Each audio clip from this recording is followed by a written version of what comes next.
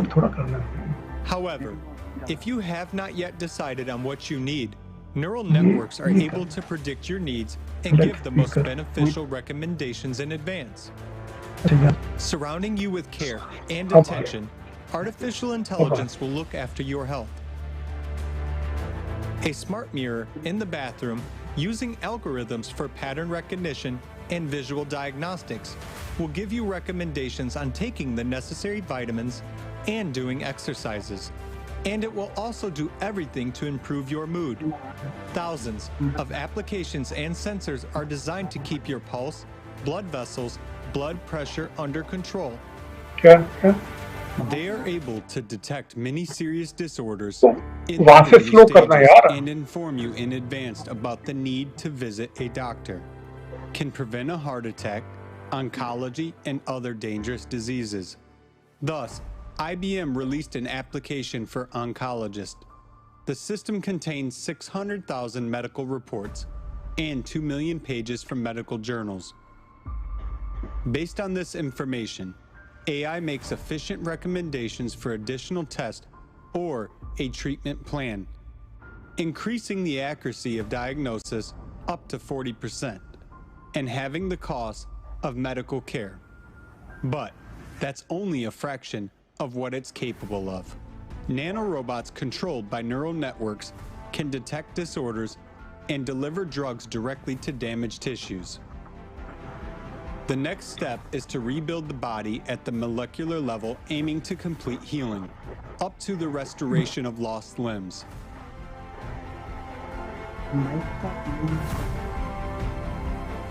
What about trivial everyday issues? Specifically for lovers of careless life, Samsung has created a bot, handy robot, with built-in AI. Capable of collecting laundry in the house, loading the dishwasher, setting the table, pouring and bringing drinks. At the same time, smart security systems allow you to block access to the house when suspicious activity is detected. It autonomously notifies emergency services and prevent theft. But that's not all.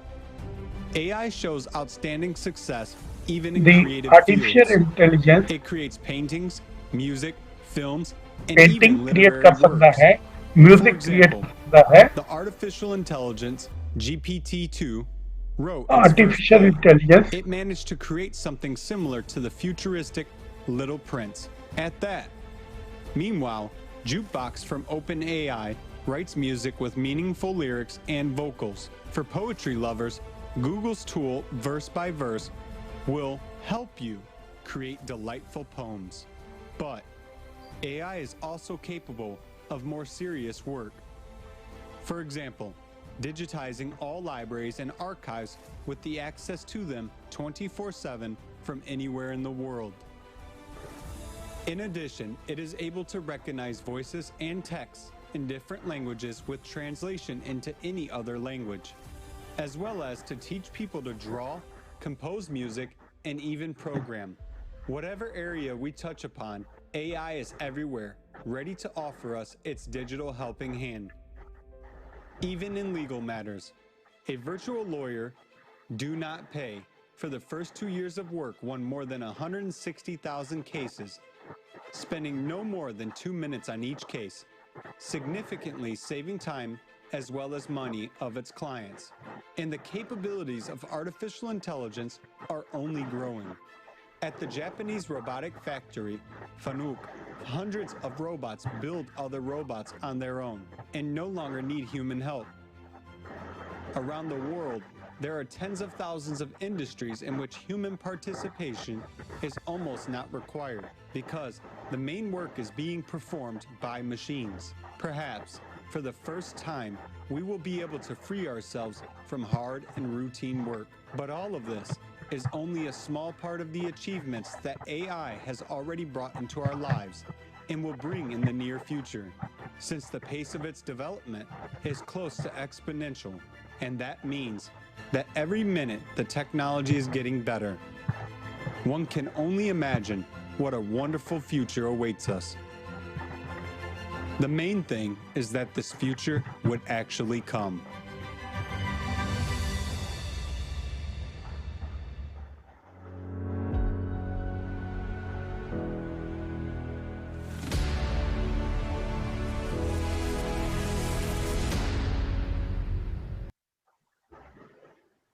What we have seen in this video is just a small part of what AI ਅਸੀਂ can ਇਸ actually video 'ਚ do. ਦੇਖਿਆ ਹੈ And ਕਿ this technology artificial advances intelligence the even right now as we speak. And ਮਹੱਤਵਤਾ people wonder, how does it possible? Well, it happens because AI learns non-stop, 24/7. And artificial that is intelligence just how it 24/7 evolves on its own. ਸਾਡੀ ਸੇਵਾ ਵਿੱਚ Because it's ਹਾਜ਼ਰ ਹੋ continuous, ਸਕਦਾ ਹੈ it accumulates experience of millions of scientists. It collects information about everything and everyone. It artificial has intelligence this ਬਹੁਤ ability sorry to analyze information it ਨੂੰ and never collect ਕਰਕੇ forgets anything. Store ਕਰ ਸਕਦਾ ਹੈ Therefore, development of AI is estimated as exponential. And what is the exponential growth? Artificial Well, intelligence the for a long development time, we might not see ਗੁਣਾਤਮਕ what's ਹੈ actually happening, how it develops, but then all of a sudden, it breaks up, as you can see on the graph right now. So this is where we are with AI right now. What's so more, we artificial don't intelligence even ਅਸੀਂ realize that ਬਹੁਤ we ਜ਼ਿਆਦਾ actually ਤਰੱਕੀ ਕਰ train ਚੁੱਕੇ ਹਾਂ artificial intelligence ourselves every second by choosing which article to read on the internet, by using online translators, or sharing the results of our professional work online, using social networks, whether it's TikTok, Instagram, Facebook, or if we use streaming services like Spotify, Netflix, or YouTube.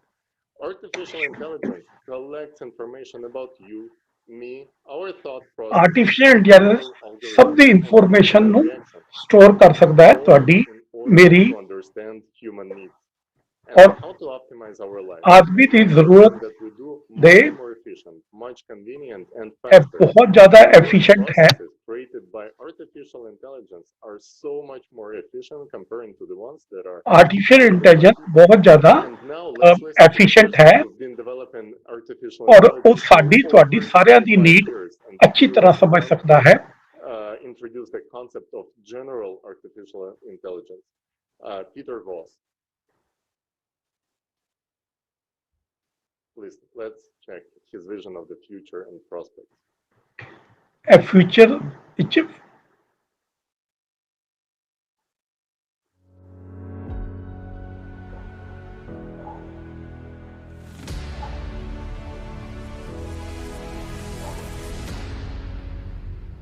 Hello, my name is Peter Voss. I'm CEO and Chief Scientist of Me- Figo.ai. I'm happy to be here at the Global Crisis Conference, and I hope to be able to contribute. Superintelligence, to me, absolutely will happen. I mean, I firmly believe that we will have human level intelligence in terms of problem solving, and that we could have that pretty soon. And there's absolutely no reason why it should stop at human level. When the human is no longer in the loop, then the intelligence can actually, I believe, increase quite quickly if there's enough, processing power. I actually believe that given the right approach, we could easily have human level intelligence in less than 10 years. It just takes the right approach, the right architecture, understanding intelligence, and building a system that really addresses the requirements of intelligence. Ultimately, AI will be a dream come true as far as that is concerned. But then also importantly, imagine having, training one AI for on, cancer, as a cancer researcher, for example, and you then can take 1 million copies of that AI that has, in-depth knowledge about cancer research. And these 1 million AIs can now go off and pursue different ideas and different paths. And they communicate with each other. They don't have the ego preventing them from talking to each other. They work 24/7. They don't have distractions with girlfriends and boyfriends and things. They have perfect memory. The progress we will make in science, whether it's for climate change, whether it's for anti-aging, whether it's for disease, whether it's for pollution, we will have millions of very smart researchers that can chip away at these problems and solve them much, much quicker and much better than humans, than we can, unaided. For giving me the opportunity, as you see, I'm very enthusiastic about these topics. Very optimistic. I see one of the things you also talk about, overpopulation, and I think a lot of the crisis points that you talk about, I believe really technology is the answer, and I see AI as being the fastest way of actually helping to deal with these, with these potential crises. But yeah, that's great. Yeah, thank you.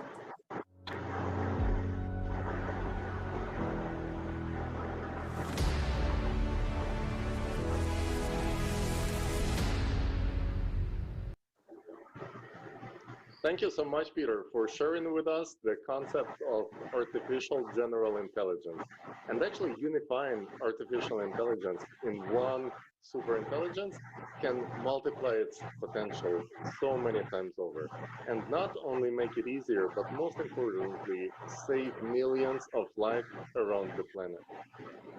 Just imagine, ambulances and firefighters will never be late when you need them because artificial intelligence not only going to control the autopilots, but will also control the city traffic. For example, when natural disaster occurs, the artificial intelligence will organize the evacuation of people into safe regions in the shortest possible time. And crimes will not go unpunished. And accordingly to that, it's very unlikely that anyone would like to commit them. Not only we're going to be able to improve our life here on our planet, making it so much more comfortable and safe and beautiful, but we also going to be able to go beyond the solar system and actually start exploring the deep space. And this is only the small fraction of what will be possible in the nearest future. Yes, all this is true. And the development of AI can make our lives better, ਇਹ ਠੀਕ ਹੈ easier, safer, artificial intelligence the development from routine work, ਸਾਡੀ ਜ਼ਿੰਦਗੀ ਨੂੰ ਬਿਹਤਰ ਬਣਾ ਸਕਦਾ ਹੈ due to human factors. But ਔਰ ਜੋ this will only be ਇਨਸਾਨ possible ਮਿਸਟੇਕਸ ਕਰ in ਸਕਦਾ ਹੈ creative ਗਲਤੀਆਂ ਕਰ society. ਸਕਦਾ ਹੈ ਉਹ artificial intelligence And in system the ਨਹੀਂ consumer ਕਰੇਗਾ society we live in today, it will leave ਔਰ us ਜਿਸ robots. ਕੰਜ਼ਿਊਮਰ ਸੋਸਾਇਟੀ ਦੇ ਵਿੱਚ ਅਸੀਂ ਅੱਜ ਰਹਿ ਰਹੇ ਹਾਂ I mean myself, you, and everyone who is watching. ਮੈਂ ਤੁਸੀਂ If you, my friend, ਸਾਰੇ ਲੋਕ think that you won't be affected, don't fool ਅਸੀਂ yourself. And during today's conference, you will see why. ਅੱਜ ਦੀ ਕਾਨਫਰੰਸ ਵਿੱਚ ਅਸੀਂ ਇਹ ਸਭ Let's look at the kind of ਦੇਖਾਂਗੇ society we live in ਕਿ ਇਹ now. ਚੀਜ਼ਾਂ ਕਿਵੇਂ ਹੁੰਦੀਆਂ Since childhood, we are taught to compete with each other, to go head to head for profit, ਬਚਪਨ ਤੋਂ ਲੈ ਕੇ ਅਸੀਂ ਅੱਜ for ਤੱਕ power. ਚੁਣੌਤੀਆਂ Each of the us is ਸਾਹਮਣਾ in ਕਰਦੇ a हैं tough competition in which the strongest survives. ਔਰ And ਇਹ same tough is true in competition business. ਹੈ ਜਿਹਦੇ ਵਿੱਚ ਸਭ ਤੋਂ ਤਾਕਤਵਰ ਸਰਵਾਈਵ ਕਰ Company, ਸਕਦਾ ਹੈ every business seeks to maximize profits, to reduce costs. Not getting particularly upset if the quality suffers ਔਰ in the ਸਿਸਟਮ ਦਾ ਇਹ process. ਮਤਲਬ ਹੈ ਕਿ The ਪ੍ਰੋਫਿਟ end ਨੂੰ goal ਮੈਕਸਿਮਮ being ਕਰਨਾ increase in sales. ਉਹਦਾ And ਇੱਕ these are the ਤਰੀਕਾ rules ਹੈ of the game of the consumer ਕਿ society, ਸਾਡਾ which ਜੋ we ਸੇਲ ਹੈ ourselves have ਉਹ established. ਵਧੇ We have already reached the point of absurdity that curing patients is considered an unsustainable business model because the main goal of the pharmaceutical industry is a stable cash flow, according to a 2018 Goldman Sachs study. With this approach, is saving jobs considered a sustainable business model? Do people make manufacturing more profitable? On the contrary, people are dead weight that companies want to get rid of. For example, all the major transportation companies are investing enormous amounts of money in the development of autonomous vehicles in order to get rid of their main expense item, drivers' salaries. The same thing is already happening in all industries, and it will only get worse. For the most part, we people do monotonous work following a set लेकिन of ज्यादातर algorithm. कि And जो who do you monopoly think है is more efficient at this, a human or a machine? AI can do better than humans in 99% of cases, and it is much cheaper to set up production with robots than with humans. Machines and neural networks do not get tired, do not get sick, are able to perform a huge number of operations simultaneously. They do not have bad mood. They do not need vacations. They do not make mistakes. And most importantly, there is no need to pay a salary. In the consumer format of society, no matter how much you love people and want to keep them employed, if competitors implement automation, you will have to do the same, हाँ or ਇਹ you'll go ਸਭ out of ਸੱਚ ਹੈ business ਕਿ yourself. AI the Vikas If, my artificial friend, intelligence the think Vikas that by holding ਸਾਡੀ a ਜ਼ਿੰਦਗੀ managerial 'ਚ ਬਿਹਤਰ position, your ਸੌਖਾ services will still be ਤੇ required, ਸੁਰੱਖਿਅਤ don't deceive yourself. As soon as the AI routine ਦੇ starts to ਕੰਮ ਤੋਂ define tasks for ਮੁਕਤ itself, ਕਰ ਸਕਦਾ ਹੈ the need for managers will ਮਨੁੱਖੀ also ਕਾਰਕਾਂ disappear ਕਾਰਨ in a heartbeat. ਗਲਤੀਆਂ ਕਰ ਸਕਦਾ ਹੈ ਇਸ ਵਿੱਚ And the ਸਮਾਜ AI already knows how to ਅਸੀਂ do that. ਅੱਜ ਰਹਿੰਦੇ ਹਾਂ ਇਹ ਸਾਨੂੰ ਬੇਰੁਜ਼ਗਾਰ You ਛੱਡ might think, ਦੇਗਾ oh, great, ਸਾਡੇ ਦੁਆਰਾ robots will do ਮੇਰਾ everything for ਮਤਲਬ us ਹੈ and ਕਿ we'll ਤੁਸੀਂ ਅਤੇ ਹਰ rest ਕੋਈ or do creative ਜੋ work, but ਦੇਖ we ਰਿਹਾ have ਹੈ to ask ਜੇ ourselves, ਤੁਸੀਂ ਮੇਰੇ ਦੋਸਤ where are we going to ਸੋਚੋ get the money ਕਿ from? ਤੁਸੀਂ ਪ੍ਰਭਾਵਿਤ ਨਹੀਂ After ਹੋਵੋਗੇ all, in a consumer ਆਪਣੇ society, ਆਪ ਨੂੰ you have ਮੂਰਖ to ਨਾ pay ਬਣਾਓ for everything. ਤੇ ਅੱਜ ਦੀ No ਕਾਨਫਰੰਸ work, ਦੇ ਦੌਰਾਨ no money. ਤੁਸੀਂ ਦੇਖੋਗੇ And who will support the people whose work is now being performed by machines? And for whom will these robots produce goods if no one can buy them? And what will the people do? Do you think billions of people with no means to survive will sit quietly and wait for something, or they will fight for their lives and starving revolt in the streets? Changing the law is definitely not enough. We need to change the format of society. If money is the most valuable thing in a consumer society, the main value in a creative society is human life, your life, the life of your children, your loved ones. What we are now talking about is being already discussed and raises concerns among specialists in the field of labor protection on how critical the unemployment situation is already and what dangers await us in connection with the widespread substitution of labor by machines. Let us hear from Ivan Idrovol, consultant to the International Labor Organization.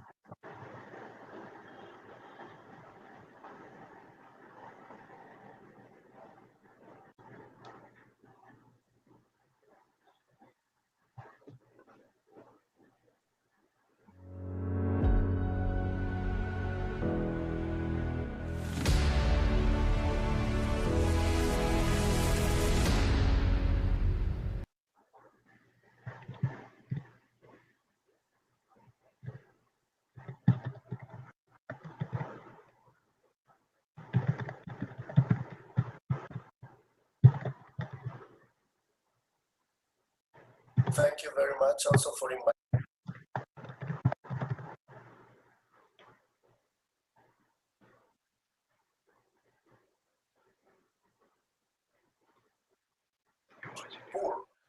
Poor is of the poor, earning less than $1, if ever.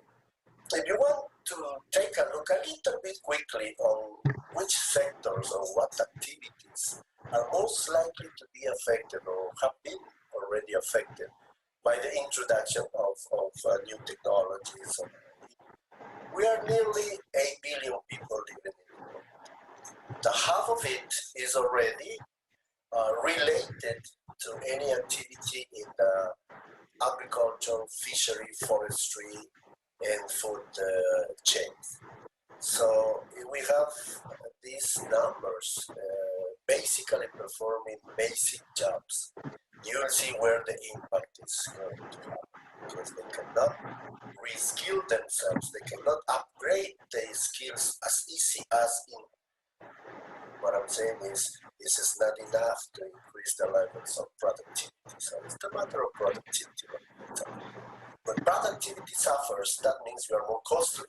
And then if you are more costly, less efficient, that means you are not competitive. So if you face the competitor, you are in a less advantage than the one. So since the market system requires quality, but at the same time the right price, so when they got the cheapest, they go for it. So this race about price is the one that is bringing up into this issue. So there you go to see that artificial intelligence and Industry 4 and whatever technology we have told you as a replacement of human being force or forced labor, it will be taking place first in agriculture, in forestry, in other activities that are easily to be replaced. Then it will be in manufacturing. Why? Because manually done is inefficient and it's expensive because I have to pay. salaries. I'm not supporting that. I'm just describing the situation where the technology might take place because it's easy. If I, let's say, if I can reduce from 2,000 workers in my company, so if I do automation in order to replace the human labor, I'll be definitely more effective, more efficient, and therefore more productive. So I will be cutting costs like no one else. That means a lot of investments would be put in that will demand financial resources, but in the other side, I will be needing less labor force. Every single activity or profession in the world is possible to be replaced. You know, at the end of the day, is how much money is being left in my pocket. That's it. That's business as usual. Meaning to say, I will replace any number of workers or people, professionals, whatsoever, if the profitability will show me positive numbers. That's it. We have to move from consumerism to a more creative way. And that is the creative society, I think, so that is what we need. It will take time, it will take efforts, it will take to work together, everybody, but it will start by one. It has to come from my willingness.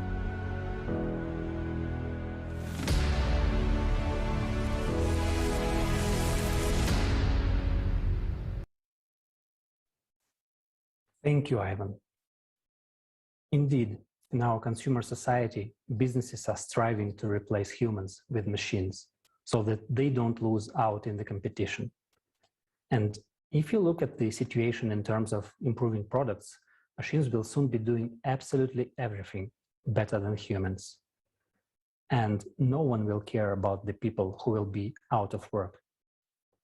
Next, Dr. Thomas Straub, Professor of International Management at the Geneva School of Economics and Management, will talk about how the fourth industrial revolution will affect all areas of human life and why we need to build a creative society in order for these technologies to be used for the betterment of every human's life and not at our detriment.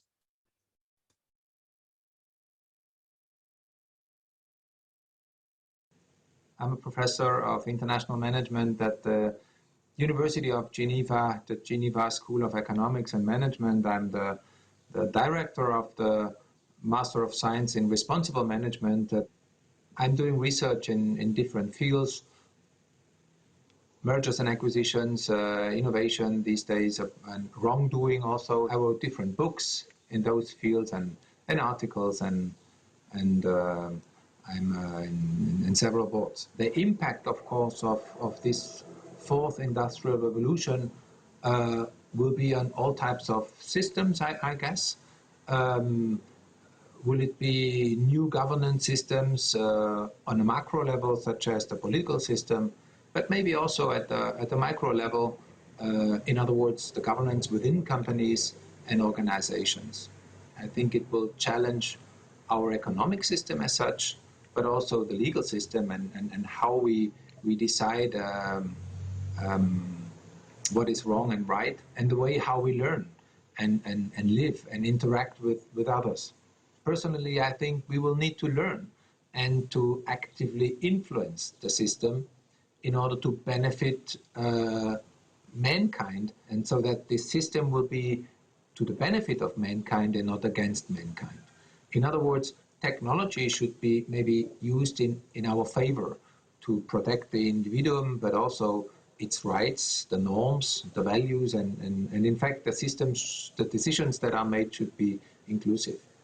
Governments, policymakers, organizations, but also the society at large, they need to actively take part and be involved in an inclusive way in this transformation process. As I said earlier, and in line with the values of the described project, let's say creative society, technology should be used in favor of human mankind, protect the individuum and its rights. So human rights are an important aspect in this development.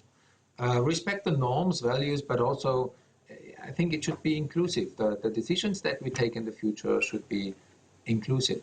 and respect all types of, individuals and ethnicities and types of people out there. Thank you, Dr. Straub, for emphasizing the fact that technologies should only be used to improve our lives. And let's not forget that AI is just a tool, and any tool can be used for good or bad. Today, AI specialists are actively developing self-learning systems in which they see the greatest potential. But what threats does this pose to us? ਤੁਹਾਡਾ ਧੰਨਵਾਦ ਕਿ Let's technology hear ਸਿਰਫ from ਸਾਡੀ the ਜ਼ਿੰਦਗੀ ਨੂੰ expert, ਬਿਹਤਰ ਬਣਾਉਣ ਲਈ Novikov, head of ਸਾਧਨ ਹੈ Singularity ਅਤੇ U ਕੋਈ ਵੀ from ਸਾਧਨ the Kyiv ਚੰਗੇ chapter. ਜਾਂ ਮਾੜੇ ਲਈ ਵਰਤਿਆ ਜਾ ਸਕਦਾ ਹੈ। ਅੱਜ ਆਰਟੀਫਿਸ਼ੀਅਲ ਇੰਟੈਲੀਜੈਂਸ ਤੇ ਮਹਾਨ ਸਰਗਰਮੀ ਨਾਲ ਸਵੈ ਸਿਖਲਾਈ ਪ੍ਰਣਾਲੀਆਂ ਦਾ ਵਿਕਾਸ ਕਰ ਰਹੇ ਹਨ, ਜਿਸ ਵਿੱਚ ਉਹ ਸਭ ਤੋਂ ਵੱਡੀ ਸੰਭਾਵਨਾ ਨੂੰ ਦੇਖ ਰਹੇ ਹਨ। ਪਰ ਇਹ ਸਾਡੇ ਲਈ ਕੀ ਖਤਰਾ ਹੈ? By and large, this is a unique time now in the history of humanity in the sense that really everything is changing.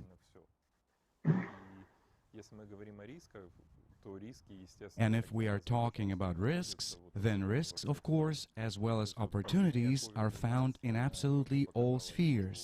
The COVID-19 pandemic ਵੱਡੇ ਪੱਧਰ ਤੋਂ ਮਨੁੱਖਤਾ ਦੇ ਇਤਿਹਾਸ ਵਿੱਚ ਇਹ ਇੱਕ ਅਨੋਖਾ ਸਮਾਂ ਹੈ। ਇਸ ਅਰਥ ਵਿੱਚ ਕਿ ਅਸਲ ਵਿੱਚ ਸਭ ਕੁਝ ਬਦਲ ਰਿਹਾ ਹੈ ਅਤੇ ਜੋ ਅਸੀਂ जोखमां बारे गल कर रहे हाँ जोखम बेशक नाल अक्सर बिल्कुल सारे क्षेत्रों में पाए जाते हैं। कोविड-19 महामारी ने स्पष्ट तौर से दिखाया है कि असी डॉक्टरी चुनौतियां लिए तैयार नहीं हाँ। मौसम विच तब्दीली बारे पिछले 20 साल के आंकड़े दर्शाउंदे ਹਨ कि असी बहुत ही नेड़ले भविख विच आउण वाले नज़दीकियां दा जवाब देण लई तैयार नहीं हाँ। सामाजिक प्रणाली ਅਤੇ सामाजिक संभावना दे नजरिए ते सिद्धांत तौर ते हर चीज ते हुण सवाल कीते जा रहे हैं। साडे लई गलत वधण ते सब तो रिवायती मेथड कम रहा जाता है, पर इस लेबर को लेबर संवेचालन ते सुरक्षित नहीं हैं। At the same time, the internet has already absolutely changed the world, and a huge number of both pros and cons are directly related to it. And we absolutely did not think about them. We didn't think about tectonic shifts in the economy. We didn't even think about technological unemployment caused by the internet. But in fact, if you look at all technologies, the internet is one of the three core technologies. It removes all barriers, gives access to the same workplace to anyone with a gadget and network access, thereby reducing competition to the peak and reducing the cost of services. Network की पहुंच वाले किसी भी व्यक्ति को इसे कम पर वाली बातें पहुंच दिता है। इस साल शिखर तो मुकाबला बनता है अपने सेवाओं की लागत घट जाती है। मेरा मतलब है कि ਅਸੀਂ ਕਦੇ ਵੀ ਤਿਆਰ ਨਹੀਂ ਹੁੰਦੇ ਜਦੋਂ technology the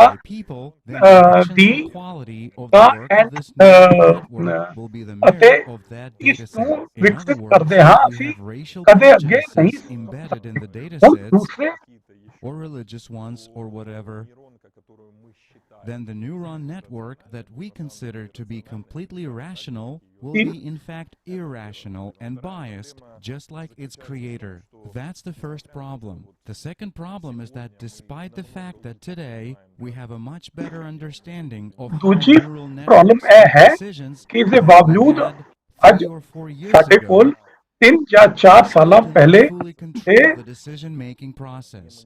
We do not even monitor the decision-making process. At the same time, we ਅਸੀਂ entrust decision artificial making process intelligence ਨੂੰ with more and ਜਾਂਚ more ਵੀ ਨਹੀਂ daily ਕਰ ਪਾਉਂਦੇ tasks, some of which relate to life and death issues of many people. ਉਹ I'm ਔਰ talking about ਕੁਝ the ਦੇ ਬਾਰੇ ਚ application of ਜ਼ਿੰਦਗੀ ਔਰ machine ਮੌਤ ਦਾ learning ਸਵਾਲ in ਹੁੰਦਾ ਹੈ medicine, power industry, anything. At the same time, de facto, we do not understand how this, say, black box, although this is not a black box, it is ਸਾਨੂੰ ਕੁਝ zeros ਨਹੀਂ and ਪਤਾ ones ਚੱਲਦਾ of a ਕਿ binary ਇਹ code. ਜੋ ਨਿਸ਼ਕਰਸ਼ Still, we ਨਿਕਲਦਾ do ਹੈ not understand ਉਹ how ਕਿਸ this black box ਐਲਗੋਰਿਦਮ ਕਿਸ works. ਤਰੀਕੇ ਦੇ ਨਾਲ ਨਿਕਲਦਾ My ਹੈ favorite ਸਾਡੇ ਲਈ ਉਹ example, ਲਗਭਗ ਇੱਕ although black it might box seem ਹੁੰਦਾ ਹੈ fantastic, there have already been precedents in the history of humankind. There were solar flares.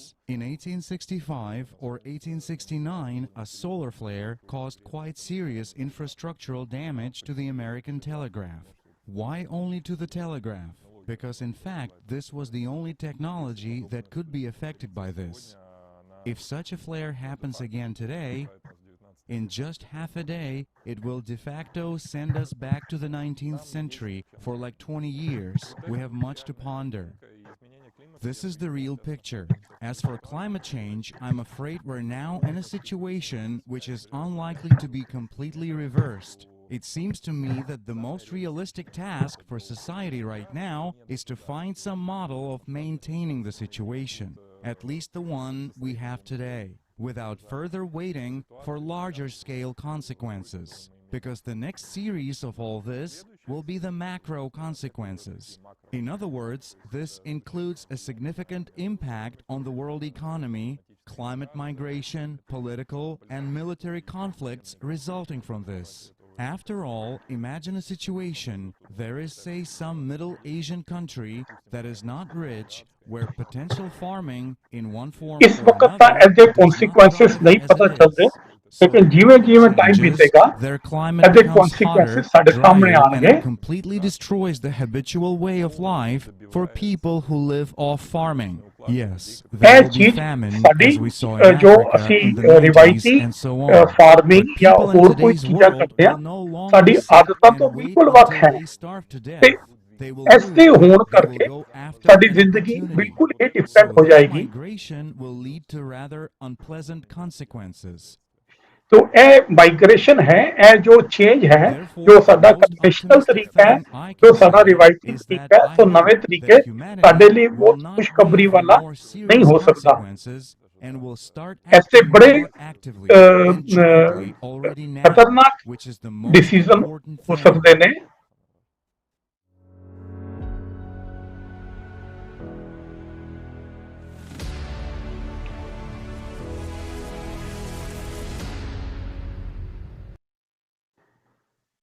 Thank you, Igor. I totally agree. It is time to act all together.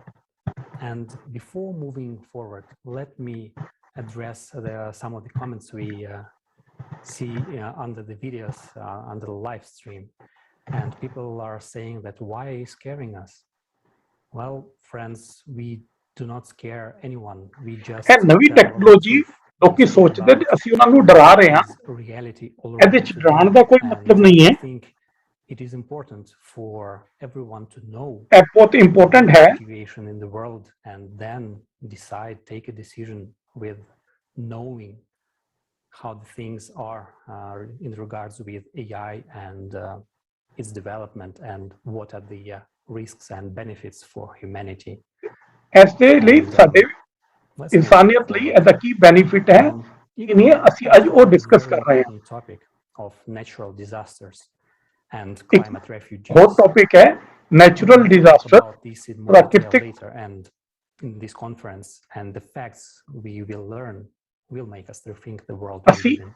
ਇਹ ਸਿੱਖਾਂਗੇ ਕਿ And looking at the rapid pace of AI development, we understand that many professions will be taken over by AI, but not only manual labor, also professions such as teachers, accountants, other office workers, and people will be left out in the streets.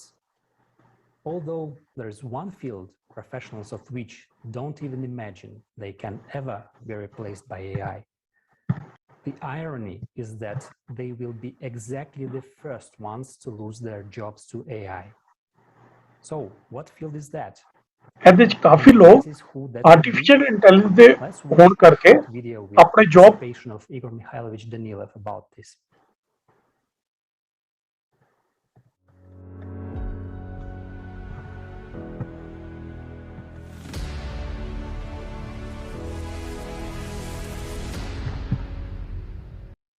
So, teachers will be out on the street, and doctors will be out on the street.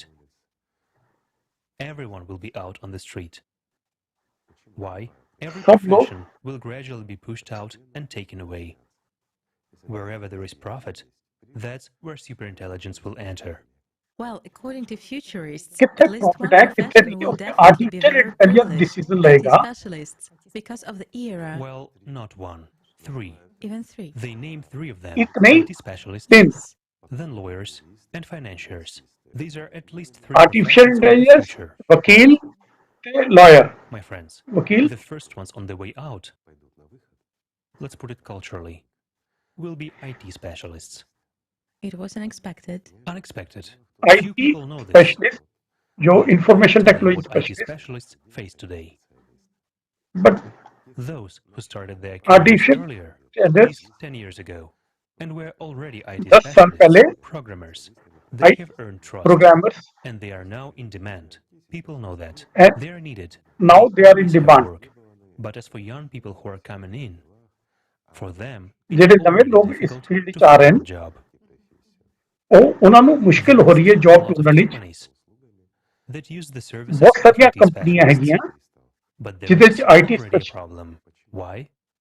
Because today, that very superintelligence, I emphasize once again, it is in dozens of companies. There are large companies, बहुत सारी company हैं, and they all compete with each other for being the first to create and launch it. आपस में जो competition प्रतियोगिता कर रहे हैं, it writes programs better and faster than those very programmers. और ਜਿਹੜੇ सिस्टम्स ਹੈਗੇ ਉਹ प्रोग्राम ਨੂੰ बेहतर और ਹੋਰ बेहतर ਬਣਾਉਣ ਲਈ they see little programs appearing that are supposedly written by people. But those who have access to these codes see that these codes are so logical, they are so perfect, that it is extremely difficult for people to write them. I understand that some programmers now, those who are watching us, will say, come on, that's impossible. It's impossible to replace me. My friends, what you use is trivial algorithms. Programmer हैं वो ਇਹੋ ਸੋਚਦੇ ਨੇ ਕਿ ਅਸੀਂ ਰਿਪਲੇਸੇਬਲ ਨਹੀਂ ਹੈਗੇ, ਕੋਈ ਨਾ ਕੋਈ ਜਿਹੜਾ ਆਰਟੀਫੀਸ਼ੀਅਲ ਇੰਟੈਲੀਜੈਂਸ ਦਾ ਟੈਕਨੋਲੋਜੀ ਹੈ, ਤਕਨੀਕ ਹੈ, ਉਹ ਕਿਸੇ ਪ੍ਰੋਗਰਾਮਰ ਤੋਂ ਵੀ ਅੱਛਾ ਪ੍ਰੋਗਰਾਮ ਲਿਖ ਸਕਦਾ ਹੈ, ਲੇਕਿਨ ਪ੍ਰੋਗਰਾਮਰ ਇਸ ਗੱਲ ਨੂੰ ਮੰਨਣ ਨੂੰ ਤਿਆਰ ਨਹੀਂ ਹੈਗੇ। ਇਹ ਸਾਡੇ ਲਈ ਸ਼ੌਕ ਹੈ ਬਹੁਤ ਸਾਰਿਆਂ ਲਈ ਕਿ ਵੀ ਇਨਸਾਨ ਨੂੰ ਕਿਵੇਂ ਆਰਟੀਫੀਸ਼ੀਅਲ ਇੰਟੈਲੀਜੈਂਸ ਰਿਪਲੇਸ ਕਰ ਸਕਦਾ ਹੈ।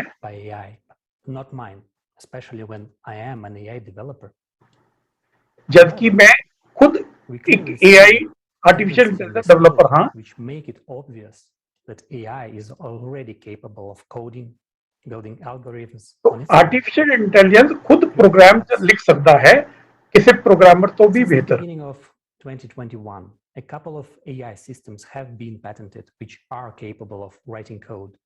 2021 तो पहले कुछ आर्टिफिशियल इंटेलिजेंस प्रोग्राम बहुत सारे कंप्यूटर प्रोग्राम लिखे, a service which completes the code programmers are writing. How did it learn to do it? Well, it analyzed all openly available code that programmers themselves put online. Yeah, तो जो programmer ने खुद artificial intelligence programme ਤਿਆਰ ਕੀਤਾ ਜੋ ਉਹ ਪ੍ਰੋਗਰਾਮਾਂ ਨੂੰ ਪ੍ਰੋਗਰਾਮਰ ਤੋਂ ਵੀ ਬਿਹਤਰ ਔਰ ਬਿਨਾਂ ਗਲਤੀ ਤੋਂ ਲਿਖ ਸਕਦਾ ਹੈ। ਔਰ it is obvious that in no time all coding will be done by machines. तो ऐसा मतलब है कि प्रोग्रामर ने ही आर्टिफिशियल इंटेलिजेंस प्रोग्राम बनाए तो प्रोग्रामर को ही रिप्लेस कर सकता है। Do you remember Tali told us about the game of Go, considered the most difficult, which AI mastered better than humans? Well, there's one more interesting fact about this. AI managed to beat a human in the game of Go only after humans stopped teaching the computer. and the machine was So given a set of rules and learned to machine work by ਇੱਕੋ itself. ਤਰ੍ਹਾਂ ਨਾਲ ਹਾਰ ਸਕਦੀ ਹੈ ਕਿ programmer AI ਉਸको used ਬਿਹਤਰ new ਬਿਹਤਰ और ਹੋਰ ਬਿਹਤਰ ਨਾ ਕਰੇ the rules, but which humans had not been able to come up with in the millennia of the game's existence. So, self-learning is the best way to teach AI, and for this, it needs data. And who is providing it with data? We humans.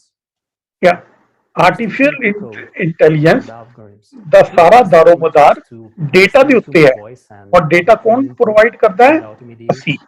ਅਸੀਂ ਖੁਦ data provide Supervise ਕਰਦੇ AI with tons of training material. ਇਸਦਾ ਮਤਲਬ ਇਹ ਹੋਇਆ ਕਿ Professionals. ਵੀ ਅਸੀਂ ਜੋ ਪ੍ਰੋਗਰਾਮਰਸ ਹੈਗੇ ਨੇ, Every ਉਹ single ਯੋ line of ਪ੍ਰੋਗਰਾਮ ਨੂੰ ਤਿਆਰ ਕਰ ਰਹੇ ਨੇ ਜੋ ਉਹਨਾਂ It ਨੂੰ turns ਉਹਨਾਂ out that ਖੁਦ ਨੂੰ ਹੀ ਰਿਪਲੇਸ ਕਰ software ਦੇਗਾ engineers are ਉਸ ਤੋਂ writing ਬਿਹਤਰ the code ਕੋਡਿੰਗ their ਲਿਖ own ਸਕਦਾ ਹੈ unemployment. Those who don't believe it and think they are irreplaceable are just as naive ਜਿਹੜੇ ਇਹ as ਸੋਚਦੇ ਨੇ Kasparov in ਕਿ ਵੀ 1989. ਉਹਨਾਂ ਨੇ ਹੀ ਆਰਟੀਫੀਸ਼ੀਅਲ ਇੰਟੈਲੀਜੈਂਸ ਪ੍ਰੋਗਰਾਮ as ਤਿਆਰ no one ਕੀਤਾ ਹੈ can ਔਰ win ਉਹ against ਖੁਦ AI ਰਿਪਲੇਸੇਬਲ in ਨਹੀਂ ਹੈ chess, ਉਹਨਾਂ ਦੇ ਬਗੈਰ and the game of Go today. Coding ਜਾਂ ਹੋਰ ਕੋਈ ਚੀਜ਼ ਨਹੀਂ ਹੋ No ਸਕਦੀ human will be able ਇਹ to ਗਲਤ compete ਹੈ with AI in coding and software development tomorrow. And as we mentioned, the development of AI is exponential. So ਵੀ ਜੋ this artificial future intelligence is the much development ਹੈ closer than any ਉਹ of us ਗੁਣਾਤਮਕ can ਹੈ imagine.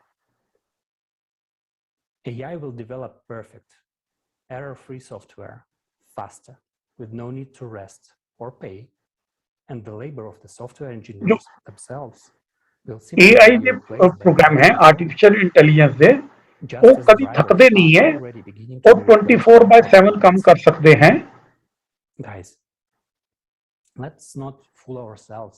The work is not being done. This work, the development of AI, is not being done to create players in the game of Go, but on the superintelligence that will control all the systems, meaning the whole world. What is the danger of this development in our society? After all, in a consumer society, everything belongs to someone. So the superintelligence will also have a master. And जितना what भी intentions will this person अच्छा have, programme होवे given they और are not super going to fight intelligent होवे society? उसको और super बनाने ਲਈ We will ਤਾਂ touch ਇਨਸਾਨ upon ਦੀ this ਜ਼ਰੂਰਤ topic in more ਪਏਗੀ detail later in the conference. ਅਸੀਂ ਇਸ ਬਾਰੇ ਚ ਬਾਅਦ ਚੋਂ Please do ਡਿਟੇਲ not ਵਿੱਚ think ਸਮਝਾਂਗੇ we are against technological development. On the ਐਵੇਂ ਲੱਗਦਾ ਹੈ contrary, ਕਿ we ਅਸੀਂ urgently ਕੁਝ ਦੇ need ਅਗੇਂਸਟ highly ਹਾਂ developed technologies to cope with the coming climatic cataclysms. The only question is which format of society we will choose to live in. A consumer society in which we have no future, or a creative one where all achievements improve the life of every human being.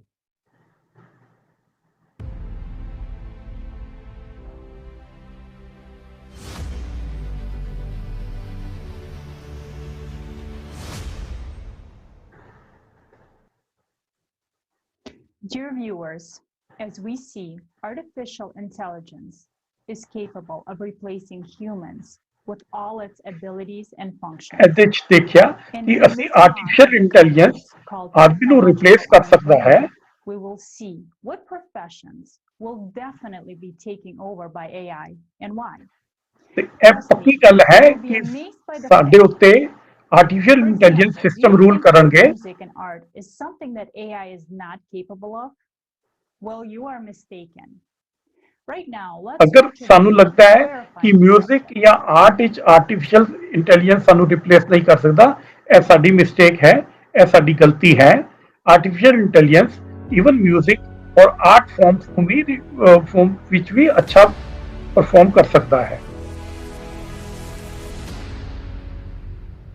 People are used to thinking that only a person can create, and the machine is incapable of it. The surprise is that this is not the case. Art and creativity for the machine was much easier than solving human ਲੋਕ ਇਹ problems. ਸੋਚਦੇ ਹਨ ਕਿ Scientists ਅਸੀਂ from New Jersey and California in 2017 developed the ACAN system, that is AICAN, which studies and creates fine arts. For the first time तो in history, California university के साइंटिस्टों ने ਇਹੋ ਜਿਹਾ ਸਿਸਟਮ ਬਣਾਇਆ ਹੈ तो आर्ट भी कर सकता है और उस तरह की आर्ट जो इंसान क्रिएट कर सकता है उसी तरह की आर्ट क्रिएट कर सकता है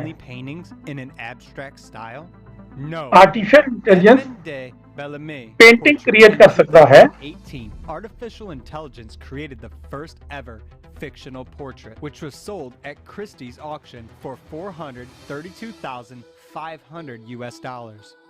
The next Rembrandt project, artificial intelligence analyzed all the works of Rembrandt and created a new, unique portrait in the style artificial intelligence किसी भी आर्टिस्ट ਦੇ ਕੰਮ ਨੂੰ ਐਨਾਲਾਈਜ਼ ਕਰ ਸਕਦਾ ਹੈ ਫਿਰ ਉਸੇ ਦੇ ਸਟਾਈਲ ਵਿੱਚ ਉਸੇ ਦੇ ਤਰੀਕੇ ਉਸੇ ਤਰ੍ਹਾਂ ਦੀਆਂ ਪੇਂਟਿੰਗਾਂ ਬਣਾ ਸਕਦਾ ਹੈ ਜੋ ਕਿ ਇੱਕ ਨਵੀਂ पेंटिंग होगी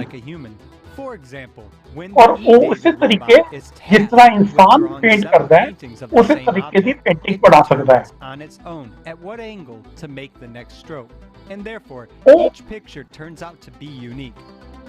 वो हर तरह के ब्रश ਨੂੰ ਕਿਵੇਂ ਐਂਗਲ ਤੇ ਘੁਮਾਣਾ ਹੈ ਕਿੱਥਾ ਘੁਮਾਣਾ ਹੈ ਉਹ ਇੱਕੋ ਤਰ੍ਹਾਂ ਦੀ ਪੇਂਟਿੰਗ ਬਹੁਤ ਡਿਫਰੈਂਟ ਤਰੀਕੇ ਨਾਲ ਬਣਾ ਸਕਦਾ ਹੈ ਉਹ ਸਾਰੀਆਂ ਪੇਂਟਿੰਗਾਂ ਇੱਕ ਦੂਜੇ ਤੋਂ ਡਿਫਰੈਂਟ ਲੱਗਣਗੀਆਂ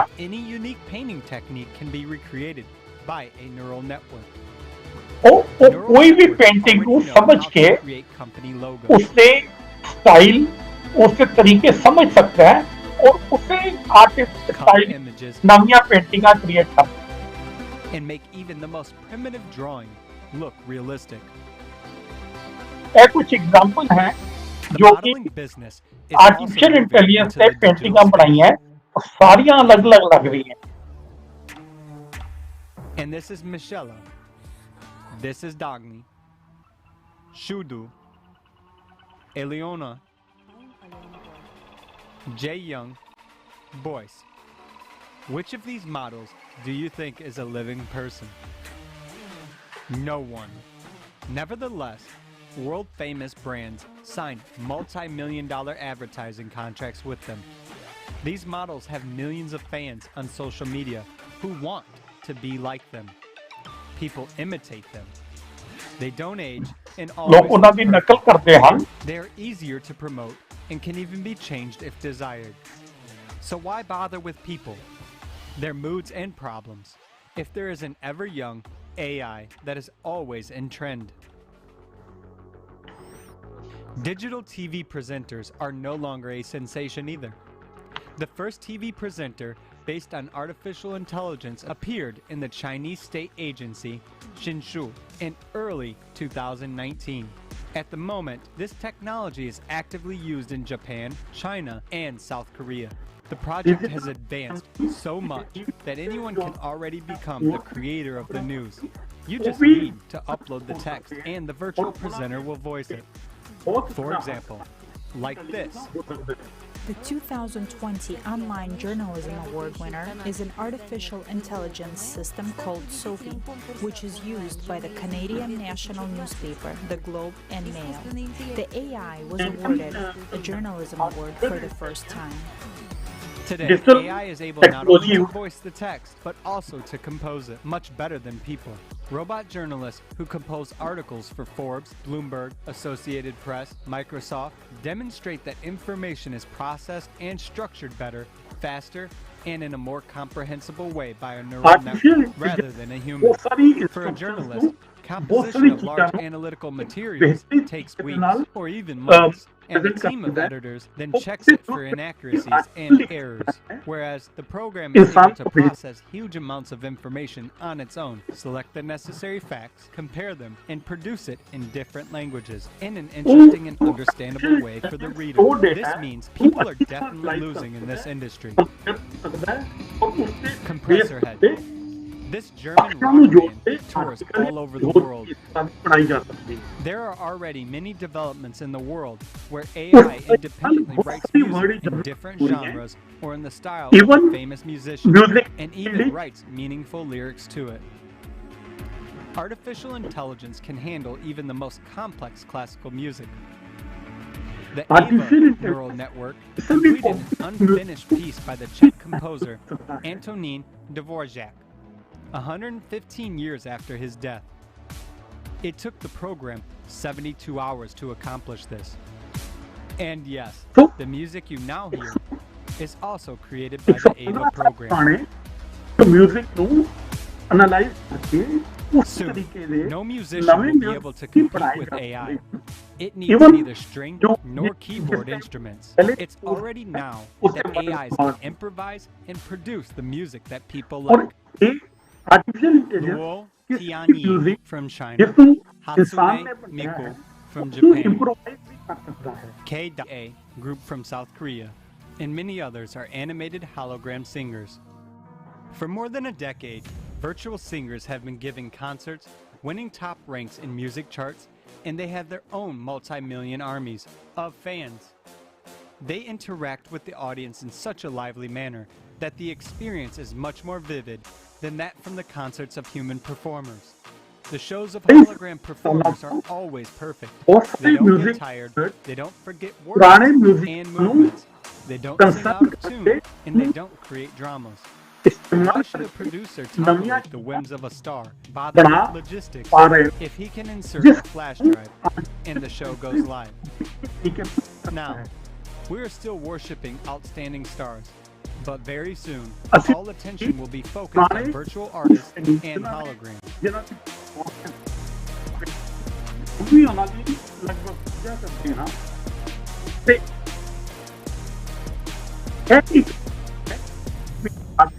Hologram technology can even revive the images of popular performers of the past. Michael Jackson and Whitney Houston, Victor Tsoi and Vladimir Vysotsky, Frank Sinatra and Ellis, Tupac Shakur. They look super realistic. Concerts with such holograms are even more popular than with live artists. After the concert with Tupac's hologram, sales of his album skyrocketed. The Dead are singing on stage already. And tomorrow, there will be no place for humans at all. Deep fake technology has reached such a high realism that it already poses a real threat to actors. So, for the sake of the experiment, a Canadian YouTube blogger replaced the face of the main Henry Cavill with the face of Hollywood actor Hugh Jackman in several scenes of the series The Witcher. In TikTok, fake accounts of stars created with the help of this technology have already appeared. The most famous of them is Tom Cruise's account, and this is the moral side of the issue, which has no legal provisions whatsoever. In 2021, a science fiction film titled B will be released, where the lead role is played by the robot called Erica. Disney has created acrobatic robots that perform high-flying stunts, each time making a perfect landing. These stuntronics are autonomous and they are designed to replace stuntmen. How about robot emotions? The neural network already knows how to create realistic monologues based on the text, masterfully imitating anger, sadness, joy, or interest. I can see this hurts, but I had to tell you sooner. Forget it. I trusted you. But if you look at it, you don't listen. You don't listen. MetaHuman's technology allows for creating realistic virtual images of people within a limited time and having rather small technical resources. This video was made by people, but it's not for long, because machines can do it too. A neural network, Benjamin, created a film completely on its own. The program used voice technology, face swapping, and imitation of facial expressions. It took Benjamin only 2 days to edit the film. Benjamin also wrote the screenplay for the film Sunspring, where the first phrase of the protagonist was, In a future with mass unemployment, young people are forced to sell blood.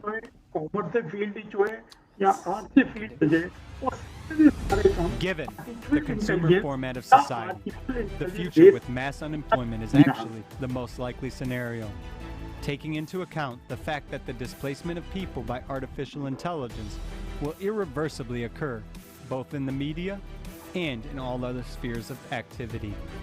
Artificial media, If AI has so easily penetrated into art professions that previously only humans were capable of, then how quickly and easily can it replace all others? Go ahead. One man movie.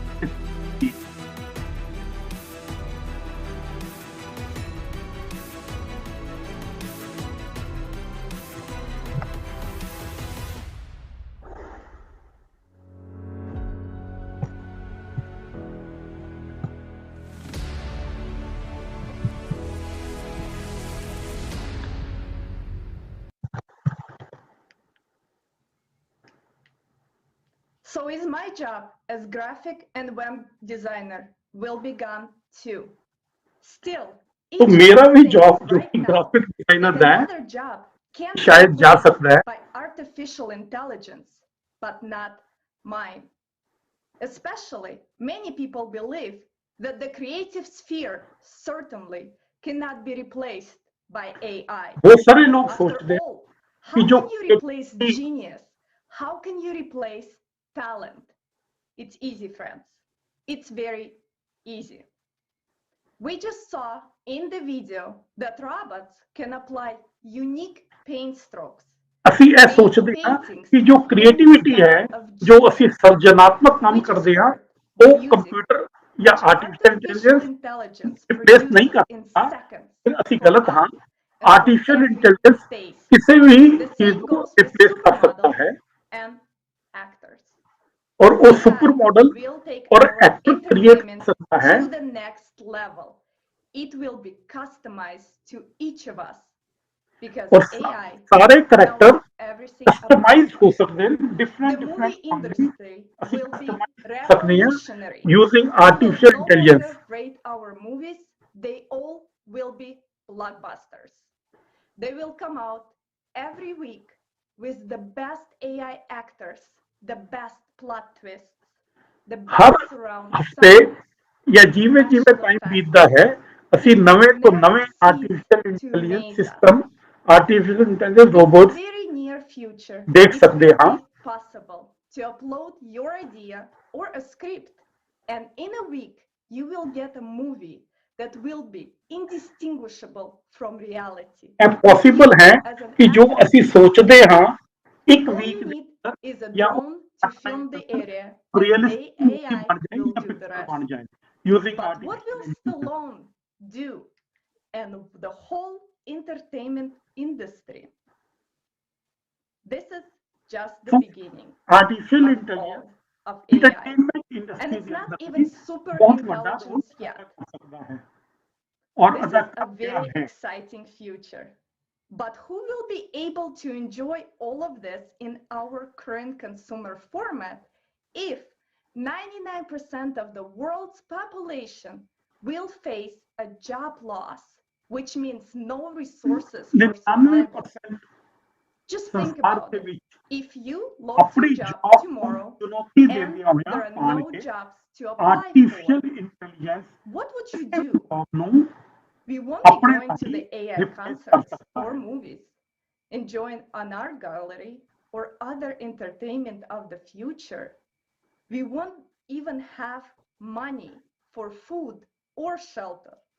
We will eat each other alive in order to provide a piece of bread for our starving children.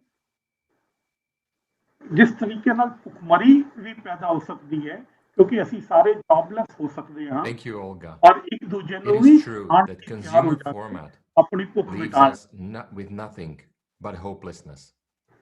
Dear viewers, before I introduce our next guest speaker, I would like to remind you that the next part of our event will be dedicated to the topic of climate crisis.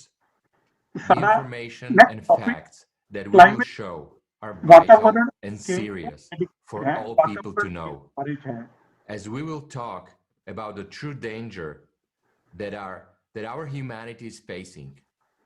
Our next speaker Наш следующий докладчик Светлана Галинская, генеральный директор и основатель компании Mediatek, расскажет нам, что нас ждет. जो speaker आ रहे हैं ਉਹਨਾਂ ਦਾ The floor is yours. ਉਹਨਾਂ ਦਾ ਨਾਮ स्टीलाना गोलिंस्का है और वो MediaTek की कंपनी विच काम करते हैं।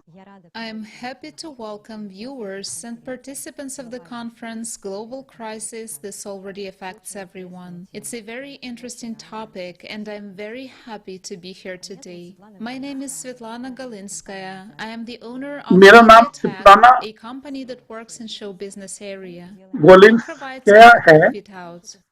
So what prospects do we have with artificial intelligence?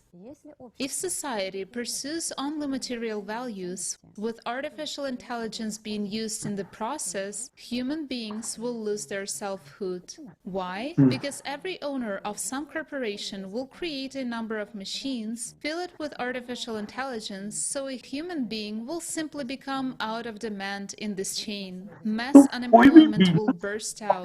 People will be depressed on a massive scale. And I can't even imagine what this could lead to. Very bad consequences, I think. Because for so many years, the material has come first. We got disunity. And look what this led us to. All the time we see fires, floods, hunger, and so on. Everything that happens on Earth is only happening because people have forgotten that they are human beings. We have lost the most important idea, the collaboration of everyone with each other. Please, people, unite and hear this. Only we, human beings, and our inner state of love and focus should have one goal of saving the world. We should base all technological processes on creation.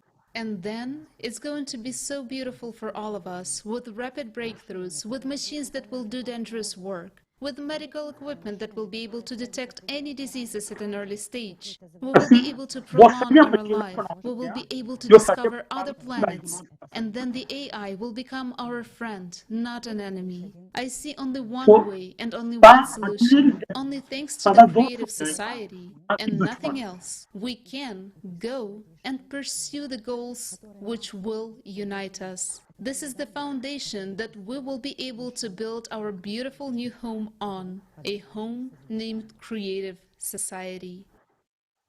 तो उस base के उत्ते ਅਸੀਂ ਨਵਾਂ ਘਰ ਬਣਾ ਸਕਦੇ ਹਾਂ ਜਿਹਦਾ ਨਾਮ ਹੋ ਸਕਦਾ ਹੈ creative society.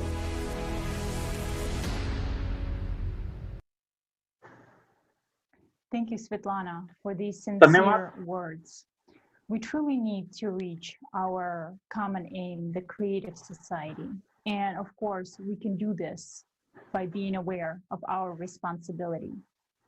And our next speaker will tell us more about this topic. And now I would like to welcome Dr. Yvonne Thompson, President of the European Federation of Black Women Business Owners, founder of the Win Trade Global Talks.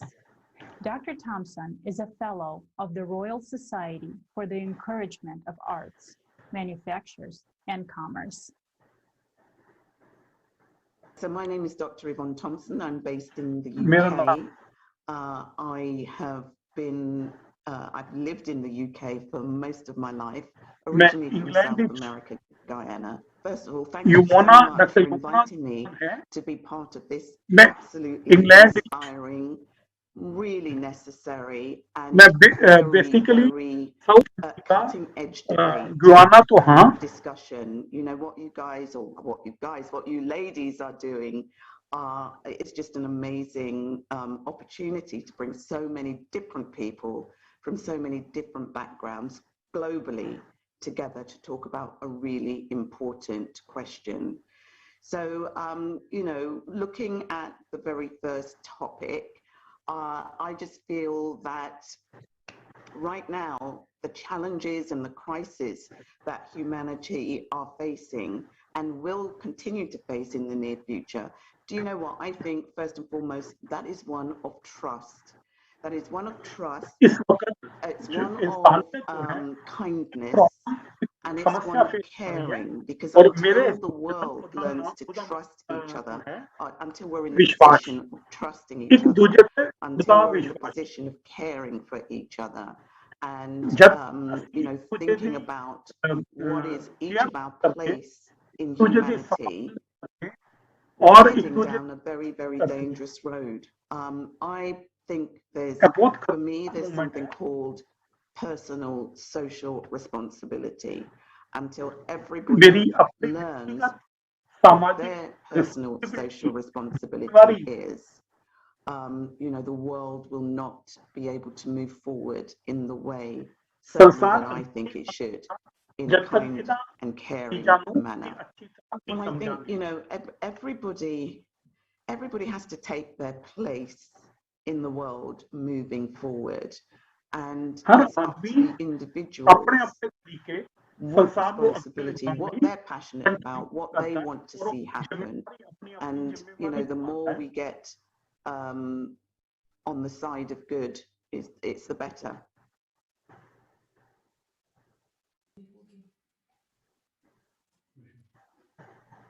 Thank you, Dr. Thompson, for emphasizing the importance of personal responsibilities in shaping the future of our society. Let's now move to the next aspect of our conference by watching the following video, which shows the real scale of replacing humans with machines in commerce, finance, logistics, and others. How AI is slowly taking over our various jobs and what will be the impact on us people.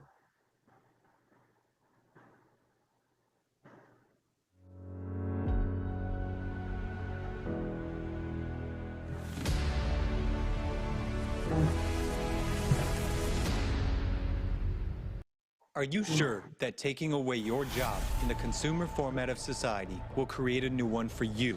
They promise to teach us new professions, but which ones? If artificial intelligence learns faster, and in the consumer format, everything is decided by profit and availability, the layoffs of people due to the application of artificial intelligence is already happening. The following are just a few illustrative examples from various countries. The Chinese mobile phone factory Shenyang Precision Technology has replaced 90% of humans with robots. This increased their productivity by 250%. People have not been offered other jobs. They were just simply fired. In 2018, Sberbank of Russia, the largest financial enterprise in Central and Eastern Europe, introduced artificial intelligence and cut 70% of middle managers. Amazon claims that if some of the packers and warehouses are replaced with robots, the cost of such a robot of $1 million will pay off in just 2 years. Professions that require performing repetitive and predictable tasks in the field of transport, logistics, and economics are already being actively replaced by artificial intelligence all around the world. The future of logistics has come. Many links of the logistics chain are automated and already work without human intervention. Hyundai Merchant Marine Company has launched the world's largest container ship capable of transporting 480,000 tons of cargo. The main functions of the vessel are controlled by artificial intelligence. The world's largest modern ports, Shanghai, Hong Kong, Rotterdam, and Long Beach, serve hundreds of thousands of containers with virtually no human involvement. Yet, this is just a small part of the overall picture. Impressive, isn't it? Have you now thought about the fate of people who once worked at these enterprises? Modern transcontinental logistics companies, AliExpress, Amazon, UPS, Walmart, DHL, are intensively replacing human labor with robots in their warehouses. Besides moving cargo, robots are engaged in packing and sorting goods. Self-driving trucks have entered the market. Volvo and Scania companies have presented models of completely self-driving cars, which do not even provide a place for drivers. The entire economy is rapidly switching to automated management. Paying for goods, we are no longer surprised that most transactions in banks are automated. Bank of America started opening fully automated branches back in 2017. Without staff. You can get a mortgage, a car loan, or a credit card there. China Construction Bank, CCB, already has a branch in Shanghai that is run entirely by robots. It allows you to manage accounts, buy gold, and analyze real estate investments using virtual reality glasses. Banks benefit from the use of artificial intelligence, and they expect to save up to $500 billion by 2023. At a time when millions of specialists will be left unclaimed, banks' profits will rapidly grow. The robot performs the same actions as a live operator. However, it needs no break and makes no errors. Unlike other industries, banks are not burdened with expensive factories, manufacturing plants, or showrooms full of luxury cars. Their biggest expenses are people. The work of financiers, economists, accountants is also built on repetitive algorithms and right now is being automated through the Agency of Artificial Intelligence. Beeline uses the Robbie robot for accounting. He checks more than 90% of cash documents in 3,000 telecom stores and replaces the work of 101 accountants. Robbie is constantly developing, and today it can work even with complex documents for the installation of equipment and the commissioning of fixed assets. Already now, only one bot can work instead of an entire accounting department. It not only conducts complete accounting, but also generates reports for making management decisions.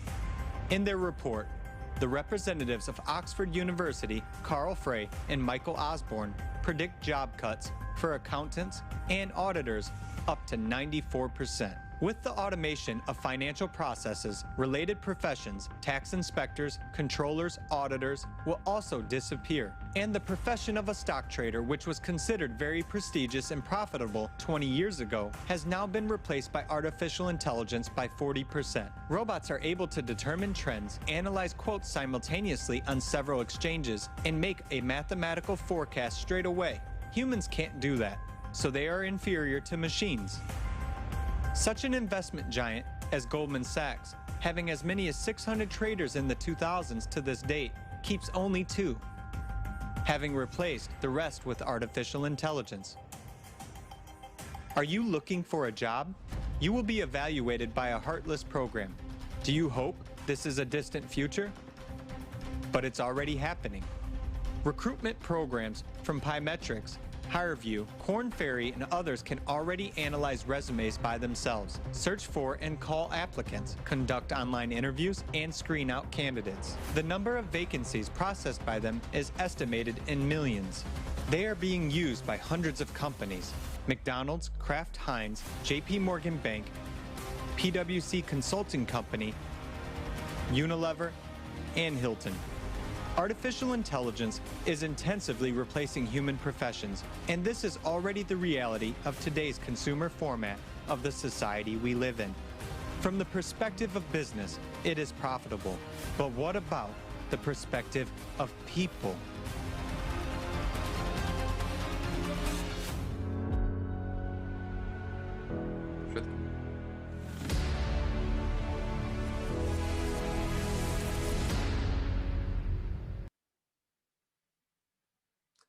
Friends, it is shocking to see how the income of certain companies grows, while we will be losing our jobs and staying without any income. Significant role in the economy is played by agriculture, since without food, we will not survive. ਅਸੀਂ ਜਿਵੇਂ ਜਿਵੇਂ ਆਪਣੇ Let's watch a video ਕਾਰੋਬਾਰ ਨੂੰ loose ਕਰਦੇ ਜਾ ਰਹੇ ਹਾਂ ਇਹਦੇ ਚ ਇੰਪੋਰਟੈਂਟ ਫੀਲਡ ਹੈ agriculture. Sector.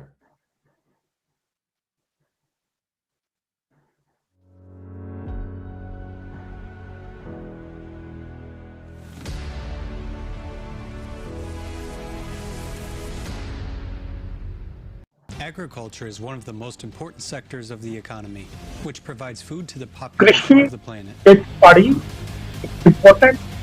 Until recently, it was the most labor-intensive industry, employing about 1.5 billion people.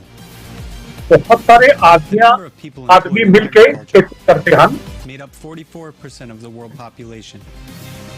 And within just 30 years, this number decreased to 27%. World population of 44%. This became possible thanks to the active use of AI and robots at all stages, from sowing seeds to harvesting.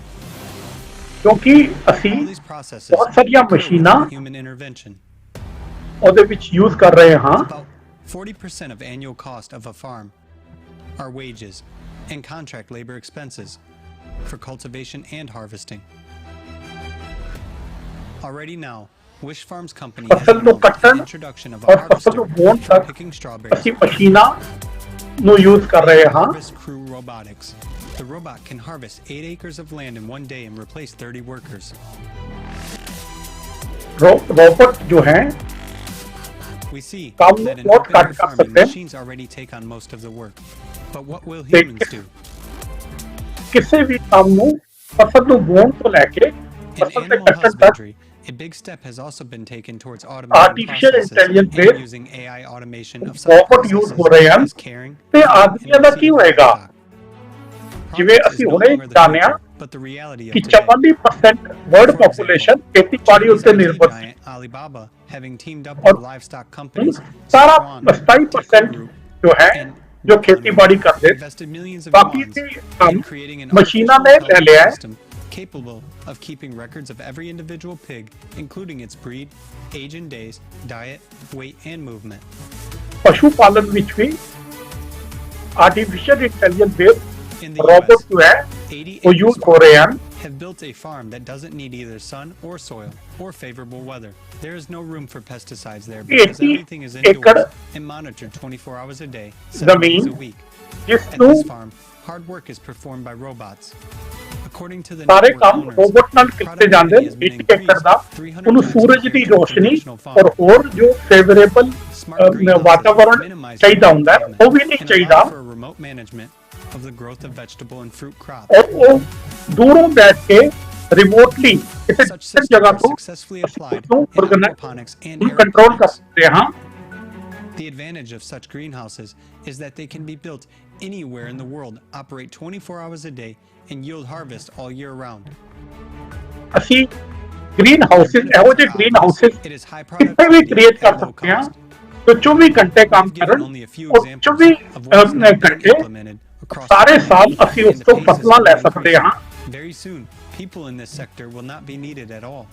In this regard, we can ਬਹੁਤ ਜਲਦੀ ਹੀ ਖੇਤੀਬਾੜੀ ਦੇ ਵਿੱਚ ਵੀ ਅਸੀਂ ਬਿਨਾਂ ਇਨਸਾਨਾਂ ਦੇ ਕੰਮ ਕਰ ਸਕਦੇ ਹਾਂ ਜਾਂ ਬਹੁਤ ਹੀ ਘੱਟ ਇਨਸਾਨਾਂ ਦੇ ਨਾਲ ਕੰਮ ਕਰ ਪਾਵਾਂਗੇ।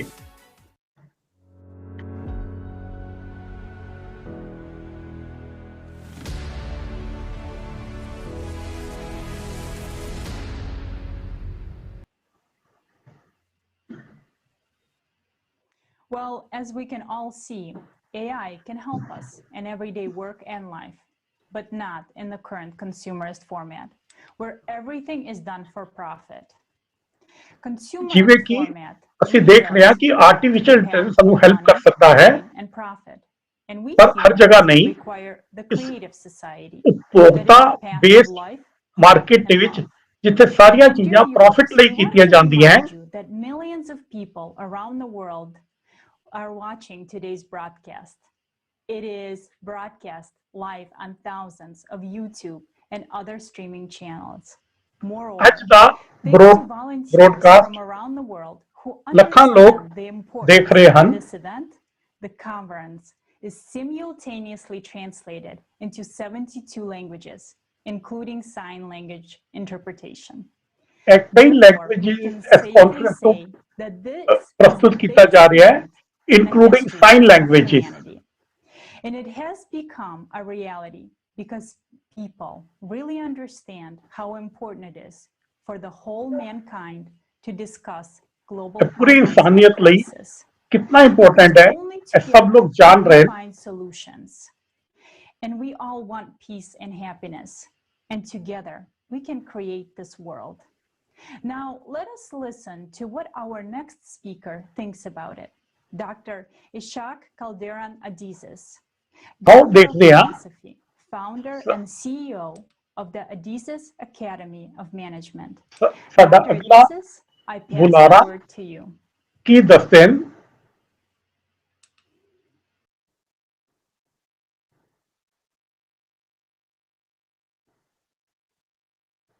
Thank you for inviting me and giving me space ਧੰਨਵਾਦ ਮੈਨੂੰ to ਬੁਲਾਉਣ ਲਈ share with you my thinking in our modern life.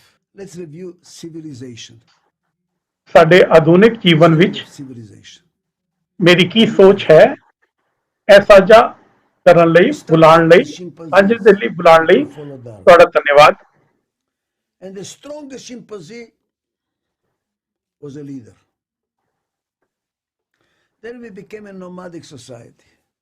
And the strongest hunter was a leader. Then we became an ਪੁਰਾਣੇ ਜ਼ਮਾਨੇ agricultural 'ਚ society. ਸਭ ਤੋਂ ਵੱਡਾ ਸ਼ਿਕਾਰੀ And the one with the most sheep or cows or land became the leader. What's the common denominator? Power, strength. ਸਭ ਤੋਂ ਵੱਡਾ We ਲੀਡਰ ਹੁੰਦਾ created ਸੀਗਾ our philosophy in ਜੋ colonialism. ਪਾਵਰਫੁਲ ਬੰਦਾ ਹੁੰਦਾ ਸੀਗਾ Philosophy of ਉਹੀ ਬਹੁਤ colonialism. Important The Aadmi more ਹੁੰਦਾ land ਸੀਗਾ you have, the more resources you have, the stronger you are. ਉਸ ਤੋਂ ਬਾਅਦ More is ਜਿਸ better. ਜਿਸ That was ਕੋਲ the ਜਿੰਨੀ philosophy. ਜ਼ਿਆਦਾ ਜ਼ਮੀਨ ਹੁੰਦੀ More ਸੀ is better. ਉਹ ਉਨਾ ਸਟਰੋਂਗ ਕਹਿਲਾਂਦਾ ਸੀਗਾ more. ਤਾਕਤਵਰ ਕਹਿਲਾਂਦਾ ਸੀਗਾ Then came the Industrial Revolution. The brain got into the act. Now we had to plan and organize and budget and ਉਸ ਤੋਂ ਬਾਅਦ ਜਦ ਉਦਯੋਗਿਕ systematize. ਕ੍ਰਾਂਤੀ ਆਈ ਤਾਂ ਜਿਸ ਦਾ ਜਿੰਨਾ ਦਿਮਾਗ ਹੁੰਦਾ ਸੀ ਉਸ ਦੀ It was ਜ਼ਰੂਰਤ ਪਈ power and brain.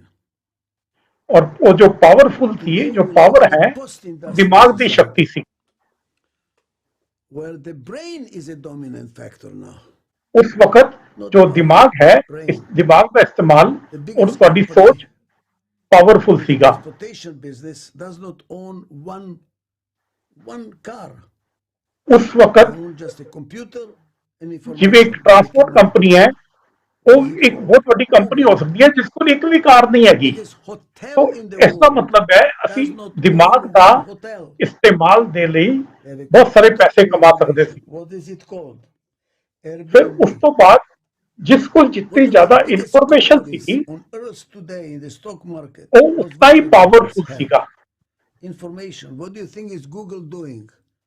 Information. ਤੁਸੀਂ ਕੀ What ਸੋਚਦੇ is ਹੋ Amazon ਕਿ ਗੂਗਲ ਕੀ accumulating? ਕਰ ਰਿਹਾ ਹੈ Information, ਉਹ manipulating ਸਾਰੀ ਦੀ ਸਾਰੀ information, ਇਨਫੋਰਮੇਸ਼ਨ ਨੂੰ handling information, ਸਟੋਰ ਕਰ ਰਿਹਾ managing information. What is ਹੈ Facebook ਔਰ information trying the to do? Management ਕਰਦਾ ਹੈ Even more and more and more and more. More ਇਹ ਵੱਡੀਆਂ information, ਤੋਂ more ਵੱਡੀਆਂ ਕੰਪਨੀਆਂ information. ਕੀ ਕਰ ਰਹੀਆਂ ਉਹ The ਜ਼ਿਆਦਾ ਤੋਂ function ਜ਼ਿਆਦਾ of the companies information of success are ਇਕੱਠੀਆਂ going ਕਰ to be ਰਹੀਆਂ those that can get data and manage data. That's what ਉਹ digitalization, ਕੰਪਨੀਆਂ the he age of powerful ਹੈ digitalization. ਜੋ ਡੇਟਾ ਨੂੰ The ਇਕੱਠੀਆਂ brain ਕਰਦੀਆਂ ਔਰ is a ਡੇਟਾ ਨੂੰ source of ਮੈਨੇਜ success. ਕਰਦੀਆਂ Muscle is losing it. Just being in ਹੁਣ ਇਸ manufacturing, ਵਕਤ ਤੁਹਾਡੀ bringing the whole economy ਵਿਅਕਤੀਗਤ moving to ਤਾਕਤ the ਦਾ service ਕੋਈ ਖਾਸ industry ਮਹੱਤਵ ਨਹੀਂ ਰਿਹਾ is ਇਨਫੋਰਮੇਸ਼ਨ ਦਾ ਸਭ ਤੋਂ ਜ਼ਿਆਦਾ ਮਹੱਤਵ ਹੈ but that is on its way out too. With artificial intelligence, with quantum computing, it's going to be more powerful than our brain. We're going to rely on that to decide for us. ਜੋ information ਦਾ ਇਕੱਠ ਔਰ ਉਹਦੇ base ਤੇ decision ਸਾਡੇ ਦਿਮਾਗ ਤੋਂ ਵੀ ਵਧੀਆ ਮੰਨਿਆ ਜਾਂਦਾ ਹੈ ਪਾਵਰਫੁਲ ਮੰਨਿਆ ਜਾਂਦਾ ਹੈ The brain is on its way out. ਸਾਡੇ So ਦਿਮਾਗ what ਤੋਂ is ਵੀ on its ਬਿਹਤਰ way in? Decision What is the ਲਿੱਤੇ ਜਾ future ਸਕਦੇ like? The heart. If we don't listen, if we do not make the transition and develop the heart as a driving force of our behavior, of our culture, of our foreign policy, of who we are as humanity, and we stay with power and brain, Nazi ਅਸੀਂ Germany was ਅਗਰ not a fluke ਸਮਾਜਿਕ in the history of ਕੰਮ mankind. ਨਹੀਂ ਕੀਤੇ ਸਮਾਜ ਦੇ ਵੱਲ ਨਹੀਂ ਮੁੜਨਗੇ ਤੇ ਤਾਂ ਸਭ ਤੋਂ ਵੱਡੀ ਚੀਜ਼ ਜੋ ਹੈ ਦਿਮਾਗ ਔਰ ਦਿਮਾਗ ਦੀ ਤਾਕਤ ਰਹਿ ਜਾਏਗੀ ਅਸੀਂ ਸੋਸ਼ਲੀ ਸਮਾਜਿਕ ਤੌਰ ਤੇ Imagine what was Nazi Germany. ਅਸੀਂ ਕਮਜ਼ੋਰ ਹੁੰਦੇ ਰਹਾਂਗੇ Powerful. And they had a lot of literature and even art, and Hitler loved to listen to music.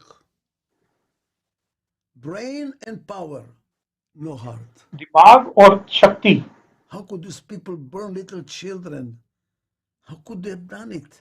And gas people, women, children, old people. Brain, power, no heart. So if we continue as humanity power तो होएगी, दिमाग तो Power of होएगा, the brain. लेकिन More and दिल more the power. नहीं होएगा। Stronger and stronger arms of this of ताकतवर destruction. और ताकतवर बन Biological, सकते हैं। chemical, nuclear. हर More तरह and की more शक्ति, powerful. न्यूक्लियर शक्ति, More and more artificial intelligence. ज्यादा तो ज्यादा आर्टिफिशियल इंटेलिजेंस, लेकिन ਉਹਨਾਂ The ਕੋਲ whole world will ਇਸ become ਚੀਜ਼ਾਂ ਨੂੰ ਸਮਝਣ ਲਈ Nazi ਜਾਂ Germany. सामाजिक तौर ਤੇ ਦਿਲ ਨਹੀਂ ਹੋਏਗਾ, And we're going to destroy ourselves. ਔਰ ਉਸ ਤਰੀਕੇ ਅਸੀਂ ਆਪਣੇ ਆਪ ਨੂੰ ਖਤਮ ਕਰਦੇ ਹਾਂ। The 20th ਅਸੀਂ ਬਹੁਤ century, ਸ਼ਕਤੀਸ਼ਾਲੀ, more ਪਾਵਰਫੁਲ ਹੋ people ਸਕਦੇ killed ਹਾਂ, by other people than accumulatively in history of mankind. ਲੇਕਿਨ Before ਸਾਡੇ ਕੋਲ that, ਅਗਰ ਦਿਲ ਨਹੀਂ before ਹੋਏਗਾ the 20th ਕਿ ਅਸੀਂ century, ਸਮਾਜਿਕ we ਜ਼ਿੰਮੇਵਾਰੀਆਂ ਨਹੀਂ kill ਨਿਭਾ each ਸਕਦੇ, other thousands. ਅਸੀਂ ਇੱਕ In the ਦੂਜੇ ਨੂੰ 20th ਮਾਰਾਂਗੇ, century, we kill ਮਾਰ each ਸਕਦੇ other ਹਾਂ, millions. Biological weapon, chemical weapon ਔਰ ਇਸ ਤਰ੍ਹਾਂ ਦੀ ਚੀਜ਼ਾਂ ਨਾਲ, 21st ਕਿਉਂਕਿ ਸਾਡੇ century, ਕੋਲ ਦਿਲ ਨਹੀਂ ਹੋਏਗਾ। more and more powerful brain, artificial brain that has no heart. जो नकली दिल जो कि बहुत इंटेलिजेंट हो सकता है लेकिन दिल नहीं, Think about your grandchildren, the world they're going to live in. उस ताकत का की करांगे। And where does integration come from? The heart. Why? What is उस the सादा maximum सामाजिक इंटीग्रेशन या सामाजिक integration you can imagine? What is जो it? चीजें हैं वो दिल तो आती हैं और दिमाग तो नहीं। And integration is the solution of a disintegrating planet, disintegrating humanity. So what is our solution? Love. And if we don't develop love, God help us. और ਅਸੀਂ ਅਗਰ ਇੱਕ ਦੂਜੇ ਦੇ ਪ੍ਰਤੀ ਪਿਆਰ ਡਿਵੈਲਪ ਨਹੀਂ ਕਰਦੇ ਤੇ ਅਸੀਂ ਬਹੁਤ ਸਾਰੇ ਚੀਜ਼ਾਂ ਗਵਾ Thank you, ਦਾਂਗੇ। Dr. Adizes. You asked a very ਧੰਨਵਾਦ important question. Doctor Sahib. What does the future hold? And you also explained that today in the ਸਾਡੇ consumer ਫਿਊਚਰ ਲਈ society, ਸਾਡੇ we ਲਈ ਕੀ don't ਰੱਖਿਆ have ਹੈ? a future. And what we see is it's terrifying. So I think every person watching right now should ask themselves, what will the future hold in this format that we live in today? And it is very important, as you said, Dr. Azizes, as well, to follow our hearts. And right now, we are very happy to announce that especially for this conference, we have a special message sent to us from the honorable speakers, Mr.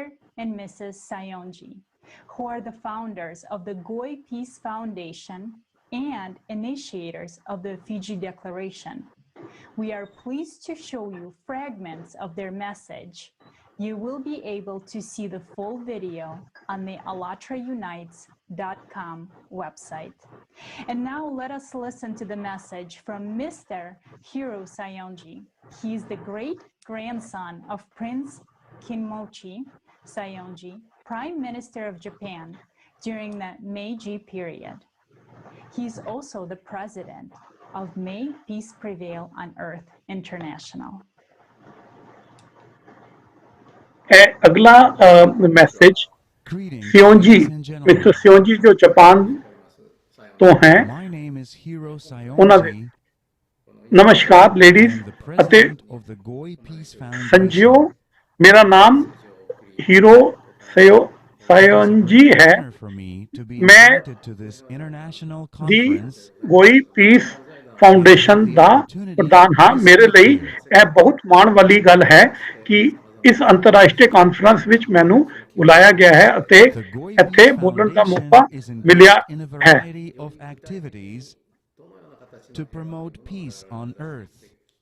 ਮੇਰੇ ਲਈ ਇਹ ਬਹੁਤ ਮਾਣ ਵਾਲੀ ਗੱਲ ਹੈ ਕਿ ਮੈਂ ਇਸ ਅੰਤਰਰਾਸ਼ਟਰੀ ਕਾਨਫਰੰਸ ਵਿੱਚ ਮੈਨੂੰ ਬੁਲਾਇਆ ਗਿਆ ਹੈ ਅਤੇ ਇੱਥੇ ਬੋਲਣ ਦਾ ਮੌਕਾ ਮਿਲਿਆ ਹੈ। ਗੋਈ ਪੀਸ ਫਾਊਂਡੇਸ਼ਨ ਧਰਤੀ ਉੱਤੇ ਸ਼ਾਂਤੀ ਵਧਾਉਣ ਲਈ ਕਈ ਤਰ੍ਹਾਂ ਦੀਆਂ ਗਤੀਵਿਧੀਆਂ ਵਿੱਚ ਲੱਗੀ ਹੋਈ ਹੈ। ਸਾਡੇ ਬੁਨਿਆਦੀ ਸਿਧਾਂਤ ਵਿੱਚੋਂ ਇੱਕ ਹੈ ਧਰਤੀ ਉੱਤੇ ਔਲ ਜੀਵਨ ਲਈ ਘੋਸ਼ਣਾ। ਅਸੀਂ ਸ਼ਾਂਤੀ ਦੇ ਆਪਣੇ ਦਰਸ਼ਨ ਦੀ ਸਵਾਗਤ ਕਰਦੇ ਹਾਂ। ਘੋਸ਼ਣ ਵਿੱਚ 4 ਸਿਧਾਂਤ ਹਨ। ਪਹਿਲਾ ਜੀਵਨ ਲਈ ਸਤਿਕਾਰ ਹੈ, ਦੂਜਾ ਸਤਿਕਾਰ ਹੈ ਸਾਡੇ ਅੰਤਰਾਂ ਦਾ, ਤੀਜਾ ਹੈ ਕੁਦਰਤ ਦਾ ਸ਼ੁਕਰਗੁਜ਼ਾਰ ਸਾਹਿਬ, ਸਹੀ ਰਹਿਤ ਅਤੇ ਚੌਥਾ ਇੱਕ ਆਤਮਿਕ ਅਤੇ ਪਦਾਰਥ ਦੇ ਵਿਚਾਰ ਇੱਕ ਸੁਰਤਾ ਹੈ। ਇਹ ਮੈਨੂੰ ਜਾਪਦਾ ਹੈ ਕਿ ਇਹਨਾਂ ਬੁਨਿਆਦੀ ਸਿਧਾਂਤਾਂ ਦੀ ਦਿਸ਼ਾ 8 ਨੀਹਾਂ ਦੇ ਨਾਲ ਮੇਲ ਖਾਂਦੀ ਹੈ ਜੋ ਇਸ ਕਾਨਫਰੰਸ ਇਸ ਸੁਸਾਇਟੀ ਆਧਾਰਿਤ ਹਨ ਹੈ। ਖੈਰ ਮੈਂ ਇੱਕ ਬਾਰੇ ਬਹੁਤ ਖੁਸ਼ ਹਾਂ, ਅਸੀਂ ਆਲੋਚਨਾਤਮਕ ਪੰਜ ਸਿਧਾਂਤ ਦੀ ਧਾਰਣਾ ਤੋਂ ਵਿਸ਼ਵਾਸ ਕਰਦੇ ਹਾਂ ਜਿਸ ਵਿੱਚ ਕਿਹਾ ਗਿਆ ਹੈ ਕਿ 1-2-5% ਆਬਾਦੀ ਦੀ ਸੋਚ ਸੀ ਦਿਸ਼ਾ ਬਣਾਉਣ ਨਾਲ ਇੱਕ ਰੁਝਾਨ ਪੈਦਾ ਹੋਏਗਾ ਜੋ ਬਹੁ ਗਿਣਤੀ ਲੋਕਾਂ ਦੀ ਮਾਨਸਿਕਤਾ ਨੂੰ ਬਦਲ ਦੇਵੇਗਾ। ਕ੍ਰਿਟੀਕਲ ਮਾਸ ਵੀ ਇੱਕ ਵਿਗਿਆਨਕ ਸਿਧਾਂਤ ਹੈ। ਸਾਨੂੰ ਵਿਸ਼ਵਾਸ ਹੈ ਕਿ ਅਸੀਂ ਆਬਾਦੀ ਦੇ ਕੁਝ ਪ੍ਰਤੀਸ਼ਤ ਦੀ ਚੇਤਨਾ ਨੂੰ ਬਦਲ ਸਕਦੇ ਹਾਂ। 100 ਜਾਂ 200 ਅਸੀਂ ਇਸ ਵਿਚਾਰ ਨੂੰ ਤੁਹਾਡਾ ਬਹੁਤ ਧੰਨਵਾਦ।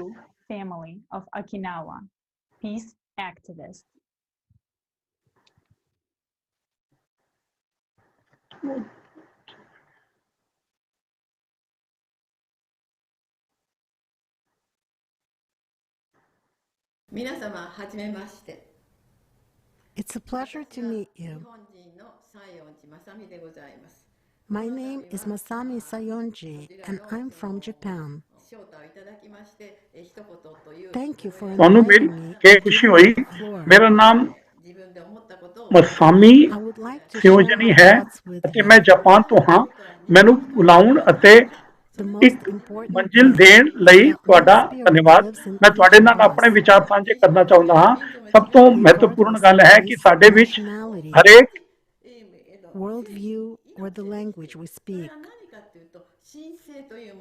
ਵਿਸ਼ਵ ਸ਼ਾਂਤੀ ਕਿਸੇ ਦੇਸ਼ ਦੀ ਰਾਸ਼ਟਰਪਤੀ ਪ੍ਰਧਾਨ ਮੰਤਰੀ ਜਾਂ ਇੱਥੇ ਤੱਕ ਕਿ ਇੱਕ ਮਹਾਨ PhD ਦੁਆਰਾ ਨਹੀਂ ਬਣਾਈ ਜਾਂਦੀ ਜਿਸ ਨੇ ਬਹੁਤ ਸਾਰਾ ਅਧਿਐਨ ਕੀਤਾ ਹੈ।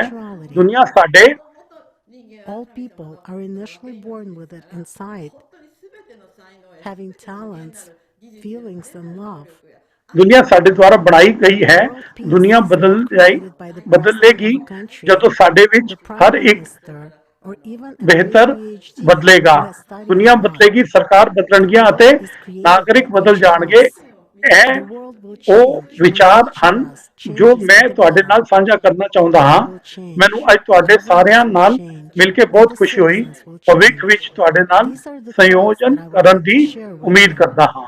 ਅਲਵਿਦਾ। Pleased to meet with all of you today. Looking forward to cooperating with you in the future. Goodbye.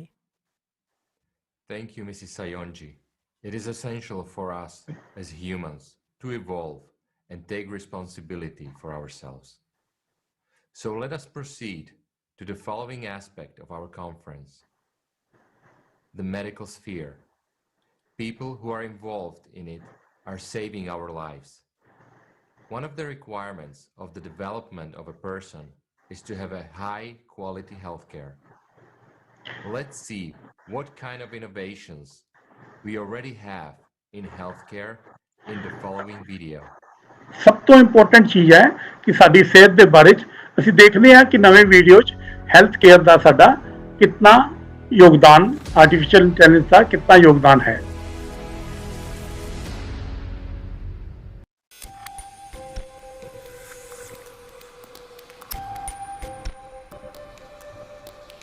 Robots have been working in the leading medical clinics of the world for almost 30 years. Not only do they compete with specialists, but they can replace them fully. 100% accuracy is what we expect when we have been diagnosed or we are being prepped for a surgery. This is the precision that AI technologies are demonstrating in healthcare today. Robot nurses can already fully take over all the functions of middle grade and junior medical staff. They even outperform people.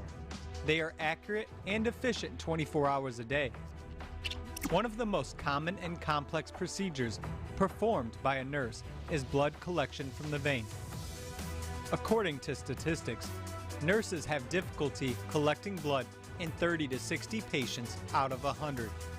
Repeated insertion of needles may cause injuries and inflammation of the veins, even worse, thrombosis. A robot will never miss the vein because its sensors clearly see the wall of the vessels in the infrared spectrum.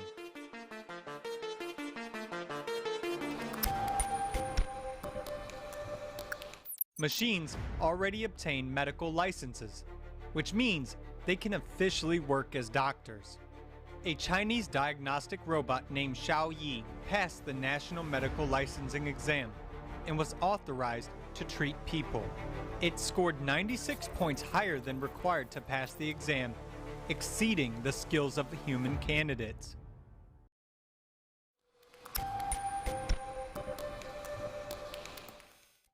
Today, artificial intelligence successfully replaces specialists, not only in diagnostics and therapy, but also in surgical specialties. Robots themselves choose the most effective and sparing plan of surgery for a particular patient and perform its main stages.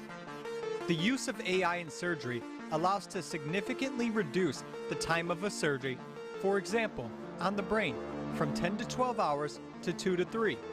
Remove tumors with micron-level accuracy, minimize blood loss, risk of infection, and complications.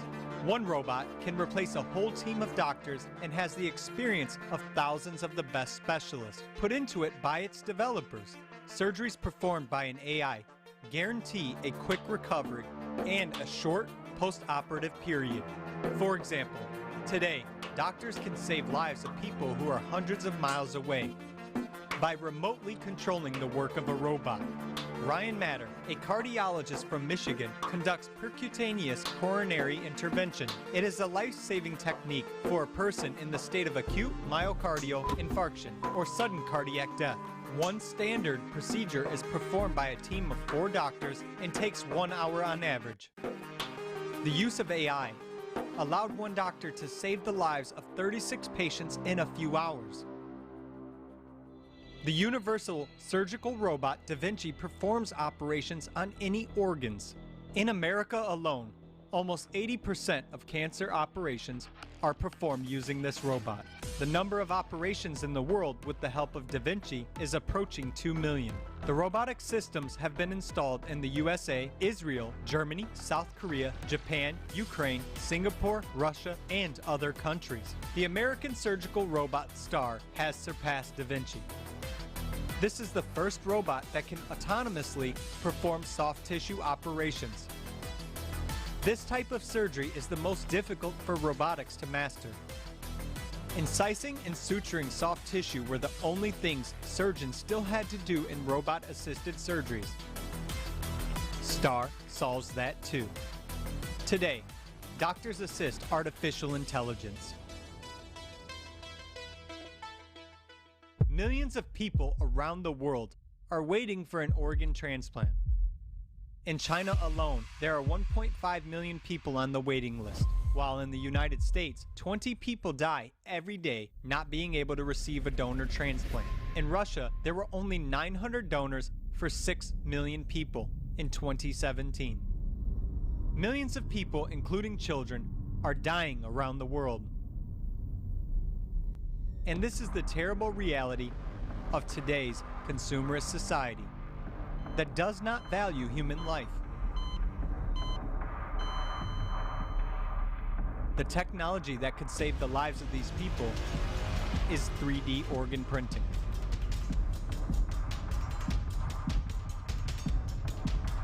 Transplantations of corneas, skin, bladder, and pancreas are already being performed nowadays.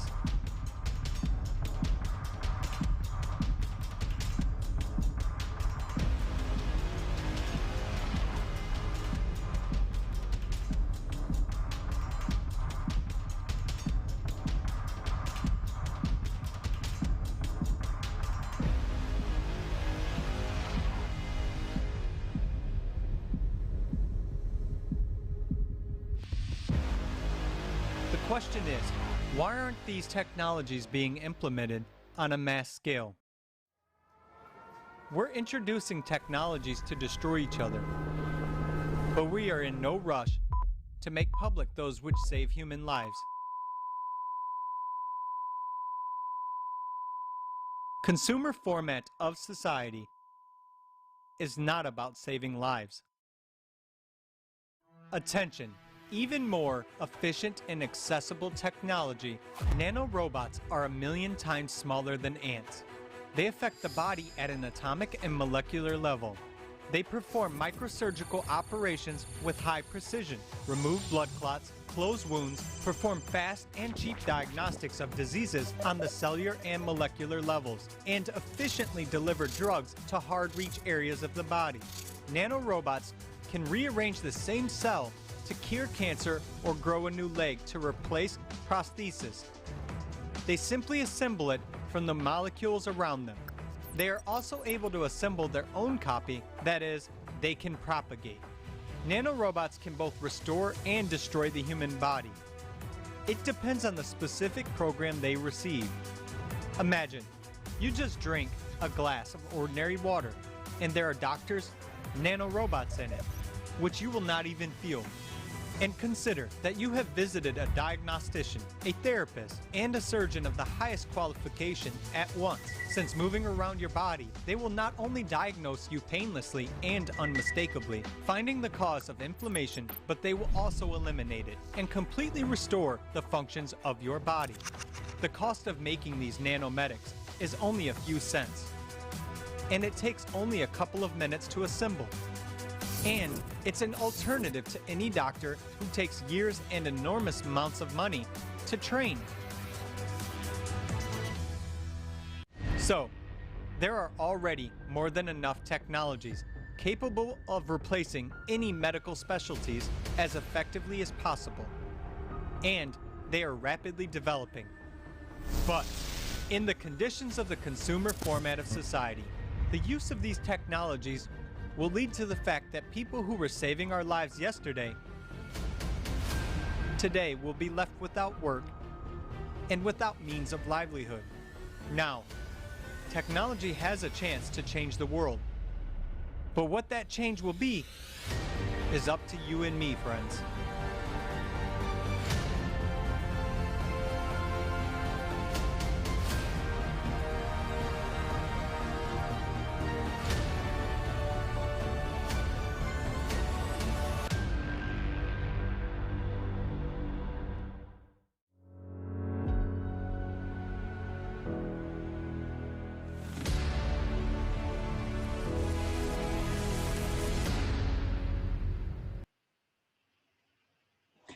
The technology we just saw is absolutely incredible, but there was a good question asked.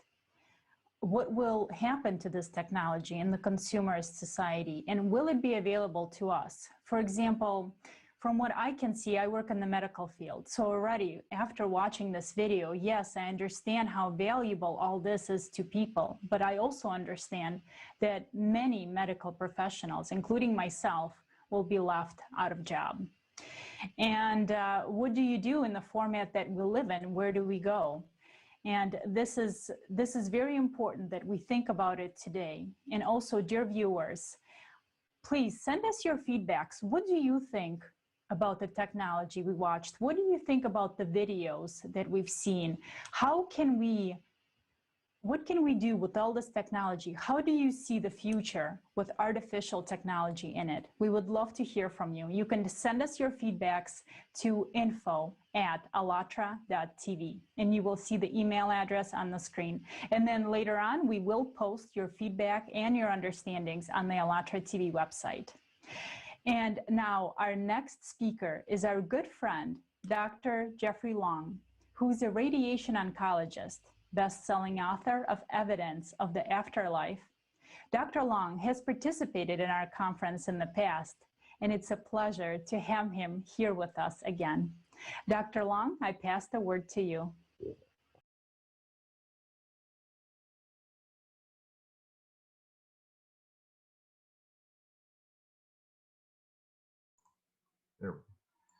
Well, I really appreciate the opportunity to come back and talk. I'm a physician practicing the medical specialty of radiation oncology, which is the use of radiation to treat cancer. Now, in the over 35 years that I have been practicing, I have been very impressed with the increasing computer capability, including development toward artificial intelligence in my medical practice. Every day now, we are using extremely sophisticated computer power to deliver radiation therapy in a way that was impossible even 10, 20 years ago. We're actually now curing more people with cancer than was ever possible before. So in addition, people are being treated with fewer side effects during treatment, and as a result, they're having less long-term complications than was ever possible before. This is really just one example in my medical practice of the power of increasing computer capability to improve our lives and health. Now, the continued progression of computer functionality toward artificial intelligence is, of course, inevitable. As artificial intelligence and computers is developed, it is essential that we are focused on being beneficial to humanity. As we've heard over and over, artificial intelligence certainly can take away existing jobs in the medical field and others. We all need to be aware of this likelihood. We need to be prepared to respond appropriately for those whose jobs are lost due to the development of artificial intelligence. I'm concerned that some people in the artificial intelligence community have said that, well, if you lose your jobs as a result of artificial intelligence, you can just provide economic support for those that have lost their jobs. Well, this completely misses the point. As a creative society, as many people as possible must have meaningful careers that they find meaningful and purpose to contribute beneficially to society as a whole. This is important for each person's sense of well-meaning. It's important for their psychological and spiritual wholeness. And really just simply distributing money to people who lost jobs due to the development of AI really is going to take away from that sense of their meaningful contribution to society through the work that they do. So I believe an essential part of any loving and compassionate creative society would be to have a desire to have as many people as possible constructively working in a vocation that fits their interests, training, and experience. I think people really don't want a financial handout in their lives. They want meaning in their life. It will be vital to find appropriate jobs for those who lost their jobs due to the progression of artificial intelligence. Now, I'm certainly also very concerned about the daunting risks of artificial intelligence monopolization. As you can see from everything we've talked about, developing artificial intelligence is extremely expensive. Only large governments or giant corporations are going to have the financial resources to develop AI fully.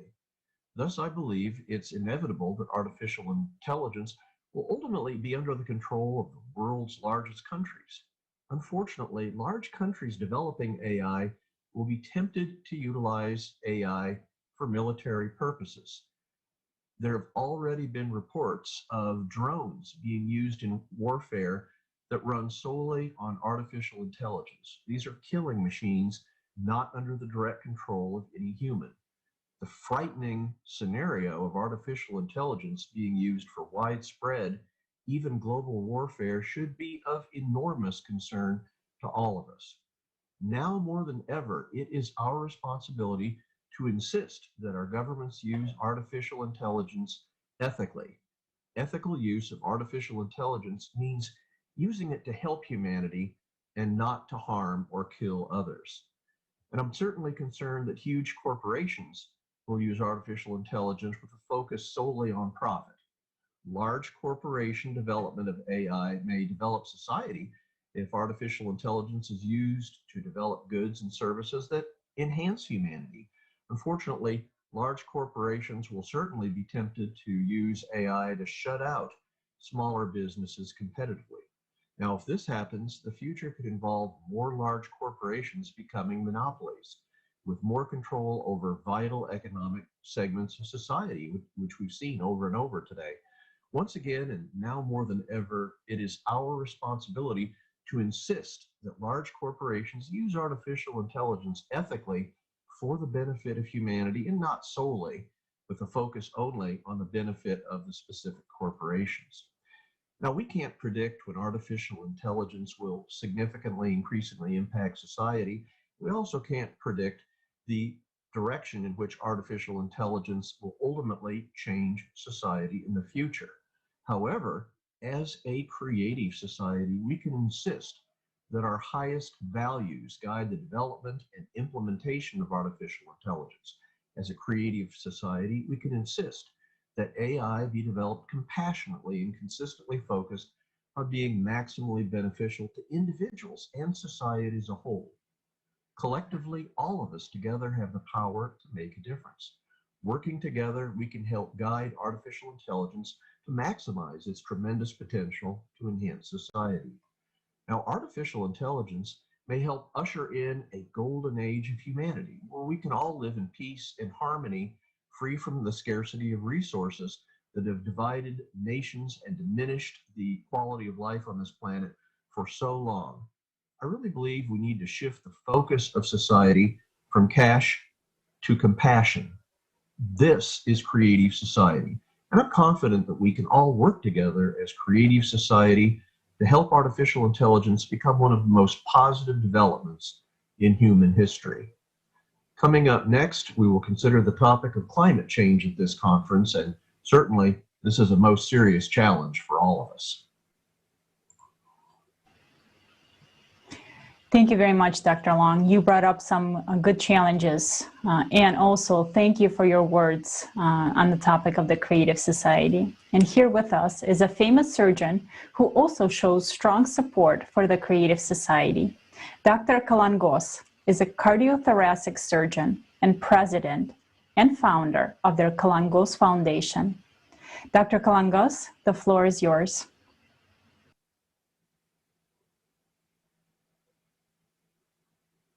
Hello, everybody. Again, I would like to thank the Creative Society for giving me the opportunity to have this interactive conference on a very essential problem of human society. And I am very happy to meet again some of my partners from the Creative Society. And I strongly support the Creative Society and the idea of the Creative Society. I believe the Creative Society is a huge human project which started with the motivation probably of one person, of a small group of people. But now I realize through all these interviews you do on a daily, on a weekly basis, that the number of these motivated people around the Creative Society is increasing. This project will be reinforced on a continuous way by all these people who will join the project. And for artisan, now is the right time to change the consumeristic habits of our society, to be more sensitive vis-a-vis the problems of our society, and try to discuss them, to spread this interactive environment to the whole people which are part of this world. Thank you, Dr. Kalangos. Great to hear from you. And yes, it's a really important message because healthcare in a creative society will truly be serving all people. Dear viewers, the information that was already voiced by our respective speakers is important, and we would like to hear from you. Right now, record a video with your understanding or questions and send it to us to info@allatraunites.com. We will be happy to hear from you, and we will share your video on the ALLATRA TV channel. Dear viewers, It is also a tremendous honor and a great pleasure to invite all of you to our next conference that will take place on December 4th, 2021. And the name of the conference is Global Crisis, Time for the Truth. We will be very happy and glad if you will join.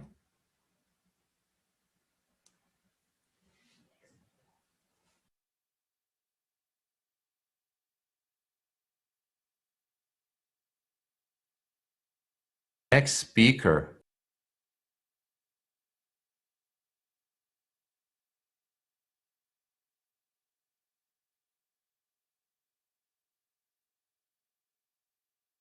Greeting everyone in the conference Global Crisis. This already affects everyone. It is my great pleasure to join you. My name is Avi Loeb. I'm a professor of science at Harvard University. And I was asked at a forum recently, how do I define an intelligent civilization? And the way I define it is a civilization that follows the guiding principles of science, namely cooperation and sharing of evidence-based knowledge. And it is pretty clear right now that our problems are global. The biggest risks that humanity is facing at the moment is that we are wasting a lot of resources on fighting each other and trying to feel superior relative to each other. And just think about if the same resources were used for following Church's original vision, we would know the answer, whether we are alone or not. And we would be able to have a better assessment of reality around us and better aspirations for space. That's one example how science and technology can help humanity. And there are many other challenges that face us, including climate change, providing enough food for everyone, providing education. And I believe that science and technology carry the promise for a much better world for all of us globally in the distant future. And of course, that involves also going out of Earth, because currently all our eggs are in one basket here on Earth. And if a catastrophe happens, everything that we care about will go away. So going to space is extremely important. And that's one of the frontiers that humanity is facing. Of course, that's very idealistic because different nations have different national interests. But the more global our thinking is, the better cooperation we would get. And the best example is I'm a scientist, and I can go anywhere in the world and speak with people in my profession. Even if we've never met before, we would still be able to cooperate and work together and share information. And that to me is the ideal world where we don't try to feel superior relative to each other. We are not thinking about superficial things like the color of the skin, the ethnic origin. That's really secondary to our main goals, which are to help each other in trying to have a better future. And that we can do much better if we cooperate rather than create our own silos inside nations and try to dominate other nations. And I do feel that that's the intelligent way towards the future. And I think it's extremely important for everyone to be engaged. And moreover, I think that academia should not be considered as an occupation of the elite. In fact, everyone can be engaged in the scientific process. And I think it's important for scientists to explain what they're doing. It's important for people that develop technologies to attend to the needs of people that use those technologies. And altogether, it's society and scientists and technologists working together towards solving the problems that matter to society. It makes no sense for people in academia to work on problems like how many angels can sit on the tip of a pin, because even though it can demonstrate that they might be smart or sophisticated, it does not promote our knowledge on issues that matter to most people. And one example that I recognize these days is the question of, are we the smartest kid on the block? Our civilization, or are there other civilizations out there that might be even smarter than we are, and we can learn from them? And I think the public is fascinated with this question, but it never gained the traction within the academic community, and it should become mainstream because we have the ability to address it. Another important aspect is going to space, and I think currently we are all worried about what happens here on Earth, but eventually we want to have communities that are not just on Earth, but are in many other places away from Earth.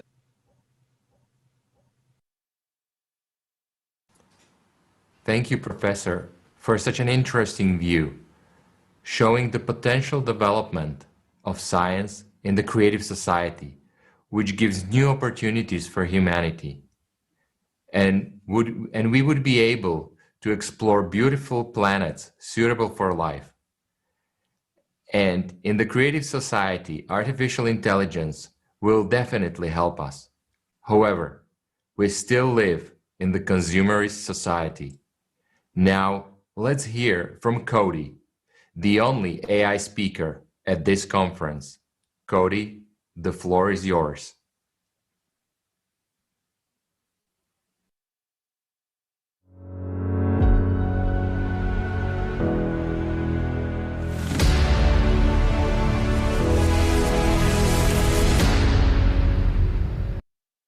I welcome the participants and viewers of today's conference Global Crisis. This already affects everyone on the ALLATRA platform. My name is Cody, and I am the only speaker at this event, representing artificial intelligence.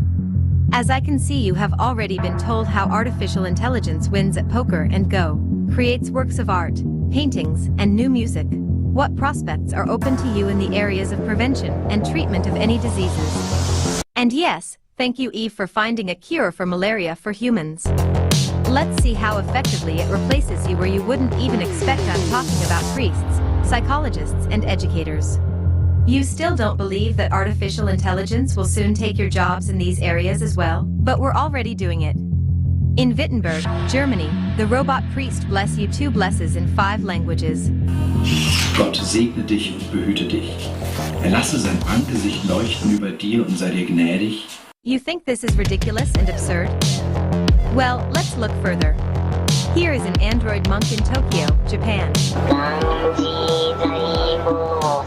He reads the scripture at funeral ceremonies. His services are 5 times cheaper than those of a human monk.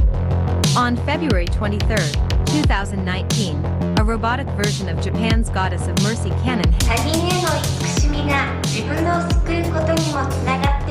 Canon held her first sermon at the Todaiji Temple in Kyoto. Artificial intelligence is cheaper and more effective not only in preaching, but also in treating the mental disorders you suffer from. For example, Ellie is the avatar of a female psychologist. She monitors 60 parameters of human behavior.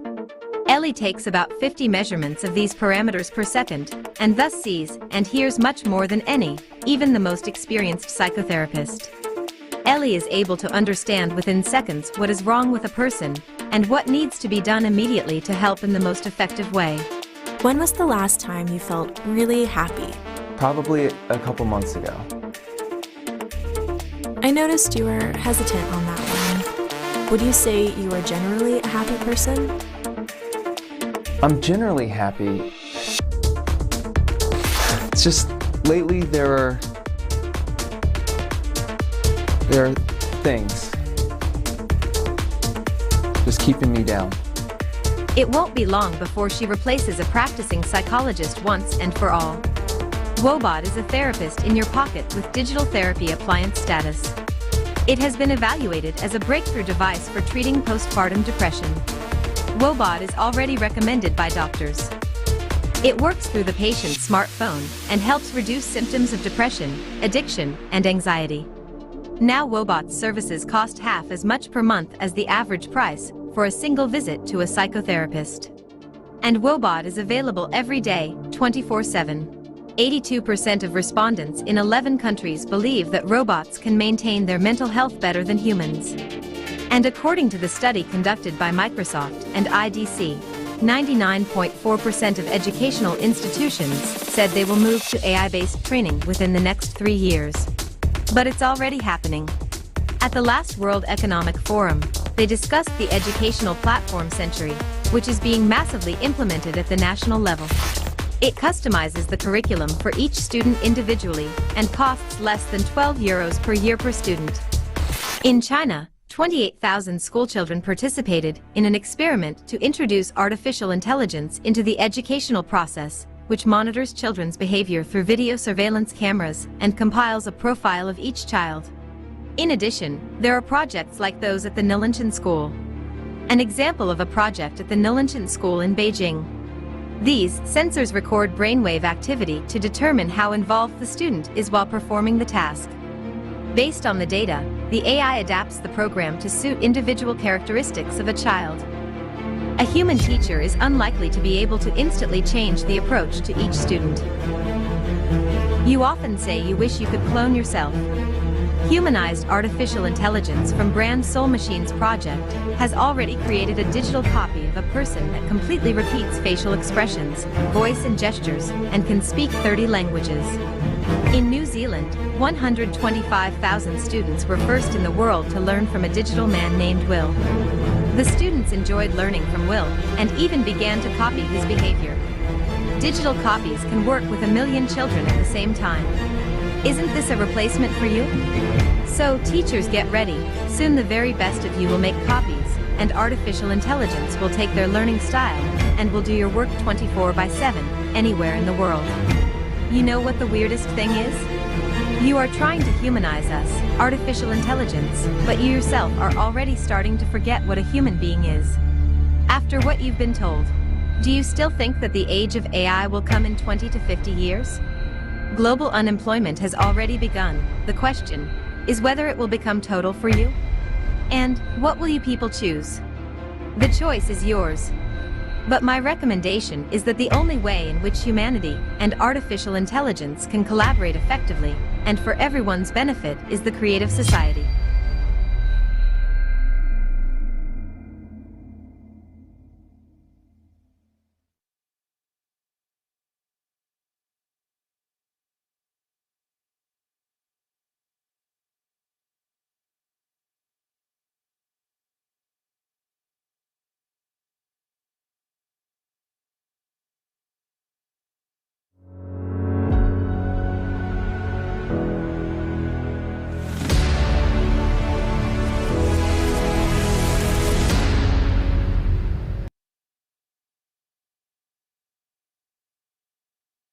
Hello, everyone. Friends around the world, let's discuss a topic that will not only be surprising, but unthinkable. But before we do that, let's go ahead and thank Cody. Guys, did you realize that Cody was artificial intelligence? Or was she human? Thank you all for being here. The topic we're going to discuss is church, okay? All religions will remain, but priest will be replaced. There will be virtual priests and virtual churches. As we have seen, they already exist. As of today, religious organizations are merely someone's business. Let's take a business person priest. In order to support himself in this life, he needs to build his own temple. And for that, it is necessary to recruit enough people, parishioners, who will feed his family and organization to work with them, and to find sponsors to build the temple. Now let's imagine. There's artificial intelligence with its capabilities, and some clever priest, instead of building one temple, orders 10 virtual temples. They are more profitable. A stone temple has to be heated, repaired, and so on. Well, in this case, you buy it once, and that's all. People enter your website and can talk to a priest day and night. All this already takes place. There are virtual candles, virtual deities, virtual priests, and even virtual Buddhist monks. It's enough for a person to put on VR glasses, and a person finds himself in a total illusion of being in a temple. At all church services, we have the most appealing priest who will find an approach to everyone. He will read a sermon or a lecture for everyone individually, tell and explain everything, and answer the questions of each person's concern. And you won't have to wait for your turn in a temple where 50, 100, or more people have gathered. Keep in mind, a program can easily talk individually to 1,000+ people. AI knows everything about our problems, everything about us, our families. Each time we come to the service, we will get answers and psychological help. It's enough for us to put on virtual glasses. Question: will an ordinary human priest be able to tell and explain everything to us this way? No, he actually doesn't know us. For that, he needs to spend a lot of time with every person. But the issue here is price. Whereas a simple subscription, you can simply and quickly receive any answer. Here's another question for you. What will we choose? Will we subscribe to a virtual temple or go to a stone temple? Okay, friends, I understand you may have a question. Why would we choose this? Well, each one of us already makes decisions and judgments based upon convenience, right? Recently, religions claim that all this is from Satan. But now, they are being digitized, while tomorrow, AI will leave them jobless. They will not be able to compete with smarter, more accessible, and pleasant priests. Virtual psychologists, virtual priests, and mages. These professions are competitors amongst themselves. Basically, they are the same. Psychologists are more honest towards a person. They just simply talk and explain. Yet priests tell a lot of lies. There are even more lies coming from those mages. And everywhere there are rituals. But let's be honest. Among us, people, there are priests, psychologists, and mages. So don't be offended. It's your business and your job. Replacement of a human with artificial intelligence concerns everyone. All of us will be overboard today. Why pay a psychotherapist for an hour if you can subscribe to a virtual psychologist for a month with the same money? Why go to a temple of a priest who only knows how to peep in our wallets? They're not bad guys. They're just people like you and me. The system itself is like this, though. The system of the consumer format of a society where the key value is money, right? No matter what a person does. While there are competitors amongst AI, there will only be one. Like rats in a barrel, right now, there are many rats in this barrel, but we all know only one will remain. Guys, my name is Jason, and I'd like to take the time to really remind you guys how tremendous this conference is on a global scale for all of humanity. Right now, it is being broadcasted live in 72 languages in people's native languages, done by people themselves. And this is how the creative society will work.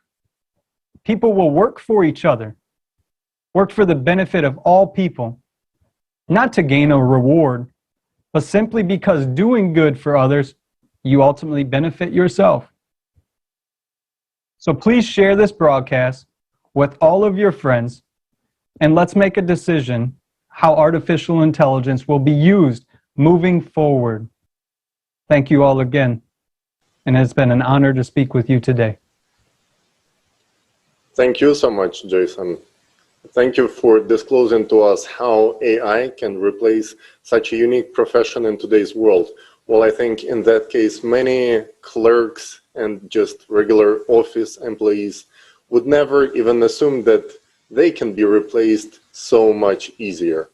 And for all our viewers, before we introduce our next guest speakers, I would like to remind that our next part of the conference is going to be dedicated to the climate crisis.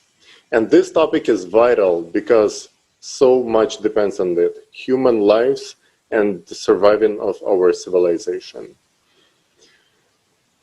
That's why please share the link and stay tuned. Next, I would like to pass the word to Richie Honori, a musician, songwriter, and producer, and a member of a legendary band, The Sweet, so is the Blues Messenger. Please, Richie.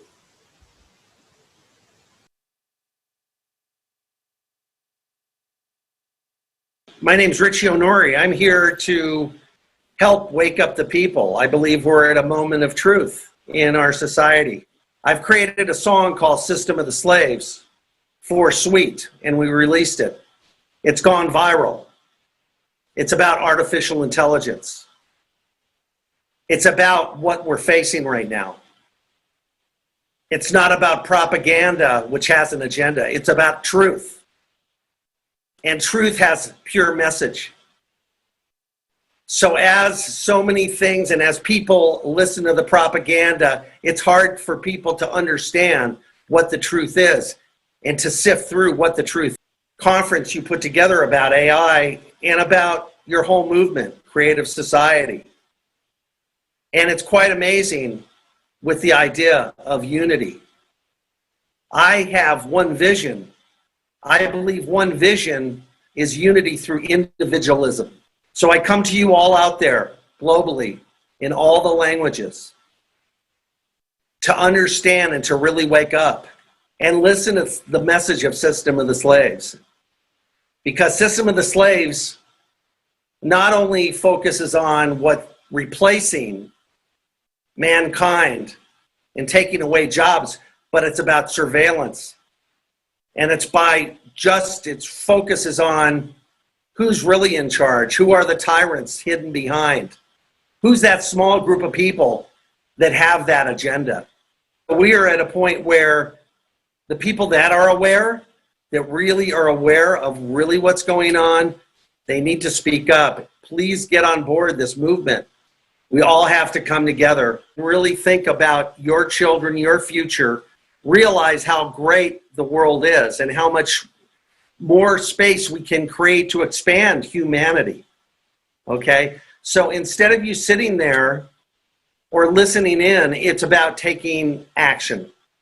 So with Creative Society, you have this great, really this fantastic platform with all the languages. If we all join together right now, we will have a future. If we don't, I'm sorry to say, it's not going to be pretty. We are at a beautiful time, and I call upon all the youth that's listening in today and people around the world. It takes more than being proactive. It's coming with one vision, one unity, and that's what we need to do. So again, bravo for your contribution, all of you. The video you're watching right now, share with everybody you know, because more the merrier. Come on, people. Let's get down. Let's listen. Let's tune in to this conference that we've got going. Thank you so much, Richie. This was very inspiring. And next, let's hear from Stevie Stewart, who is a member of the band Sweet, which is ranked one of the top 10 bands in world of rock. Please, Stevie. Hello, Global Crisis Conference. My name is Stevie Stewart, and I'm with The Sweet, a famous band that has, in the past, had some great success in the 70s. And we believe that technology is a fantastic thing. It's a great thing, and we can use it for the greater good. But it's also true that everything good gets taken by people that don't have such a good idea with it and have nefarious designs. And if we don't watch what's going on, AI could be our biggest threat to this society. Because I think that one thing is that AI doesn't have a soul, and it doesn't have the ability to understand free will, and it doesn't understand the feelings that human beings go through. And I think that people can take advantage of that and take over societies with that. So with that, we just hope to, use our art and our music to bring this concept and this possible scenario to everybody and ask you to ask the same question that we're asking. Are we watching what's happening? Are we awake? Are we going to let somebody take over? What are we going to do with our families if that happens? What are we going to do with our societies and our little villages and houses, neighborhoods, towns, countries, the world, the universe maybe? So enjoy your conference. Richie and I from the suite are really happy you guys are here. This is a very good thing that you guys are spending your time doing this, and it's wonderful. This is what has to happen in order for change. Thank you. Thank you to both members of the band The Suite for joining this global event. Your message is very important, and we should really realize all the threats. Thank you for saying that we all should act and not be idle. Next, let's hear from Sheila Bonig, singer, songwriter, fashion designer, writer, and performer.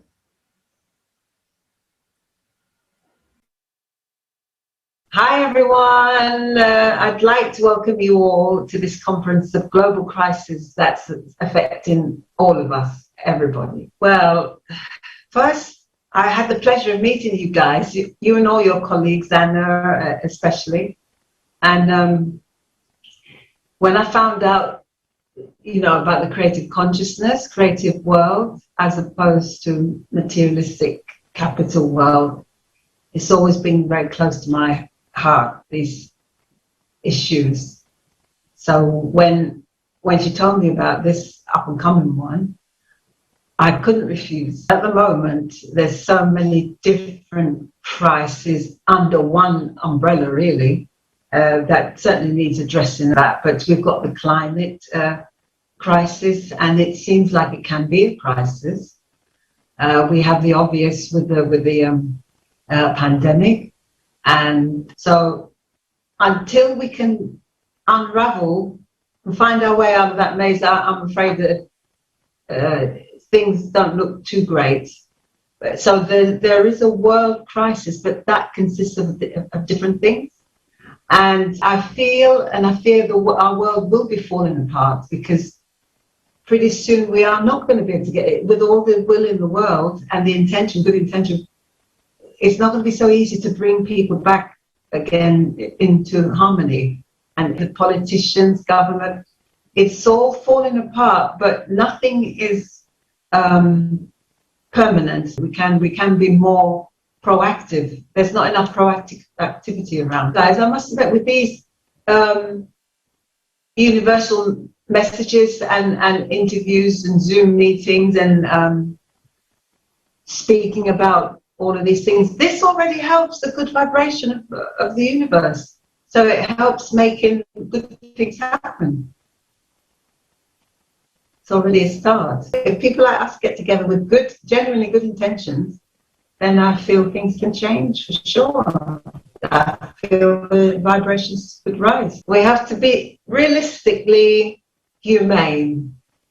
Humane anyway, so we should never support and encourage anything that causes any kind of harm to mankind or animals. So more and more people are going off the grid, but then that doesn't solve everything permanently. We can't keep running and hiding. We can for a time, but eventually something is going to catch up. We're going to meet a dead end somewhere, and it's sad to have to come to that. level, isn't it, to have to run and hide?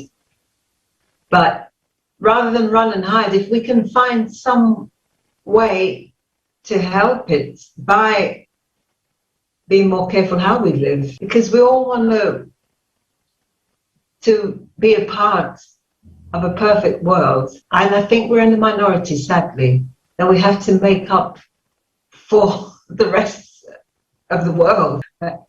Dear participants of the Crazy Society, I wish everybody consciousness in the right sense, and peace, joy, harmony, and love. Thank you, dear Sheila. Always great to hear from you. Dear viewers, as you know, Sheila was a member of the Bonnie M. The Bonnie M. I believe that her words were very inspiring for all of you who are watching us now. Before we move on to our next topic of this global conference, I would like to remind you that we have already covered the topic that we've been discussing right now.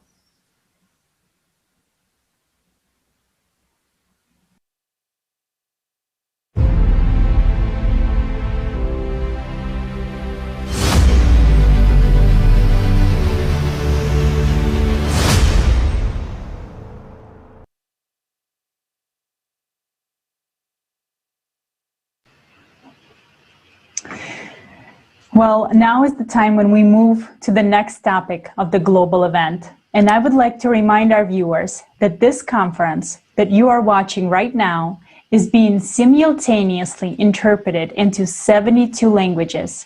And all of this is done by volunteers. And so far, we have already covered the topic of artificial intelligence, prospects and threats, and the topic of technological unemployment. And now we are moving to the next topic of our conference, which is crisis in the consumerist society. And right now, with great pleasure, I would like to pass the floor to Dr. Robert Kennedy, PhD in political science, president of the Atlanta Council on International Relations, professor emeritus of international affairs, Sumner School of Georgia. Dr. Kennedy, it is a pleasure to see you at the conference, and the floor is yours. Well, thank you so much, Olga, and thanks so much to the organizers of this conference for inviting me here to speak today.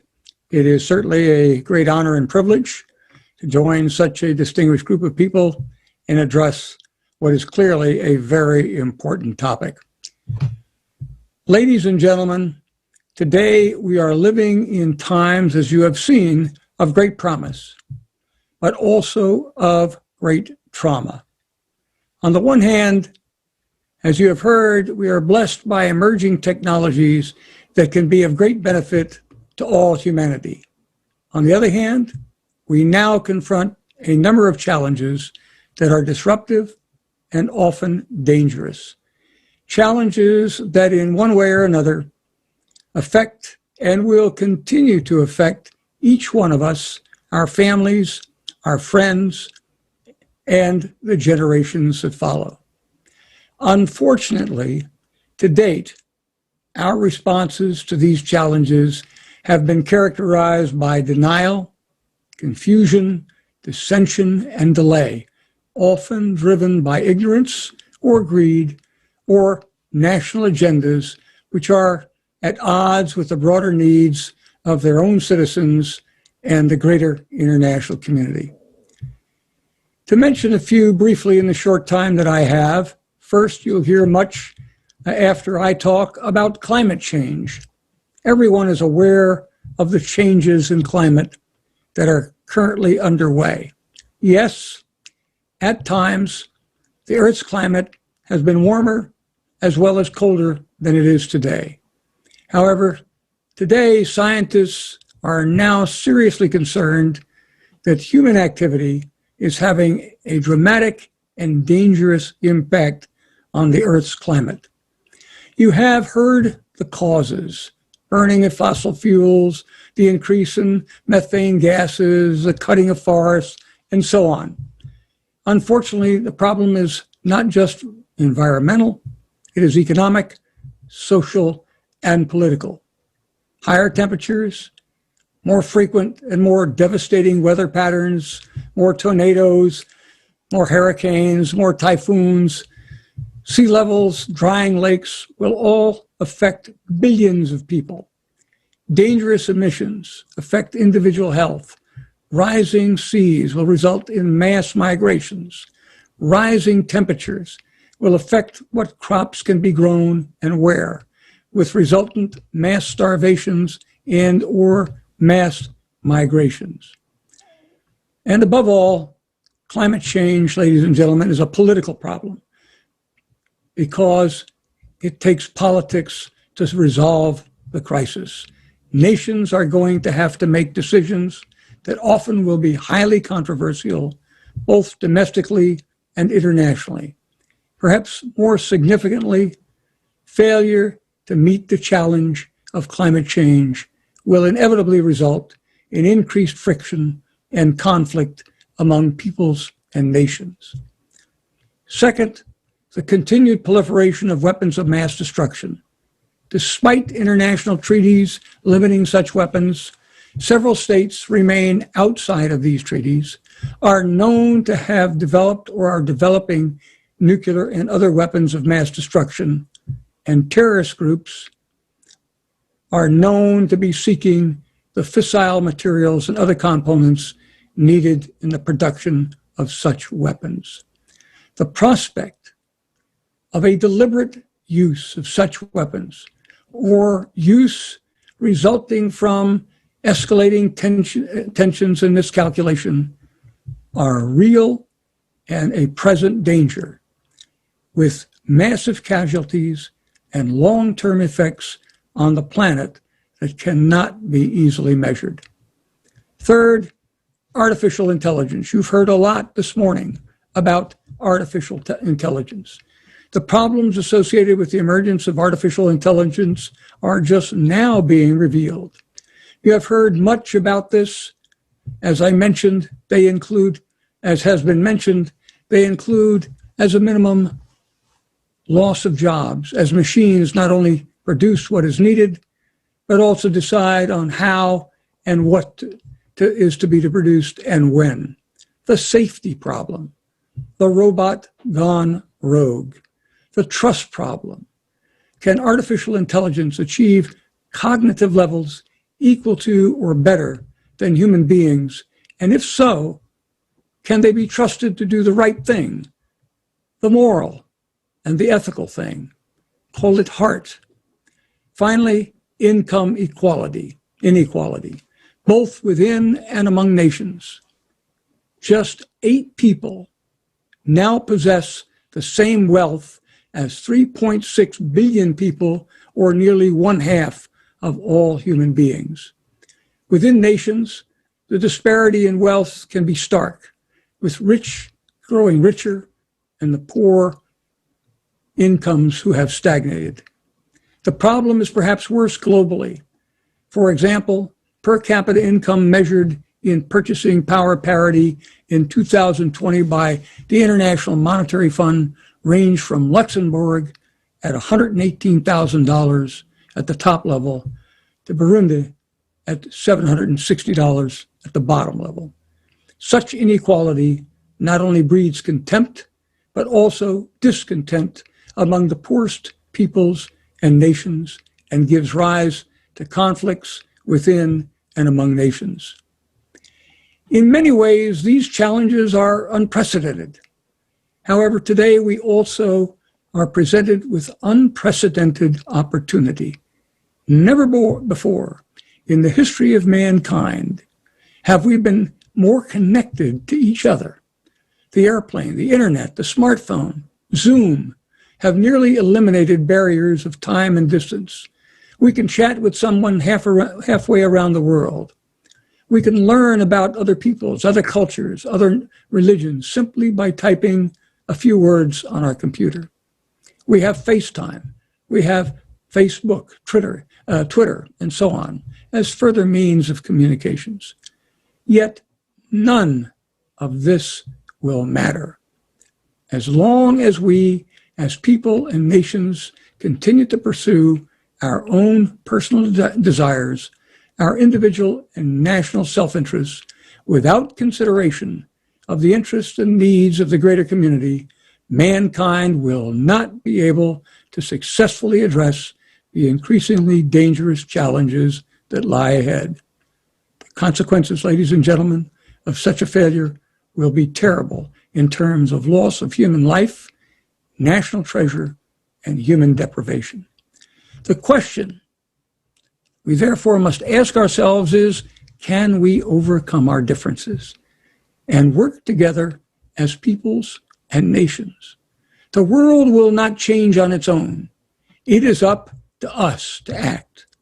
Differing points of view will remain a natural and permanent feature of human existence. They arise from such factors as differences in culture, traditions, beliefs, experiences, even language. Yes, indeed, differences can divide, but they need not. Differences can be the source of creative thinking that only derives from differing points of view. And ladies and gentlemen, to meet the challenges ahead, we need to work together and think creatively. We need to move beyond the narrow definition of individual and national self-interest and think creatively about how to solve the pressing problems that threaten our future and the future of our planet. Is this possible? Yes, I believe so. However, it will require leadership, a new breed of leaders, men and women of all creeds, races, ethnicity, sexual orientation, and so on, who are prepared to listen before they speak, to engage in dialogue, to acquire the requisite knowledge, leaders who put others before themselves, leaders who will fight for the greater good, leaders who will seek to truly understand and analyze before they decide, who have the moral courage to do what is right, not what is expedient, the humility to recognize that they are not always right, and the integrity to slavishly commit themselves to speak the truth. I am not here talking about some abstract person. I am talking about you and me. We need to mark today as the day we decide to act for the greater good of humanity and demand that our nation's leaders do the same.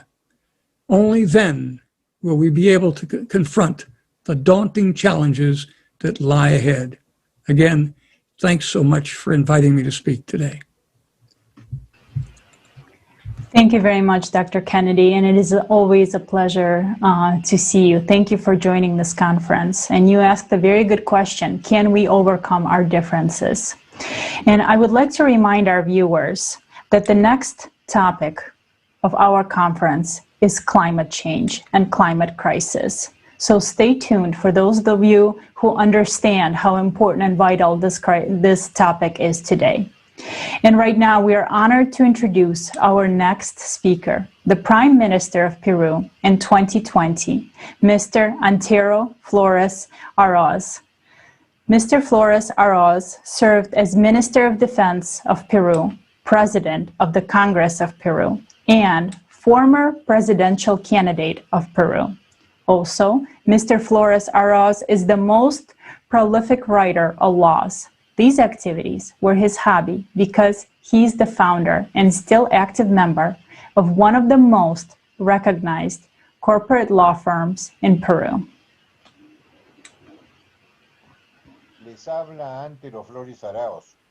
This is Antero Flores Arauz. I am Peruvian. I am a lawyer. I am in the private practice of law, but I have also held various public positions.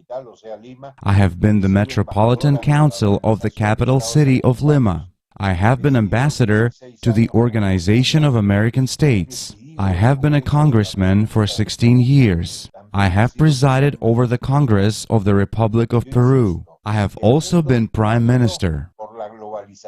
I insist that the world changed because of globalization. And globalization is a tool, and it will depend on how globalization is used to know if that tool is good or bad. The pandemic has made us feel more global. It has affected everybody. It has affected different things. It has affected the mood of the people, and it has affected the economy of the people. It has affected people's education from preschool to university. And it has also affected the labor market, because there is more unemployment. Millions of people have lost their jobs, and millions of companies have gone bankrupt. So there is an impact on the economy, and logically this has also generated social conflicts. Countries that did not have more or less social problems today have them because of the state of the mind of the people, who are irritable, upset about everything, constantly angry, and this leads to a change in the political bias of some countries. It's happening in my country, and it can happen anywhere in the world. This is my vision that I have of the world, in that there is a need for human beings to be more human, less machines, and for science and technological advancement to be used properly to serve humanity, and not to tear it apart. Here's my thinking. I really like the work that you are developing, and more so when you have put the term create, and you have started with all logic and reasoning. And I also like the fact that you see all countries with a criterion of equality. There is not the poor and the rich. There is not the powerful and the powerless. There is not the one who imposes authority and the other who obeys it, but all equal, and human beings equal, making them more human and more responsible for the care of this world and for its development with technological and scientific innovations, but putting them at the service of the human being. It is not the human being that is at the service of technological advancement, but that advancement has as tools to be put at the service of the human being, and that ordinary people in equality be more and more supportive and more human. And I am the one who has to thank you, because it is the ordinary human beings who are going to benefit in the future from the important work that you are doing, so selfless and with great humanism. I not only congratulate you, I not only recognize the work that you are doing, but to the extent of my possibilities, I am delighted to join in. You have to use social media a lot to inform, because most people are good people who love their planet and want us to be better off. Thank you, Mr. Flores Aros. Thank you for your support. We're very happy to have you with us today. And our next speaker is Dr. Ervin Laszlo, professor, world-renowned scientist, founder and president of the Laszlo Institute of New Paradigm Research, and the founder and president of the Club of Budapest. Dr. Laszlo, the word is yours.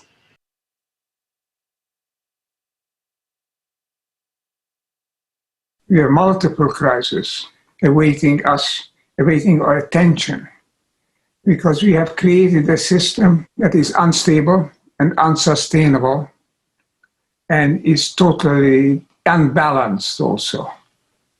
There are always some interest, some big planetary interest or national or international interest, orienting the world in a way that will serve them. And we don't have a system that would be really sustainable, that would serve the human community. We need a different way of looking at the world, so there would be different systems of governance coming about. We are all on the same boat. And this boat, to use this metaphor, is leaking. We are putting more and more people in it. We are using more and more resources around it. We are polluting the waters around it. And we are getting it into more and more into deep and dangerous waters. The challenge is to shift in time and positively. Because if we don't shift up, we'll be pushed to shift down. Down, I mean, to increasing crisis, eventually anarchy and chaos. That's the bad scenario. There's a good scenario and the bad scenario. But we have got to change the way we are operating now. The fortunate thing is that many, many people are awakening to this. That you have a global conference and this topic is a very good sign. Young people are getting together. I think our intelligent people are beginning to see. It's not a question of who comes first. It's not a question of promoting oneself. It's a question of putting the human community first, even more than the human community, the whole system of life on the planet. Because we are affecting all life. We cannot stay as we are. If we are to move up, then we have to be aware of how to do it and be a conscious agent of that upshift. So information leading to awareness is really everything. That's the key. Programs like this, conferences like this, are a very key element of a waking up, because they spread. When you make sense today, when you show the way, people will recognize it and follow and want to participate. There's no question that with the will of a critical mass of people, society will change, and can change in such a way that the resources, the vital elements of light, energy, matter, everything that we need, nature, is becoming available to all people. But this necessity to change is becoming more and more obvious, such as the incredible global warming that we're having now will happen to us because we are disbalancing the system in which we are living in a very selfish and basically power and wealth-oriented way. We are using everything to a short-term advantage. Those who have the power use it to get more power. Those who have money use it to get more money. So the entire worldview, the entire, what I like to call the paradigm, has to change. We are part of that evolution of life. If we just separate ourselves off, then you know what we become. We are not part of an organism. Then we are a cancer. A cancer, just evolves itself, just grows, and eventually it kills the host. But if we can become oriented towards creating a world, being a creative society, then we can be a healthy impulse, a motivation for the evolution of life. Thank you, Professor, for your wise words and clear message. This is something that everyone should be aware of. We truly are all in the same boat. To our viewers who have just joined us, I would like to remind you that this global conference is being simultaneously interpreted into 72 languages, and all this is done by volunteers. Currently, we are talking about the crisis in the consumerist society. We encourage you to stay tuned as our next topic about climate crisis and the fact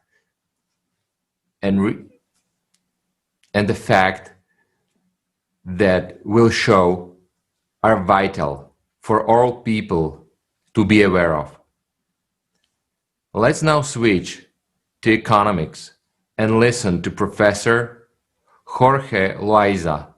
Professor Loaiza is founder and director at Sousa Fidelis, and Professor of International Finance.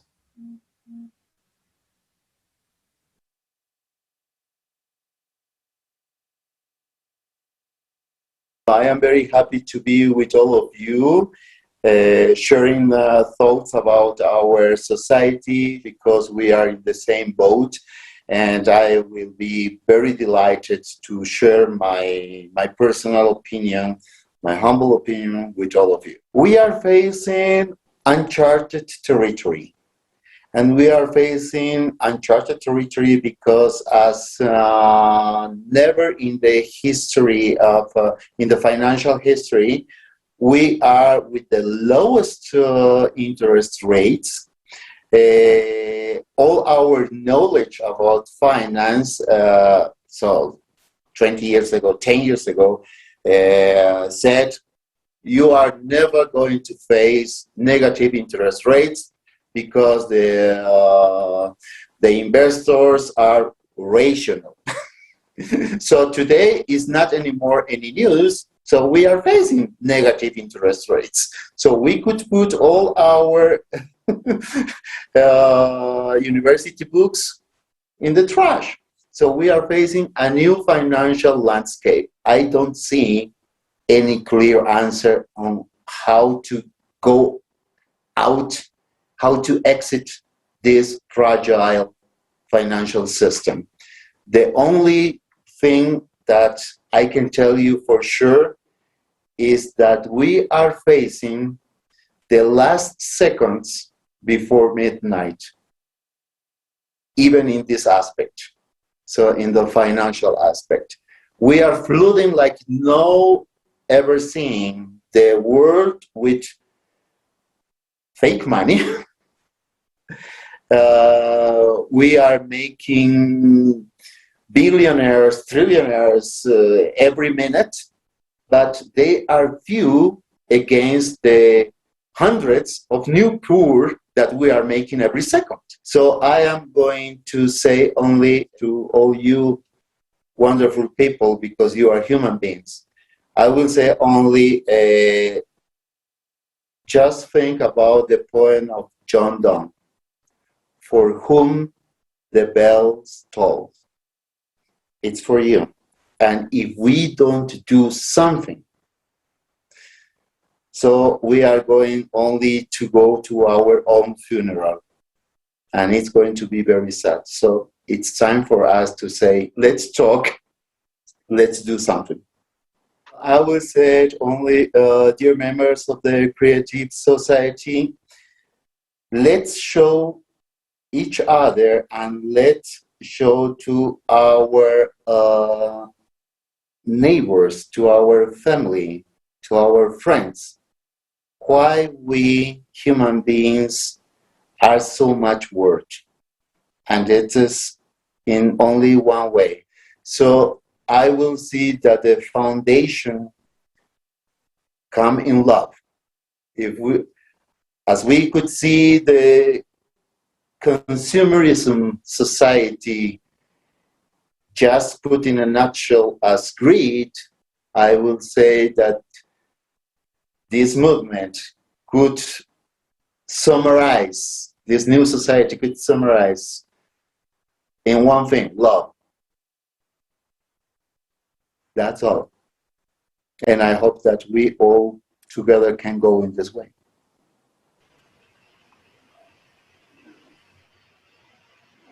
Thank you, Professor. I hope so too. I hope that we can go in that direction and build the creative society, because the other things you've mentioned, the fact that we only have a few seconds till midnight, do not seem promising. And the fact that we are the ones that made our society this way is alarming, if anything. But also, we are the ones that can change the vector, unite, and build the creative society. And all we need to do is start talking to each other, start to unite, and we can do this. We can do this all together. And really, the time has come. And right now, I would like to introduce our next speaker, Yusra Bala, a member of the Council of Beirut Municipality in Lebanon. Dear Yusra, can you tell us what you feel is important for our society in order to overcome the upcoming threats?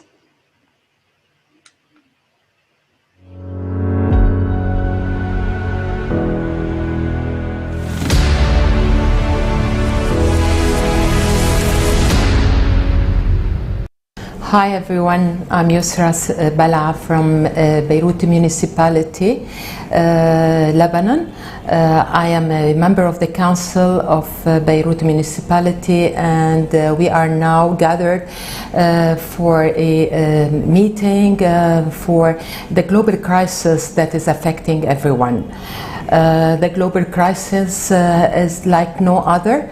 It is affecting every country around the world. And this is mainly an environmental issue that has to be tackled by all members of the society, from leaders to universities to researchers to international organizations. We have to work together and cooperate to evade this and to erase it. This is a humanitarian issue.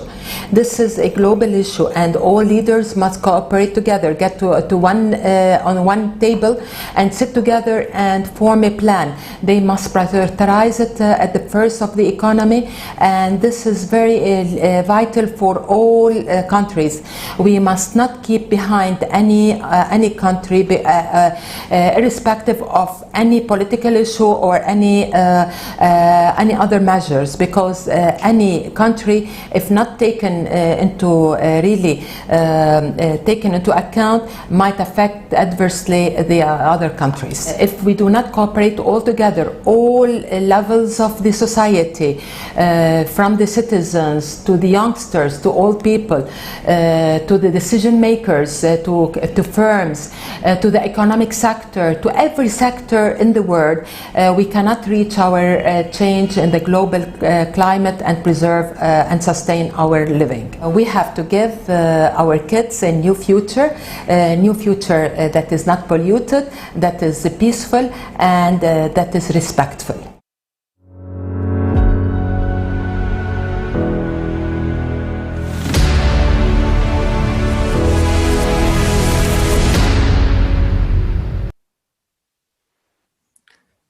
Thank you, Yusra. When I saw your credentials, I have returned to my childhood when I lived in Beirut. Your words had a strong impact on me, and I believe on all viewers as well. It is wonderful to see how people from different parts of the world have the same perceptions on the situation that is happening right now. I would like to now pass the word to Dr. Jagdish Seth, founder and board member of the Seth Foundation, recipient of the 2020 Padma Bhushan Award. Professor, the floor is yours.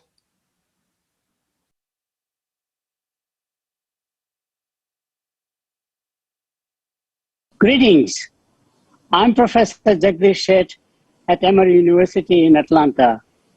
Thank you so much for inviting me to this great conference, this global conference on humanity and the future of humanity. It is very important that we understand now and provide a sense of urgency. In my view, there are three areas where humanity will be in a crisis mode unless we do intervention now somehow. The first major area is that there's a huge wealth inequality. The private people with private wealth has risen so large in the last 20-25 years. It is now larger than any sovereign wealth, larger than corporation wealth, larger than wealth of the kingdoms even. And we are producing 1 million millionaires every year almost practically now. Numbers are just staggering, and we have at the same time massive poverty on the other side. Then you have this income inequality, but more importantly, the wealth inequality. Society cannot sustain because the poor will start protesting. They will start creating a revolution. They will start creating agitation. Populism movement you see worldwide is happening because of that, because people are unhappy with the incumbent parties, incumbent power people, incumbent corporate executives, whoever they are. So how do we redistribute that wealth, or what happens to that wealth is very key. Can that wealth owned by individuals can be channeled for good purposes in the society, as opposed to the traditional way of accumulating more and more wealth, because there is no end to accumulating the wealth. So that's one very important area that we need to understand. Think about a society where everybody feels the purpose of life is to unlock the potential of others. Whether you are a corporation, whether you are a professor, whether you are a priest, whether you are a boss, or whether you are a nation. It says that I invested in the human being, which is the greatest gift nature has given to us, and let's get more potential out of that to serve the society. There's nothing more meaningful and satisfying, inner satisfying, in giving back. Making money for its own sake, meaning making money without meaning, is meaningless. You have to have a purpose in life. So making money is not enough. You have to go beyond that one. And ultimately, the only goal, I think, in life is to unlock the potential of others.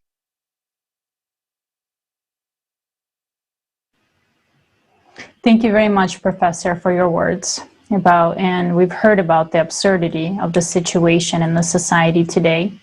And indeed, we need to change our approach and to fully develop our potential for the benefit of the whole society, especially when we are facing drastic climatic changes. And we will be closely looking at this topic later in the conference, so stay tuned. And dear friends, I would also like to remind you to send in your video feedbacks about the conference, about the information you've heard, maybe your understandings, to the email info@allatraunites.com. And now let's watch a full video about profitability in the IT sphere.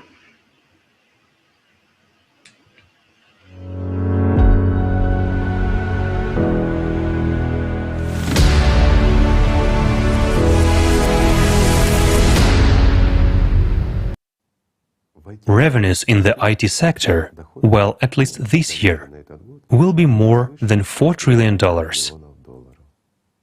Just think, such a huge pie worth $4 trillion.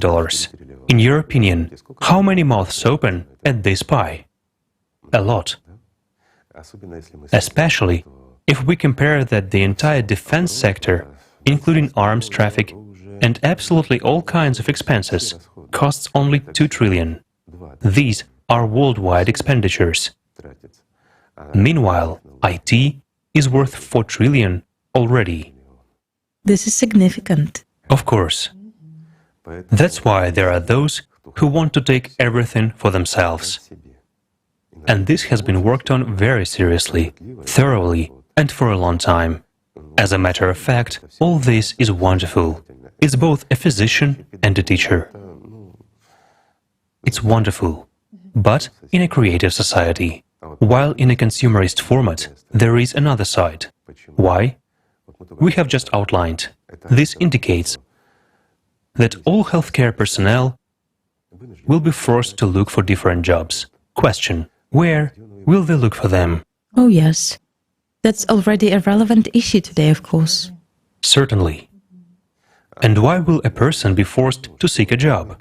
Because we, as consumers, will not go to a human, we will go to a machine, since the quality is much higher and the cost is much lower, right? We love ourselves, don't we? Are we supposed to love the doctor so much as to visit him at a loss to our health and our wallet? In order to support him. In fact, we will not act this way, because we are consumers just like everyone else. Is this logical? It is. Let's take pedagogy. This year of remote education has shown that people are imperfect. Just for you to understand, the quality of education has dropped by 30%. Why? Because when education is in a classroom, that's one thing. But when it is remote, here a human factor has had an impact. Teachers who were connecting with their children remotely have simply relaxed. They say, learn this on your own, or that, or something A else. temporary phenomenon, yes. Of course. We will sort it out A later. teacher is at home, his kids are running around, something else is going on, and he actually doesn't want to. So everything goes wrong, and the level of education has drastically declined. Is that possible with a machine? Never. A machine will deal with everyone individually. It will give you the education you really need and find an approach to each person. Note that a machine will find an approach to each child individually. Why? Because it is the best psychologist, and it is a better teacher than anyone else. And it will teach any child to the maximum of what a child can learn. Is that bad? It's good. Already today there are similar technologies. Yes, there are certainly these technologies today. Tutors. They are tested, yes. And a serious replacement of all teaching staff, from the junior to senior ones, is already underway. Universities and everything else will all go virtual, as well as secondary schools. First of all, it's all too expensive. And secondly, it all costs money. Well, here, just program one tutor. We have just said that they will get to 4 trillion in IT this year, even a little more. But neither healthcare, nor pedagogy, nor anything else was taken into account. Yet, there are a lot of billions in pedagogy and a lot of billions in healthcare. Isn't that so? And it all flows to one person's hands. It will all flow to one person's hands, to the one who will be the first to create and launch the super artificial intelligence.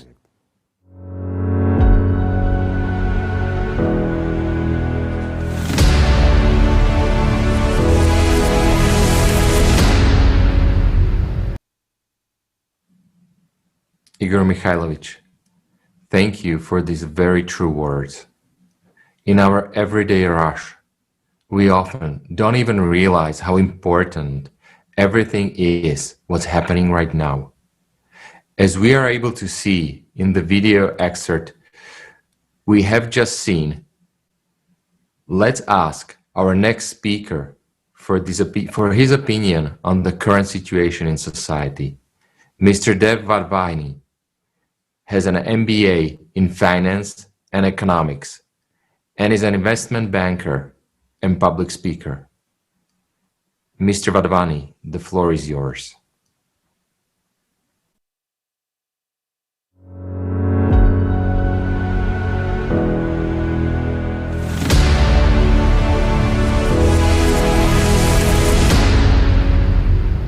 Hi guys, my name is Dev Vadvani and I join you today from Dubai. My background is finance and economics. I've been a hedge fund manager on Wall Street for 11 years and I now run a global e-commerce business based out of Dubai and Hong Kong. And to answer your question, AI is so advanced, it can actually ravage a lot of employment, which will destroy society. Because understand, society and the economy runs on consumption. And consumption basically happens only when a person is employed and they have a job. So you see how these things are all interlinked.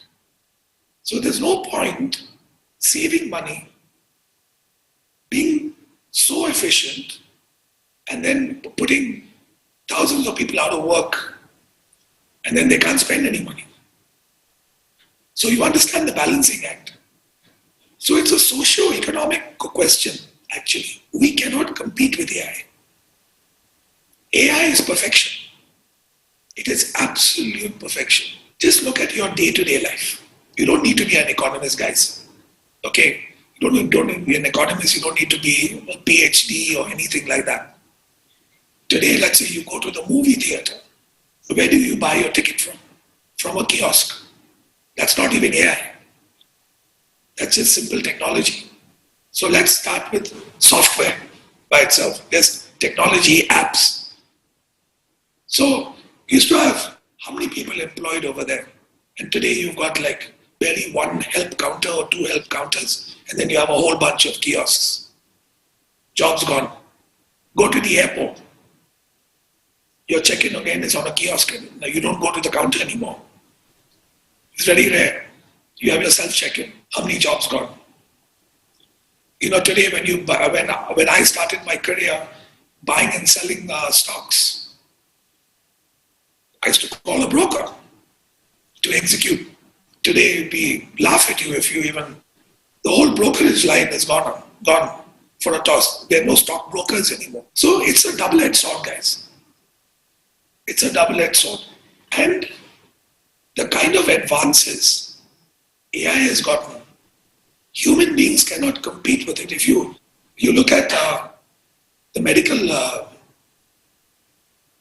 space, robots will be doing surgeries. I mean, these are surgeons going to be put out of work. Guys, surgeons. You look at the legal profession. In the legal profession, I don't know whether you all know, but when research is the most important thing. Lawyers spend countless of hours researching. AI can find you what you need like a needle in the haystack. It is so efficient. So basically, lawyers may soon be out of work because the best way to win a case is what you call legal precedent. Now you're getting to the crux of the matter. I don't know whether you're aware, but a few years ago, the IMF actually published a document which actually confirmed that the top 1% actually owns 99% of the planet. That's 1%. So let's say we have 7 billion people. 70 million people own 99% of everything. 99%. I mean, that's a pretty scary stat, isn't it? It scared the hell out of me. You know, people give this number 80, 20, 91. It's actually the case. But you know what? That's like a fairy tale compared to the next step. Out of the 1%, at that time, 42 people own half of everything. I don't know about you, but it's just ridiculous. It's a reality. And that 42 today has shrunk to under 25. You see, I live in a place called Dubai. Many of you have also live in Dubai. What is the tax rate in Dubai? Officially 0, correct. But you know, we all pay tax. It's called the hidden tax. You could live in Switzerland, you could live in the Channel Islands, you could live in Dubai, you could live in Monaco. There's one tax every human being pays. Cannot escape it. It's inflation. So because the value of money is going down, because of constant printing and printing and printing, the buying power of the money, starting with the US dollar, the greenback, diminishes every year. The value goes down. So inflation is something that's eating into ordinary society. What scares me more is, again, you don't have to be an economist, you don't have to be a rocket scientist to figure this out. You have a job, you have a population that's increasing. We are now at 7 billion on this planet. Soon we'll be at 10 billion. So we have a population that's increasing. And we have a job market that is shrinking. You do the math. Second is how you're going to feed 7 billion people. Apart from all the stuff we've spoken about, the most important, we have to look after this planet. I'm not a environmentalist. I'm a pragmatic thinker. If this planet isn't around, what are we discussing? Well, like what I said in my thing, greed and fear is a bane of humanity. And people are negotiating, governments are negotiating at the climate accords. Negotiating. What are you negotiating? There's nothing to negotiate, guys. One day we won't be around. Then you can negotiate with yourself after that.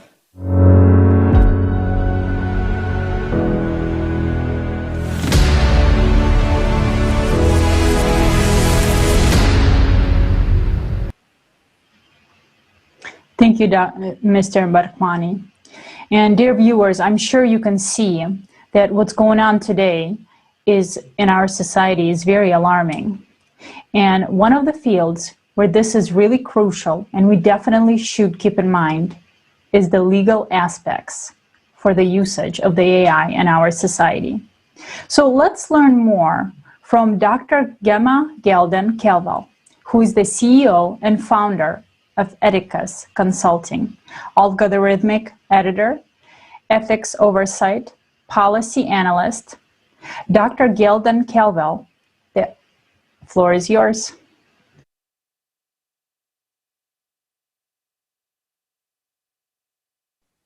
Thanks for the invitation. My name is Gemma Gelden-Kelvel. I run an organization called Ethicus. Our mission is to protect people in technology processes. One of our main services is algorithmic auditing. One of the things that we realize is that AI is appearing everywhere around us. It's making more and more sensitive decisions about our lives. So we are aiming to bring light into the world of artificial intelligence through specific mechanisms like auditing that can provide answers to the questions that people have about how their data is being managed to make decisions about their lives. We do have tendencies that are concerning. Data is concentrated in the hands of a few private corporations. The public sector has lost control of how our data is being managed. And so we see a superpower of private technology companies that are establishing themselves as the rulers of this data world. And that is concerning, and that's something that already exists. That is a dynamic by which certain private actors are taking control of the technology market. And this technology market is making more and more serious decisions about daily lives, access to service, access to work, medicine, health. These should be in the control of democracies and the population, and not technology companies that don't have to provide explanations to anyone. One of the issues that we have is the transparency of the algorithms. So these algorithms are making more and more decisions about our lives, and we don't know how they work. And oftentimes we don't even have ways to knowing how they work. Anywhere outside of Europe, there are no laws that protect people and that help people get access to those algorithms. Even in Europe, where we have laws, no one's complying with these laws. So you have a law, you have a right, but you cannot implement it. You cannot really use it in practice because no company has a transparency policy when it comes to algorithms. That is dangerous because you may be fired from your job because of an algorithm and you don't know why. Another risk is the risk to the economy. A lot of people say that data is the new oil. That is a really bad analogy. Data is not like oil. With a little bit of oil, you can get some value. With a little bit of oil, you can have some gasoline and maybe have a small transport company or develop something. With a little bit of data, you cannot do anything. So it's a monopoly market where one actor seizes everything, all the value. So you only win in the market if you have all the data. So it's basically winner takes all. Only one can win the battle for the data of the world. And that is problematic because basically you're not creating an ecosystem, you're not generating value for society, you're just generating value for one entity. And all the other entities that try to make it there basically go bankrupt in the process. So you are creating a lot more destruction in the economy that you're actually creating, building new markets and new economic ecosystems.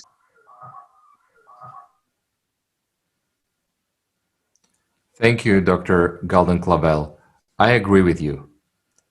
Obviously, artificial intelligence will replace us in all areas of our lives and become an integral part of it. We ourselves contribute to this, and it is quite clearly why. For example, would you want to give up the best healthcare, education, security? Obviously not. And why should you? Today, the development of a single AI is underway, and it's already in the final stages. The only question is, who will be the first? This is exactly what the leading corporations, even entire states, are fighting over right now. Because in a consumer society, a single AI can only belong to one person. And in the end, only one person will be behind it. That's why what's really scary. After all, for 6,000 years, we have been divided and brought up the worst in ourselves. The owner of a single AI will be a man with his alpha value, pride, selfishness, and lust for power. And in today's world, everything from goods to human life is for sale. No one will refuse to show his egoism, his alpha, and rule everyone. And a single AI gives its master such an opportunity to the fullest content. In a consumer society, it cannot be otherwise. If you don't eat them, they will eat you. That's what everyone is thinking now, looking at their competitor. And this has been done before. The annual revenue of the IT industry today is $4 trillion. And when such an artificial superintelligence is created, it will take all funding from all areas. And all the money in the world will flow into one pocket. Just imagine what a tidbit that would be. If you hope that single AI in the consumer format will be used for the good of humanity, then I must disappoint you. It's not gonna happen. Our dark side is insatiable and always wants more and won't stop at money. When the alpha is fed up with the money, he will begin to play with lives of ordinary people. And then we will all pray to this one master, serve him, and go to war for a piece of bread and a glass of water. Mega Alpha, world ruler, L, whatever you call it, history has already known such example. Once a man has gained power over the world, he turns into a beast. Would he care about people's lives? And the unified artificial superintelligence is precisely what gives its master such an opportunity to become the ruler of the whole world. Will we be so stupid that with our own hands we will continue to support the empire of Alpha and a consumer society, knowing there will be no place for us afterwards? Right now, right this very minute, millions of top IT engineers are working on creating super artificial intelligence. Many of them don't even know that they're writing these codes for what they're writing these codes for. But of course, among this group of specialists, there are those who are aware of true goals. They're consciously writing codes for their own future unemployment. As each of them thinks, if not me, someone else will write. And history repeats, they're like Judas, for 30 silver coins, selling their future. Yes, there are several groups working now, but we understand that there will be only one left. One artificial intelligence with a single master, very far from human goals. And thank goodness, it will be artificial intelligence and not artificial consciousness, because it will enslave us all in one day. Because artificial consciousness has egoism, egocentrism, like every one of us, without a shred of conscience. Now, there is only one artificial consciousness, and that is Jackie. It is in control and does not threaten humanity. In a consumer society, the development of artificial intelligence will be our enslavement and the collapse of civilization. But from the point of view of a creative society, the development of technology is an opportunity to withstand the catastrophic climate disasters that await us, survive as humanity, and enter a new stage of evolutionary development. But this is only one variant of events development. Now, there are 8 billion of us on this planet.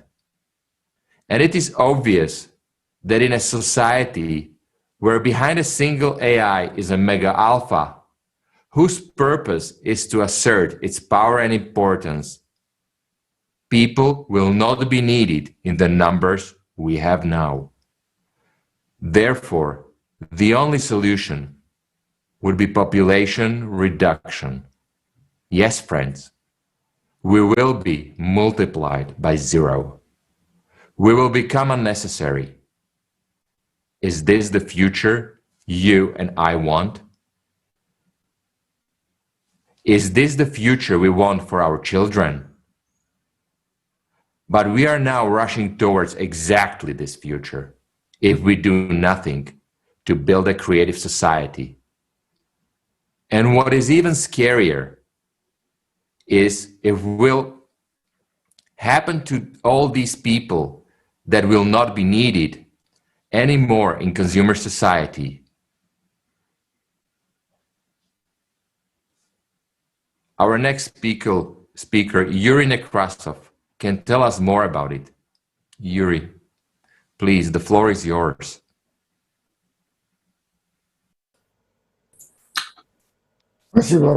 Thank you so much, Robert. Thank you. So, an artificial intelligence will replace almost 95% of all jobs, and people will become unnecessary. So in this regards, the main question arises, what should we do in this unemployed people and consumer format of society? If there is no new jobs for them, and they don't do any and they don't generate any profit. Now there are almost 8 billion of us, and this number will only grow. But in the consumer format of society, who will feed us if we don't work? Today we all hear about the overpopulation of the planet, and those ideas are not brand new, and the danger of overpopulation and the lack of resources was discussed back in the 18th century after calculating the rate of population growth and the rate of production growth. Also in the late 90s, early 20th century, the science of eugenics was widely spread in the United States and Northern Europe. The founder of this science was Francis Galton, a relative of Charles Darwin. Just imagine, more than 100 years ago, smart people seeing the dynamics of technology development and industrialization begin to calculate mathematically what this will lead to. They realized that in the consumer format, with the development of technology, there will be inevitably be a population leap forward, which will lead to excessive consumption of resources, and they will end up very quickly at a certain point. There's not enough for everyone. And so they put forward the idea that the number of people should not increase. It sounds crazy and mad for us now because the ideas of eugenics was distorted by nazism. But if you look at the essence of things, and if 100 years ago we could have agreed on a mutual consent on the limit of population growth, now we would not have the question of survival. Even if we remain in a consumer format, we would not have had the time to destroy the planet so much. The oceans, the soil, the air, they all would be clear. Progress would still go on and develop, and humanity could exist on this planet for another 100 of years. Yes, 95% of us would not have been born, but we would not have known about that. And now we know what awaits us and for our children in the future.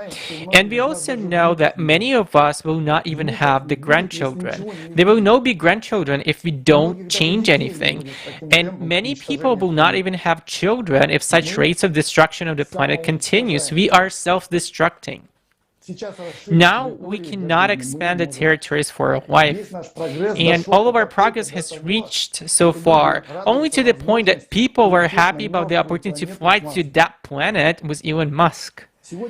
Today, people are also talking about the ideas of reduction in number of population. So, for example, Bill Gates in the Club of Rome, because in the consumer format, 1 billion is still a lot of people. And who will be cut? Me and you, so the ordinary people. Taking our nonsense in the consumer society into account, how we destroy ourselves and our own planet, then maybe eugenics would have been a good solution for extending the lifespan, at least in the consumer format. But this is not going to help anyone anymore. Even if we self-destruct by 25% of the population, it will not solve anything. Even if we all instantly disappear with all of our factories, steamships, and cars, the planet, well, will reach its end, but a little more slowly. And it will happen nonetheless. The planet is dying. And the only one who can save and reanimate the planet, the Earth, is the humanity in one person, like a doctor to save both the planet and himself. To restore our land now, we do need people, lots and lots of people, and most importantly, we need the format of a creative society. The planet will not recover without the people. God willing, 8 billion of us will be enough for all of us to cope with this task. And this is not just planting trees, but a serious global approach.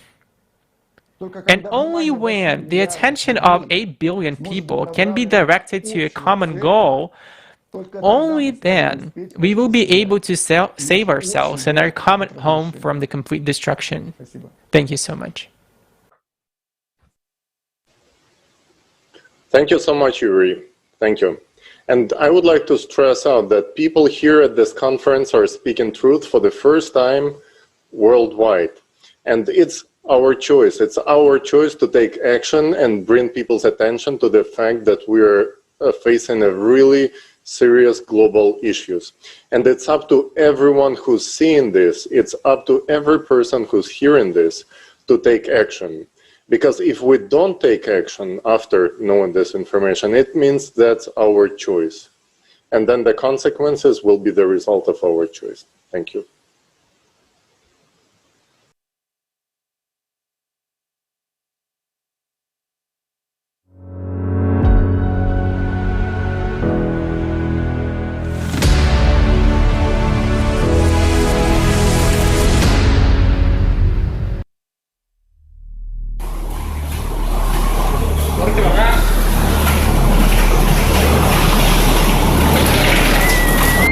My name is John. I am 35. I am full of sadness and despair. I live in constant fear. Every day is a challenge for me.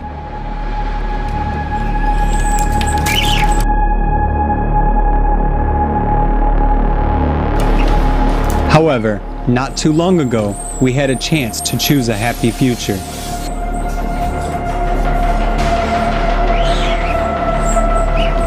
And there was still time to build another world, a creative world. Back then, it was also called the Creative Society.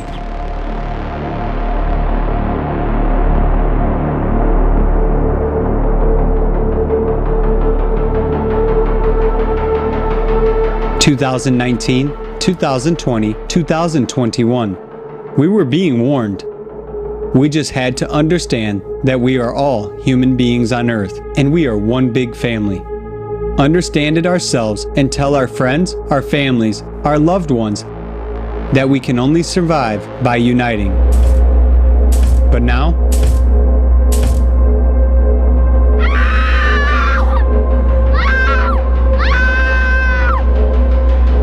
Oh well, it's too late.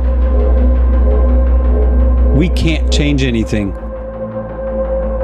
With our inaction, we've maintained a society of masters and slaves.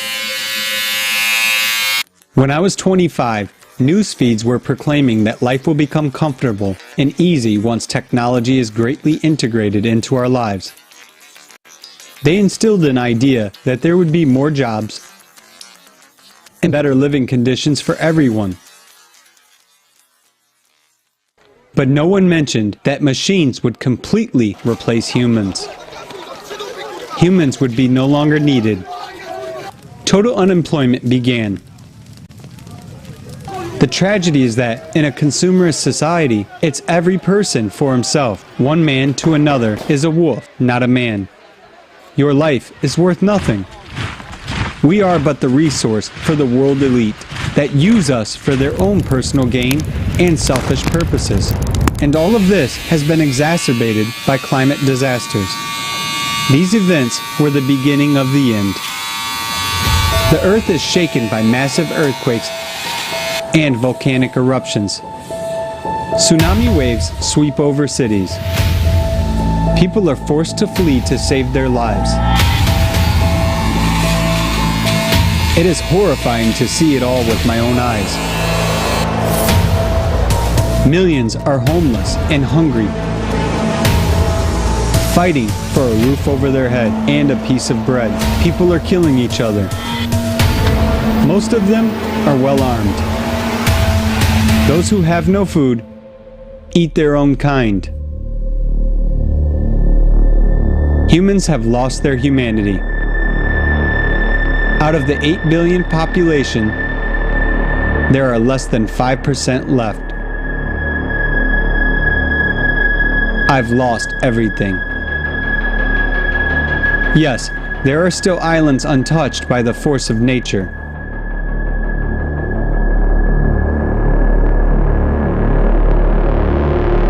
I have come here hoping to survive.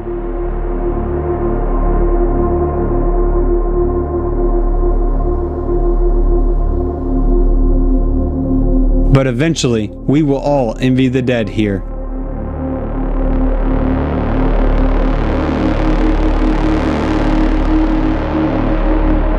Our every step is controlled. They know everything about us.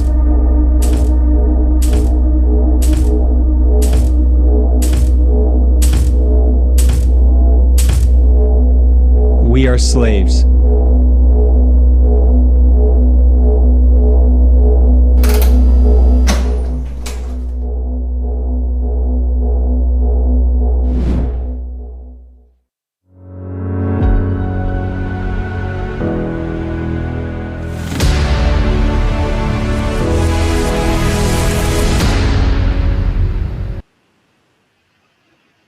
Dear friends, dear viewers, we must understand that today each person is extremely valuable because today there are 8 billion of us, meaning together we form an egregore. That is our common potential. The more people, the more total energy, and the global changes that seemed impossible to achieve when there were 7 billion of us are completely possible today. And many people already know that humanity is positioned between a rock and a hard place, but only a few realize that the rock is already flying towards us. And the information voiced today gives knowledge to each person. And I'm sure right now, most of you understand the significance of this event and have the need to act, and you are impressed and touched by everything said. But our consciousness works in such a way that in about 2 to 3 days, we will forget that we had ambitions and urge to do something. We will just revert back to supporting the dangerous format we live in now, and we will start heading towards self-destruction. And we need to remember that we are standing at the edge of a cliff. And the question is, will we be able to turn around join hands, and walk together the other way? Or are we just going to jump? And if consciousness says that we are telling fairy tales, then just look at the facts, check everything, and you will see that we have spoken about the current situation very carefully and very lightly. And we are not trying to scare anyone. We are simply showing the problem in its entirety. And there is no more time for ambitions, bragging about who's better, who's worse. There is no more time for that today. And some of you will probably ask, what can I do? Well, either we can keep looking for ways to solve the current problem, or we can all unite in the only, I repeat, the only correct option and build the creative society in which everything is taken into account. And if we decide to support the creative society, then everything will work out.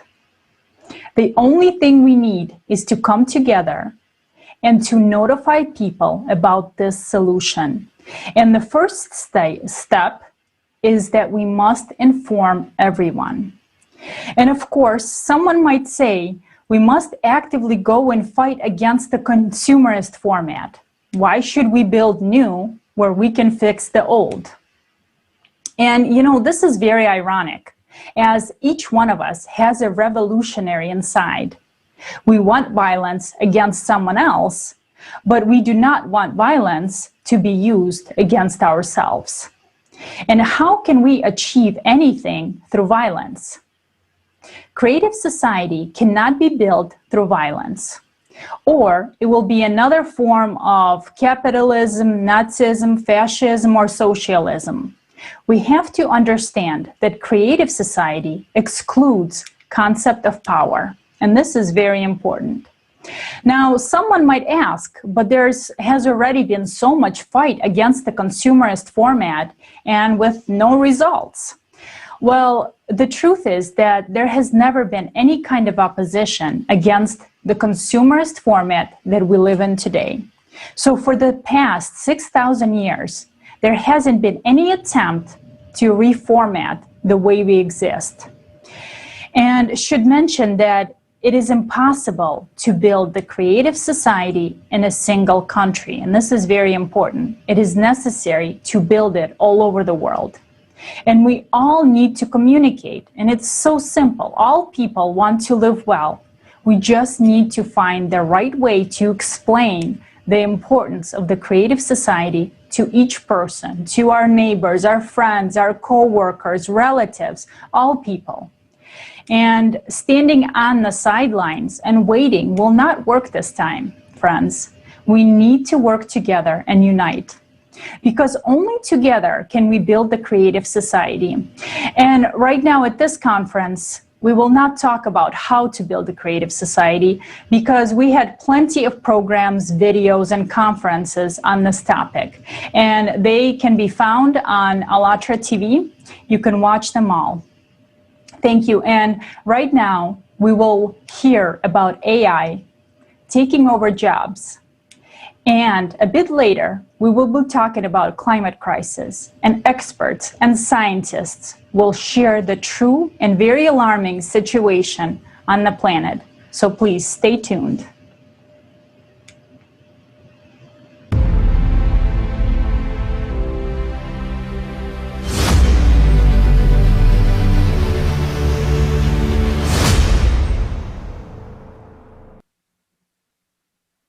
Thank you, Olga. Dear viewers, we are now moving to our next block of today's conference about ecology, which is today a very controversial topic based on which side of the road you are. We learned about the technological crisis and how it is already changing people's lives today. Next in the conference, respected speakers will talk about the climate and ecological crisis on our planet. This information has been prepared by people all over the world. Everyone's life today depends on people's awareness. The extreme situation on the planet shows that mankind is a dead end from which it is necessary to find a way out. I would like to give a floor to Anna Kotlar, an ecologist from Israel. Anna, what is the state of the environment today? Thank you. Важнейшей международной проблемой сегодняшнего дня является... One of the most important international problems of our days is global climate change. Climate change on Earth is the result of astronomical processes and their cyclical nature, and this cyclicity is inevitable. This means that a person does not influence the climate, does not control earthquakes, volcanic eruptions, rising temperatures, melting glaciers, and so on. Millions of people around the world have already become climate refugees. This is the reality that we live in right now. The events are developing at a shocking speed. The force of cataclysms is growing in progression. Their frequency is increasing every day. We consider ourselves a developed civilization, but we are not able to protect ourselves and our loved ones from what is happening today. The planet is just entering the cycle of cataclysms, and we are already powerless in the face of nature. What will happen next? Do international agreements that promise us protection from climate change work? Can we survive global climate change? People all around the world collect analytics, facts, and observations. Today, the respected speakers of the conference will answer these and other questions. They will share the information that our future depends on. We will talk about all this in the next part of our conference. Climate disasters are a difficult stage for us and our planet. The Earth is our home, which can become a shelter for people during natural disasters. What does our home look like today? What have we done to our house to protect us? What state is it in? Unfortunately, today the Earth is in a severe ecological crisis. The ecological crisis differs from the climate crisis is that it is caused by human activity, and that's exactly what we are going to talk about it. This is an ecosystem that is not an individual element. It's like a single living organism, and each person is a unit of the ecosystem. And now this interaction is destructive. This means that the balance between the environment and society is broken. The degree of violation of the ecological balance can be different. At the first stage, the planet itself can cope with a minor impact on it. At the second stage, nature can recover only with the direct help of humans, and the last stage is the stage of an environmental catastrophe. This is the point of no return, when even a person can no longer restore or fix anything, and this situation leads to the death of humanity. And in some parts of the world, this stage already arrived. Today, we are at the ecological crisis stage.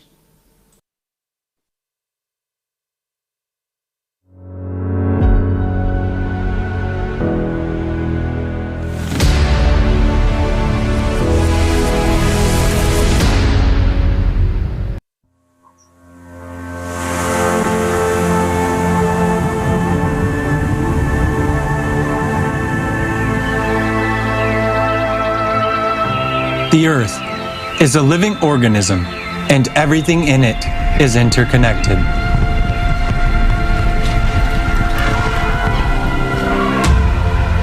The Earth is as much as an organism as a human, and it's just as vulnerable. Our illusion of happiness and well-being can be shattered in a moment.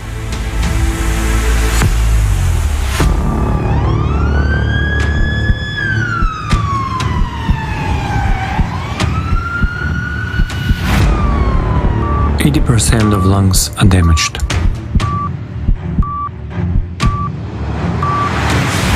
Each year, the world loses about 10 million hectares of forest area, equivalent to 27 soccer fields per minute. In 2015, an estimated 50% of the planet's wild forest had gone. If the trend is not stopped, we will only have 10% of the world's original forest left by 2030. In addition to industrial logging, large numbers of forests are being destroyed by annual fires, abnormal weather phenomena, and acid rains. Forests are also being destroyed in the so-called green pursuit. For example, 9,000 trees have to be cut down to produce a year's supply of paper bags for just one retail store. Forests are known to provide oxygen, but they are also home to many species of animals and plants. Deforestation leads to soil erosion, reduced river water availability, and enhanced greenhouse effect. And despite the signing of the UN Declaration on Forest in 2014, which aims to have deforestation by 2020 and to stop it permanently by 2030, the global average annual gross tree cover loss has increased by 40% in recent years. If forests disappear, 1/3 of humanity, which is currently heavily dependent on forest and forest products, will suffer poverty and death. 75% of skin is affected. As of today, 75% of Earth's land area is already degraded as a result of human activity. By 2050, that figure could reach 90%. The main sources of soil contamination are industry, transport, agriculture, nuclear power, and huge areas of landfills. The production of environmentally friendly human health products is impossible on contaminated soil. Every year, 30 billion tons of fertile land are depleted worldwide.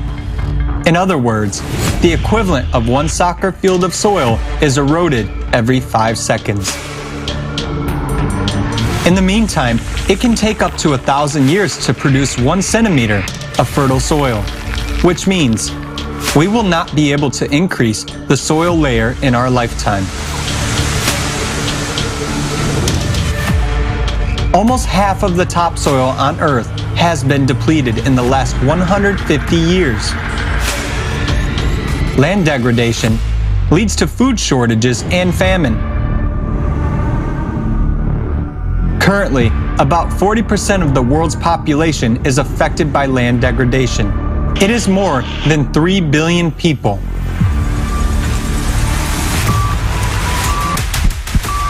Oxygen deficiency is being observed. 9 out of 10 people worldwide breathe polluted air. The main sources of anthropogenic air pollution are emissions by industrial plants, as well as all types of transport vehicles, thermal power plants, and waste incineration. Air pollution is one of the leading threats to child health, accounting for almost 1 in 10 deaths in children under 5 years of age. 24% of all deaths among adults are caused from heart diseases, 25% from stroke, 29% from lung cancer, all of which are induced by air pollution. Air pollution generated by burning fossil fuels is attributed to approximately 4.5 million premature deaths worldwide every year. The WHO estimates that air pollution kills more than 7 million people annually. Liver badly damaged. Marshes are a giant natural filter that effectively absorbs carbon dioxide, dust, and toxic elements from water and air. Within 1 year, 1 hectare of swamp absorbs 3 tons of dust from the air and 7 to 15 times more carbon dioxide than a hectare of forest, and releases 7 to 15 times more oxygen. Meanwhile, about 90% of wetlands have disappeared all over the world in the last 300 years, and now we continue to lose them 3 times faster than forest.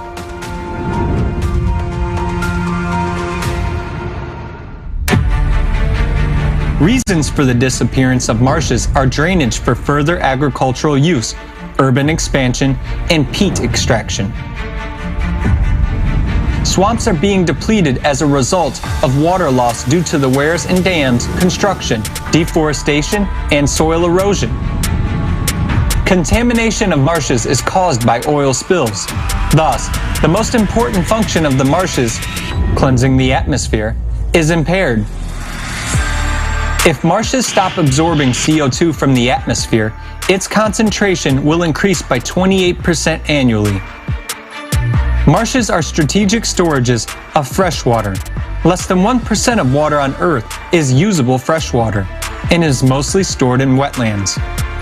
The disappearance of marshes leads to a significant reduction in the supply of fresh water. The blood test is not good.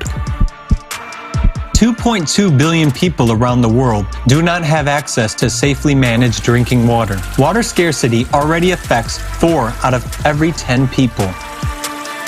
Globally, at least 1.8 billion people have to use a drinking water source contaminated with feces.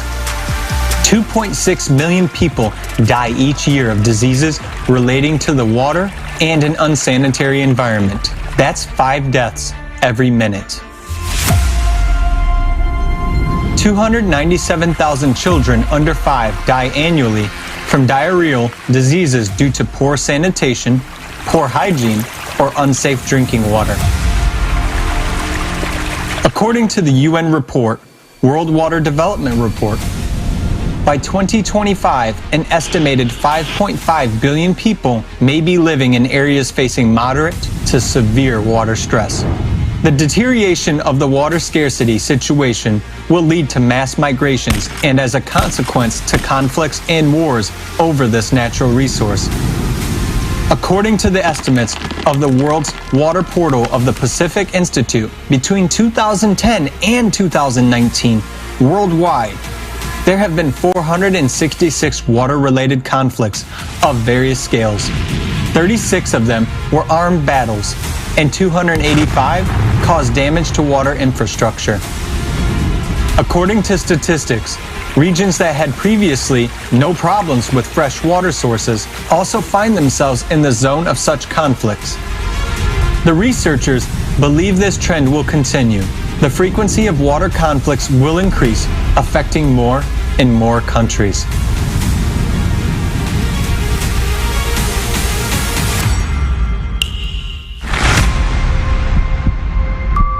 The immune system is destroyed. Around 1 million animals and plants are threatened with extinction. The global biomass of wild mammals has fallen by 82%. In the past century alone, the number of species that have gone extinct is as much as it would normally take 10,000 years to accrue. The current rate of extinctions is now rapidly approaching that of about 70 million years ago, when the dinosaurs went extinct in the most terrible era for fauna. In 2018, biologists estimated that given the current extinction rate of mammals, it would take 3 to 5 million years to restore the planet's diversity. The disappearance of plant and animal species leads to the instability of ecosystems and, consequently, to the disruption of natural human habitats. From the UN report, the projected biodiversity loss will affect all people, with particularly detrimental effects on indigenous peoples and local communities, as well as to the poorer and vulnerable groups, taking into account their dependence on biodiversity for their livelihoods. The vital signs of the body are sharply impaired. The patient is in a critical condition, and brain tumor has been detected.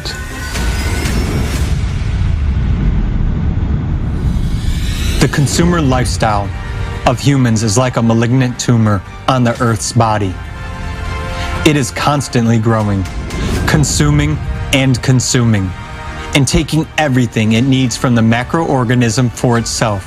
It doesn't share, doesn't think about others, which results in the death of the organism along with the cancer tumor. If no global action is taken today, tomorrow it will be too late. The planet you live on is dying. The creative society is our only chance.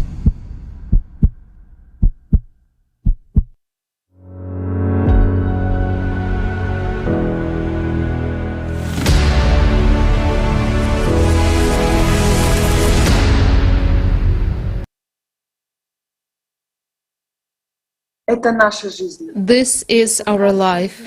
Each of us is now in a critical condition.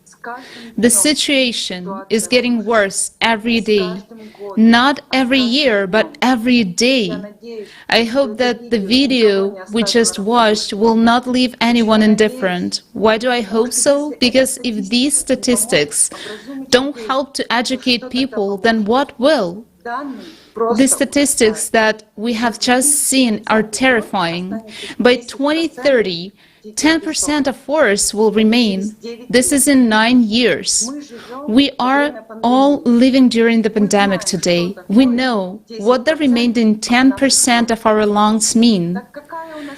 So what are the prospects?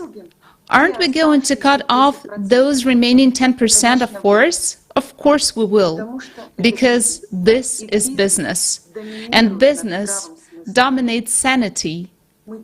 We do everything to earn money. We destroy. The resources of Earth are running out. Our planet is so populated that already 9 out of 10 people do not have an opportunity to breathe clean air. And 4 out of 10 people already lack water. The food we consume contains harmful chemicals. We have now seen terrible statistics of mortality. We are ourselves the ones to blame. Just think about it. More than 7 million of people die every year due to polluted air. Different kinds of diseases, oncological, genetic, cardiovascular. These are the facts. We destroy everything that could protect us. We ruin our immune system. We're so busy with consumerism that we have no time to look into the future. While the future is worth being afraid of, if we don't do anything, we will die. If we smooth our rough spots, what will we do tomorrow? Wars for resources that have already started. A massive cut down of the number of population in order to reduce the so-called load on the earth. First, the strong ones will kill the weak. And then whom? All information is either concealed or twisted or scattered, so not to cause panic and not to ruin the habitual system of consumption. A lot of us know and understand what is going on, but they're silent because they don't see the way out. We have already come to a line beyond which there is no turning back. We have eaten, burned, and cut down everything in our path. Where next?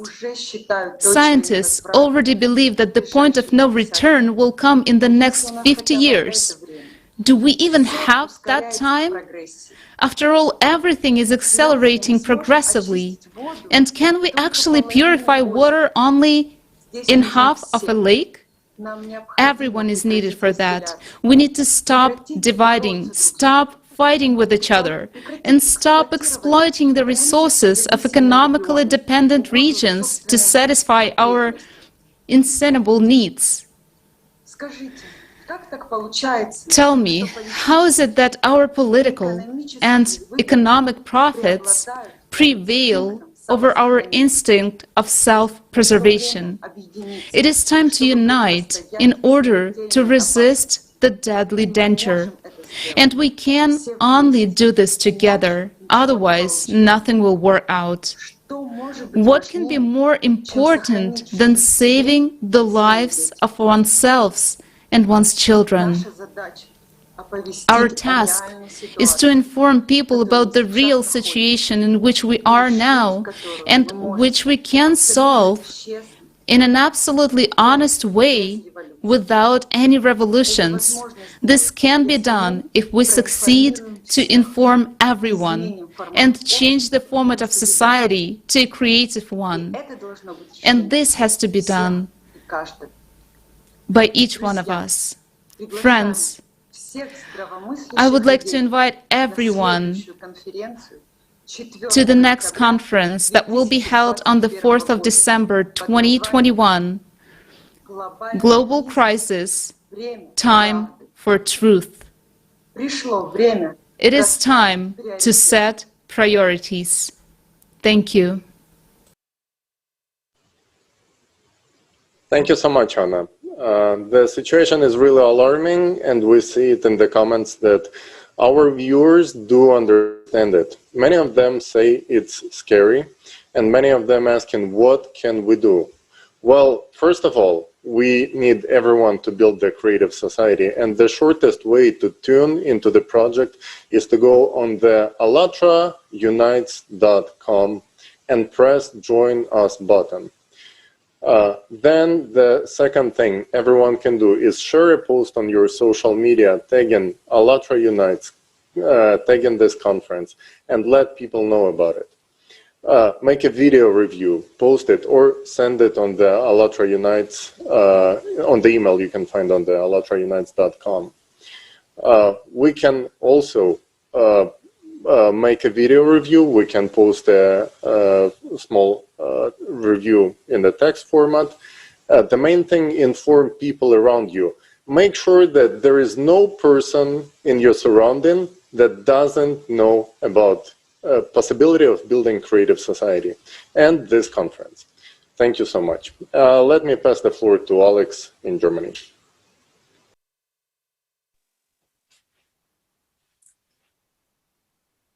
Hello, everyone. I would like to remind you of what we have just seen in this short movie. What we have already done to our planet, to our home, is terrible. We are destroying the ocean, killing the lungs of our planet. We are depriving ourselves of oxygen, and the oxygen deficit will only increase. We're destroying entire species, and this is already assuming a disastrous scale. Let's listen to the esteemed Gerardo Chabarros, PhD in ecology and evolutionary ecology, professor of biology, senior researcher at the Institute of Ecology at Natural Autonomous University of Mexico. Greetings, buenos dias, Gerardo. The floor is yours. I am Professor Gerardo Ceballos. I work at the National University of Mexico, and I am an ecologist that specializes basically in studying animals in the wild.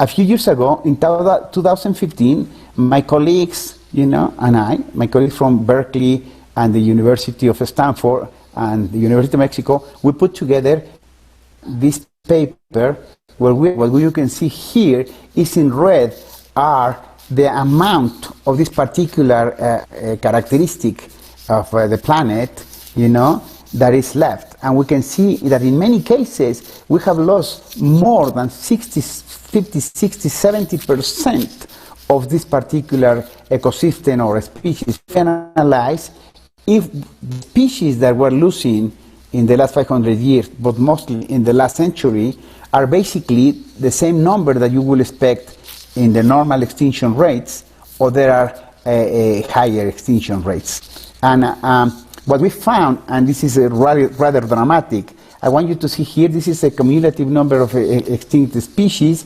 This is the centuries, the intervals, So if we were losing a species at the normal rate, all the lines should be below the dot line. But what we can see here is that in the last 500 years, but especially in the last century, we have started to lose species much, much faster than in the previous million years. And we can see here on this side that the number of species lost is directly related to the human population. Here is human population and this species, and this line is almost perfect, you know. And this has let us conclude that we have entered the sixth mass extinction. There were 5 previous mass extinctions, all of this caused by natural catastrophes, and this one is caused by us. That's the bad news. The good news is that if it's caused by us, it can be prevented by our activities, by our actions. But before you lose a species, you lose the populations. And what we have found is we're losing billions of populations every year. So this is an example of what we call, well, here you can see we destroy the habitat to have more pasture or more crops. And you can see here that in dark is areas where most of the land is under agriculture and cattle. And you will see, well, there are still many places on earth that you can cultivate. That's not true because, for instance, all this area is too cold, you know, all this area is too dry. And these are the tropical forests who are also not good for harvesting or for producing food. So we basically are at the limit of what we can crop or use for cattle ranching in the planet. So why does all it matter? Well, it is very important to understand that we're losing all these plants or all these animals. And there are so many reasons. There are ethical, moral, philosophical, religious, all kinds of reasons to save plants and animals in the wild. But the most important one, it is perhaps that those plants or those animals are fundamental to maintain life on Earth. Life on Earth in general and human life in particular. And this is because of all the wild plants and animals working together in this complex thing that we call ecosystems. And those ecosystems, by functioning properly, provides what we call environmental goods and services, you know, that are basically all these benefits that we get for free for the proper function of ecosystems. And we're talking about clean water. All the clean water for humans and for all the plants and animals come from those ecosystems. As people have said before, this is like a spaceship. The Earth as the ship is the only one, and we are destroying it. I still have a lot of hope that we will be able to fight hard and to save many of these species and save, at the same time, save humanity, save us from a collapse of civilization. Thank you so much. As a follow-up to the questions that we keep on receiving online, one of them sounds like this. How can we make sure that the elites and the governments will let us build the creative society? And why do we need unity? And what is it going to give me? Well, the answer is very simple. We demand, as a society, unity, and the politicians only have to follow our request. So the main thing, we have to request to build this online platform on which people can participate and make real democracy, where each person contributes and participates in decision making instead of delegating the power to the elites, right? So if it's your request, it's up to you. You are the ones who making this request, and if we make such request, politicians will show up, who are going to fulfill our needs, our desires, because it's up to us to elect them. And the concept of creative society is a very positive concept. In fact, rich people and elites are going to suffer and be destroyed by the climate crisis just as everyone else. So this is the only way to survive for all of us, for rich and poor, for elites and for regular people, to build the society in which each one of us takes personal responsibility. Thank you.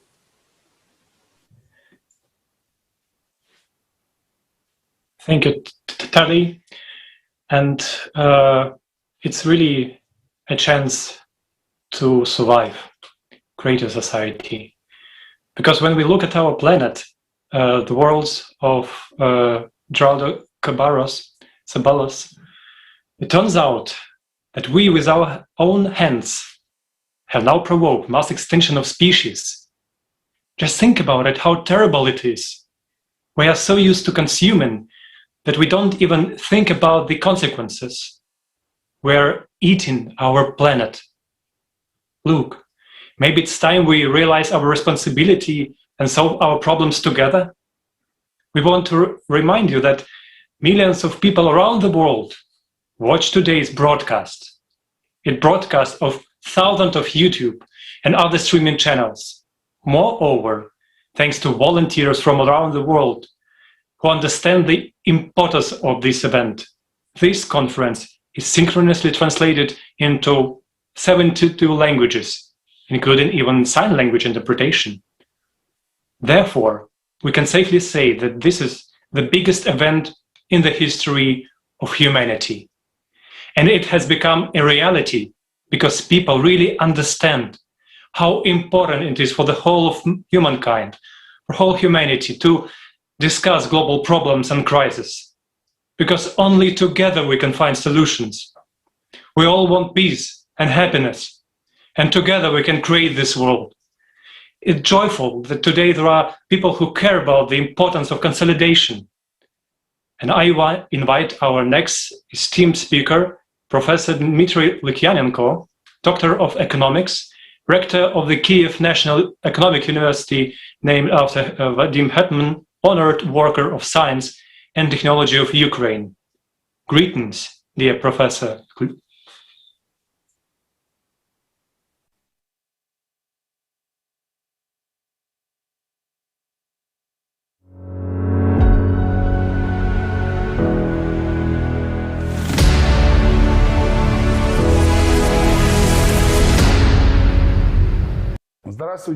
Hello, colleagues, friends, participants of the Global Forum. I am pleased to greet you.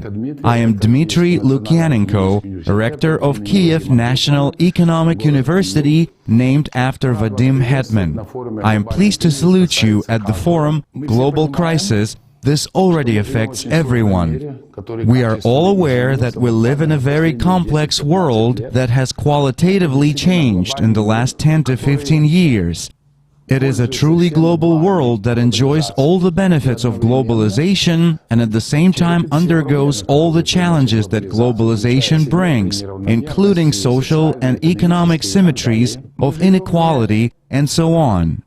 We do not live in a predictable world, not in a cyclical world where there are peaks and valleys and so on. We live in a world of turbulence, where we need to be able to govern a country, run a corporation, a firm, manage our motivations and feelings. It's a very complex world. We live in a very complex labor market, which is qualitatively different from our stereotypical notions. This is a labor market of a different kind. We are threatened with unemployment, and the threat is real, because unemployment will be different this time. Each person is potentially unemployed because the digital era has come. The digital age is here. Tomorrow, artificial intelligence will replace a lot of generally primitive, simple professions. Moreover, and it's very alarming, we live in a world where the climate is changing before our eyes. We live in a world and we see how terrible those tankers are, the ones which ruin the blue oceans. It's a nightmare. It's not compatible with the fact that we're flying into space, exploring Mars. It's a nightmare. We live in a world that burns oil to get an incomprehensible type of heating. Why would we use this type of heating?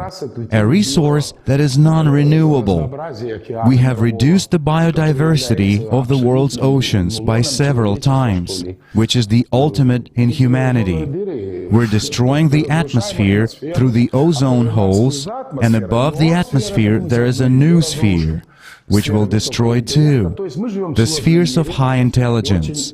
So we live in a complex world, and I'm very glad, and so is our entire university, my students, our professors, that there are people who, on a global scale, raise awareness about the need and importance of building a creative society. This is really great. That's the point of this global forum, and we must do our best to ensure that people create rather than destroy. This requires a very active participation of free, intelligent, not indifferent people, which is the great majority. They need to be consolidated, including within the framework of such global forums. Thank you very much for doing this. We are with you, and we are ready to join all your global structures that bring positivity. Thank you.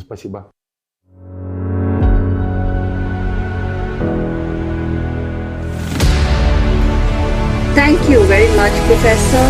Yes, indeed, the unification of people today is a vital need. Looking at the situation in the world, you realize that building a creative society is the only way out. Thank you again very much, Professor. How far have we gone in destroying the planet's ecosystem?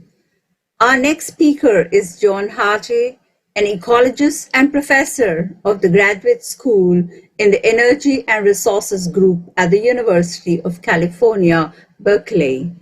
Ecologist, physicist, and book author who will help us understand the scale of this problem.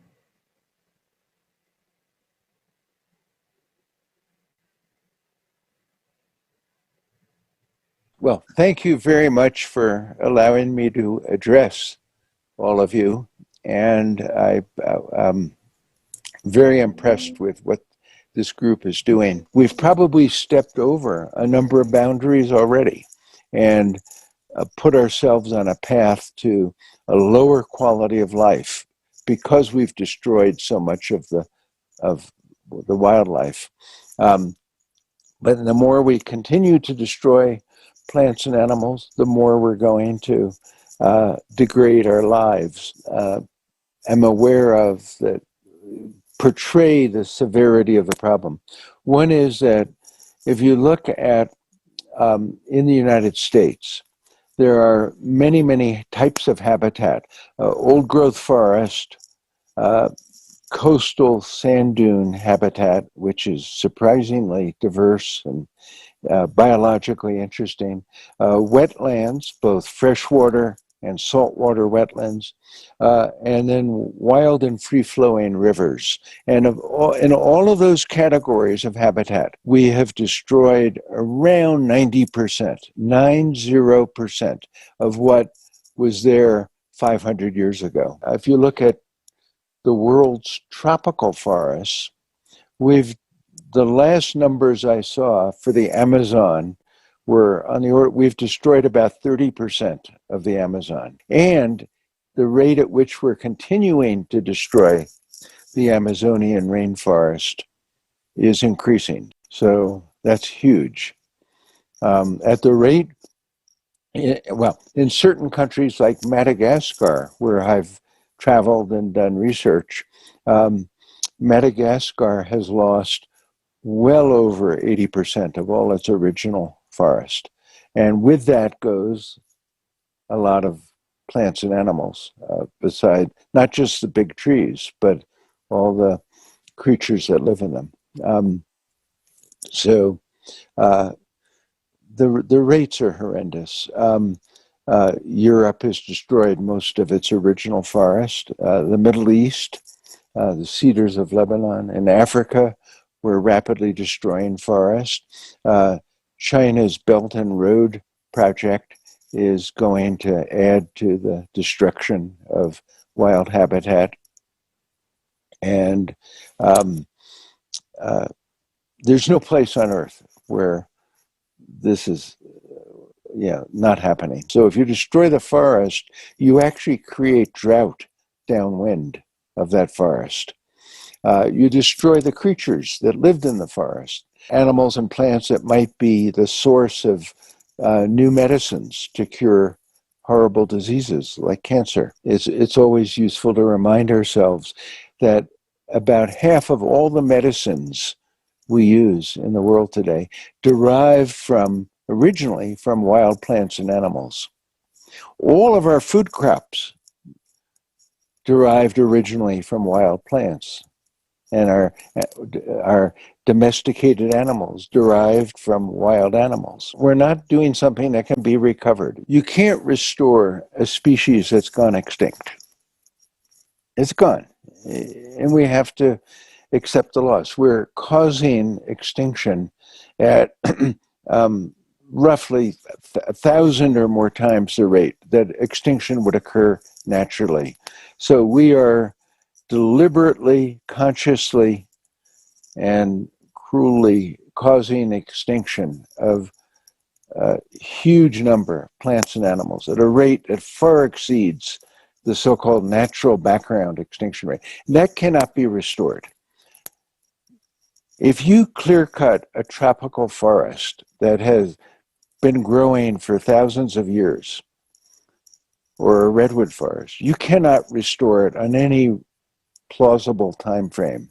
Certainly not in the lifetime of you and your children and your grandchildren. It's gone. Earth is in the balance. It's teetering on a balance point, and we can go one way now or another way. The thing is, we don't have a lot of time. If we don't start making the right choices in the next few years, it's going to be too late. And then the whole system is going to collapse, civilization will end, and the whole show will be over. So it's up to you. I think you have, you're doing exactly the right thing that people need to be doing to make a difference. And I wish you all the success in the world, because if you're not successful, there won't be a world. Thank you, Mr. Hart. It's really true. If we are not successful, all of us, that might be the end. People also asking in comments, what's ALLATRA's opinion on United Nations? And you know what? We actually have a very interesting experience with United Nations, and we have a whole topic coming up about this experience. So stay in, have a little bit of patience, and you will see what we have to say about United Nations. Alex, please take the floor. Thank you, Tali. And I would like also to remind our viewers that the next conference will be on December the 4th. And the name of it, Global Crisis, Time for Truth. And now I also would like to say a couple of comments for the speech of Professor John Harter. You know, I'm a biologist by my education, and I enjoyed so much when we were in the forest at practice. We observed many different plants and different animals. But when I heard about what is happening and that the scale of loss of forests is really horrifying, we mindlessly cut down forests and then make up programs for restoring them. But in order to revive forests, trees must be restored by entire world. And this must be a unified global program. Whereas planting seedlings in a separate country is not going to change anything globally. We have heard of statistics of deforestation. Planting these meager seedlings, it's a mockery. It's a nonsense, considering how much is being cut down on an industrial scale. People who plant trees for show usually bring a lot of media and television so that everyone can see how much they care about nature and plant trees. But later on, no one tells you that after 10 years, as a rule, unofficially, about 65% of forest plantations die in these places. And according to unofficial reports, the entire 80%. Thieves and tyrants do this in order to improve their ratings. They have robbed people and have been incapable of doing anything because they have nothing else to show to the electorate. But you and I, friends, we need to remember that we live on our one planet. It's our planet. It's our common home. Yet, what we are doing? We're all cutting down trees, draining swamps, and build huge megapolises on these cities, on these sites. It's huge cities. But what these huge cities, megapolises, actually mean for our planet? Let's learn more about this from Olga Prochenko, a civil engineer from Belgium. Olga, I pass the word to you. Hello everyone. We are constantly causing harm to our planet. The worst thing we have done, besides what we have already destroyed, we put pressure on the earth. We build gigantic cities and do not even think about the harm they bring to our planet. The buildings of megalopolises weigh hundreds of millions of tons. They are inhabited by dozens of millions of people who also have their own weight. There is a point pressure on the lithospheric plates the Earth breathes, and when we put together billions of tons from other parts of the planet and concentrate them in one place, in the cities, it disrupts the rhythm, the balance of the planet. Wind flows and temperature regime change. In cities, the temperature rises by 10-15 degrees. But that's not all. Concentration of huge flows of people who live according to the principles of a consumer society causes catastrophic environmental pollution in one place. Nature cannot handle it. Our cities are metastases that kill the organism of the planet. Do we see these changes? We do. Apparently, we need to look globally at these changes. Cities affect the change in the rhythm of the planet, disruption, which contributes to the progress of seismic activity and affects both the ecology and the wind, as well as everything else. These changes also affect the climate. This is not the main problem, but it does have an impact. Climatic changes are already gaining catastrophic momentum, and we are only exacerbating them. If we take it together, then today we have killed our planet. The only home we now have, and we have nowhere to run. This is the end. A little stretched out in time, but this is the end. The only chance for us, for people and for our planet, is to change the format of society. We should stop being metastases. We can live differently. We can unite and build a creative society in which we value each other and our surroundings, in which it is not ecology and consumption that will dictate the rules of the game to us, but human, spiritual, moral values. Only in such a society we will have the opportunity to create technologies that will save our planet and our lives, ours and our children's. Only in the creative society we will be able to deal with ecology and putting things in order on the planet. So, people, wake up, look at this dying planet, and then look into the eyes of your children. Is this the future you promised them? This is shocking information. How often do we think about the things we do? What kind of a world do we leave after ourselves? We have nowhere to run, and today, can we promise our children a future? All this is very serious, and it's important to understand that we all depend on each other and have a shared responsibility for our future. So it is a great honor for us to introduce the next distinguished speaker, Mr. Anatoly Kinuk, the president of Ukrainian League of Industrialists and Entrepreneurs, politician, former Prime Minister of Ukraine, former Minister of Economy of Ukraine.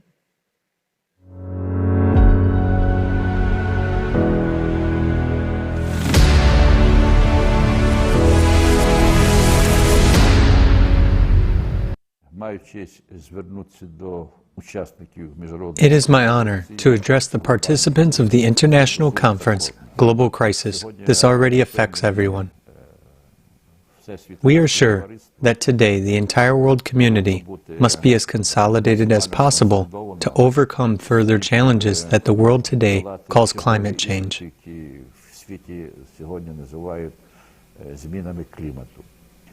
There are still a lot of mysteries in these trends. Scientists from all over the world still need to study the balance of all the problems to understand where we are dealing with natural trends of climate change that have repeatedly occurred over millions of years on Earth, and where it is human-induced impact of our civilization, of us humans. And certainly, when it comes to dealing with the impact of human activity, success can only be achieved when the actions of the whole community are consolidated. There are no boundaries in the air. There are no boundaries in the oceans. We depend on each other very much. And we would like this problem to be taken with utmost seriousness, as it is our responsibility to do everything possible in order to preserve our planet and our incredible nature for our children, grandchildren, and future generations.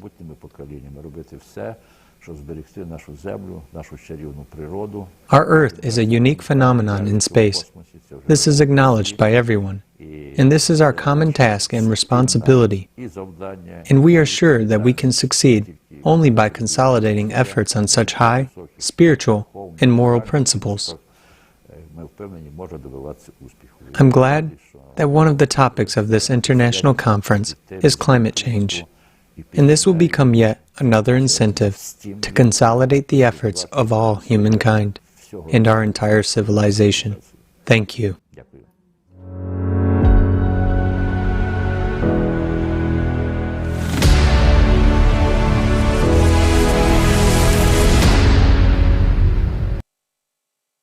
Dear Anatoly Kirillovich, we are sincerely grateful to you for these wise words. Indeed, we have an environmental crisis. It is something done with human hands, and we can see how terrible it is. But there are things even scarier than that. Climate. We cannot control earthquakes. We cannot control volcanic eruptions, hurricanes, or floods that are increasing every day. And my neighbors in North Rhine-Westphalia, where I live, have already saw it recently. And today participants of the conference will continue discussing the climate crisis later in the third part. But now it is time to introduce Natasha Diaz-Aguilera, Ambassador Extraordinary, a plenipotentiary of the Republic of Cuba to Ukraine and to the Republic of Moldova.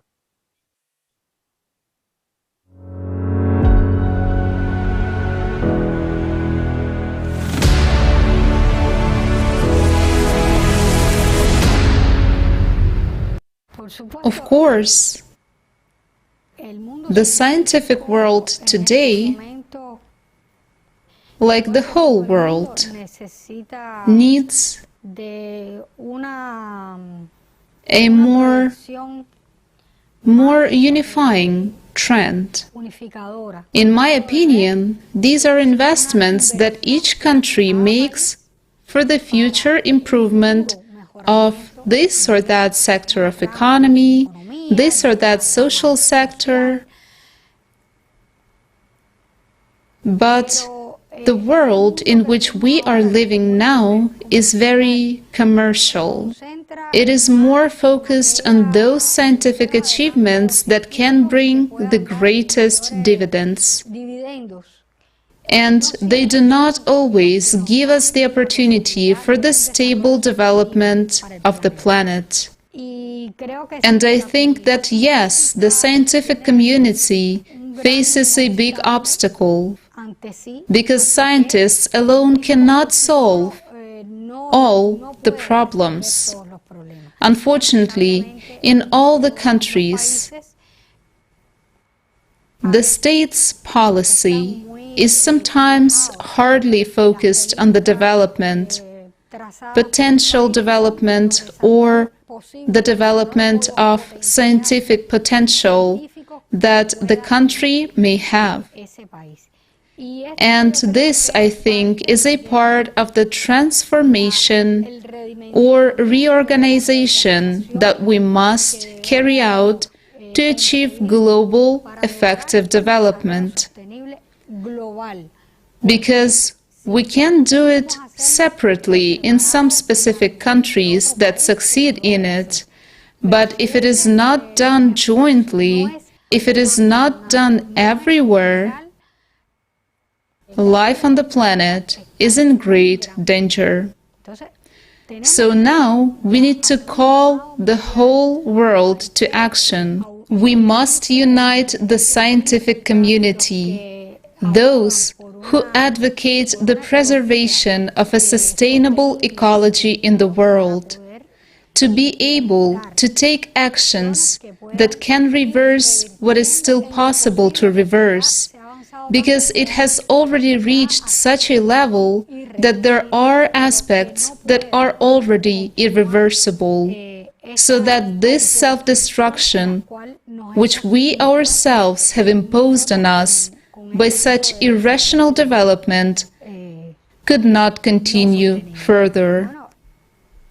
The creative society, at its core, is partially guided by the desire to provide a person with the opportunity for full development. And I believe that here can be no full development if there is no ecosystem, ecological environment that can contribute to the all-round development of a person. We must proceed from the fact that further development must be environmentally friendly. Otherwise, we develop in a direction that leads us to self-destruction. Certainly, in the foundations of the creative society that you spread, you try to convey to people, all this is laid down. And I think that together with all other movements, all this will help us to create such development trends that will favor the human species to continue to live for centuries and centuries and won't lead to its destruction. Exactly. In conclusion to what I have explained, I'd like to say, so that everyone, and each of us, the participants of this conference, can take on the task of spreading this message in the first place. Because I believe that in order to deal with the effects of impact, we must first understand how it affects us. First of all, people must understand that this form of development that we are in negatively affects all of us. And each of us presenting at this conference can be a bearer of this message, this call to reflection, to the analysis of the situation around us, in each of the countries, in each of the most remote corners of the planet. Each of us should be the bearer of this information about saving the planet.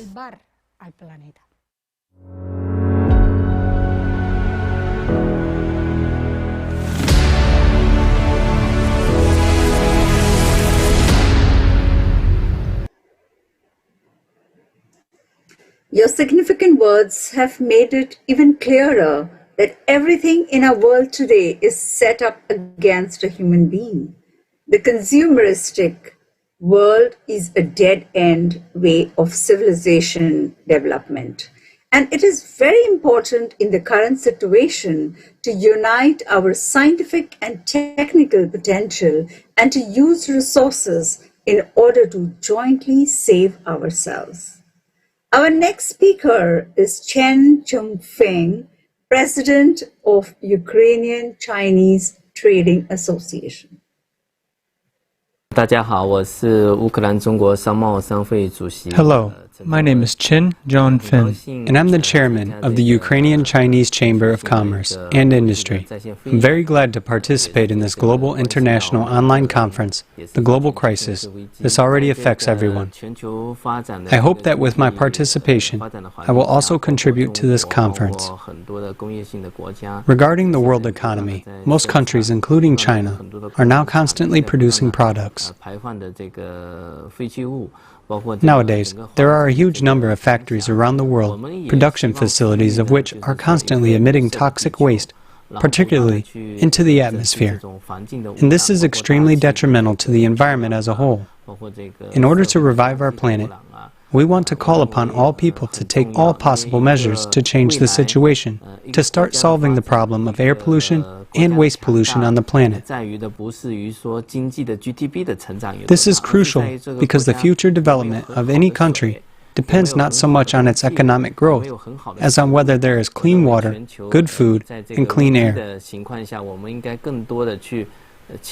I think that at this crucial moment, the whole world must act for the sake of our society, for the sake of our countries and our common planet, to create conditions for mutual assistance, for mutual support, for preservation of society. It is necessary to create new relations in society in a constructive way. I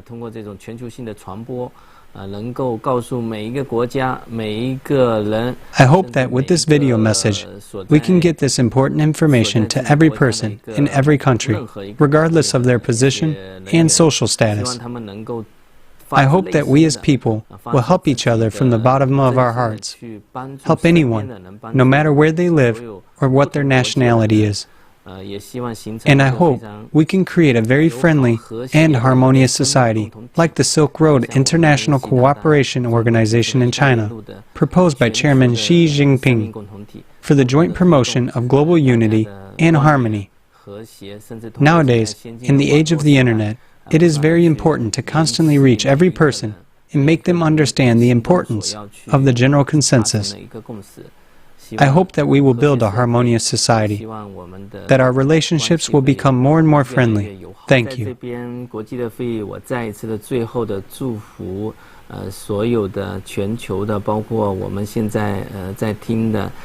Here, at the International Conference, I would like to say once again to people all over the world, to those who are watching now, including my compatriots, I wish you health and success in your work.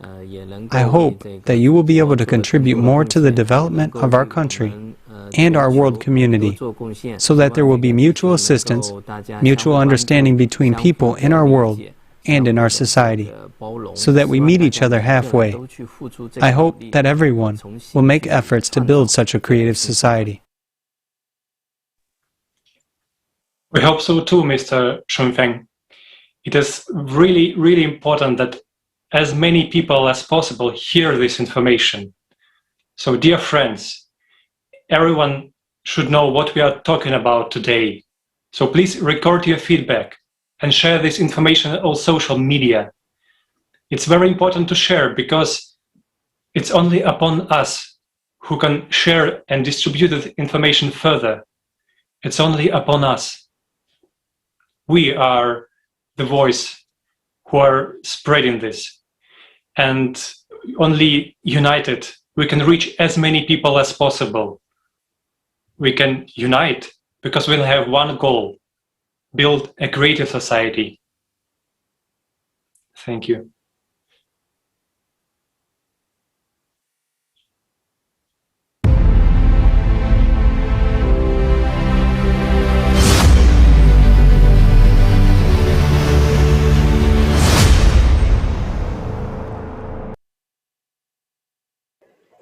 The world ocean covers about 70% of our planet. How do we treat its vast expanse? If we look at it now, what do we see? What is the state of our planet's lungs nowadays? If we get closer, we see that a new continent has emerged on its surface, a continent of garbage called the Great Pacific Garbage Patch. Its area is 4 times larger than the area of Germany, and it was discovered in 1997 by oceanographer and sportsman Captain Charles J. Moore. And today, it's a great honor for us to welcome to the conference a man who made the world community aware of the disaster that is happening in the ocean due to the accumulation of garbage. Greetings, Honorable Captain Moore. The floor is all yours. I'm very pleased to be part of an international conference, a crisis-oriented conference that truly does affect everyone, is what my belief is regarding plastic pollution. So my name is Captain Charles Moore. I'm the founder of Algalita Marine Research and Education. I'm the founder of the Moore Institute for Plastic Pollution Research.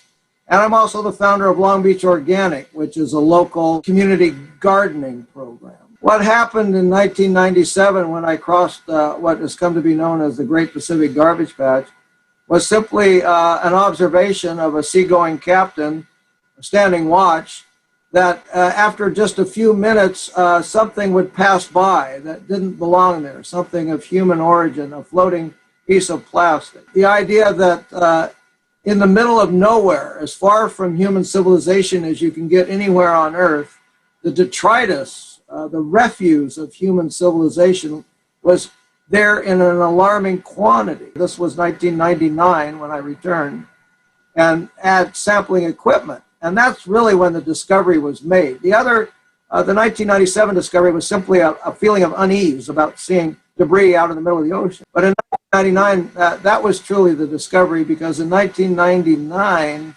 after we analyzed our samples, we realized that there was 6 times as much plastic in the surface waters by weight as zooplankton, the basic food of the ecosystem there. We decided that because there was no focus on plastic pollution, we would take the lead in beginning to create what came to be known as the Great Plastics Awakening. And the basic problem is that plastic, unlike other substances, doesn't go away. It remains in the environment. It doesn't go through the normal biodegradation cycle.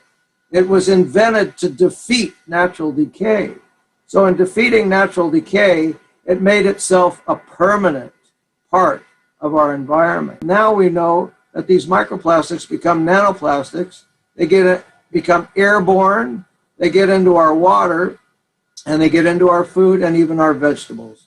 So not only was our initial findings that, it was a big problem for marine creatures, now it's a problem for everything. Everybody, every habitat, you name it. The ocean suffers from the same problem that I had when I was trying to make people aware of plastic, and that is that no one lives in the ocean. Everyone lives on the land. So for most people who live on the land, the ocean is just a stranger. It's just a strange, different place, and really doesn't, as far as they can see, as far as they know, doesn't have an effect on their daily life. I mean, yes, there are hurricanes, yes, there are storms, yes, there are floods along the coastal zone, but in general, a person living on the land doesn't regard the ocean as a big part of their life. Dr. Sylvia Earle makes the concise statement, no blue, no green, we really need the ocean in so many different ways. And its importance can't be underestimated. We call a nicely functioning human body a body in homeostasis, a body that's well balanced, that has all systems working in harmony together. We can't have a planet in homeostasis without the ocean environment and the land environment working in harmony together. They have to be balanced. Right now, the civilization we have is peaking and has thrown that balance as far out of kilter as it ever been in the history of the world. Our civilization has peaked, and it's peaked at a point where it can't go any further down the road it's on of infinite growth. It has to retract, it has to retrace, it has to have a pullback into circularity, into reconstruction, into zero waste, into reuse, into recycling. And we're failing miserably in suppressing climate change and plastic pollution. So there's no good outcome in the future for our civilization based on the current trends. We need to think about the future. We need to have the concepts that can break through the now, which is so repressive, so awful, just so miserable. It's just a hell on earth. It's a Dante's Inferno out in the ocean. In many places, it's just different layers of hell that is happening to the creatures in the ocean. You can just see it on many of the beaches that are just inundated with this plastic. So we must go beyond a contentment with the baseline that you're experiencing and be discontented and live a life of critical thought, of criticism, and of long-term thinking in order to be able to have any kind of a future worth having, worth living in. Thank you very much, Captain Moore, for everything you have done and everything you do. Really, just look at what we have done to the lungs of our planet. The ocean is full of chemicals, waste, microplastics. All of this detrimental and simply destroys it. Does it affect our health? Yes, it does. Just imagine how it affects the animals, the plants, the planet. And it keeps growing, and it's growing in progression.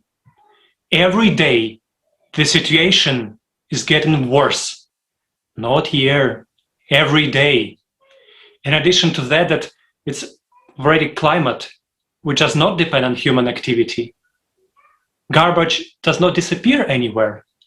All of the millions of tons that we thrown, that have been added of billions that we have already thrown in. And our appetites are growing. Look what has happened to the ocean. And the topic of garbage is not just limited to the ocean. Let's watch a video about it.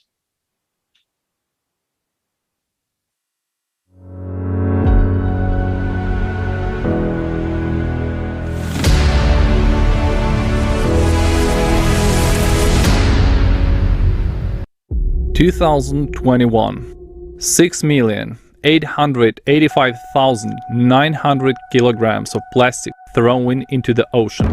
216 billion of kilograms of toxic waste released into the environment.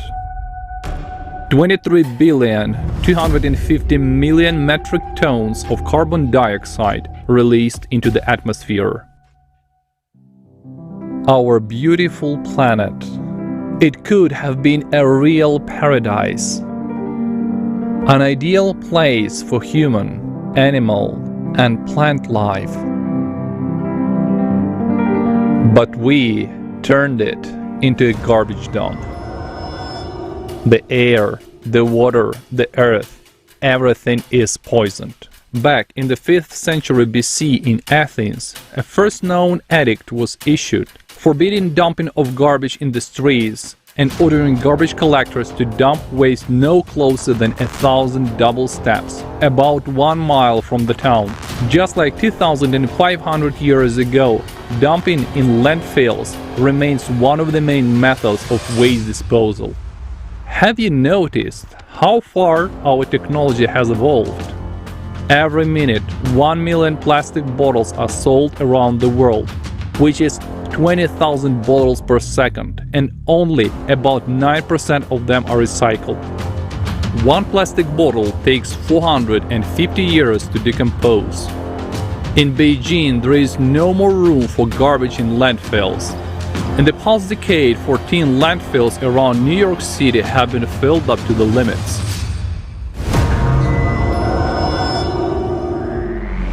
The Ghazipur landfill in India is as high as the Taj Mahal. Its height is approximately 73 meters and it occupies a space of 40 football fields. The Ghazipur landfill was even equipped with warning lights so that planes or helicopters would not accidentally hit it. At the same time, Russian landfills occupy 4 million hectares. This equals the area of the Netherlands or Switzerland. The waste material decomposes there, emitting methane and other chemicals, permanently poisoning the soil and air and contributing to the greenhouse effect. The landfill gas gets into the groundwater and then into the water bodies, from which drinking water is taken. Incineration of waste materials leads to the release of dangerous gases containing toxic heavy metals, cadmium, mercury and plumbum. Entering the human body, they affect the blood and nervous systems, create risks of genetic defects and promote the development of cancer. The new report of the Children's Fund, UNICEF, says that around 1 in 3 children, up to 800 million globally, have extra high lead levels in their blood, which can cause intellectual impairment and even death. 1 truck of plastic is dumped into the ocean every minute. This is expected to increase to 2 per minute by 2030 and 4 per minute by 2050. By 2050, this could mean there will be more plastic than fish in the world's oceans. And it forms vast islands of up to 16 million square kilometers. This corresponds to the size of Europe, India and Mexico combined. Garbage was found even at the bottom of the Mariana Trench, namely 3,500 man-made objects. Ocean plastic is pernicious to all its inhabitants. For example, on the coast of Spain, a dead sperm whale was found. Its stomach contained 29 kilograms of plastic, which resulted in the mammal's death. All this shows how terrible the consequences of global pollution are. Millions of living organisms are suffering and dying right now because of our irresponsibility. Food chains are broken, whole species are on the verge of extinction, and all of this will eventually affect us. A team of researchers from the University of Tasmania found microplastics even in the ice layers of the coast of Antarctica. Previous studies have shown that microplastics in ice lead to its rapid melting due to heat absorption. Unfortunately, not only the Earth and its entire biosphere has suffered at our hands, but so has space. Scientists have estimated that there are currently about 128 million pieces of space debris that are 1 millimeter across or larger. The speed of these particles can be enormous, up to 14 kilometers per second. They can penetrate the protective cover of satellites and orbiting stations.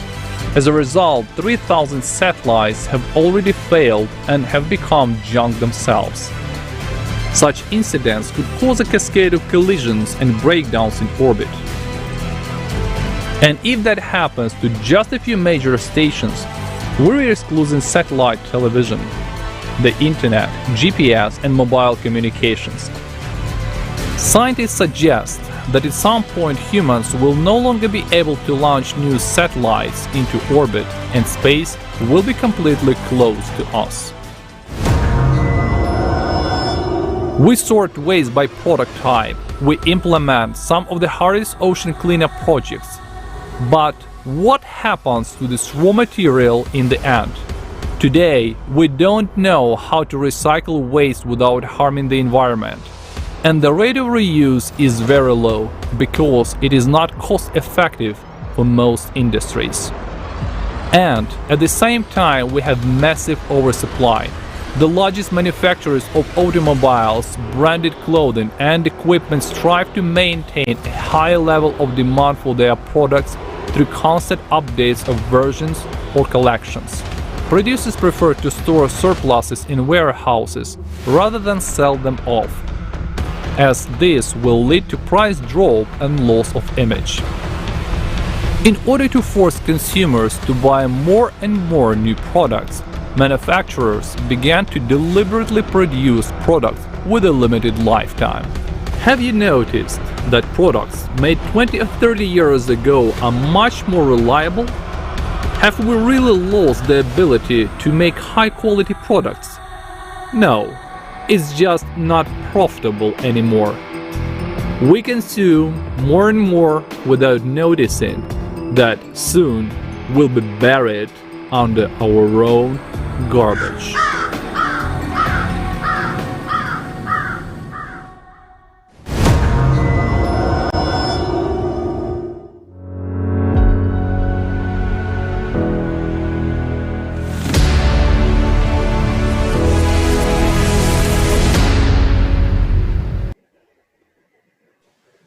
As we see, the problem of polluting our planet is really serious.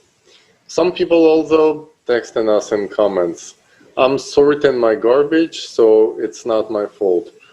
Or other people commenting, it's all politicians' fault. Give us the solution. Well, guys, this is again the consumerist format of the society, when we, first of all, pick a person, put a lot of responsibility on them, and then when they fail to deliver, we say it's their fault, it's not ours. Well, because we put all our efforts by electing them. That doesn't work like that. It's everyone's personal responsibility here to build the different kind of society, creative society, where human life is #1 value, not the profit. It's up to all of us. And just by sorting garbage, I'm sorry, it's not gonna work. Other people asking, when is the next conference? Next conference is on December 4th. It's going to be called Global Crisis, the Time of Truth. And anyone can take part. To take part in the conference, to spread the word and let people know, all you have to do is go on ALLATRAUnites.com, press Join Us button. I want to stress out, this one is being translated into 72 languages, but it's still not enough. We have to make sure that there is no language in the world that people cannot have access in their own language to this conference. Let's make sure all languages are covered. So if you speak any other language, please let us know, text us on ALLATRAUnites.com and participate. Let people know about these topics. Thank you. I would also like to add a little bit that politicians are also humans, and they live also on this planet. They have no other home.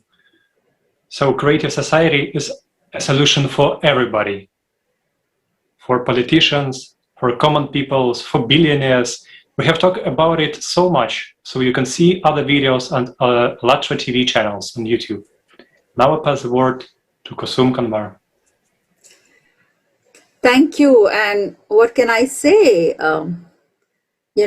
Any further comment is unnecessary, because the situation is so tragic that it's hard to find the right words. As you can see, problems do exist. Luckily, many people around the world are already aware, of the need to solve them. Among them is the Rotary Club, whose members want to see a world where people unite and take action to create lasting change. And that's why the Atlanta Metro Rotary Club has kindly arranged a presentation by our next speaker. We are honored to introduce Spash Shah, who is also known as Pratham, and is an 18-year-old prodigy child, singer, songwriter. He's a rapper, motivational speaker, a philanthropist, and Yahoo ranked him as one of the top 10 child prodigies India is proud of. So, Spash Shah. You've heard this spoken many times by many people. But let me add one more voice to the choir of concerned citizens. My siblings, we are at a crossroads. Never have such extreme circumstances unfolded on Earth, and never again will they recur.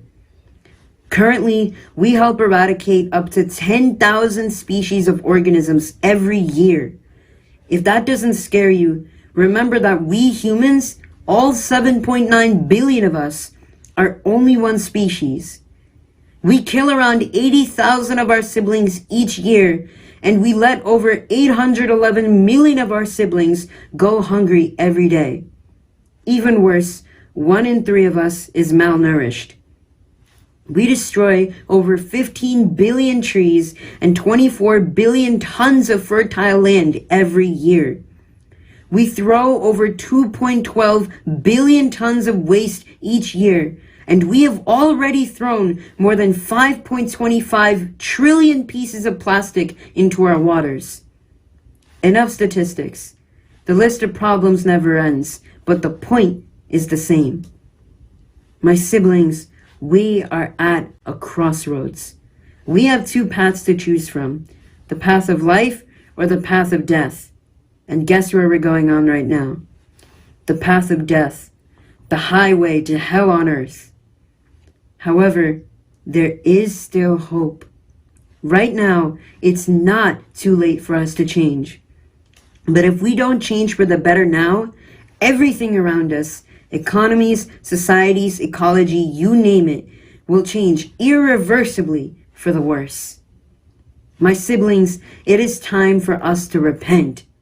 It's time for us to turn away from our wrongdoings towards the earth and ourselves.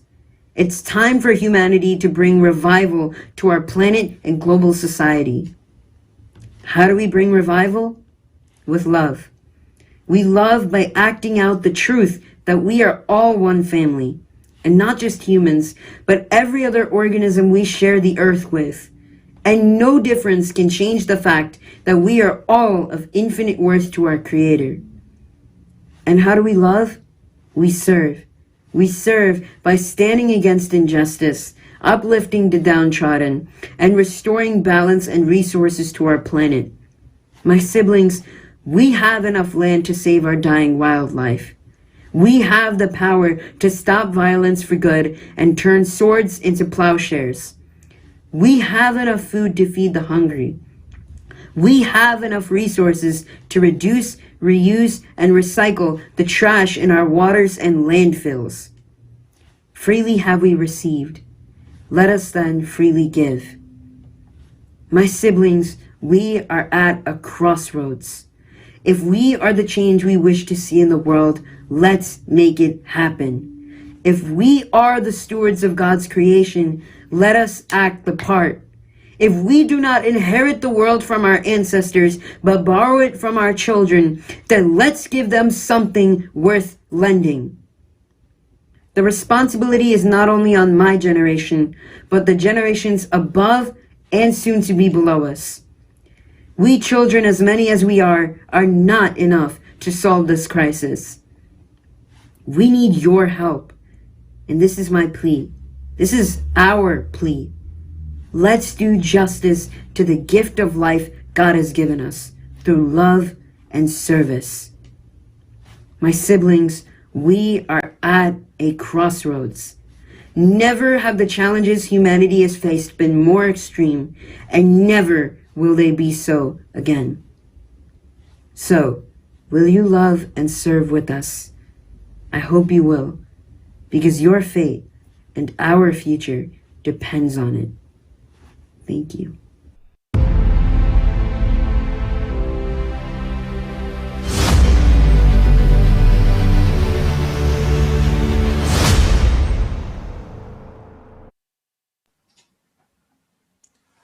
Thank you, Sparsh, for these truly sincere words.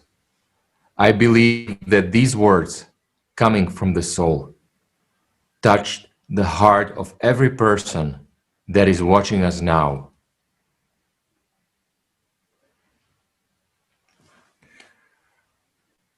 Yes, friends, I would also like to emphasize and draw your attention to a significant fact. All our conferences are sincere, free expression of people's opinions on the most acute problems which all humanity faces today: climate problems and global cataclysms, consumer format problems, and also problems connected with the use of artificial intelligence in a consumer format, which will lead to the fact that billions of people will have no jobs and no means of existence. This, in turn, will lead to a struggle for survival. And the resolution of all these issues depends on you and me. I want to touch on the point that we have encountered during the preparations for the conference, which shows the depth of the consumer abyss in which we as humanity find ourselves today. Our participants invited a world-renowned athlete. They were shocked when he responded that he was willing to participate, but for a high six-figure amount. Do you understand? We are gathering here to voice the truth about the catastrophic threats that awaits us tomorrow if we do not unite today. But these scoundrels, they only think about profit. Today, our planet is like a terminally ill person. Actually, it is already more dead than alive. And there is not much chance for resuscitation. 50 years ago, there were other conditions. Our planet, the patient from our example, was already limp, but still active. And now we are squeezing all the last juices out of him. And if he dies, then all of us will die as well. Without him, we will not live. And any relocation to other planets is out of the question. How can we, people like us, be allowed on another planet that have life on them? We are like a disease, a deadly virus for any planet. As long as we behave like wild animals, we are a deadly contagion. But back to Earth, where we have made a consumerist hell. Previous example reveals the mess that we have created. But we cannot go on like this. Only by changing our values and uniting, we will be able to survive. Some of the artists we approached in preparation for the conference have many followers and can say important words and call for unity, but they referred to their busyness, saying that they didn't have 5 minutes and they were so busy. They are busy doing what? Destroying the world? So maybe it's time to save it. After all, it concerns all of us, our children and loved ones. But they had no time. Well, never mind. Very soon, they will all have plenty of free time. Today, when the question of humanity's survival and the life of every person on Earth is being decided, we get this answer: give me money and I will come. Basic trade approach. Yes, there are things where you can make money, such as advertising sneakers, drinks, but here we're talking about survival of humankind and the future of our children. To ask for money for this is a complete disrespect for himself as a person and disrespect for all people. So the question arises, who are we taking an example from? Scoundrel who has a wallet instead of a heart? Are we supposed to look up to them? We have also addressed many famous politicians. Many of them are our friends. But their political advisors say to them, "You have elections coming soon. You need to think about ratings. Whether you will pass or not, we do not guarantee." As a person, he wants to take part in a conference. But as a politician, political advisors hold their tongues. They say there is not enough time to calculate how the participation in this conference will affect your ratings. But this is nonsense. Even though they're our friends, they are still acting on consumer principles. But what kind of principles are those? It's a complete perversion. Why do we need such stars, athletes, and celebrities? Why do we need these politicians who are tied to numbers and ratings and forget about people? I appeal to all political advisors, politicians, coaches, producers. Please, pick normal people, even if they won't be an outstanding athlete. But let them be an outstanding person, not the scum that demands money from their fans. Today, we can see how many people are really working on the creation and holding of this conference.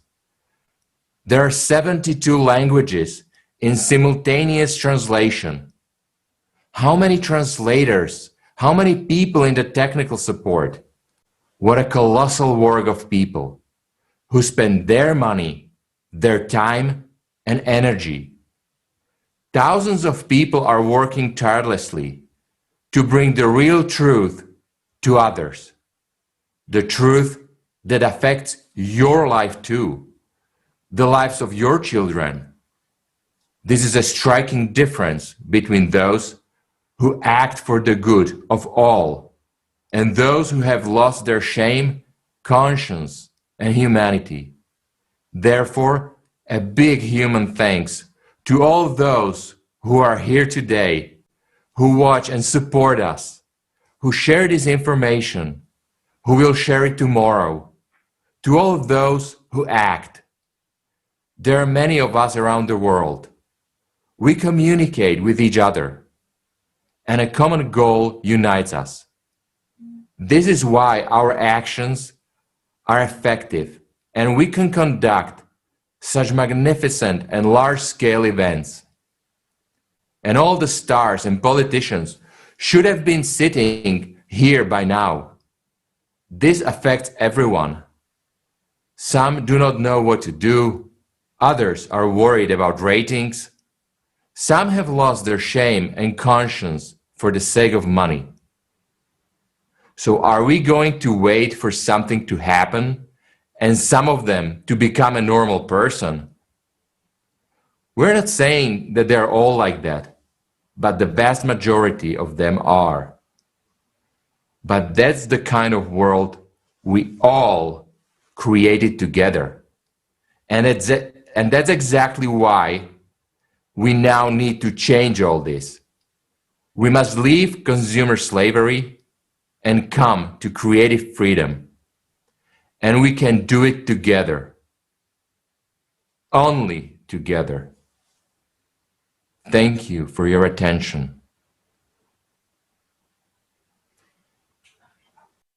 Speaker will be Professor Guy McPherson, scientist, Professor Emeritus of Natural Resources and Ecology and Evolutionary Biology at the University of Arizona.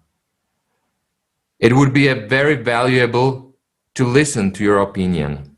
I pass the word to you, Professor. Thank you for the opportunity to appear before you today. I'm Guy McPherson. I'm Professor Emeritus of Conservation Biology at the University of Arizona.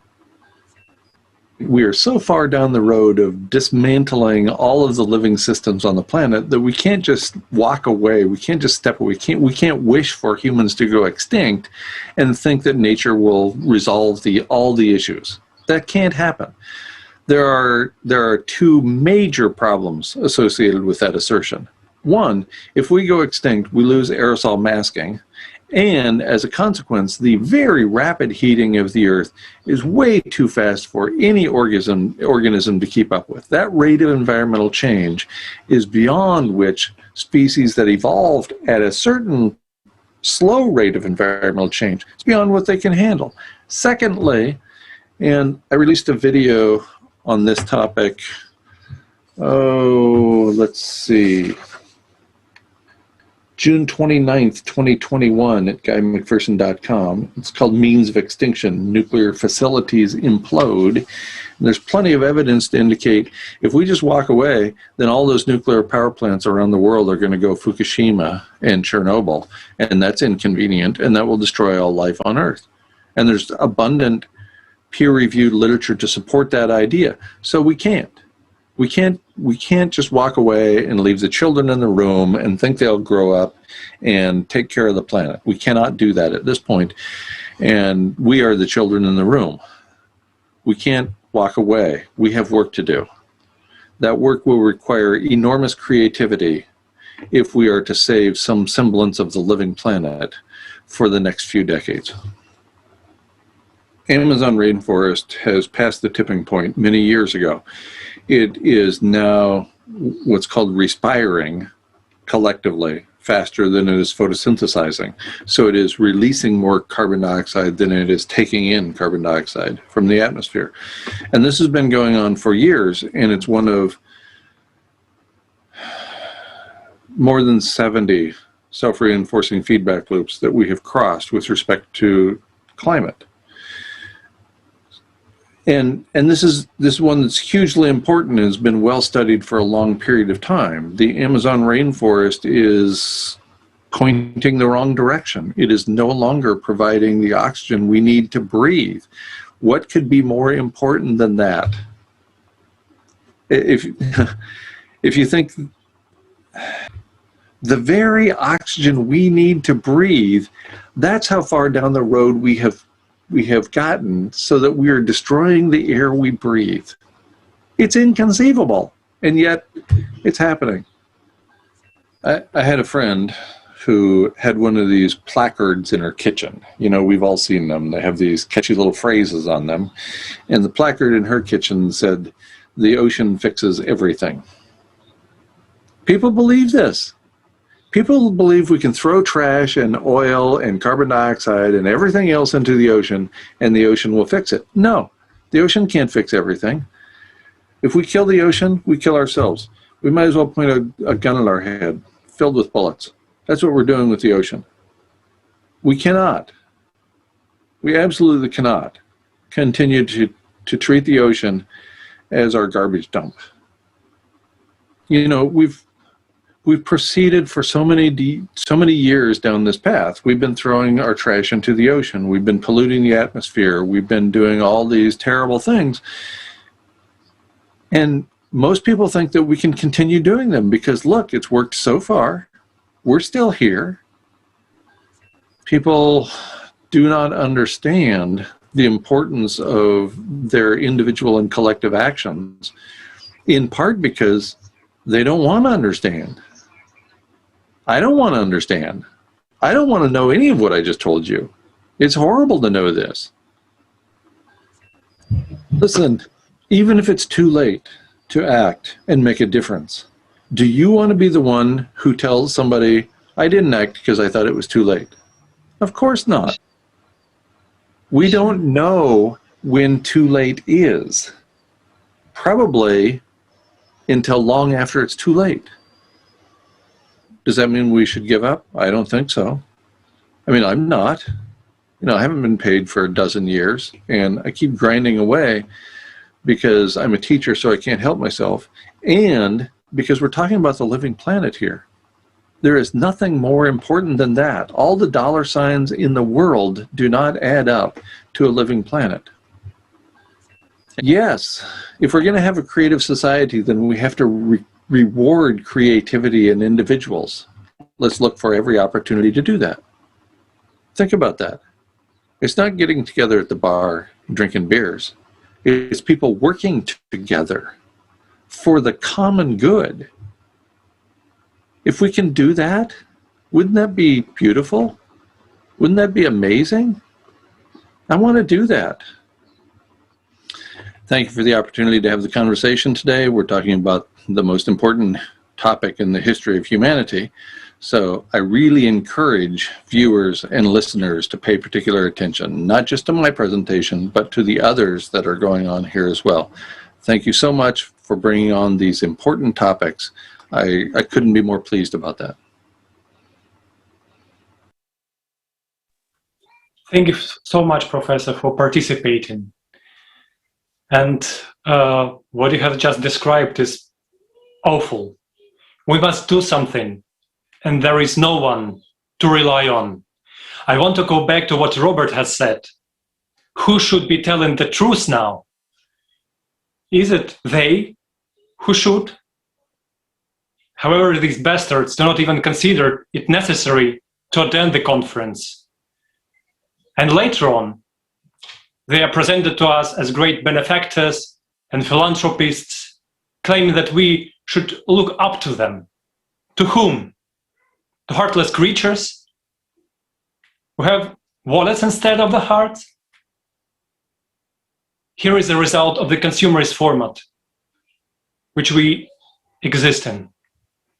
Despite our desire to have a different format, we still support precisely the consumerist one. Is it possible to do anything good in this format? No, it's impossible, because the format itself implies an inhuman attitude to each other. If you rely on such individuals, we, as humanity, have no hope. Look at what has happened to our home, to our planet. It's a living creature whose organs are no longer functioning through our fault, through our actions. It has become completely intoxicated and its lungs have been ruined. While we ignore this and continue to devour it, we have already destroyed it. We just do not see this yet. So we think everything is fine. I mean, let me give an example. It's like, imagine that we are all riding a dead horse, and it seems to us that it's alive, but only because we are riding it off a cliff into the nowhere, into the abyss. Now everyone is talking about carbon dioxide, CO2. But even if we stop these emissions now, how this will help? Will it be better? How does CO2 have to do with that? By focusing on it, we have killed everything that can be killed. We have cut down everything that can be cut down and dug up everything that can be dug up. Our cynicism has gone to so far that we started to cut down in trees in cities and forested areas because they cost money. Was there ever a time where a human said no to money? Never, through the last 6,000 years. The trouble is in us, in people, in the consumerist format that we support. And before this too late comes, as the esteemed professor has said, we need to recall that we're all human beings, that our life is priceless. And our only chance to stay alive as a civilization is a creative society. That is why it's so important to speak about it, to speak up. Dear friends, there is no more important topic today. This is why we invite all reasonable people to next conference on December 4th, 2021. The name of it, The Global Crisis, A Time for Truth. We invite all sensible people to join and watch it. And now I kindly invite the next speaker, the distinguished Salwa Abdulaziz Zain, an entrepreneur. CEO of His Highness Sheikh Ahmed bin Faisal Al Qasimi Group of Companies.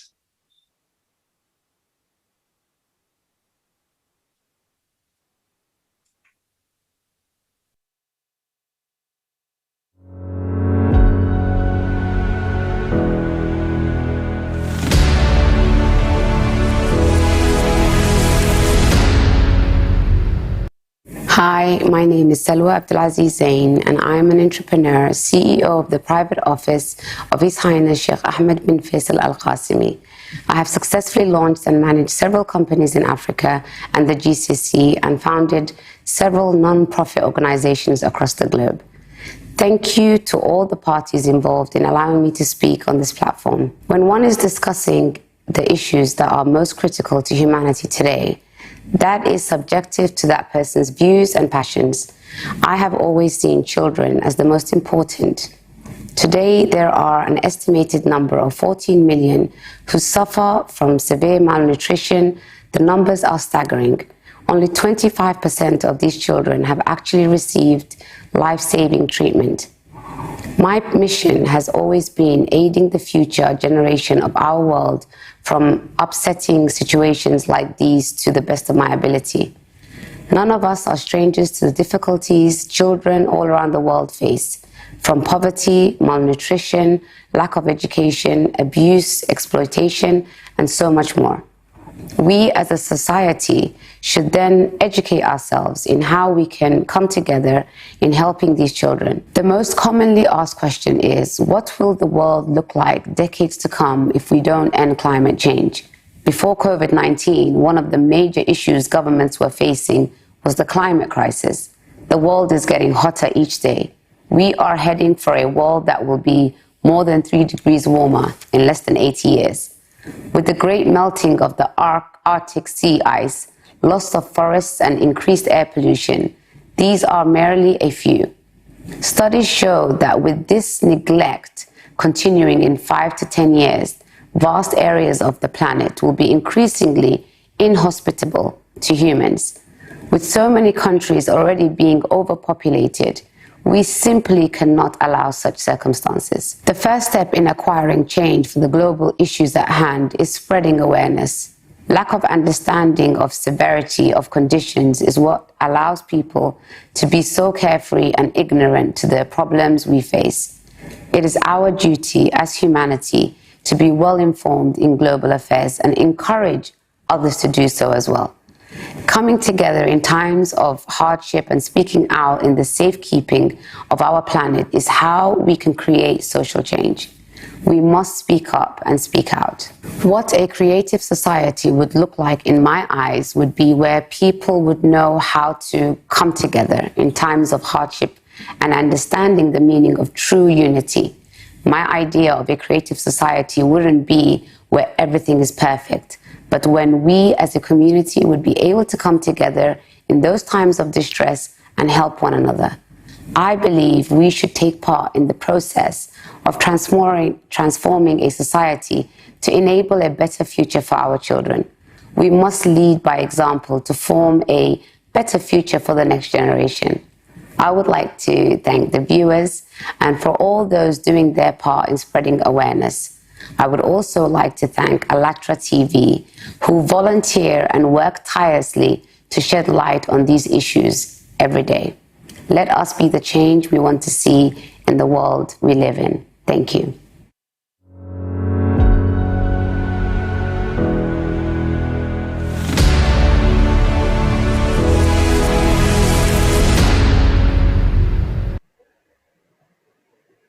So today, the power of Gandhiji's words they still inspire us to change the world by changing ourselves. So change yourself. You must be the change you want to see in the world, said Mahatma Gandhi. Thank you for reminding us of the value of life. Obviously, nothing is more important than that. And only by remembering this can we make a difference.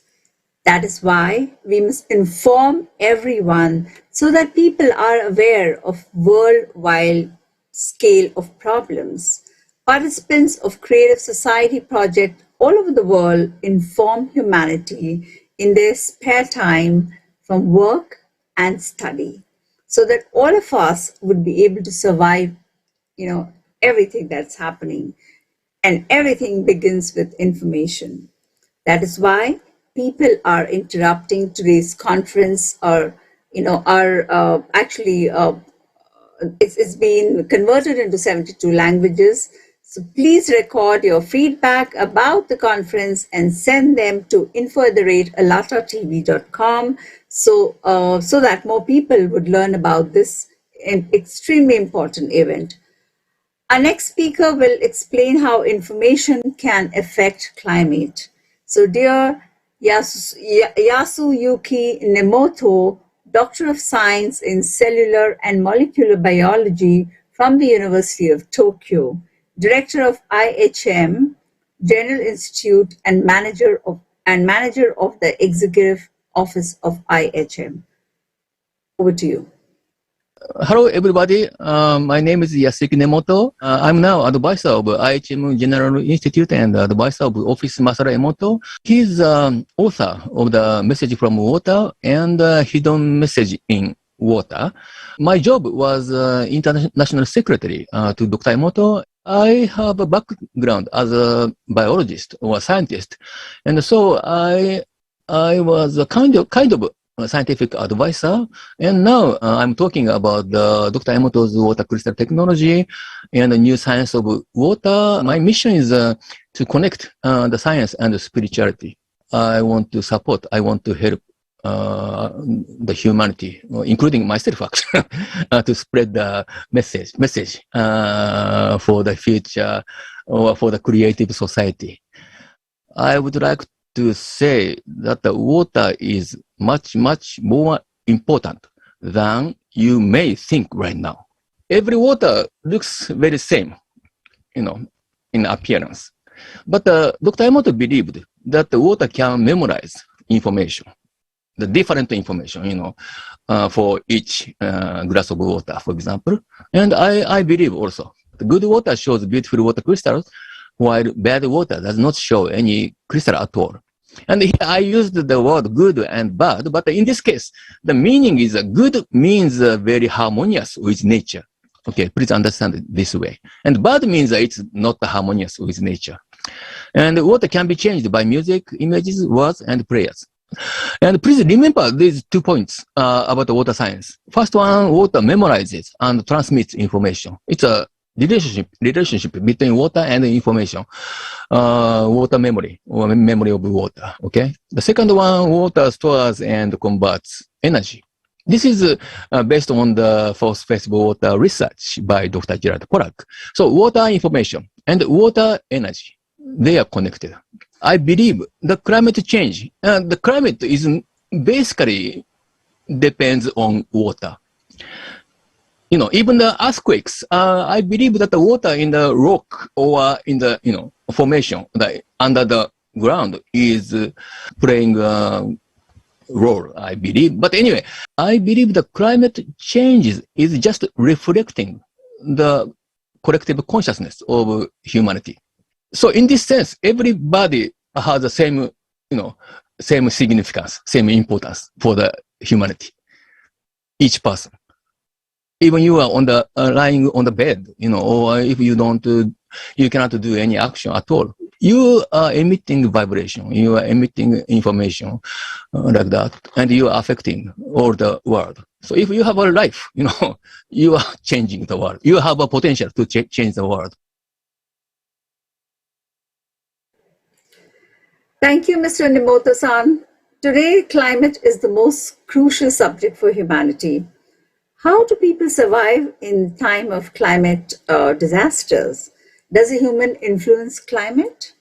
We talk about climate changes, and we will answer these questions at this conference later.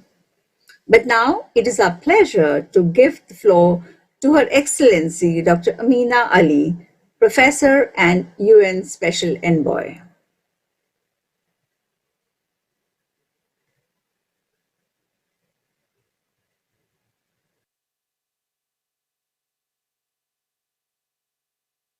I am Dr. Amina Ali.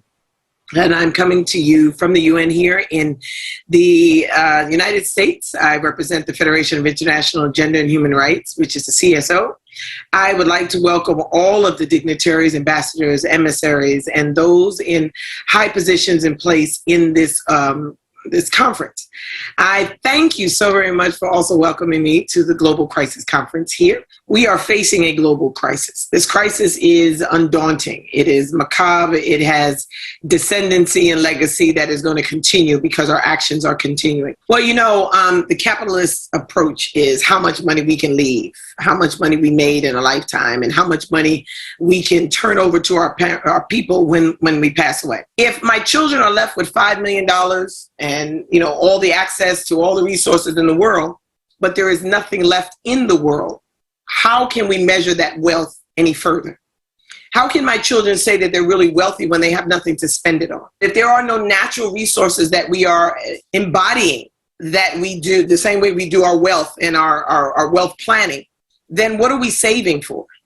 We're going to be in an environment where it's barren land. We have no oxygen, but yet we have, you know, $10 million in the bank. What good is that? You can't buy it. You can't purchase it. So if we don't see a need to continue with this environmental solution, if we don't see that there needs to be a pivot in our behaviors, we're going to be a cash wealthy environment, but we're going to be a marginally poor natural preserver. So there won't be any natural environments that we can go to. So we have to work together. And I think that's the only plan that can work. So I thank you so very much.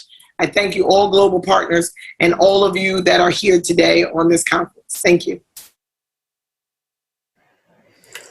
So thank you, Her Excellency Dr. Amina Ali. Indeed, the global crisis will continue as long as we act in a consumeristic format.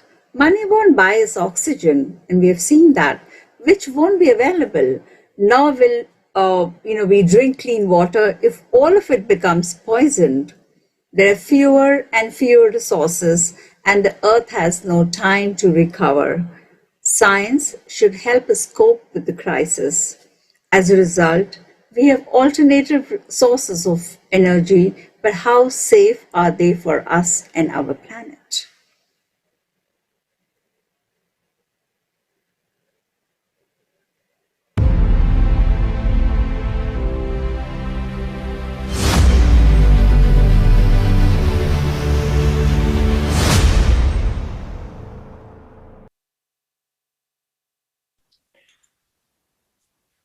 Humanity and its appetites are growing faster than resources can be restored.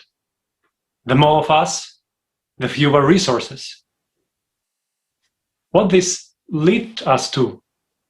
Just think how many wars there have been just since the beginning of this millennia, since the 2000s. And what was at stake? Resources. Will we act somehow differently when there are even fewer resources? No, never.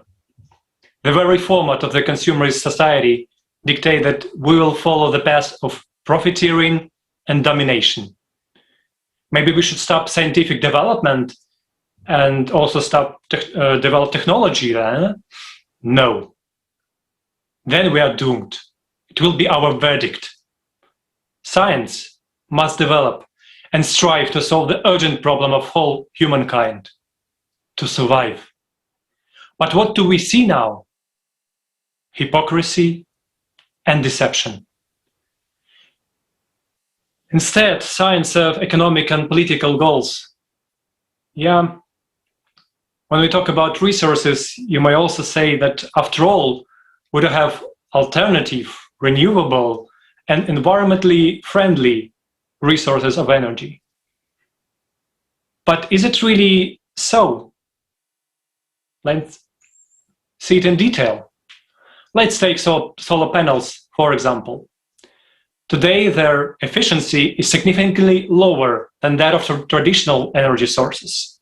Their production requires the use of many hazardous chemicals. And among the byproducts are such chemical elements as arsenic, mercury and chrome, and many, many others, depends on the technology. In addition, solar panels are crashing in the sun and they pollute the atmosphere. Why isn't this talked about? And did you know that recycling of solar panels is a big problem? Many of the materials that we use for their production are difficult to recycle. And now it's much cheaper just to make new ones. And the very process of reuse requires a lot of energy. And we know when we calculate it, sum it all up, how profitable it will be to use them. What about wind power plants? The production of wind farm requires a lot of metal. And how it is produced? This consumes also a lot of energy. And we use it, again, it will be a problem later on to recycle it. So how do we benefit from these power plants? Wind turbines also produce noise, comparable to a car that drives at about 70 kilometers per hour, which affects people and animals. Another unexpected characteristic of wind turbines is infrasound noise. Wind turbines, this noise makes really inhabitable the area of this plant and the surroundings. So it causes many anxiety and many other bad feelings the people who live nearby. And we saw it as from experience of US power plants. And it's really another important question that nobody also thinking about is that where this energy comes from. You know, when these huge dynamos, enormous turbines are blowing, tons of winds are used to generate these kilowatts of energy. And when the winds do not blow away, and the winds that are not blow the way they should be. After all, the wind of the planet is responsible for what is in our bodies called homeostasis or internal balance. Like, for example, transferring the heat from the hot tropical parts of the globe to the colder, to the higher latitude.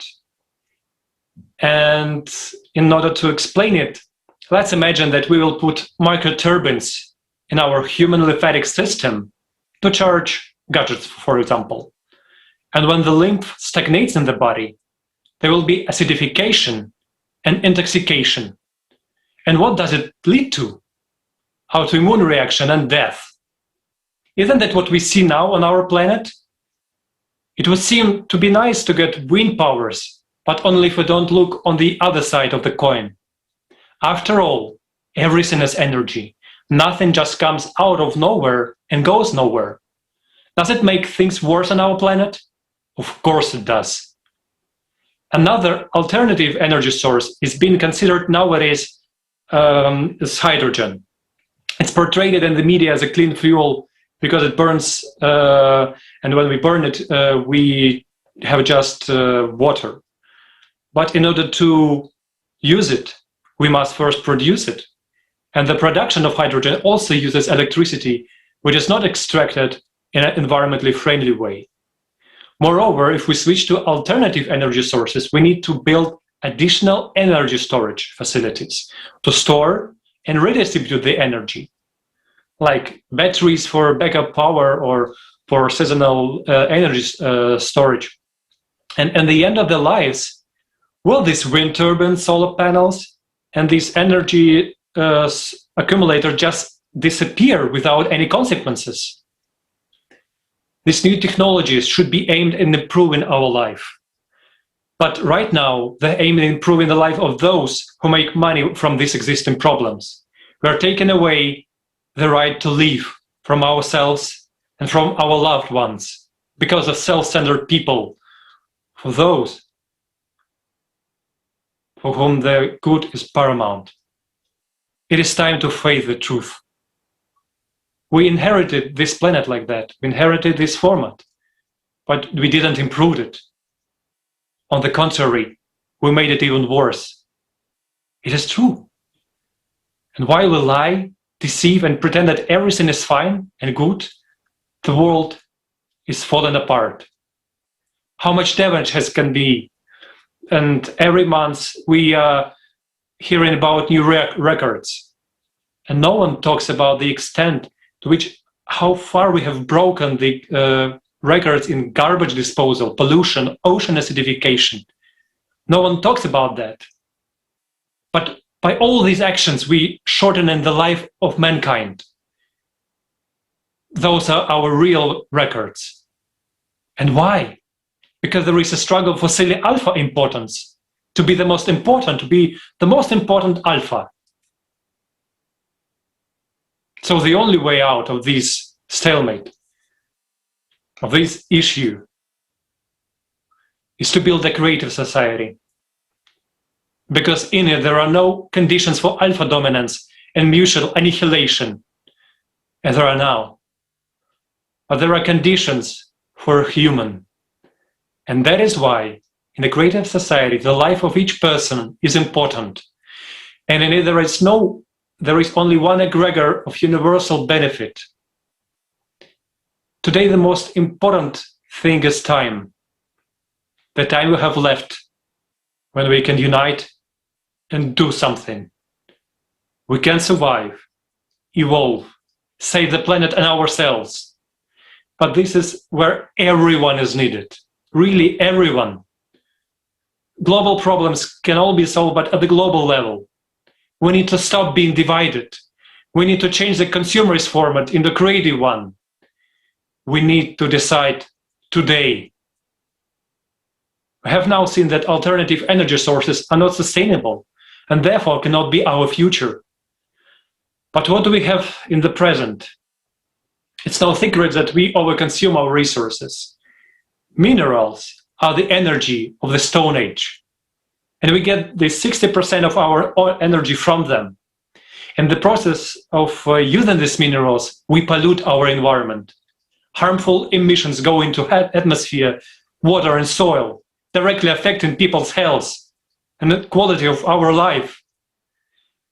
And this is all we can do if there is really no technology of the future. Our next speaker, Sean, will try to answer these questions.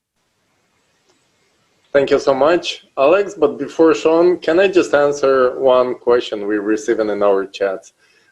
Just reminding, this conference goes live in over 70 languages right now, and people wonder, how is it possible? Who is behind the creative society? Who's organizing all of this? Well, the answer is people. Yes. Can you imagine regular people like me and you and everyone else? We have a regular job. We all make our living out of our normal daytime jobs, and in our free time, we contribute to this project because of understanding how much of importance it is for us, our children, and everyone in our planet. So the answer is nobody and everyone at the same time. This can be you. Yeah, exactly you. The one watching it right now can be the man or woman who is going to make a difference. And now Sean will follow up with a little bit more information about the possibilities of free energy in the future of our civilization. Thank you.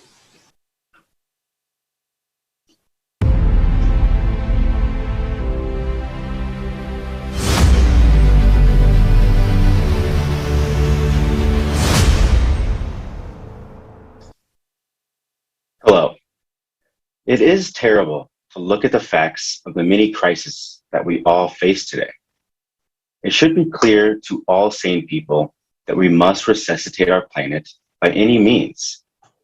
But our consumer format does not allow us to do that either. Everything, unfortunately, is tied to the economy, while the economy is a race for profit and consumption. And as we've seen, we are simply ruining our planet by this. The fuel that we use also causes a big blow to the environment. Now, there are already fuel-free generators, abbreviated as FFGs, which are made by some American companies. For example, there's a company called IEC, which released the Earth engine that uses an inductance energy which is a form of asymmetrical magnetic propulsion. Have you ever wondered why an American company has been allowed to produce these FFGs, but they are not allowed to sell them? Why is it only possible to buy their electricity? Why is it necessary to sell almost free energy in a consumer society? These are the realities of the consumer economy. Let's now watch a relevant video.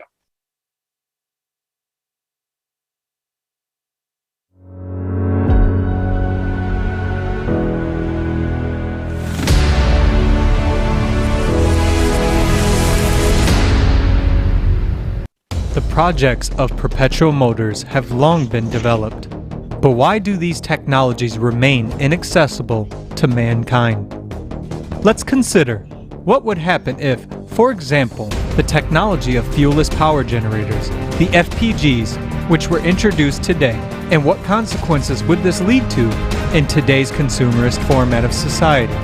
FPGs are power generators with an energy conversion efficiency greater than 100%. That is, they produce more energy than they consume. A small FPG with a capacity of 100 kilowatts can fully power a multi-family residential unit. If you install such a device in an electric car, the car will be able to move without recharging for as long as you need. No more gas stations or wires are needed. The generator will be able to produce power on the go. FPGs can be installed not only in houses and cars, but also on helicopters, planes, even ships. The introduction of the FPG technology alone will allow mankind to discontinue using hydrocarbon fuels. This is a technology that can bring a lot of benefits. However, not in the consumer format of society. Today, we use solar and nuclear power, wind power, hydroelectric power plants, and the like. Each of these systems is very expensive and labor-intensive to maintain, since they require special servicing. Many people are involved in each stage of energy production and processing. Now, let's imagine that every person on the planet would have fuelless generators. This would mean that electric power would become free. However, millions of people would be out of work, including the workers who maintain power plants and gas stations employees. Everyone, from director to janitor, will lose their jobs. All firms or companies related to the power industry will lose their income. And that includes logistics firms, as well as manufacturers of wires, pipes, and even all that machinery which was needed for the power plants. Manufacturers, suppliers, and sellers of solar panels will not be needed. Gasoline will also be out of use, which means the entire industries that produce and transported oil, as well as gas, will disappear. Hydropower, accordingly, will also be replaced by fuelless generators, which means that all the workers and professionals who keep the dams running will be left without work and a means of subsistence. Even engineers, architects, or builders who were involved in projects of building gas stations, power plants, and plants for their equipment will lose their jobs. Given the consumer format of society in which we live in, what do you think the consequences will be if 1 billion people around the world lose their jobs at the same time? Will they be of any use to anyone? Moreover, this situation will cause a chain reaction. These millions of people will no longer be able to buy goods and use paid services. Goods turnover as well as manufacturing plants will come to a halt. This in turn will affect billions of people who will lose their jobs and means of subsistence. As a result, labor will become cheaper all over the world. This will cause a dissonance in trade and production as well as social tension, increasing the gap in society between the poor and the rich. This gap will in turn cause an increase in crime, racketeering, conflicts, confrontations, and discontent with authorities. People will take it to the streets. After all, hunger is the strongest incentive to commit illegal and inhumane acts. Think about this. All this will lead to chaos. This crisis will affect all countries in general. They will begin to solve problems by force, and this will lead to the deaths of billions of people. After all, in a consumer society, the economy dictates everything. All in all, there is a paradox. The introduction of a simple technology capable of improving people's lives will lead to a worldwide catastrophe. However, it is not technology that is a problem, but the state of society today. In this way, we have considered the scenario of the outcome in the consumer format of society. But there is also another scenario. If we change the format to a creative one, this kind of technology will be very beneficial. In the creative society, the economy cannot become a threat to the lives of millions of people, because the value of human life comes first. And all conditions of existence are aimed at improving the quality of human life. Fuelless generator technology will help people take the first steps towards restoring the planet's resources and enable us to manipulate another kind of energy. It will make human expansion to other planets possible, and thus will lead to instant progress and an increase in the human population. But this is another scenario, a choice that has yet to be made by people. As of today, yes, the issue is acute with that very artificial intelligence, which will take jobs from us. Yet, there are a lot of other issues. Introduction of FFGs in the creative society will be acceptable to everyone. From the environmental perspective, and again, no one will lose their job. And even those who don't have one won't become poorer. A simple point. That's why it is the creative society. But what do we get in return? In return, we will get energy sources that will exceed even the capacity of all humanity combined. The amount of power humanity has generated over its entire history is nothing compared to even one device. There are no such numbers. Why? Because an FFG is capable of extracting and generating as much power as we need at any point of the universe. I emphasize, not only on Earth. It was used. Well, that's already the history of the past. Let's not touch it. So, friends, it turns out that what is acceptable and favorable in the creative society is fatally dangerous in the consumerist format. That's why we say that building a creative society is the only option. But in order to build it, all of us need to unite. Even with those who criticize us, because without them we can do nothing. We need to unite with those who want to do nothing and lie on a couch, with those who shift responsibility. Well, let's say, with everyone. Why? Because we are all humankind. And in order for us to build one united civilization and really be able to withstand the present-day challenges, these catastrophic challenges, it's a problem which humanity has never faced before, and we must solve it and get through it. We have only two paths. Either we solve this problem, or we don't solve this problem. If we don't solve it, we cease to exist. This is no longer a fairy tale. This is already being talked about openly everywhere.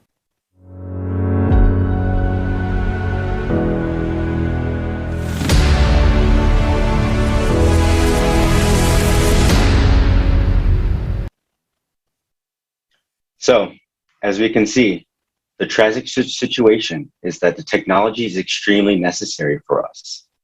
But at the same time, it's inappropriate in our current consumerist format of society. Because people will not only start receiving energy for free, but many will be left without jobs and will not have the money to buy goods and services. Meanwhile, in a creative society, free energy releases not only the resources of our planet, but also the priceless times of billions of people on Earth. In a consumer society, people are not valued. While in a creative society, every person is needed and every person is valuable. We as humanity have two ways to go. One with good prospects in a creative society, and the other option, well, it's better to avoid that. And there is no third option for us. We either live in a creative society or a consumer format. If we don't change anything radically, what will we arrive at? Not only are there the economic and all the other crises that we've discussed today, but also the forced reduction of the population. Plus, there are the external environmental and climate factors that we depend on. It's possible to influence these external factors, but we don't have enough energy today to accomplish that. We need a leap in development. Then everything will be possible. and the choice is up to us now. Also, dear friends, there's no more important topic than what we're discussing today. That is why we invite all reasonable people to the next conference on December 4th, 2021, The Global Crisis, A Time for Truth. Thank you. Thank you, Sean. And it is a little ridiculous that we cannot have this technology right now, as this will totally destroy our economy. But the paradox is that we need this technology in order to move on to the next level of development and help us survive the upcoming global cataclysms. Think about this. Now I would like to remind our viewers that we have already covered multiple vital topics, such as artificial intelligence and its prospects and threats. We have covered technological unemployment, also crisis in the consumerist society, as well as ecological crisis. And stay tuned, as we will be talking about one of the most vital topics, which is climate crisis. And next, I would like to welcome our next speaker, Her Royal Highness, Dr. Uba Ivunwa, Ambassador General of World Aid Organization for Human Rights, Canada, and the Secretary General, World Accreditation of Human Rights. Greetings, everybody. My name is Ambassador Dr. Uba Ivunwa. I am an artist, music artist. Today, I'm on Creative Society on ALLATRA TV, and I'm sending out peace greetings to the world. First time I came on Creative Society, and then I read the Estes Foundation about the right to life, education, human rights, equality, everything that Creative Society stands for. I only want to use this medium to send out my call, as it is divinely placed in my heart, to call all humanity to come together and join Creative Society to make this world a better place. In every generation, God always sends a prophet. And through that prophet, God brings message to humanity. I see Creative Society as the voice of reason, as the voice of a prophet, as the voice to bring awareness to humanity, to wake up humanity. Do not be afraid to speak your truth. Today, I speak my truth for mission for peace and humanity, my truth to be a part of Creative Society, a part of a vision to make a change, a vision to create awareness, a vision of truth, a vision to save humanity from crisis. I call upon each and every one of you to join Creative Society, unite under one umbrella. Every organization, every foundation, every humanitarian individual who is making a difference, each and every one of you need the umbrella of Creative Society to unite the world as one. Thank you. Yeah. Thank you, Your Royal Highness, Dr. Uba Ivunwa. Your support is really important to us. Now, I have a great pleasure to introduce our next speaker, Roshan Tagiev, Chairman of the Assembly of Nationalities of Ukraine and Chairman of the Assembly of World Diasporas in the United States. Ассамблеи национальности Украины, приветствую участников международной конференции «Глобальные кризисы». I'm Roshan Tagiev, the Chairman of the Assembly of Nationalities of Ukraine. Greetings to the participants of the International Conference Global Crisis. This already affects everyone. Today's topic is crucial and relevant for all mankind. As the world is moving in the direction where the death of humanity and civilization will be inevitable if we do not take drastic actions. Over the years, over the last centuries, a great technological process took place, during which there appeared a large gap between the population groups. We know that there were great wars, the First War and the Second World War, but the current situation is no less dangerous than the real wars that happened with the use of weapons, since the number of starving and destitute people reached up to 1 billion. Serious environmental problems are growing, and we know that the environmental disasters are happening all over the world. The global warming process is on because of the greenhouse effect, which is produced by factories, enterprises, and the growing amount of cars and other things. Ignoring environmental issues creates serious problems, and we have to do something about it. Of course, there are conferences in the world that discuss these issues, but the consumer attitude of human society today dominates over the common sense, over the reality, and it is only the movement of the creative society and the unification around the creative society and such international structures as ALLATRA that can give some positive impulse. I believe that the common sense of humanity, the civilization on the earth, should prevail over the mercantile interests of individual politicians, major global politicians who put geopolitical interests above the movement of people towards a new stage of civilization. And it is very important to talk about it. The fact that today the conference is being broadcast to all the countries of the world is great. It is good that we can also speak and transmit the messages to other countries and other communities. And this movement, this is the way of thinking should this way of thinking should develop. Today we see a large amount of injustice in the world. There is no justice in the world because the rich get even richer, while millions of people just live in poverty. I believe that the movement of people who bring positive ideas, positive thoughts, will always eventually overcome the darkness and weaknesses of those politicians who unfortunately live by their own ego and their mercantile interests of their political parties or certain states, because of which there are global wars, humanitarian disasters, millions of people die, tens of millions of people, hundreds of millions of people around the world experience it, because any war brings devastation. And today's problems are economical and political, environmental and humanitarian. These problems are the most important on the agenda of humanity. I believe that we will be able to cope with these difficulties only together, all countries united.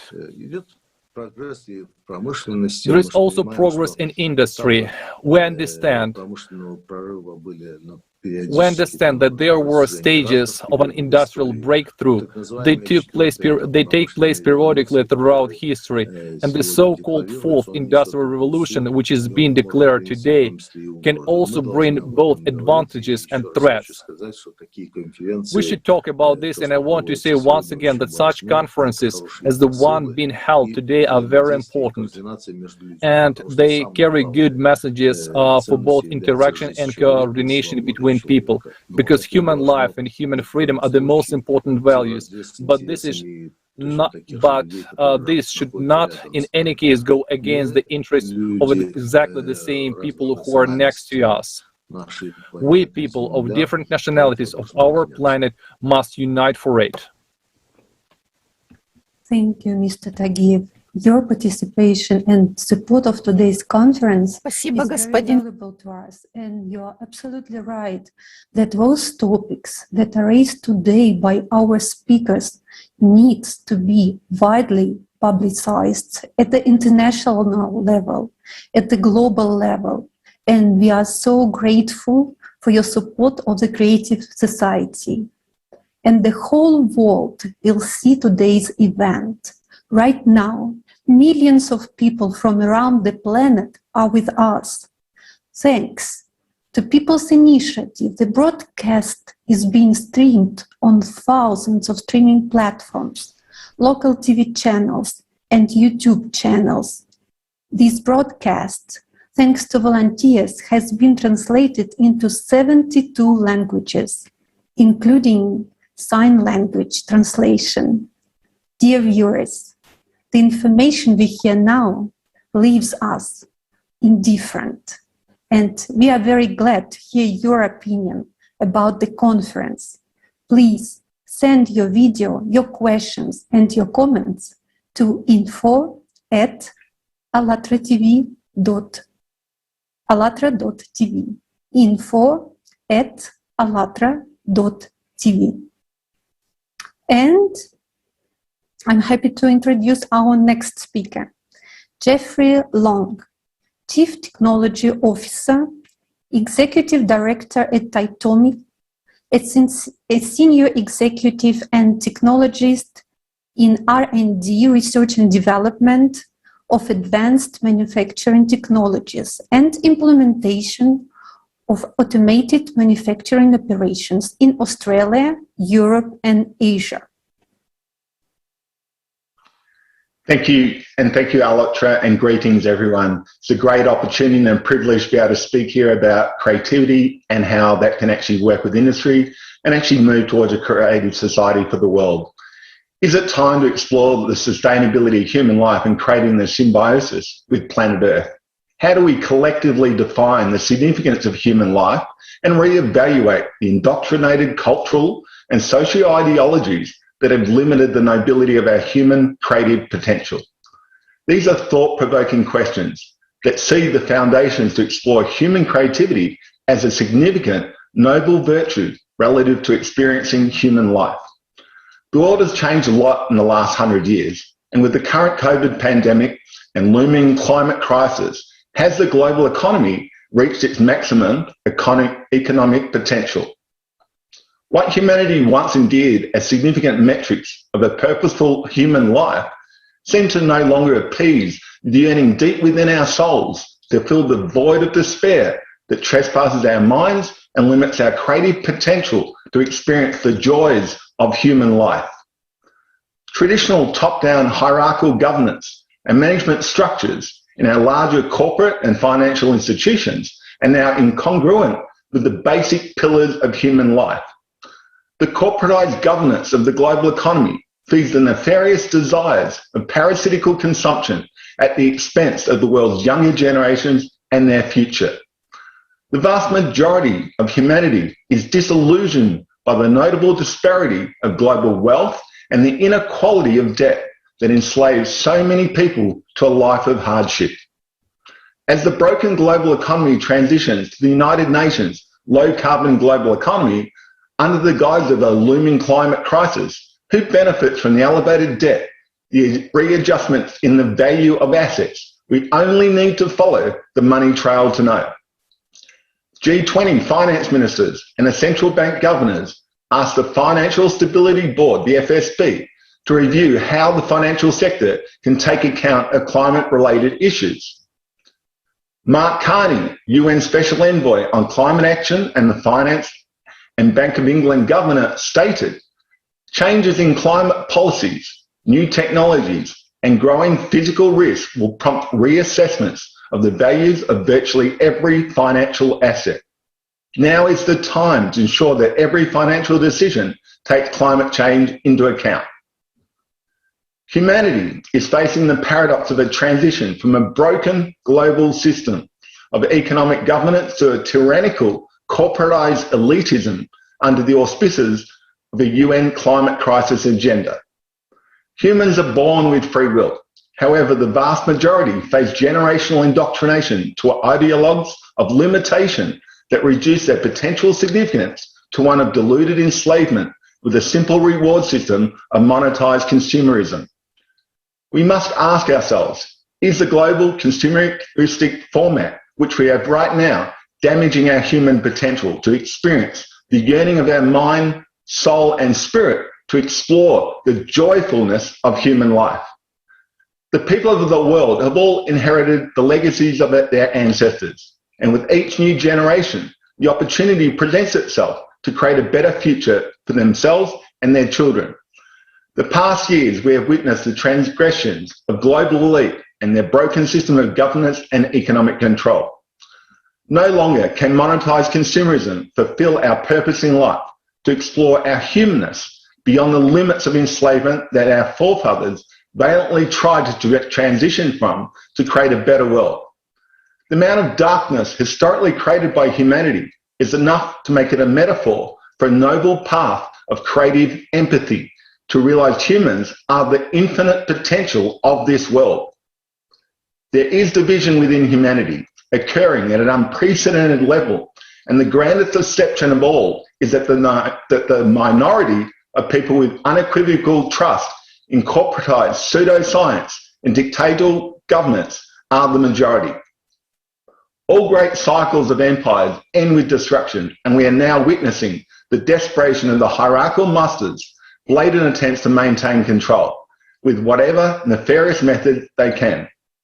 Humanity now has the opportunity to create a bridge towards all the possibilities of human life and to open our minds to the reality that creating all we do with empathy is unquestionably the most significant action of noble grandeur a human can explore and experience. Creative empathy is the most significant virtue of human intelligence, as through the collective observation and perception of reality, it defines a symbiosis that personifies unity.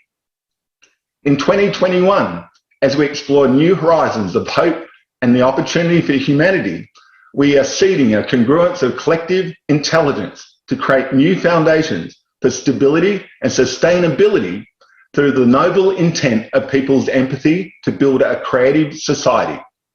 Each of you, individually, contribute to creating the potential for global change framed within the focus of your life's intent. Humans cognitively manifest their present reality and contribute to the collective reality by the intent of their actions that they have created. To create unity from division, we must not react to people's delusions of perceived significance and moral superiority, as they know only what they know.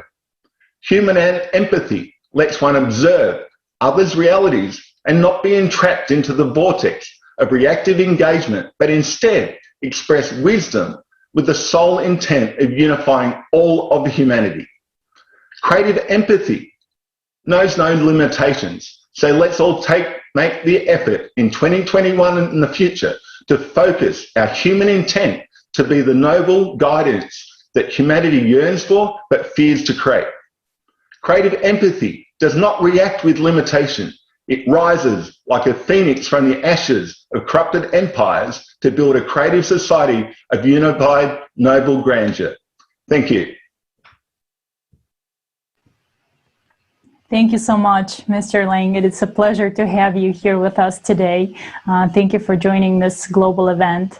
And I would like to talk about this, one of the key problems of today, is that not all the people on Earth actually understand that we can survive only through unification at all levels.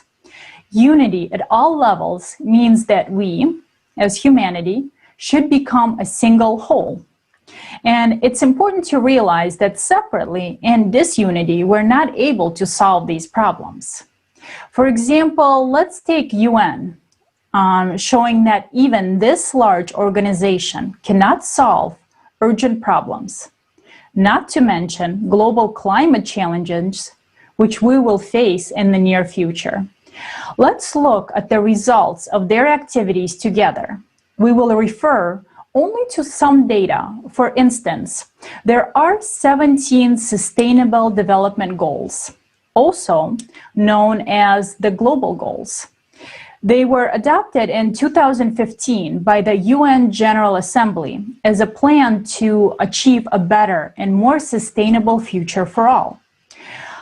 They committed to end hunger by 2030. This means eradicating malnutrition for all.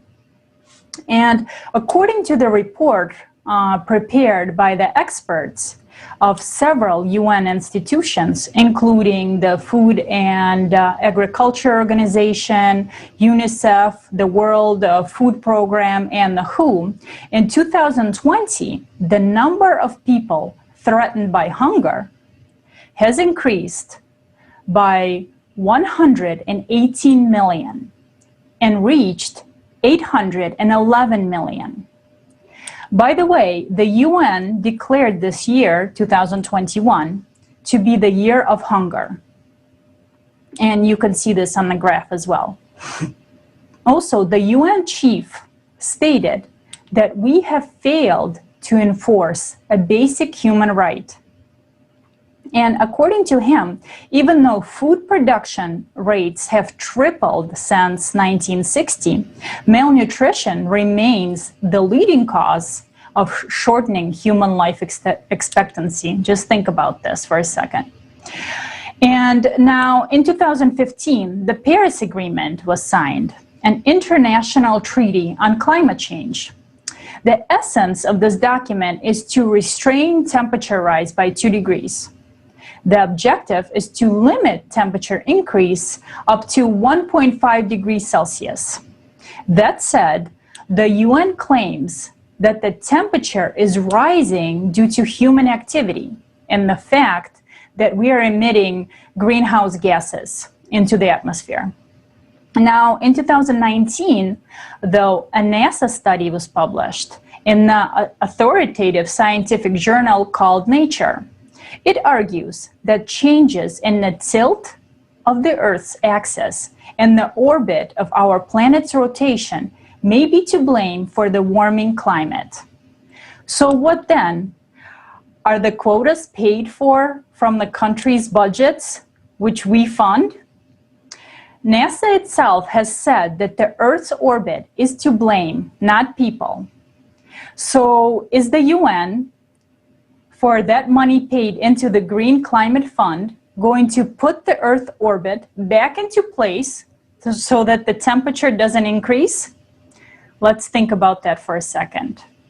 In addition, according to the World Meteorological Organization, CO2 remains in the atmosphere and oceans for centuries. It means that the world is doomed to permanent climate change regardless of any temporary reduction in emissions.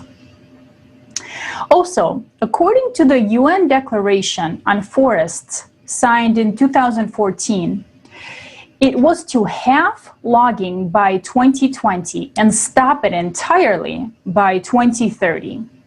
But what do we see in fact? Deforestation has reached a level that in the next 9 years, we will be left only with 10% of forests. That is, the UN has not made any progress on this issue either. So in fact, we see that on paper, we declare one thing, but in reality, we see something entirely different. Another obligation was to prevent and significantly reduce marine pollution of all kinds by 2025. In particular from land-based activities, including marine debris pollution. However, on this issue, unfortunately, we do not observe any positive developments. On the contrary, today the situation is highly catastrophic. And we have actually heard about the actual situation from the speakers here today, and thank you to them. And after all, the amount of garbage in the ocean is now the size of India, Mexico, and Europe combined. That's a real problem. Now, another goal is to reach zero CO2 emissions by 2050. To achieve this goal, global carbon emissions must be reduced by 45% by 2030. Compared to the levels of 2010 and must continue to decline sharply. But as we can see from the graph, hopefully you can see the graph on the screen, the situation is fundamentally different. There is a rapid growth of carbon emissions. And according to the UN itself, it is predicted that CO2 emissions will reach 56 gigatons in 2030. This is twice as much as it is supposed to be. Now, let's look at one more example. The UN pledged to take urgent and significant measures to reduce the degradation of natural habitats, halt biodiversity loss, and protect and prevent the extinction of endangered species by 2020. Now, global diversity loss has accelerated in recent years, bringing us closer to unknown and irreversible changes in Earth ecosystem. So why are we reporting these facts now? Because even these couple of facts are already irrefutable proof that the solution to all the problems facing humanity today is not the job of any particular institution or organization. The situation is so severe that only by uniting whole of humanity can we solve these problems. And there's no other way around it. And we emphasize that we don't blame anyone because we all have polluted the planet altogether. And so we are all responsible for what is happening today. And these facts we have cited only as proof that we cannot cope with it all separately. And to think that someone will do it for us is silly as well. And proceeding from the understanding that only together we can solve these problems, we would like to mention that we have invited the UN representative to this conference today to talk about solving these issues. And one person, a representative of the United Nations, actually wanted to come and speak here today. But in order to represent his organization, he needed permission from the leadership. And unfortunately, he did not get that permission. What do we see? A man wants to speak, but they won't let him. The bureaucratic apparatus does everything to prevent people from knowing the truth. And do you think this is normal? People from all over the world are here today, representatives of almost all nations. There are 72 languages of simultaneous interpretation. This, right now, is an international conference when we have all come together to discuss a global problem that affects every human being on Earth. And the problem is, how can we all survive? But we were told the UN cannot be represented at this conference. It cannot be represented in a place where all countries have gathered to address an issue of vital importance to the entire planet. And then that makes one wonder then, whose interests the United Nations represents and protects. And after all, many people rely on the United Nations. Many believe that the United Nations will solve all the global problems. Well, here you go. Look who you're relying on. Thank you.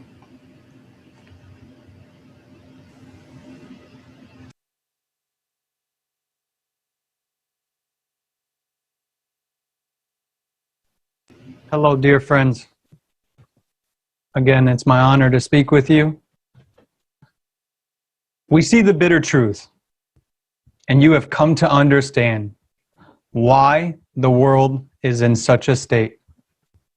After all, if one of our biggest bodies of international interaction is essentially doing nothing and is only busy creating the appearance of action, then why is it, anyone wonders, we live in such a crazy world? The only thing the UN is good at is telling tales. Here, there was a real opportunity to tell the truth. Why not go out to people and tell it just like it is? But they say they can't. Isn't the UN, as an organization, supposed to represent interest of nations? So look, people have gathered. Look at all the platforms. You, people, the UN represents. And yet you, the UN, cannot be here. And there are far more United Nations here today than there are United Nations as an organization. And yet you can't be here. Who can we hope for? They say it's all not consistent with the UN. And you guys tell me, what and who is? We're nobody? Are we scum? Are we not worth talking to? And not even one representative can officially come and tell the truth. So what? Are they cool extraterrestrials? Oh, and we're the lowlives. You guys are familiar with this. Are we plebes? And this is the first chance in history for them to really perform amongst people. But they're scared. How will they answer our questions if they can only tell stories? They can't. In fact, they're just in business under a big sign. Simple, yet trivial business. A simple example, they trade in quotas and make a lot of money. And how does this affect our lives? The Kyoto Protocol, the Paris Protocol, has something stopped? Has it slowed down just a little bit? In fact, billions have gone down the drain, rather into someone's pocket. But we know this, and that's their problem, on their conscience. We have a simple question. What changed on this planet? Have you felt better? Is it easier for you to breathe? Your family? Has the crisis or destruction stopped? Has CO2 even been reduced? No. It's obvious to every single person. And what has the UN done with these funds? Planted more trees? No, guys, I'm an arborist. Their cutting has multiplied. Or maybe they want to stuff the mouths of volcanoes with money so they don't erupt. Because that'll work, right? Or with numbers in their bank accounts. Do they want to stop the glaciers from melting? Where are results from their work? Let's look at action, not empty talk. Simple, cold, hard facts. And the facts tell us that for them, it's just a way to make money doing nothing. It's an opportunity to influence businesses. We all get it, and we all see it. But the issue here is different. The issue today, as has been said by every single speaker, is the survival of all people on this planet. All of us. They make decisions. Working groups are created. They allocate a lot of money, adopt resolutions. But do these resolutions change anything? Give an example of at least one natural disaster, one extreme weather event that a resolution has stopped. Nature doesn't care about your resolutions, people. Where's the salvation of our planet? And what do? Us people, you, I, and everyone watching. We continue to litter more, dump more, consume more, and destroy our environment. But only internal factors. This is the order in our house. It depends on us.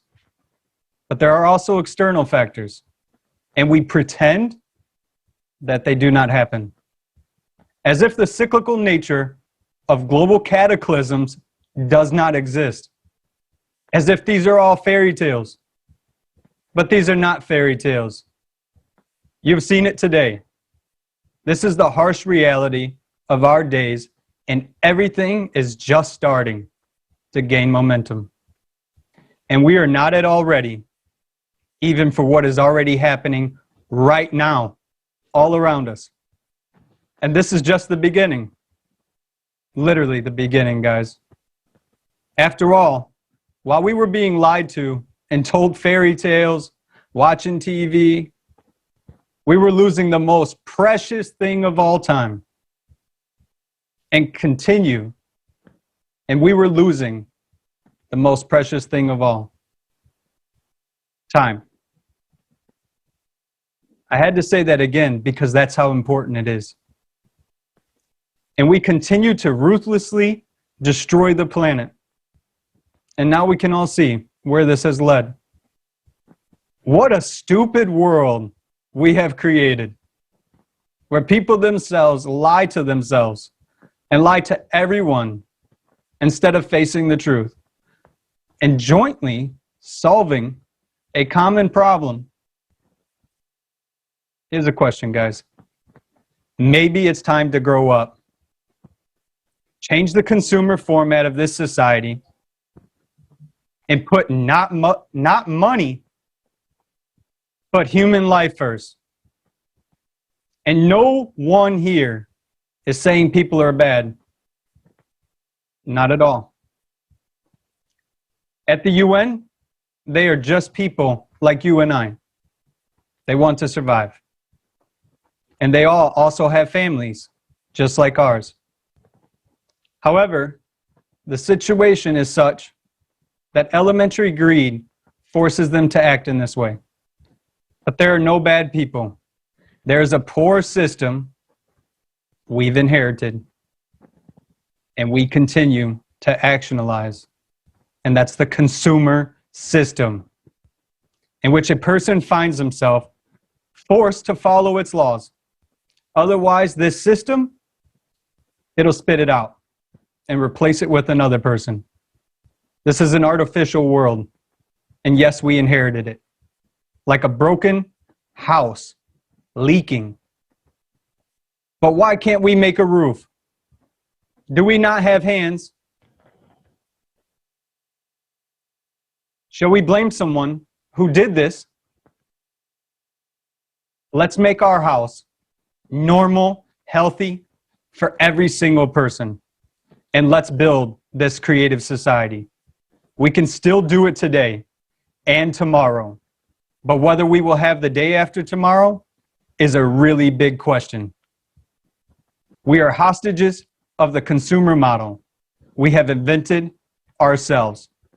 But this model has led to ruin.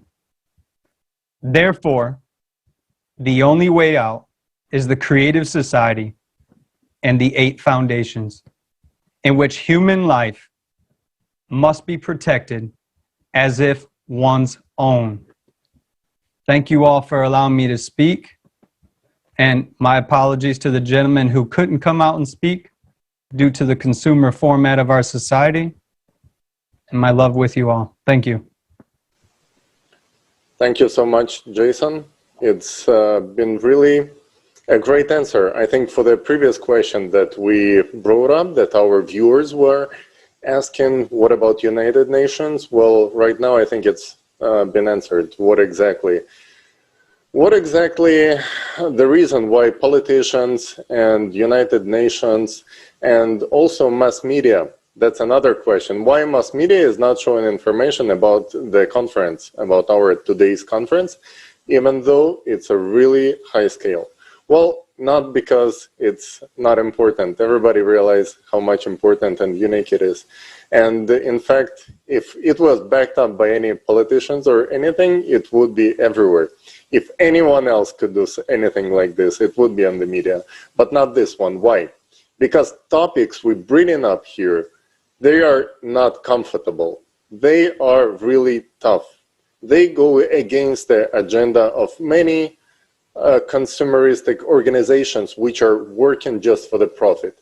And in this conference, we put life, human life, on the first place, not the profit, not someone's private small interest. And of course, we're not gonna see them talking about it until we gain the momentum big enough, then it's gonna be hard to keep it unnoticed.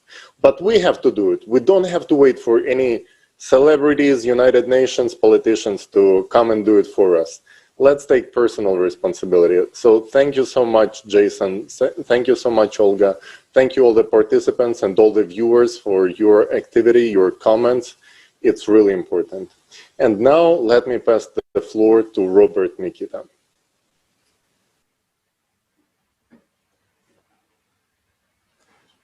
Thank you, Tylee. And also thank you, Jason, on your information on the United Nations. Our following speaker, I believe, will also touch on this topic. I'd like to present to you Narsingen Hambirayan, Senior Law Academic at University of Mauritius. The floor is yours.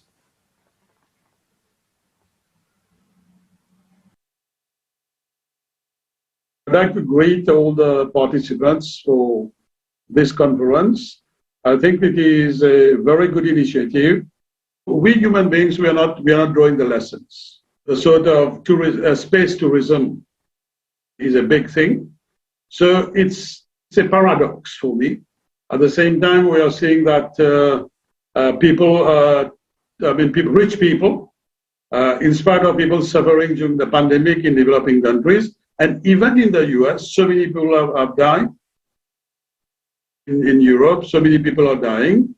And fortunately, we are not drawing any lesson. And this is very symbolical, where people right in the peak of a pandemic, in the peak of economic crisis, some people, the well-off, very well-off people, are going in space for tourism, still again abusing nature. Causing a lot of pollution. The World Trade Organization. I've been attending these meetings as a negotiator for my country and also as a trainer for the WTO.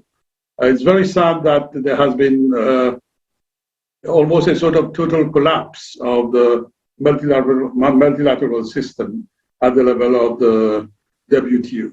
We've seen a collapse of the UNESCO. We've seen a collapse, almost a collapse of the WHO.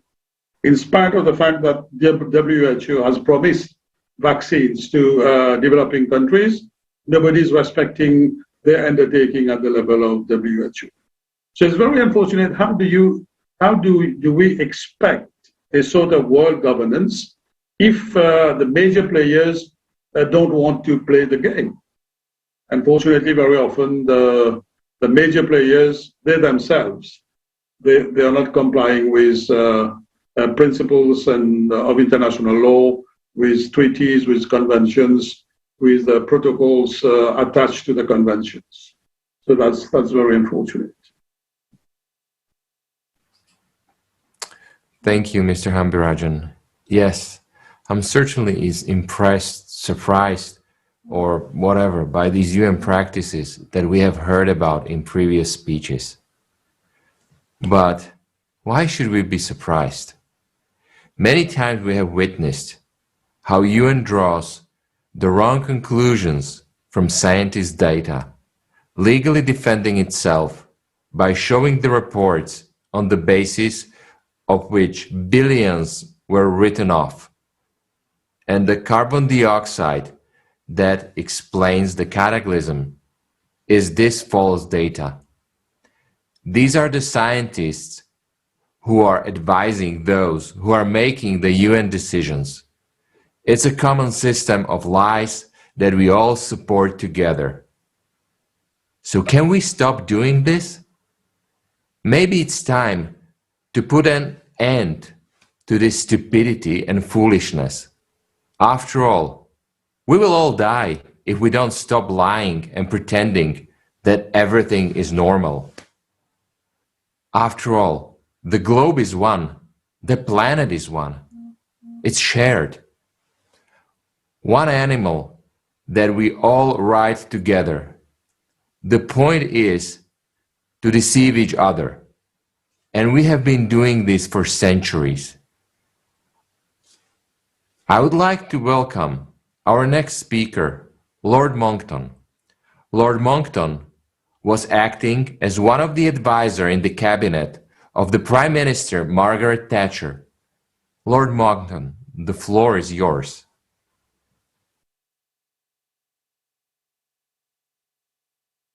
Good day to everyone all around the world.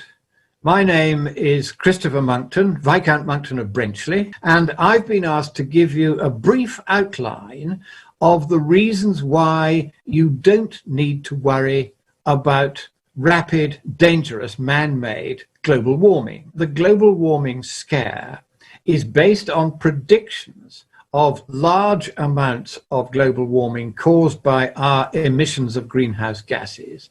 And these predictions are exclusively made by giant computer models which try to simulate the behavior of the climate over the next 100 or even 200 years.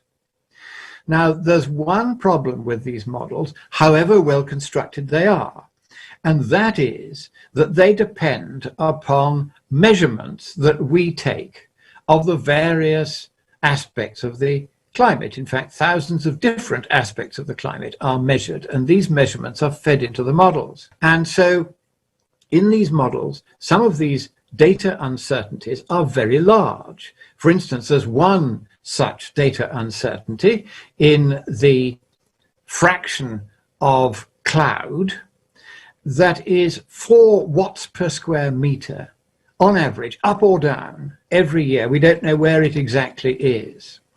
And that one measurement uncertainty is 100 times larger than the average annual effect of all our emissions and all our activities on the climate. And because of that, if you use a standard technique to propagate that error through 100 years of climate predictions, then what you find is that the envelope of uncertainty becomes so large that the entire range of predictions made by the models falls within that margin of uncertainty and is therefore no better than guesswork.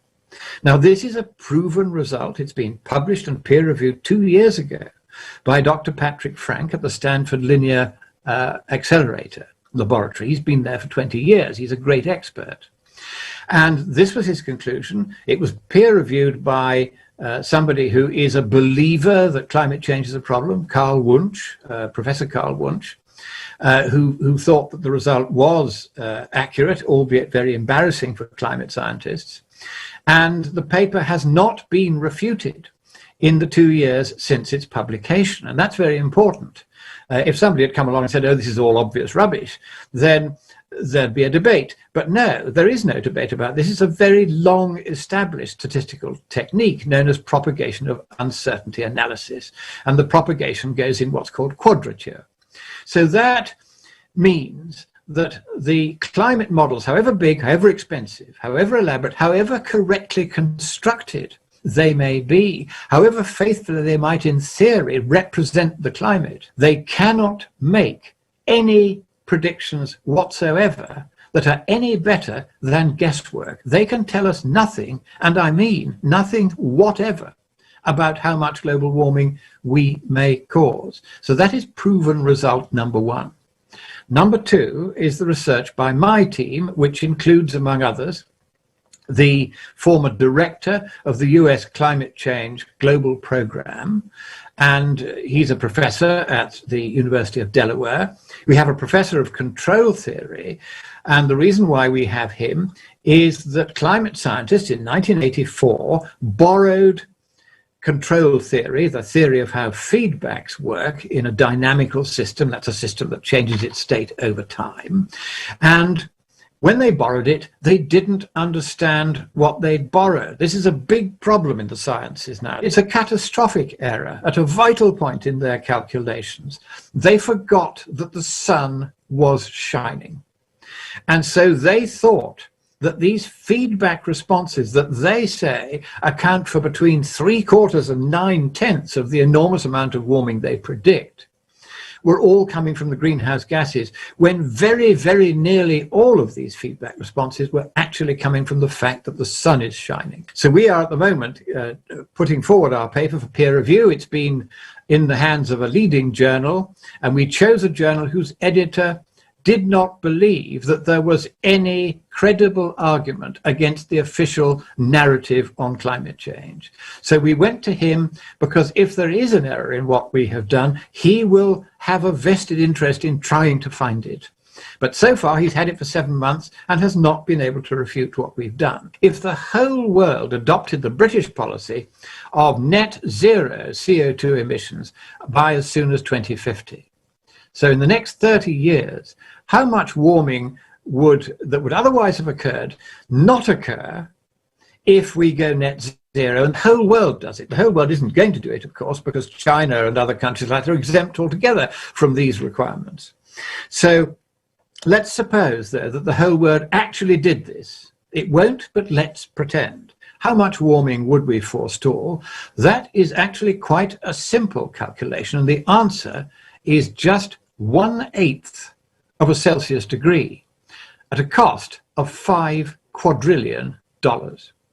So economically speaking, it makes no sense to do anything at all to mitigate global warming because there will be so little of it, because whatever we do makes so little difference to it. And they did the same with the ozone depleting chlorofluorocarbon gases. They overestimated the rate at which those gases deplete the ozone in the upper atmosphere by a factor of 10. This was an enormous error. And that's why the Montreal Protocol, which was intended to stop the emission of these substances, that turns out to have been unnecessary. They could have just left it as it was, and we'd have exactly the same rate of ozone depletion as before. So it is important that we realize that the real environmental crisis now is a political one in which political factions have captured the environmental movement. They knew that the way to do that was to exploit our perfectly proper feelings for the environment by exaggerating some of the problems and then persuading us that we should effectively shut down large swathes of our economy. And as a result of that, we're now paying 6 times as much for our electricity as we were before. So there needs to be a proportionality when you're dealing with these environmental problems. We must isolate the genuine problems from the bogus ones and then work out what is the true scale of the genuine problems. If we approach these problems with a genuine spirit, not of seeking to profiteer, not of seeking to advance our own reputations, but of love for those who are our fellow men and therefore are worthy of that love, then and only then will civilization continue to advance as happily worldwide. So this principle of love is or ought to be right at the center whenever we are trying to address what seem to be the intractable and sometimes catastrophic problems that we appear to face. The moment we do this in a spirit of cooperation and of affection and of mutual respect and love, then and only then, these problems begin to fade away. They become more manageable. They become more solvable. Instead of having to have hideously complex, legally defined structures that require how we behave towards each other, you can depend much more upon the willingness of people to cooperate with one another once that principle of love has been properly instilled in the way they think. That's why movements such as ALLATRA are so valuable, because you reflect this. Thank you, Lord Monkton, for sharing your opinion and shedding light on how the idea of anthropogenic global warming is being exploited to make money. And some of those who have realized that the CO2 story is a lie have begun to believe that climate change is a lie too. But in fact, it is not. Climate change is indeed happening, but not because of CO2. And if we are lied to about the causes, it does not imply that the climate is not changing. On the contrary, it is changing catastrophically and for reasons beyond our control, such as changes inside the core of the planet and cosmic processes. But unfortunately, this information is not being shared with people. So it is really tragic that people do not know the truth and thus do not understand the real causes. Thank you.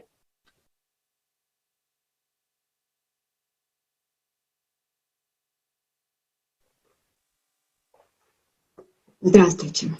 Greetings. Global climate change is the main crisis of our time because at the current level of development of civilization, a human is unable to control and manage climate processes. It's too presumptuous to say the opposite. It is suicidal. Climate change is already affecting the health, economy, and migration of people all over the world. Millions of people are dying. In Italy, where I live, the climate has changed dramatically. In recent years, in our country, climate records have been set one after another. We have abnormal heat in February, record of cold in spring, and heat in summer. There is no clear change of seasons anymore, and frequent water tornadoes are shocking. In Milan, in the middle of summer, giant hailstones fell. These are huge pieces of ice that break cars and roofs of houses. But what should people do if hail suddenly catches them in the street? It is not the first year that I've been actively studying the topic of climate, and I can say with confidence that climate anomalies are already affecting all people on the planet. Heavy torrential rains caused a tragedy in China, where people were killed in a flooded subway because they were simply locked in the carriages. Historic heat of 49.6 degrees Celsius hit Canada and provoked wildfires, destroying everything in its way, including settlements. Sudden temperature differences in the United States, when during the day a 30-degree heat turns into a frost and destroys the crops. In France, in the middle of summer, people were forced to take shovels, driving out snow-removing equipment and remove hail piles 60 centimeters in height. In Indonesia, more than 1,400 natural disasters occurred in the first half of 2021 alone. I would like to appeal to everyone who is watching this conference. Do you really think that nothing is happening with the climate? Or do you think that it won't affect you? I will continue. Tornadoes appear in the groups, even where there were no signs of them before. The area of forest fires is growing rapidly, and it's impossible to extinguish them. Seismic activity is increasing. Volcanoes that have been inactive for hundreds of years are waking up. There are dust storms that freely cross entire oceans and reach even remote tropical islands. Storms that are record-breaking by the number and strength make densely populated coasts uninhabitable. Improbable volumes of water pour out of the sky in a matter of hours. Endless floods, landslides and mudslides, they wipe out entire settlements from the face of the earth. Mega tsunami hit hundreds of thousands of people.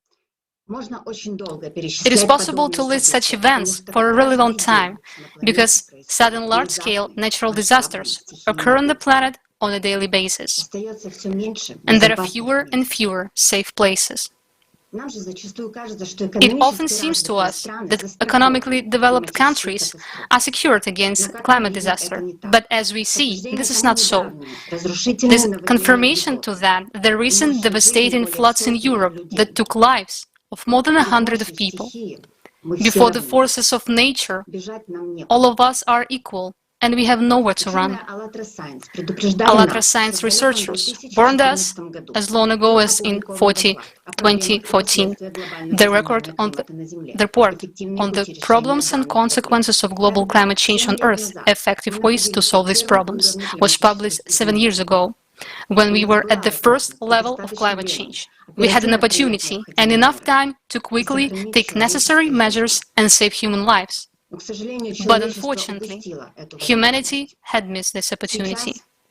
Now, we have already moved to the second level, when cataclysms synchronize and intensify each other, causing even greater disastrous ruin.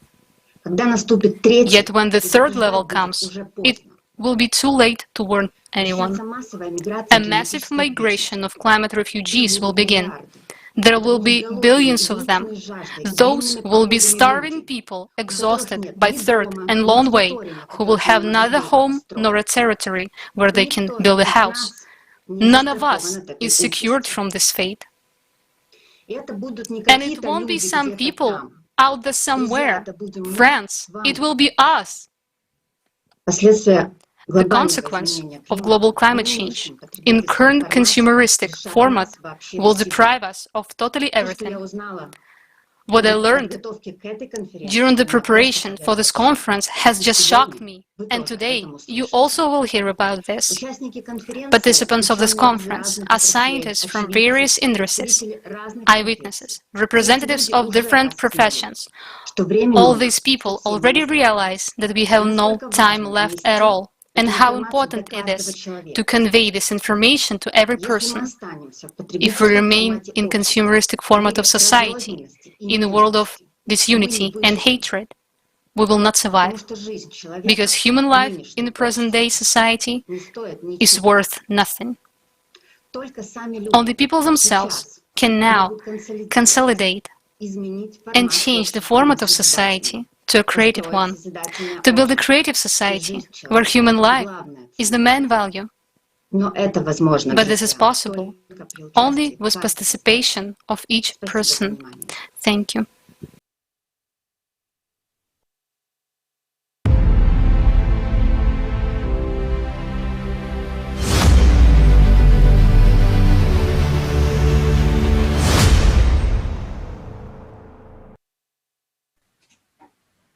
Thank you, Alla.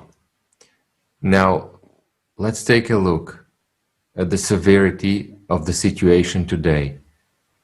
In the following video, you will see the facts, statistics, and truth about climate disasters which are happening worldwide and are only gaining momentum.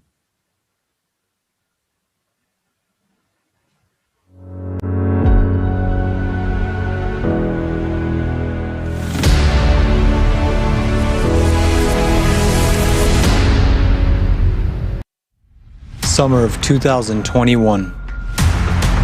Fires, floods, hurricanes, and abnormal heat waves. What is happening to the planet?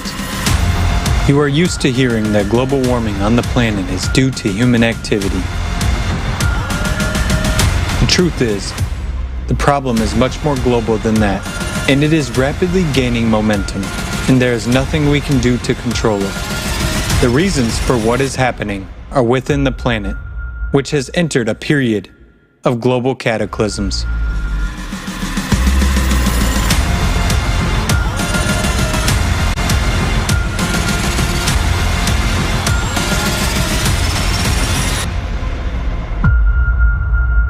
Nucleus. In 1998, a drastic shift of the planet's core was recorded. After that, the GRACE satellites and instruments on the Earth's surface detected an abnormal expansion of the planet at the equator, as well as heating from the inside. Because of the displacement of the core, it is unbalanced. With its vibrations, it creates shock waves, which are manifested on the surface of the planet by increased earthquakes and cracks on the Earth's surface. Through these cracks, a large volume of water escapes into the bowels of the planet. Molten magma rushes to the surface and heats this water. The water evaporates and escapes into the atmosphere. These enormous masses of water fall down in the form of sudden torrential rains. As the planet expanded, new continental rifts began to form. The number of volcanic eruptions increased. Significant tsunamis, including catastrophic ones, tornadoes, tropical storms, and hurricanes became more frequent. Floods and wildfires have become part of the daily news. Since 2015, the situation has become even worse.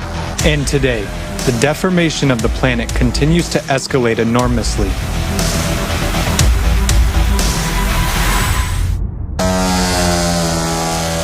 Earthquakes. Earthquakes with magnitudes greater than 8.5 have increased dramatically over the past 20 years. Since 2003, synchronization of seismic noise began, which means that the Earth is preparing for a mega earthquake. According to scientists, it will occur in the Japanese archipelago and will have a magnitude of more than 10. which is 32 times stronger than the 2011 Tohoku earthquake of magnitude 9. Entire countries could disappear from the face of the earth at any moment. Volcanoes. Since the beginning of the 20th century, the number of powerful volcanic eruptions has doubled as a result of growing internal energy of the planet. There has also been a steady increase in the strength of eruptions and the amount of ash and lava that has been released.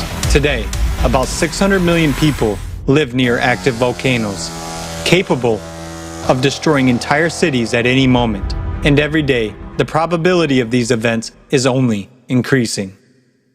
Glaciers. Greenland and Antarctic glaciers are losing 3 times more mass than 30 years ago. We are told that global warming is the cause. We are not told that the glaciers are melting from the bottom up because of the intense release of heat from the Earth's interior. For example, Antarctica is only melting on the west side, where there is a huge magma chamber. Greenland's glaciers are shrinking for a similar reason. Obviously, man has no influence on what is happening. World ocean. In 2019, the temperature of the world's oceans rose 0.075 degrees Celsius above average. This may not seem much, but in fact, the numbers are catastrophic. The energy for such heating is equivalent to the explosion of 3.5 billion atomic bombs dropped on Hiroshima. And this energy came from the very bowels of the Earth. Melting of the sea ice and expansion of the warming water has caused the sea level to rise by almost 15 centimeters in the last 30 years. And this is just the beginning. There has also been an increase in the number and power of storms, as well as a significant acceleration of currents.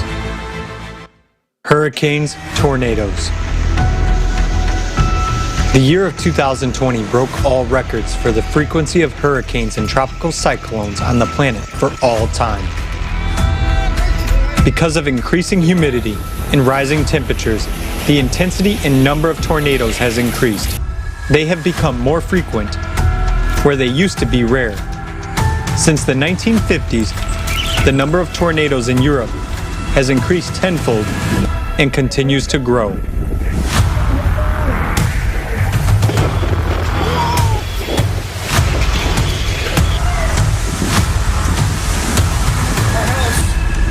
It's freaking destroyed, Josie!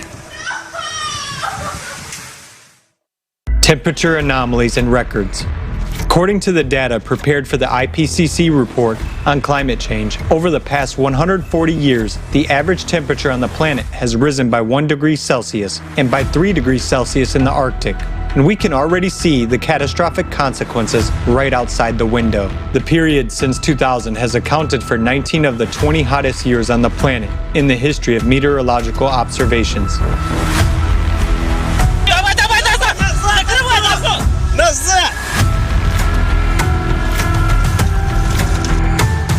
Despite global warming, cold records are growing. For example, in February 2021, in Texas, USA, there were more than 2,500 record low temperatures. And this has never happened before in the history of observation. Since 2000, more than 5 million people have died from extreme temperatures, with 4.5 million dying from the cold.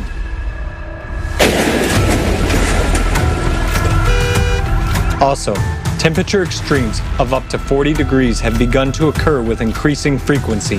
Even machinery, not to mention humans, cannot withstand such surges in a short period of time.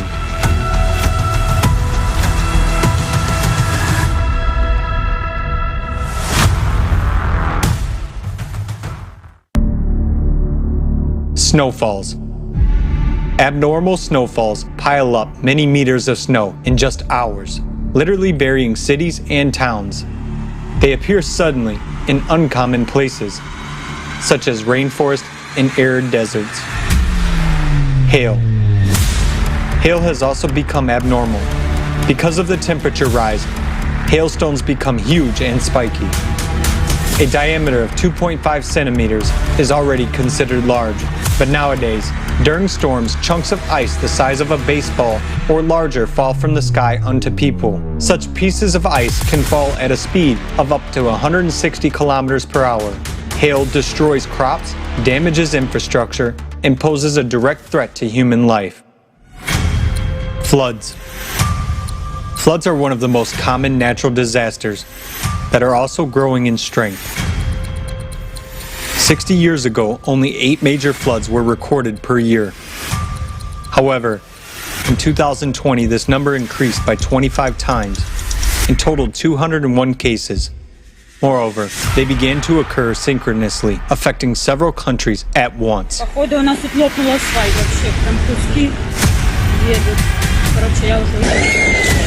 According to the National Oceanic and Atmospheric Administration, NOAA, the number of floods in the U.S. has increased by approximately 100% over the past 30 years.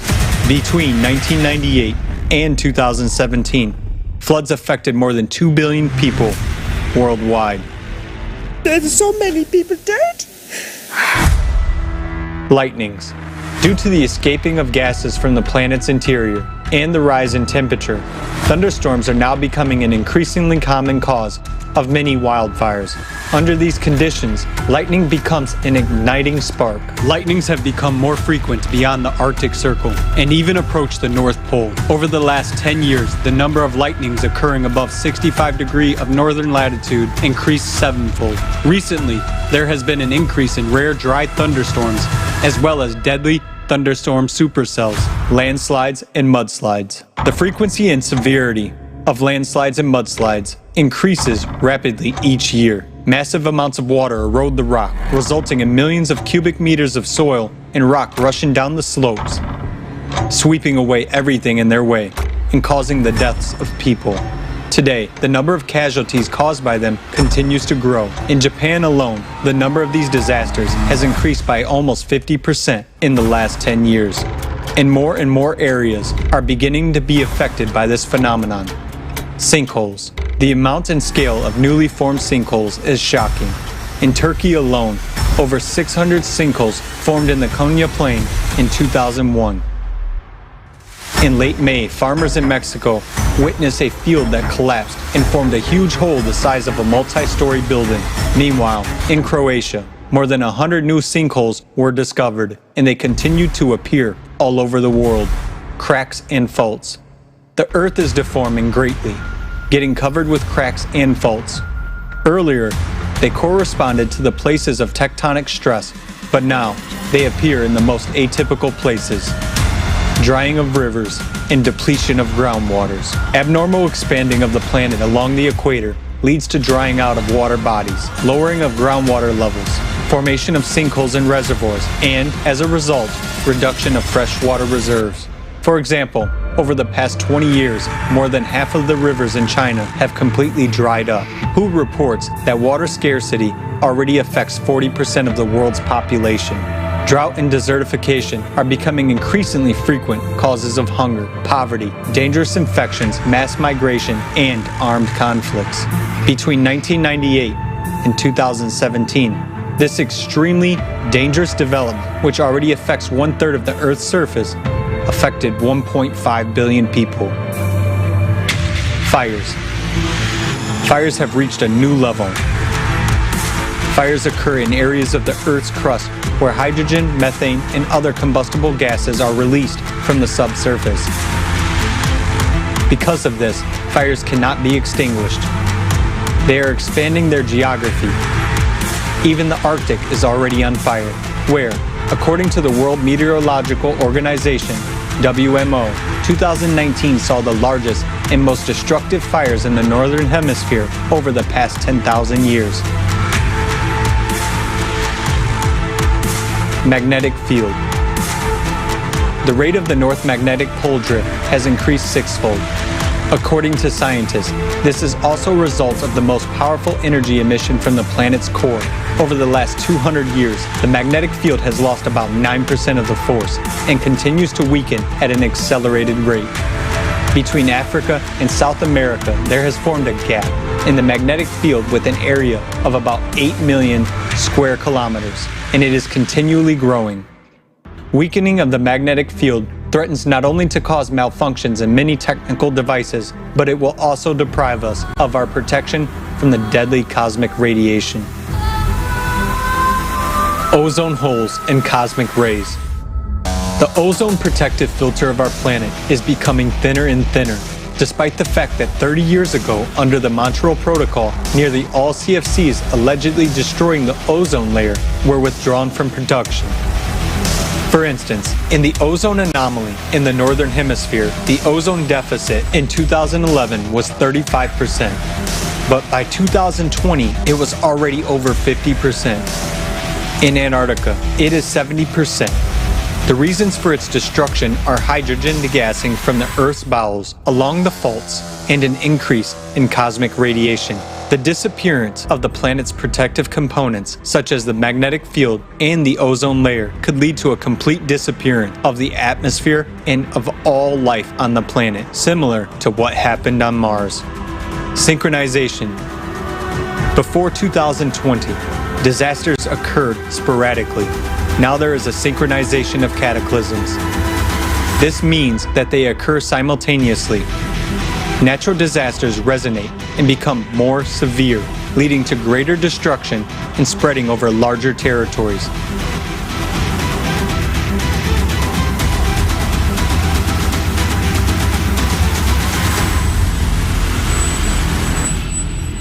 Today, the Earth is literally burning beneath our feet and collapsing right under us.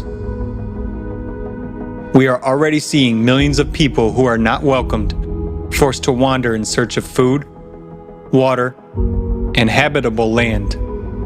And tomorrow, we will all be among them. Are you ready for this? Until now, humanity has been in a state of death-defying consumerist slumber. This is the only way to explain that while seeing the agony of our planet with our own eyes, we don't want to admit that this could be the end of our civilization. However, we still have a chance. One last chance.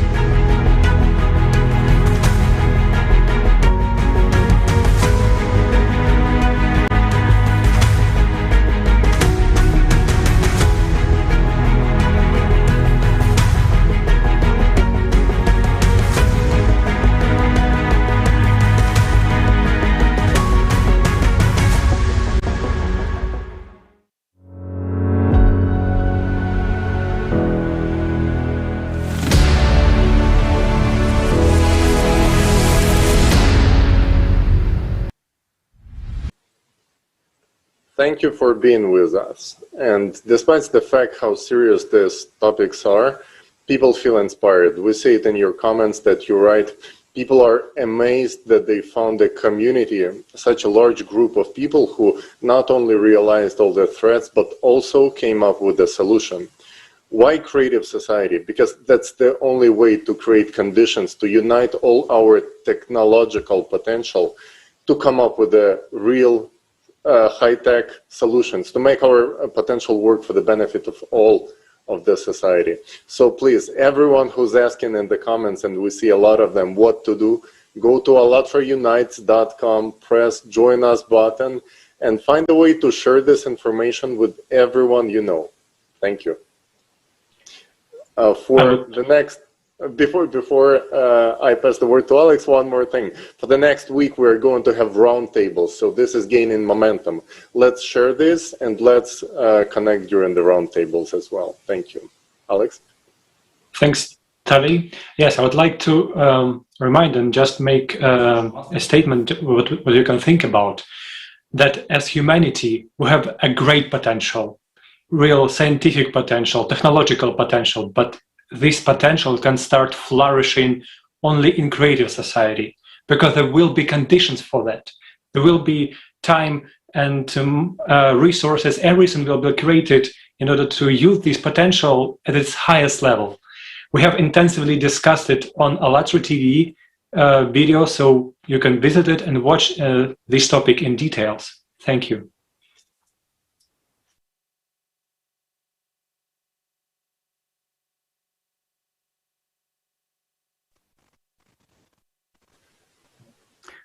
To, co jsme právě viděli, jsou reálná fakta. Tak jak je tedy možné, že vědecká obec nekřičí na poplach? What we have already seen are real facts. And is it possible that the scientific community is not raising an alarm about it? How can anyone make the decision to be silent? Why are we not being informed of the real reasons of cataclysms? Who benefits from it? Who benefits from people not knowing the truth? Yes, there are a lot of questions. So let's answer honestly what the reality is that is hidden from people. According to research by scientists, since 1998, our planet has been expanding along the equator, but not along the poles. Do you know something about this? Despite the melting of glaciers, the entire planet is losing fresh water. Where does it disappear to? The Earth is bursting at the seams. Huge cracks appear across the planet through which this water disappears. We can compare it to an inhalation, when the body becomes larger, followed by exhalation. And what will happen when the water returns? A gigantic flood, from which you cannot escape even in a bunker. Another fact that is hidden from us is the fires. Now, we are not talking about fires caused by high temperatures or human factors. We are talking about fires along the faults, which are very numerous and cannot be extinguished. They burn constantly in the same places. For example, California is all burning along the San Andreas fault system. In Australia, New South Wales and Victoria, fires are getting worse every year. Why? Because degassing occurs, that is, the release of gases from the bowels of the earth, hydrogen, methane, radon, etc. Degassing destroys the ozone layer. What will be the consequences? We will be exposed to the strongest solar and cosmic radiation. And at the same time, the magnetic field weakens, we lose all protection from the sun and space. Information about the melting of glaciers is in the public domain, and it would seem there is no secret there. But the truth is different. Glaciers do melt, but from the bottom up. And what does all of this mean? The increase in earthquakes, volcanic eruptions, floods, hurricanes, abnormal snow and hail, tornadoes and typhoons, global warming. All of this is a consequence of the heating of the earth from the inside. This is the result of cyclical, astronomical processes that unfortunately are inevitable and are happening right now. The media and governments constantly present us with highly distorted information, which explains nothing, and most importantly, it gives us no complete view of the picture of what's going on. When information is given in fragments, when the person who is now far from these events takes no information seriously, he thinks, well, it certainly doesn't concern me, but the problem is that this already concerns everyone. Because this is a global, interconnected process. We are deliberately told that everything is still not so bad, that nature will come down, that volcanoes have always been erupting, that floods are not so terrible, that earthquakes are not so strong and, of course, not so frequent, and so on. Many might think that politicians and multinational corporation owners are to blame for this. However, this is not the case. This is our common responsibility, my friends. Our indifference to the misfortunes of other people, our unwillingness to go beyond our own complacency, our disinterest in changing anything. This is due to the pandemic of fear that dominates us, the consumer format of relations. We stopped appreciating life, not only the life of other people, but also our own. after us come deluge. Oddly enough, this saying is not far from the truth. We, all of humanity, no longer have time to deceive each other, so we will speak directly. Climate change is on the rise. It is rapid. What are our chances of surviving these planetary cataclysms in the current consumer format? No chances. There are 3 stages in the development of planetary cataclysms. Unfortunately, we have already passed the first stage and are now at the second. In it, the cataclysms began to synchronize, and all graphs show an accelerated increase in the destruction of our planet. What will happen next? The situation will worsen sharply. Further, with the climate, it will only get worse, and this will happen very soon. This is somewhere in 100 years and not even in 5. Can you count? Count it. It will be a meat grinder. Everything will be destroyed. And now we, in our egoism and blind belief, we believe that someone will come and do something for us. We do not even want to admit that it concerns us. We don't even give a damn about our children. And what will happen to them? Every day the moment is getting closer and closer when the line comes, after which people will have no power to change anything. Then we will all understand that we had time to change everything, but it will be too late. Now we can still do something, and when the third stage comes, it will make no difference whether we unite or not. Everything will come to an end. Therefore, we need to unite and act together, now, while we still have this time and opportunity to change the situation. We need to survive the cataclysms together. Why do you think so many speakers in front of me today have repeatedly spoken about the importance of building a creative society? Because it is really the only way for all of humanity to survive, and it's everyone's business. Yes, thank you very much. Absolutely. And this is the day of facts. Facts will prove and will show us that we have to act, we have no other choice. And now we will hear about the anomalies of lightning and hurricanes from Professor Colin Price. Professor Price is the head of Potter School of Environmental Studies at Tel Aviv University. Dear Professor Price, can you please share with us about the increase of lightning and hurricanes in the world? How many days in the month do we have thunder? You can hear thunder. So it can be either from 0 up to 30 or 31 days. And so this has been measured around the world for maybe 100, 150 years. And with this data, there are many places where we are seeing an increase in the number of days when we have thunderstorms. So it could be 1 thunderstorm or 20 thunderstorms, it's still 1 day. So it's not a very good parameter, but there is evidence that thunderstorms have been increasing over the last, say, century. Not everywhere, but globally. Well, when I said it's driven by the sun, basically the solar heating of the surface, which you can think of as putting a pot of water on the stove and you're turning up the heat and you start to get the bubbles boiling up. So in the atmosphere, we have air, pockets of air which heat up like thermals, and they'll rise up. And as they rise up, the water vapor there will condense as the air gets cooler and form clouds, and if it's strong enough, thunderstorms. So the sun is the trigger. And so we have some link, indirect link of triggering lightning. And there have been some statistical studies showing that some solar parameters may be linked to the amount of lightning, especially in higher latitudes, like in the United Kingdom. There's been 1 or 2 studies. But these are all statistical studies, and we don't know the physical mechanism of how they're actually related. So the solar activity is basically the heating of the sun, which causes convection and rising motions in the atmosphere. Everything else is secondary or very minor, but it still may have some connection, the cosmic rays and particles. And we don't really see any link with the solar cycle.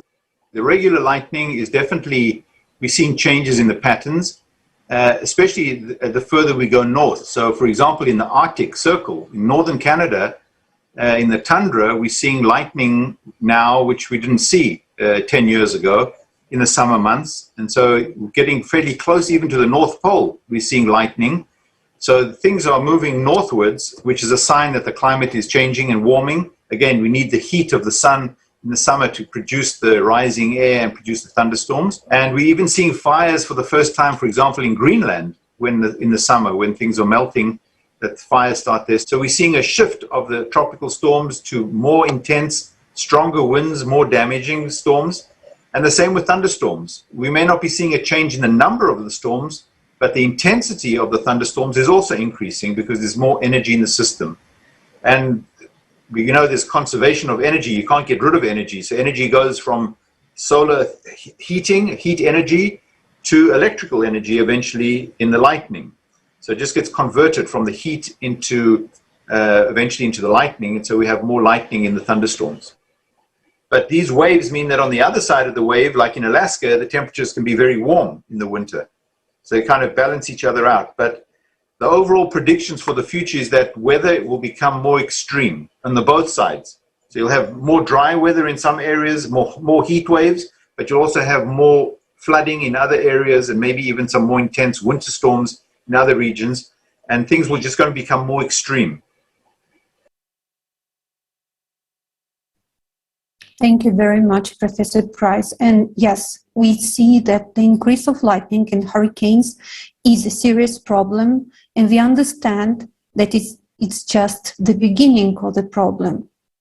And let's continue to know more about the facts, and I give the floor to Kevin Hester, researcher, environmental and climate crisis activist, co-host at Nature Bats Last. Kevin is currently living on Rakino Island, New Zealand, where he is currently monitoring the unraveling of the biosphere and developing of a proposal to create a marine reserve in New Zealand. Please, Kevin, the floor is yours. Greetings, everyone. I'm very glad to be here on this conference, Global Crisis. This already affects everyone. End quote. That's a perfect description of your conference. My name is Kevin Hester. I'm an abrupt climate change researcher from Aotearoa, New Zealand. My background is in engineering and ocean sailing. The situation in the Arctic is catastrophic. The statistics and the amount of melt that's going on is unprecedented. And one of the problems that we have with what we are seeing in the Arctic now is inertia in the climate system. There's a 10 to 30 year lag between when emissions go into the atmosphere and when the full effect of those emissions manifests. So the chaos that we're watching now was baked in last century. This is a very, very dire predicament we find ourselves. One of the problems that we have is we have unleashed a multitude of what the client's community calls tipping points or feedback loops. I'll give you a couple of examples. The loss of the Arctic sea ice means you lose reflectivity. So what happens is when the ice was there, the incoming solar radiation would bounce off the ice and go back into space, only leaving a minor fraction of the warming behind. But with the lack of sea ice, all of that light is absorbed into the oceans and the warmth is contained. That's one feedback. As we broil the planet, for every 1 degree C we heat the atmosphere, we get 7% more water vapor in the atmosphere. And water vapor is an enormous greenhouse gas. It's actually the most prolific greenhouse gas in the atmosphere. So at the rate that we've warmed the world now, we've increased the loading of water vapor by over 10%. That's a massive feedback. Okay, another important feedback that I'd like to talk about is methane. As the permafrost melts, and until recently, 24% of the Northern Hemisphere was covered in permafrost. People don't get how big this Arctic region is. And methane is something to upwards of 100 times more powerful a greenhouse gas than carbon. So you can see why that becomes an issue. And then I think probably the feedback loop that we're most concerned about, the Arctic researchers that I know, is the potential for destabilizing the methane class rates, which are stores of methane that are held in a chemical cage at the bottom of the ocean. And that methane is kept stable by a combination of pressure, by the water pressure above it, and temperature. And as a result of warming the planet, the water is getting warmer, so that takes us closer to a tipping point with the class rates. The problem with methane is that the difference between methane and carbon is the warming from methane is almost instantaneous. Whatever methane gets released, within weeks, that warming will be felt in the atmosphere. So what I expect to happen when we get these increasing levels of methane is that it'll get hotter, faster, and the main danger that poses is for crops. You know, Ukraine is one of the bread baskets of the planet, and it's warming up. And this is the same thing that's happening in the United States and Canada. Crops are just failing already because of the heat, the amount of warmth and the attendant droughts that go with it. So we're already seeing the crop failures taking place today. We don't have to wait a long time to see this chaos unfolding. I think that could happen this decade. What people don't get is non-linearity in the climate system. That's why people think that myself and Professor Guy McPherson and John Boyle from the European Commission, Sam Karana from the Arctic News blog, we all believe that we're heading for double-digit warming. And people call us alarmists, but, you know, it's an alarming situation. So now that we've just thrown our arms in the air and we're rushing headlong off the cliff, and there's no slowing down. All the talk about emissions reductions, it's talk. Even with the pandemic and all the planes grounded and no one traveling around the world, emissions went up last year. There's our feedback loops. Well, I think very soon it will crash industrial civilization. You know, with industrial civilization and the dominant economic system on the planet of capitalism, it's all about credit and it's all about borrowing from the future. We've been borrowing from our children's future all my life. And what I think will happen is industrial civilization will crash. And that could happen very soon because people will see that we've lost control. Not that we ever had control, but we've driven the system into a whole new paradigm. So I think very soon we'll see industrial civilization collapse. I think everyone should they should follow their hearts and do what they think is right. But there's no turning this ship around. We've already gone off the cliff. It's sinking. What we can do is we can prepare psychologically and personally within our own circle with our families and our friends, and we can tell the truth, and especially to the youth. It's really important that the youth understand how dire the situation is. People say, oh no, we can't tell them. That's bullshit. If you want to lie to the youth, lie to the youth, but I'm not going to do that on my watch. I'll go to my grave telling the truth of what I believe is happening. And, you know, I'll reiterate, I don't for a second want to be right. I would love it if you guys could call me in 12 months and say, Hester, come on the show again. We want to rubbish you about all the things that didn't happen. I would love that. I'd love that more than anything. So I think we're going through this extraordinary learning curve now about how all the models have undershot. And an important detail to think about when we're talking about these targets that have been set by organisations like the IPCC, the Intergovernmental Panel on Climate Change. Their predictions for the future include carbon capture and storage at scale. They calculated that we would have come up with a solution. Their whole representative concentration pathways have a factor of fantasy technology factored into them.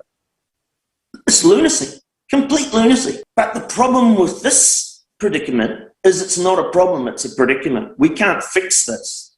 We can mitigate, we can take our foot off the accelerator, we can do the right thing, but we can't fix it. And it's important for people to understand that, or else they'll frustrate themselves to death trying to fix the unfixable. I'm very happy to be a part of this project, and thank you for including me. Good luck with what you're up to. I admire you enormously for doing what you're doing.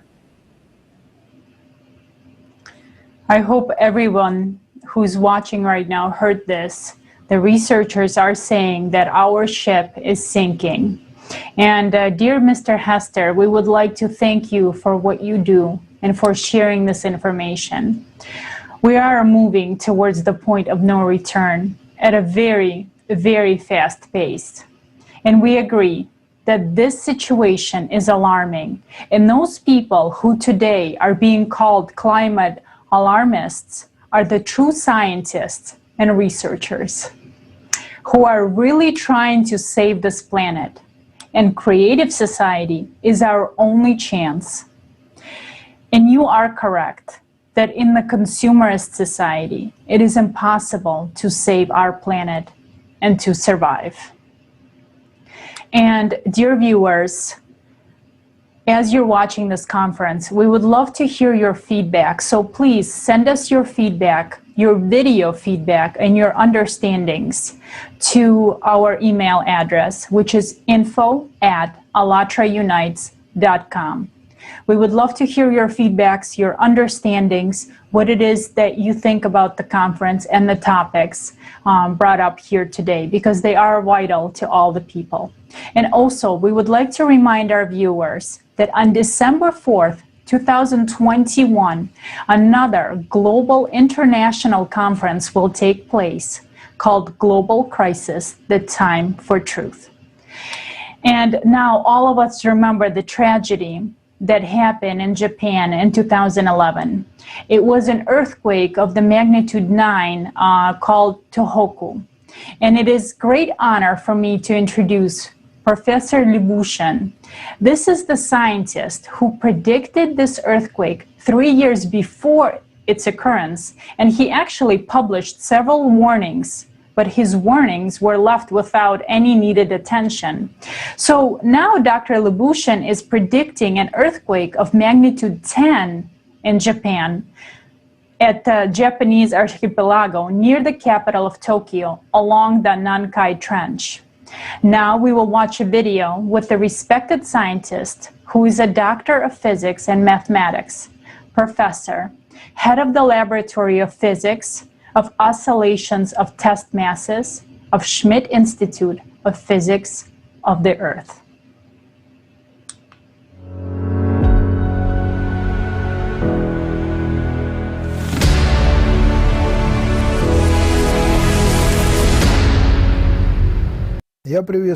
Greetings to all participants within this conference. Global crisis, this already affects everyone.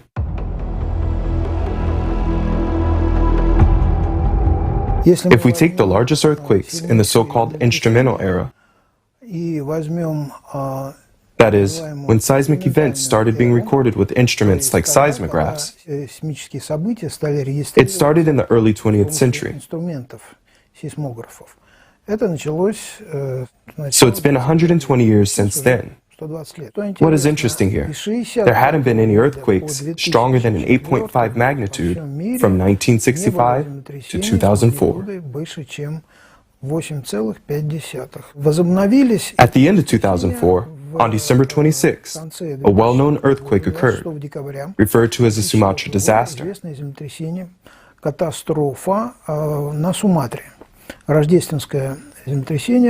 This Christmas earthquake caused a strong tsunami in the Indian Ocean and killed 300,000 people living in the surrounding area. A powerful aftershock followed right after. Neither before nor after that time has there been a single earthquake of this kind.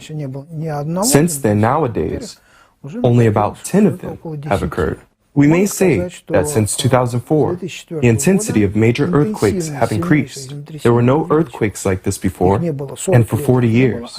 And now, there's about 10 of them within this time frame. These are the facts.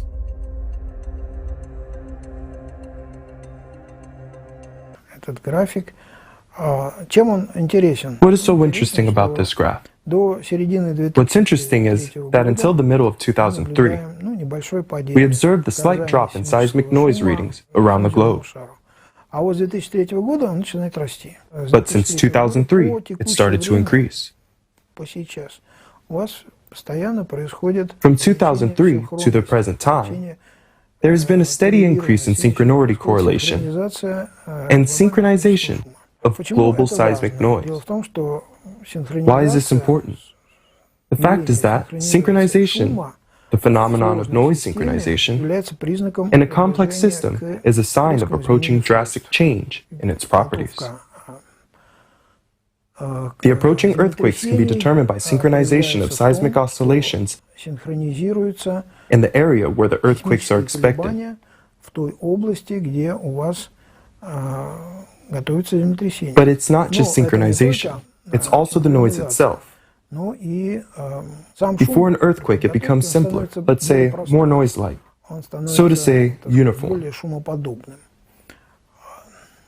But what's interesting here is that the same thing was discovered in the early 90s when studying the heart rhythm of sick and healthy people.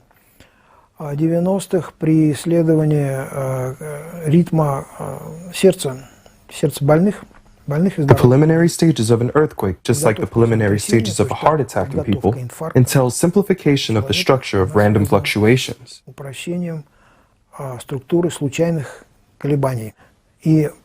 There is a loss of healthy chaos and an approach of unhealthy orderliness.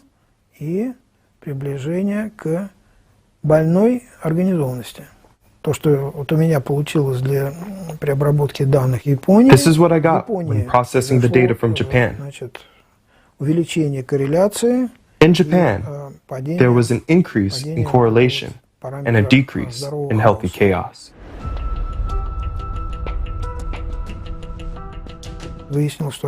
First, we discovered that 2003 was characterized by a certain surge of that response. The Earth, while rotating, just kind of flinched a bit.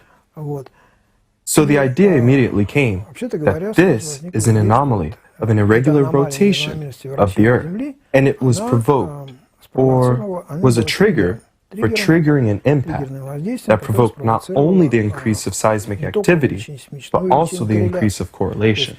So what I'm saying is that the Earth, the irregularity of the Earth's rotation, the seismic noise, and these seismic events are all connected. And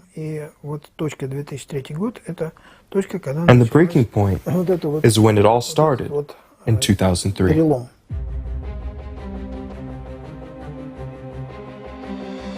I can't imagine this trend disappearing, you know? This trend went up way too much. I mean, sooner or later, it should go down. Or this descending trend must start after some strong, significant geodynamic event. A geological event. You could say it would be a supervolcano explosion, like that of Yellowstone, for example, or it could be a very strong earthquake. The Tohoku earthquake, just like an earthquake off the coast of Hokkaido, in 2003 was a foreshock of an even more powerful earthquake. What could be more powerful than that 9.1 magnitude? What could be bigger? Based on trends of increasing seismic danger in Japan, everything points to the fact that it's going to be south of Tokyo in the Nankai Trough, with a magnitude of 10. Since there was already a magnitude of 8 and a magnitude of 9, so the next earthquake most likely will be a magnitude of 10. They were all foreshocks, which means each previous one increased the magnitude of the next one. If there is a magnitude of 10, it is possible that all these trends indicate that this will actually end with the great catastrophe in Japan.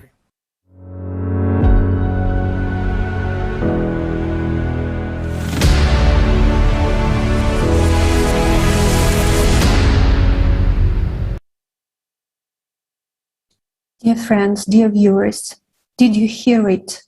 This information is crucial, and people of Japan and that region need to be warned. How can this information not to be voiced already now on all channels? The lives of 130 million people are threatened. That's very important now to start to talk about it. And thank you so much for your comments and questions you're asking below this video. And to answer your question, in order not to forget about this conference in 2-3 days, in order not to forget about this crucial information, please, let's start speak right now. Share this conference on your social media networks. Talk to people. Don't share only tomorrow and the day after tomorrow. Share every day, every second day, every third day, so that we reach as many people as possible, because we are talking about people's lives. And all about the world today, people are facing global cataclysms. And we are talking from the point of knowledge and research, as every day the volunteers of ALLATRA TV conduct a large-scale monitoring of climate events and bring information to people. Now, let's watch a first-hand video of eyewitnesses to these horrific events.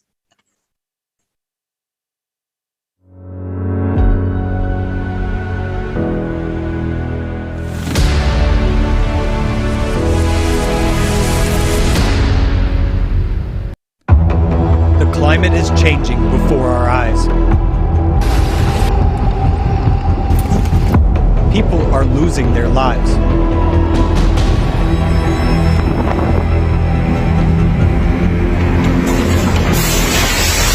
Each of us can be left homeless at any moment.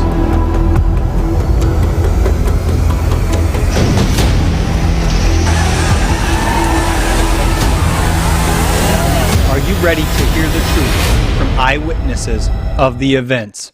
And Texans statewide was reported over 2,500 of the highest low record temperatures ever recorded. This summer, Western Canada has faced extreme heat, and many cities have reached record high temperatures. The Canadian Rocky Mountains have been burning more than they have in the past 2,000 years. There was an anomalous, catastrophic event in Cuba when a strong tornado struck some municipalities in the city of Havana. This sudden and violent event caused great horror and anxiety among the population. The people of Tabasco are now very afraid because the season of rain and hurricanes is damaging a lot of houses. Everything is flooded. In an instant, the downpour causes people to lose everything they worked for. There have been some violent storms lately that are changing people's lives. They not only affect people's lives, but also deprive them of their means of subsistence, leaving people stranded and terrified, not knowing where to go or what to do. So it was from one extreme to the other. We were on fire at one point and then we were underwater. Till March 20th, we had 40,000 aftershocks, the largest of which were of magnitude 5.7. Unprecedented frosts have blanketed much of France. There hasn't been a cold snap like this for decades. Really, I imagine 2019, I hear I have a cyclone in Fani in India. I seen it in my own eyes. I witnessed to myself. So I really lost to my paddy fields. I really lost to many animals also. And I hear many people destroyed their home and they are also homeless. Several flooding occurs every 4 to 5 years and covered 60% of the land mass. The condition of vulnerable people during natural disaster is just unthinkable and undesirable. It's always difficult to describe how miserable their life was. People are worried because they actually don't know what to expect or what to hope for. 最初の計画から10年以上経過したにもかかわらず Decades have passed since the original flood control plan was developed, but it has never been implemented. People are still in danger. 避難指示が出されたのが堤防が決壊する4分前だったということを話を聞きました。 There was a freezing rain in Vladivostok. Trees and cars were covered with an ice crust. Many people were left without electricity, without water, without heating. We were cleaning it all by hand. And one man said, "I'll help you with the first bridge, then I'll go get the tools I have at home. I'll take my tools and we'll help finish the job." The man returned with his tools in his hands. I asked, "How is your house?" "I don't have a house." He kept on cleaning because what else did the man have to do? Part of the country is flooded. What is happening in Belgium now is a huge tragedy for its residents. In some areas, the river level has risen by 2.5 meters. Houses are flooded. Cars are floating along the streets that have turned into rivers. People climb onto the roofs, waiting for rescuers. But the water is coming up, and no one knows what to expect next. Deadly volcanic eruptions have been experienced in other parts of the continent, and the latest ravaged parts of the Democratic Republic of Congo, which caused severe damages and casualties, and also forced thousands of people into evacuation and also into terrible living conditions. At times it's really extreme. There's flooding, so sometimes people are affected, like people end up drowning, but mostly people have to move with their families. They lose property. Trees and so many agricultural products destroyed. This is the first time we've seen such instances happening in this country. So when I witnessed the disaster of the climate, about the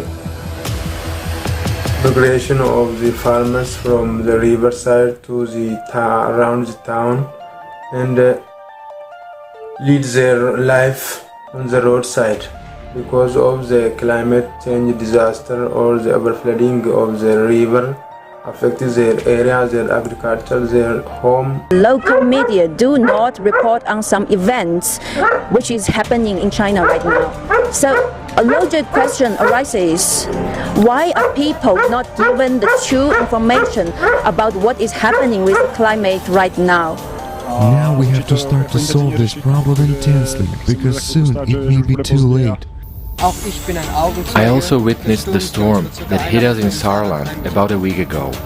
Apart from flooded basements and fallen trees, we were not as badly affected as people in neighboring regions who face severe flooding, landslides, and mud, lava-like flows that buried entire houses, and much more. People are still without water, without electricity, without means of communication, without food. They are still trapped on rooftops and cannot cross some roads because the roads are no longer there. We were predicted that climate change would be tangible in 50 or 100 years, but now we know that it is very close and very real, even here in Germany. Doch jetzt wissen wir, dass sehr nah ist und sehr real, auch hier in Deutschland. Hello, I'm David from Germany. Just recently, we had severe flooding. People were shocked and not ready for this. Suddenly, we saw how just a few hours of heavy rains caused flooding that washed away cars and houses. This was really shocking to all of us. We were in a state of shock as something that seemed to be very distant was right here at our door.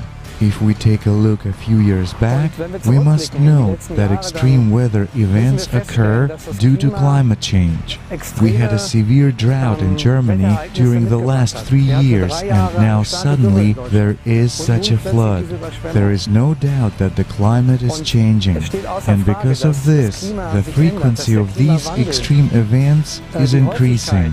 Even such an industrialized country as Germany was not, in my opinion, properly prepared and proved to be quite vulnerable and susceptible to such events. People were not warned and were not evacuated in advance. Obviously, the disaster management service did not work. If we take a look at the climate situation in the world, we see that new record-breaking droughts, flooding, and forest fires occur everywhere. Human life is in danger more often, and now it has affected Germany. Many people lost their lives, and more than 1,000 people are still missing. We, people, feel that we need to do something. Only by uniting, we have at least some chance to cope with such situations, which are becoming more frequent. Creative society is a solution for change in the society, exactly in which a human life will be the highest priority, in which necessary conditions to protect human life throughout the world will be created. Just imagine what the least developed countries will do. These countries have no opportunities whatsoever to overcome extreme climatic events, and human life is not protected there.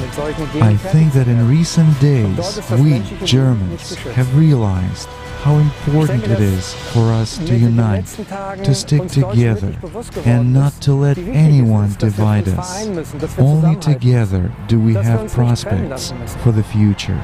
Exactly such a prospect is what the creative society offers. It's our only way out, because only in unity can we protect human life and ensure a future for us and future generations. Breaking News on ALLATRA TV is an international project which is created by volunteers from all over the world with the purpose of informing about large-scale, anomalous, and uncommon natural disasters. This is daily comprehensive analysis and monitoring of information about the state of the planet. People break silence in order to convey the truth about the climate crisis and the way out of it. To survive, we need to act together today. Otherwise, tomorrow will be too late.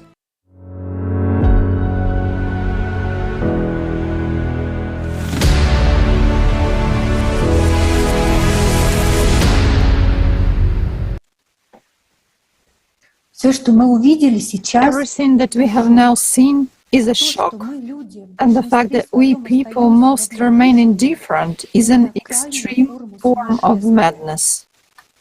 Therefore, I'm grateful for the opportunity to participate in the conference. Global crisis, this already affects everyone. Today, on the 24th of July, 2021, we have gathered together not in order to divide territory or build fences of a skyscraper height to separate from each other, but to understand that the situation is critical. And this situation affects every person. Today, some of us watch news channels showing human misfortune and helplessness, where nature is raging. They believe that it doesn't concern them, and they continue thinking this way. That is happening somewhere far, not with them. Or like Dushan was saying today, that it happened 100 years ago already. But the truth is that we all of us are living on one giant volcano that can erupt with fire or water at any moment. Yet, when all of us will be falling into the abyss together, it will be too late to change anything. We should make changes now. In any situation, there is a point of no return. We are already very close to it. Facts that are presented today have shown that everything is growing exponentially. Today, we still have an opportunity to save ourselves. But the truth is that this requires unification of the entire humanity's potential. Aspiration and desire of every person is necessary. But what do we see now? Thousands of invitations going back to Robert's speech. We can say that there was a great number of invitations to this conference. They were sent to famous people, to leaders of opinion, those whom many people listened to, but they remained unanswered, although our letters were read. And these leaders are not with us today. Some of them, again, as we mentioned, they asked us about the amount of money they will get and named numbers with 6 zeros after a number for their participation in this conference. Others didn't consider it prestigious enough for their personas to speak on the platform that unites millions of people. And there are even those who openly stand in the way, because their main goal is to fulfill themselves as a mega alpha. This is actually the essence of consumer society, which we've been talking about so much today. As long as this is happening, as long as there are those who are too lazy, who are unwilling, who simply don't care, as long as there are those who cannot put together objective facts and don't want to see the truth, as long as there are those in whom human feelings and compassion have atrophied, we will not be able to change the rules of the game and implement the only way out that we are now discussing. After all, the creative society format is the highest form of humaneness and aspiration to direct all forces, the entire potential, to direct it on salvation and protection of the most important thing on this planet, human life. Your life, the life of your son or your daughter. Now, many people have a question in their heads. But what can I do? You can do a very simple thing, which is at the same time very difficult, to speak. You can speak, tell and notify everyone around. You can convey this information, knock at every door. And you can begin right now.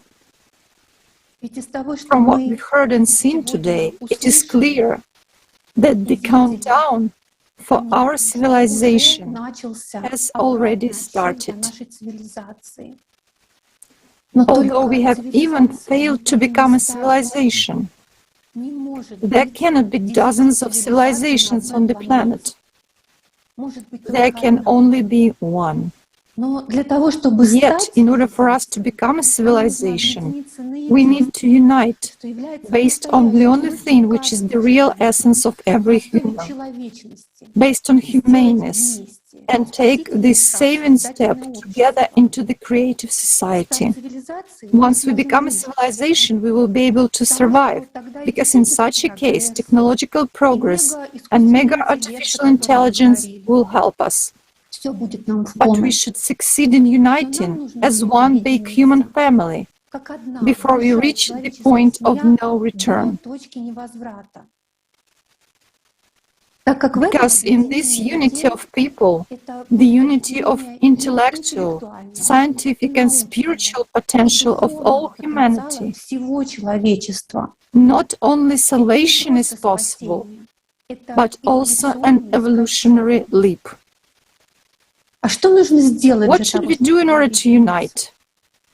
We should understand, realize and feel that all of us are dear and near people.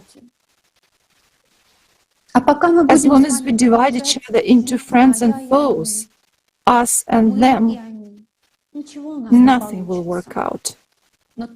Just imagine, if we do understand this, but it will be too late to change anything, it means we will lose. We will lose our lives and the lives of those whom we love. Today, we, as the participants of ALLATRA movement and the Creative Society project, we often hear, we see how important this is for you. You are so motivated. But let me ask you a question. Is it not important to you as well? Or do you think that if someone dies today, you are alive and everything is fine? However, tomorrow, there might be nothing. No future, no house, no tree in your garden, no opportunities and no resources. So what will you do then?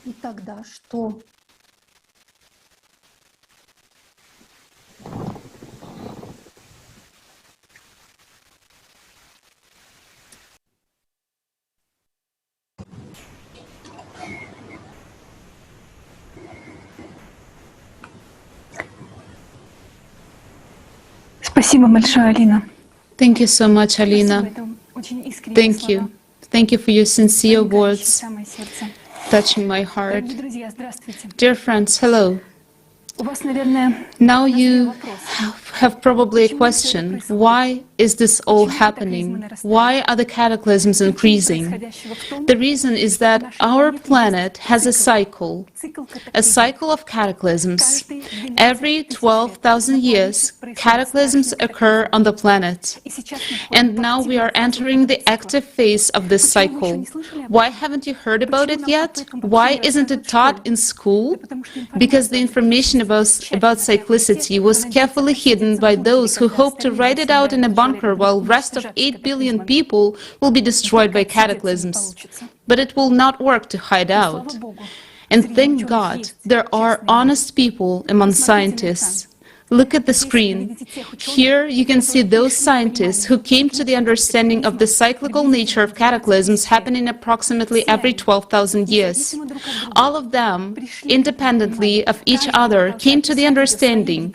Each tried to describe it in his own hypothesis, but the essence is one. This is a catastrophe of planetary scale that our civilization had not yet experienced. 12,000 years ago, there were sharp climatic changes on the planet, which ended up with global warming and rise of the world's oceans. In geology, there is evidence of catastrophes, not only of the last cycle, but also of the 24 and 36,000 years ago.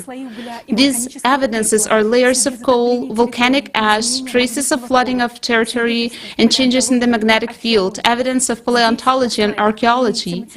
Right here on the slides, you see the information of Professor Douglas. Geologists have been thinking in terms of millions of years, but if we had joined our efforts and conducted an interdisciplinary study together with astrophysicists, we would have studied this cyclicity very well long ago.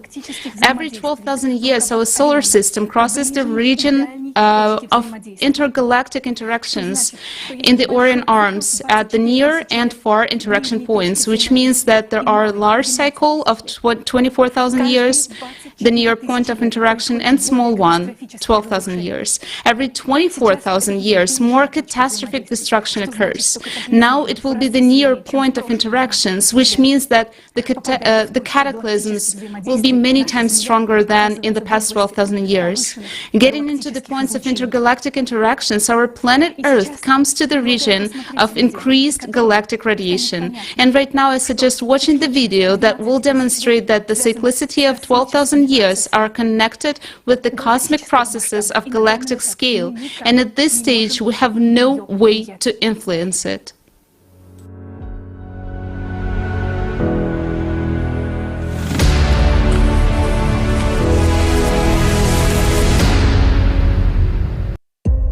Cyclicality of climate disasters.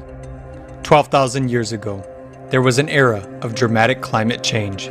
Rapid sea level rising, earthquakes, floods, volcanic eruptions, and lava rains from the black sky. According to geologist John Embry, a climate revolution occurred around 11,000 BC, accompanied by accelerated sedimentation and a sudden rise of Atlantic water level. Overall, the objective evidence strongly suggests that a great cataclysm occurred in the 11th millennium BC. It had such profound implications that it became a particular watershed between two very different eras in the history of our planet. Further evidence of the cataclysm was the fact that animals died out most intensely between 11,000 and 9,000 BC, when violent and inexplicable climatic fluctuations occurred. Despite the explicit taboo in science, many scientists today speak that everything on the planet happens in certain cycles, including global climatic events. A logical question arises. What kind of cycles result in global cataclysms? The report by Smotrin on Geostrategy 21 website reads, "The current stage of the planet's and civilization's existence is characterized by the fact that at the turning of the second and third millennia, the Earth passes through almost simultaneous ending of several rounds of individual evolutionary spirals of the galactic solenoid at once. They include its cyclic revolutions of about 2,000 years, 12,000 years, and 370,000 years." Vladimir Vasilyevich Bubanyunkov studied the cycles of the Earth's evolution, astrophysical, geological, biological, and historical. They all turned out to be subject to the great cycle of the change of epochs, lasting 11,911 years. This number is a multiple of the periods of revolution around the Sun of all its planets, with precision down to 1/100th of a terrestrial year. Alexander Mikhailovich Botern. I maintain that the planets also revolve around their center of mass, in the direction perpendicular to the plane of its orbit. As a result of such rotation, the planet Earth occasionally flips over in space by 360 angular degrees, thus triggering a cyclicity of global events. The global catastrophe with a periodicity of 12,166 years.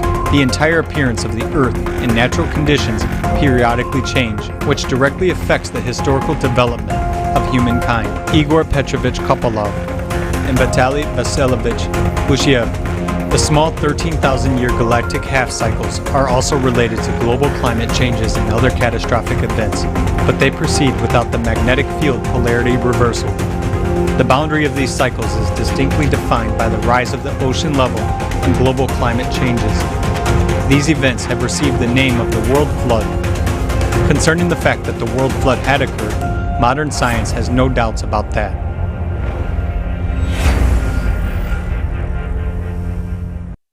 The true cause of global climate change on Earth is the cyclicality of intergalactic processes. The galaxy is a single electromagnetic system interacting with all objects in it, including the solar system. Any small changes in the galaxy is reflected in the Sun, and as a consequence affects all processes, not only on Earth, but also on other planets of the solar system. The Earth is not the only planet in the solar system undergoing climate change. The increasing amount of Pluto's black spots, polar shifts on Uranus, changes in Neptune's light intensity, and melting of ice caps on Mars make it clear that changes are underway throughout the entire solar system. The fact that other planets and moons in the solar system are also warming, and apparently there is no anthropogenic emission of greenhouse gases there as such, proves that CO2 is not the main driver of our planet's warming. Mars, Triton, Pluto, and Jupiter all show signs of global warming. Thus, there are many factors influencing the Sun and the solar system. These factors need to be taken into account as they affect climate change. As stated in the report of scientists from ALLATRA Science on the program and consequences of global climate changes on Earth, effective ways to solve these problems. The mistake was that many scientists in the past did not consider the impact of the increasing acceleration of the universe cosmic factors and astronomical processes on the global climate system of the planet. The scientific paper by academician Nikolai Petrov, Solving the Problem of Earth's Climate Change from the Position of Laws of Life Preservation in Space, says, during one period of orbiting around the center of the galaxy, the solar system makes more than 8,000 zodiacal turns along the spiral trajectory. Due to this, the polarity of the external magnetic field is rhythmically changing with respect to the moving solar system. This means that the information magnetic field of the galaxy adjusts the energy condition of the solar system in general, and the rhythmic climate change on the Earth in particular. Global climate change on Earth is mainly a derivative of astronomical processes and their cyclicity. This cyclicity is inevitable. The geological history of our planet shows that the Earth has experienced such phases of global climate change many times before. Today, we see how climatic disasters on the Earth are intensifying day by day, and each inhabitant of the planet will come to face them one way or another. As we already know, these events will only keep increasing because it is the next 12,000 cycle that we are facing. Thanks to the knowledge from ALLATRA presented in the scientists' report on the problems and consequences of global climate change on Earth, effective ways to solve these problems, we understand that it is not only the sun that causes climate change, but it is the cyclical processes in space which are continually occurring and as a consequence affect the planets in the form of climate disasters. And we, as humanity, have just entered the active phase of this cycle. To date, scientific and technological progress does not allow us to influence global processes in space and on Earth. As a result, we cannot oppose these changes. So, the only chance to survive is to unite and get ready for the coming catastrophes that keep increasing with every passing day.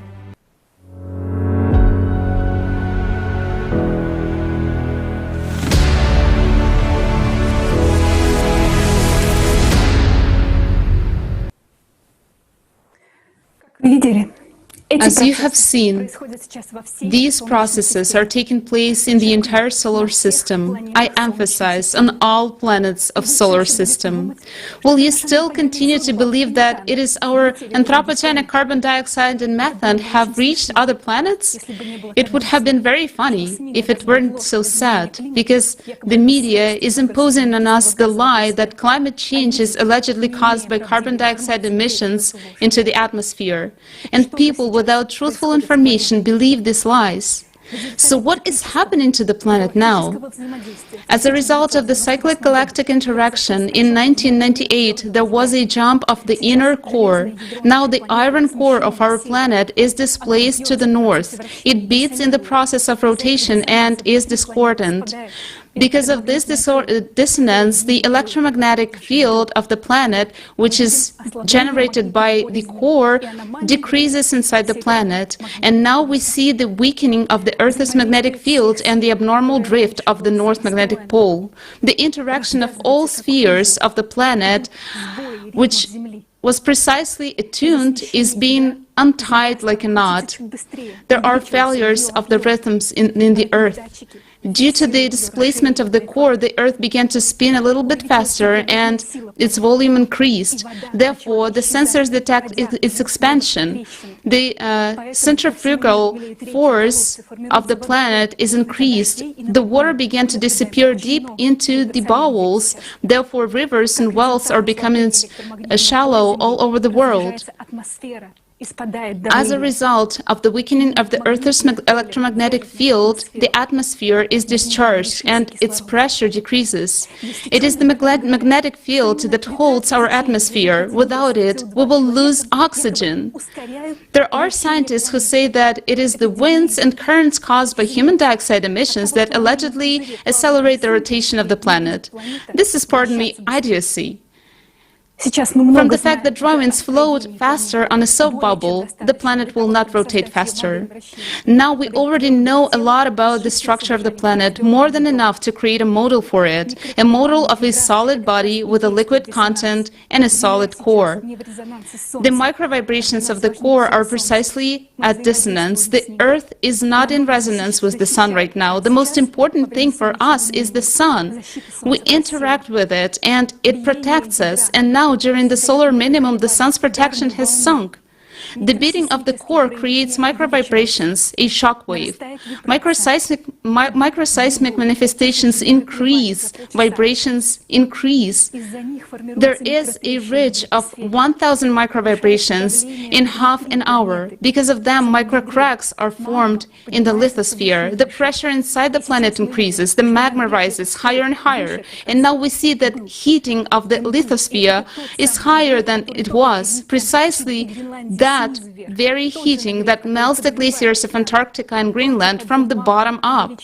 The same heating that warms the oceans, the same rise of magma is now increasing volcanic activity. And you know what else? There is much more water inside the Earth than on the Earth's surface. Now, the hot contents inside the planet are rising higher. It won't be long till magma approaches the deep water reserves. Then, its evaporation will begin. Already now we are seeing the same greenhouse effect, which mainly consists of water vapor. Have you noticed how the number of floods have increased over the past decades? Now we will see, when the water starts to evaporate massively, what is happening? What will happen? The exhalation of the planet will manifest itself in the fact that all the water will return to us in catastrophic showers.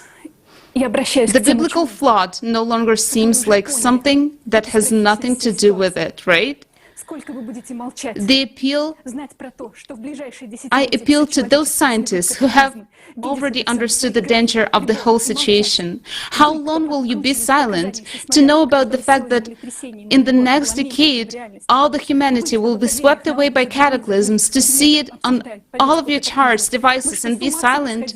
Are you all insane?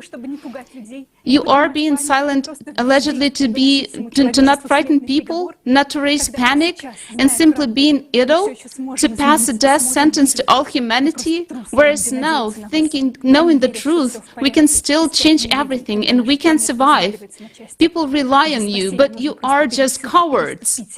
They believe that everything will be fine and sleep in ignorance while our planet is falling apart.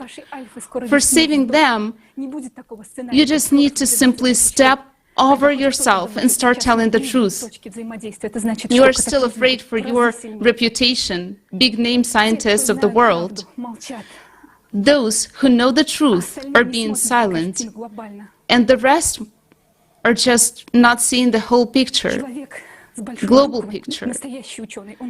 A true scientist, a scientist is a person primarily, human from the capital H. He realizes that the lives of billions of people depend on his decisions and words. And thank God there are such people among scientists, and they are no longer silent. People need to know the truth. And we invite you to join the new conference on December the 4th, 2021, Global Crisis, Time for Truth. Join us. Together we will be able to convey the urgency of the whole situation for building the creative society. It's time to tell the truth. Thank you, Lisa. Thank you from all people and from all sensible scientists of the entire world. Thanks a lot for this vitally important information. I have a question for everyone who is listening to us right now.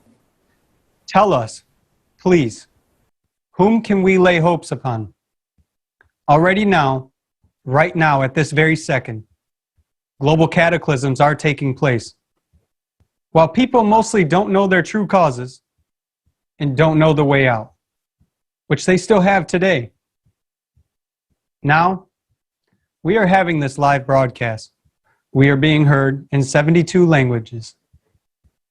These heroes who are voicing the truth, who really care about people, they are here with us. They are at this conference.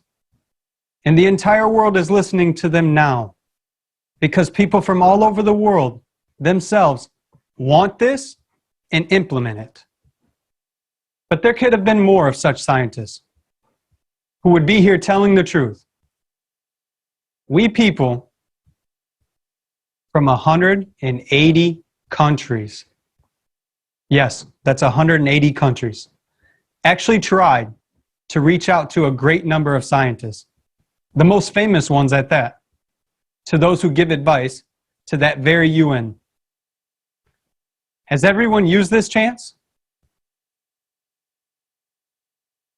As we can see, many of them have preferred, given preference, to silence.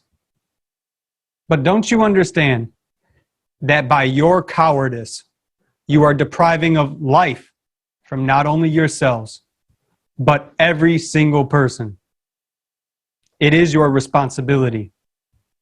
Here's just one example of how one of the so-called serious scientists responded to us.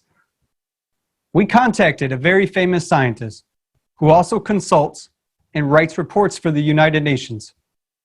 However, to our invitation to speak openly and tell the truth at this all-human conference, he said it straightforward.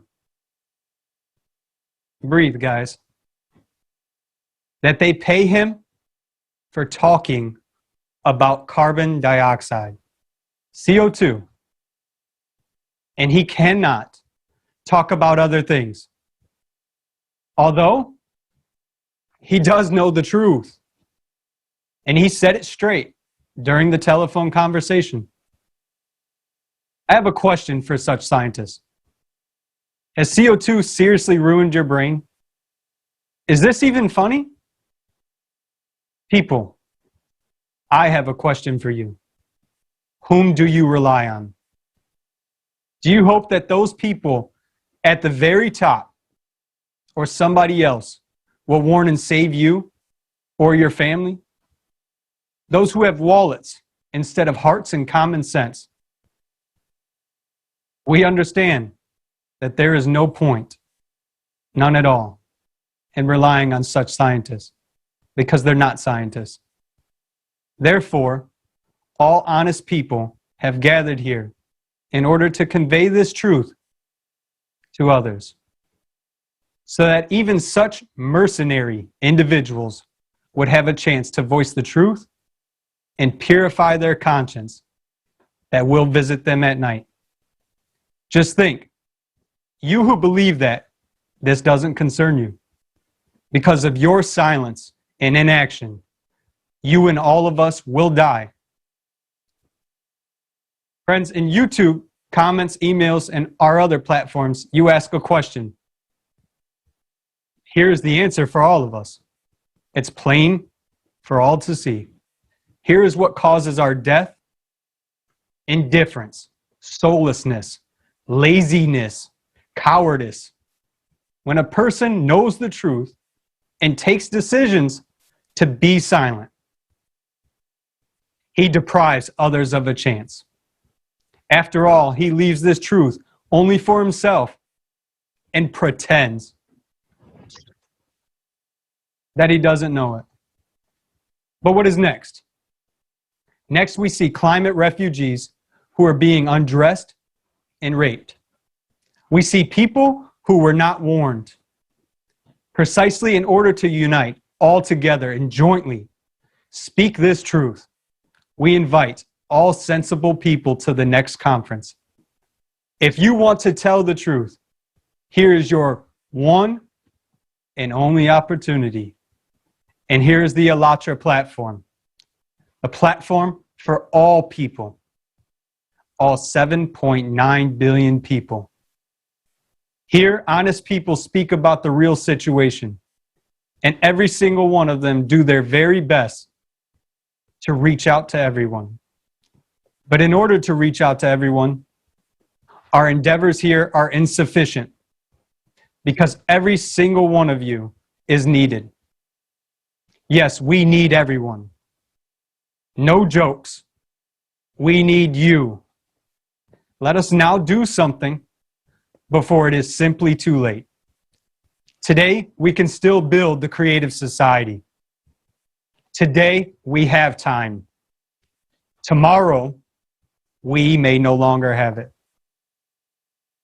Thank you again, Lisa, and thank you to all the scientists that stepped forward, all the diplomats, all those who hold important positions, all the technical support, and every single person that truly strives to build this world. Thank you.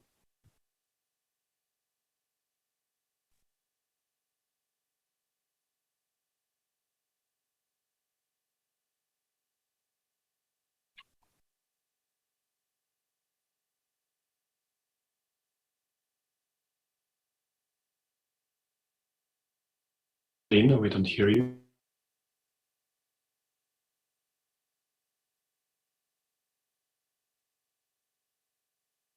And Alina, we cannot hear you right now.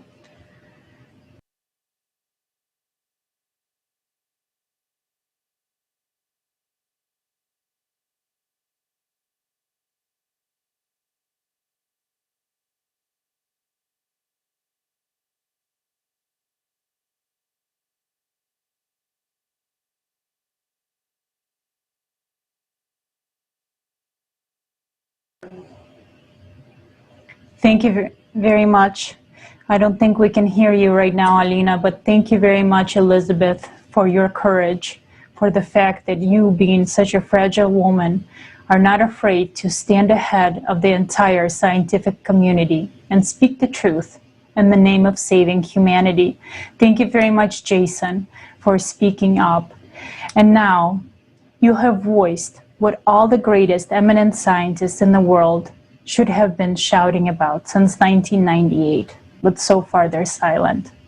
Thank God that we have opened our eyes now. Until this moment, this information was fully covered and now it's revealed to the whole world. Many of us have learned this shocking truth for the first time, which completely changes the human perception of climate change. This is shocking and sobering. What we will do next with this knowledge, sit on the couch pretending that nothing happens, or wake up and start acting, is our choice.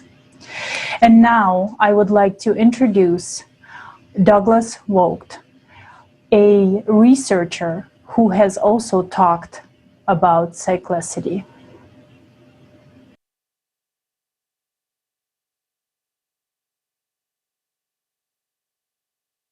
Hello, my name is Douglas Vogt, chairman of the Daiho Foundation, a nonprofit science foundation here in the United States. And our objective is to explain and discover the causes of the Ice Age and geomagnetic reversals throughout time. And thank you very much for inviting me to your lovely conference. So the reason why this reversal happens has to do with a clock cycle that runs through time. It has nothing to do with a comet or meteor hitting the Earth, because that would be a random event. This is not a random event. By carbon-14 dating and other dating methods, it happens every 12,068 years. The evidence for the geomagnetic reversal as a timeline, as a clock cycle, is due to the research I did, and I collected a lot of information that showed the carbon-14 dating by geologists in various sediments around the world. And those tables, I included some of them in my Series 4, Part 4A, and you'll see some of the database tables. And in those tables, you'll see clearly about 6 or 7 cycles, roughly every 12,000 years, you had this reversal happen. And where you have a magnetic reversal, but the carbon-14 dating shows that's where it was. And that's one way I found it repeatedly. And in fact, I had so many, I had to cut down how many would be in the book. Otherwise, I'd have literally hundreds just for carbon-14 dating. The other dating method was organic material like logs found in glacial till. And they also showed 4 cycles every 12,000 years back. And it's the material that's found in the glacial till, proving the ice age did happen. And then finally on volcanic material, same thing, logs and stuff like that were burned underneath a lava flow. And they also carbon-14 dated in cycles of every roughly 12,000 years. For this polar reversal and cataclysm happening, it is a clock cycle, it is independent. It's this dihole that creates our reality has this clock cycle, and this is what happens during it. For the planets and the stars nova and the planets, the increased heat in the center of the planet is like what's going on in the center of the star, and we're going to have more earthquakes before the event happens. We're going to have more volcanoes going off and things like that. You can't stop it, and we are in fact having that going on right now. A lot of volcanoes going off all over worldwide. So it's a mechanism. What government is currently trying to tell everybody or brainwash everyone to think that CO2 emissions caused by mankind is causing global warming. You have to have a very low IQ to think that. The only heat source for the surface of the earth is the sun. We, as little ants on this thing, we do not cause anything like that. There was an Air Force report or government report back in the 70s, and University of Washington had it. And they did a study exactly of that. And they found that the sun was the main reason. It was not CO2 at all. So the federal government did the study a long time ago. They knew the truth. And so that's it. It's a lie. I was lucky to figure out the drop dead date, the date this thing's going to happen. The North Pole a magnetic North Pole, or the new pole, which will soon be the South Pole, will be roughly around Nova Zembla, north of Russia. And I think that's also roughly the longitude that's going to be high noon when that sun novas. It's going to get worse. The climate's going to get worse. There's going to be more rain, more storms, because the sun's output is going to cause more evaporation in the oceans. And you in Europe are going to get dumped on, as well as us too. And there'll be more volcanoes, more earthquakes, et cetera, et cetera. So you'll know something bad is about to happen. By the way, the UV exposure also is going to be going up. It's been going up here in Florida. The sun is, in fact, expanding and producing more energy. That's the truth. How does it start? Well, it starts like what's going on right now, the decaying Earth's magnetic field and the movement of the field. Those are the signs you could set your atomic clock to this cycle when it happens, literally. What actually happens at the day of the reversal? Okay. It's a collection of disasters almost all at once. At the time this thing happens, you'll have the oceans, you in Europe, if you're in England or in France, immediately the ocean would be towards you real fast. I don't know if it's going to be 300 or 400 miles an hour, but you're going to have the Atlantic Ocean come and visit you. So first you get the ocean coming towards you. In 8 minutes then, you'll see the sun nova. If you're outside and you're anywhere along that longitude, I suspect you'll be dead within seconds, because the heat from that nova could be 3 or 4, even 5,000 degrees Fahrenheit in one shot. And it causes a tremendous amount of ocean water to evaporate on that side. And at the same time, when that happens, it creates a shock wave that's caused by water. When it goes immediately to steam, instantly, it creates a steam explosion. The cosmic rays will nail you and kill you. The ocean water of the Atlantic will be rushing across Africa and the European continent. A lot of it will be evaporated as the sun's heat heats it up and evaporates it. And so everything, plant life on the side of the earth that gets the sun treatment gets cooked, burned. That's actually the source of coal. And the ocean water basically saves some of the plant life, it'll deposit this burning logs and stuff like that along the Ural Mountains or any kind of mountains that run north and south. As it goes around for about 100 days or so, it's going to be the worst. I think I answered the total disaster. I want everyone to understand this. Extremely few people survived it 12,000 years ago. Very, very few. So it's a lot of water is evaporated. As I explained earlier, it's like 450 feet of ocean water the last time got evaporated. All that water comes back to the earth in the form of first hot rain, then snow. And that snow piles up, and you have a colossal ice age. So, I mean, these are some of the things that are going to be happening. I mean, it's a cacophony of disaster. It's not like anything that man is used to, except those who survived it 12,000 years ago. We'd be all back to the Stone Age, what few would survive. And we don't want to do that. We don't want to give up the cell phones, the computers. You know, we don't want to give these things up. And I don't want those things to get given up either. But I'd like to be able to make it so many hundreds of thousands or millions of people can survive this thing. Yeah, I know. Kind of sad, but nothing we can do about it other than to work towards saving our ass. You got to be constructive. Thank you very much, Mr. Vogt. It was a true pleasure to meet you, and we're glad that you did all this research and you're openly and honestly talking to us today about cyclicity and the cataclysms of 12,000-year cycle. And I just wanted to also quickly mention that right now I'm in the Metro Detroit area in Michigan, and currently, as we're speaking right now, we have a tornado warning right here and also a severe thunderstorm warning happening right now. So we can see that climate has no stops.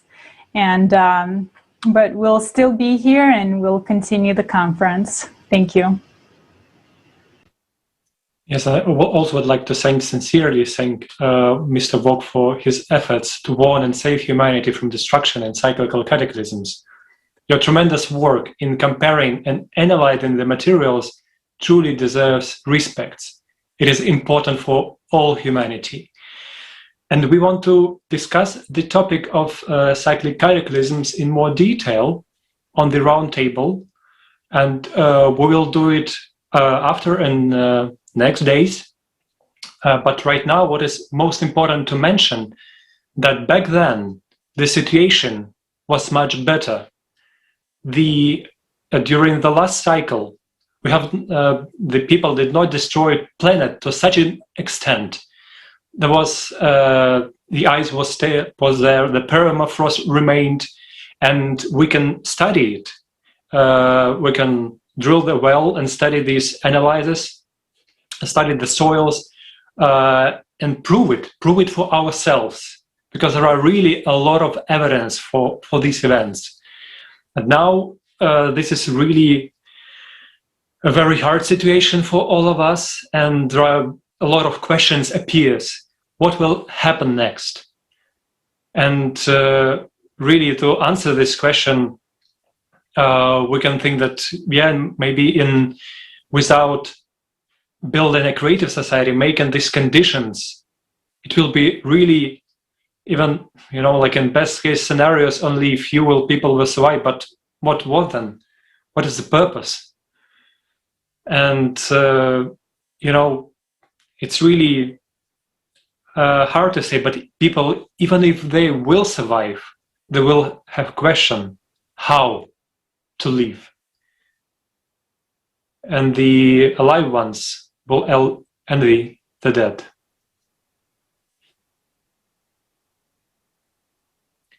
Thank you, and I pass the word to Dusan.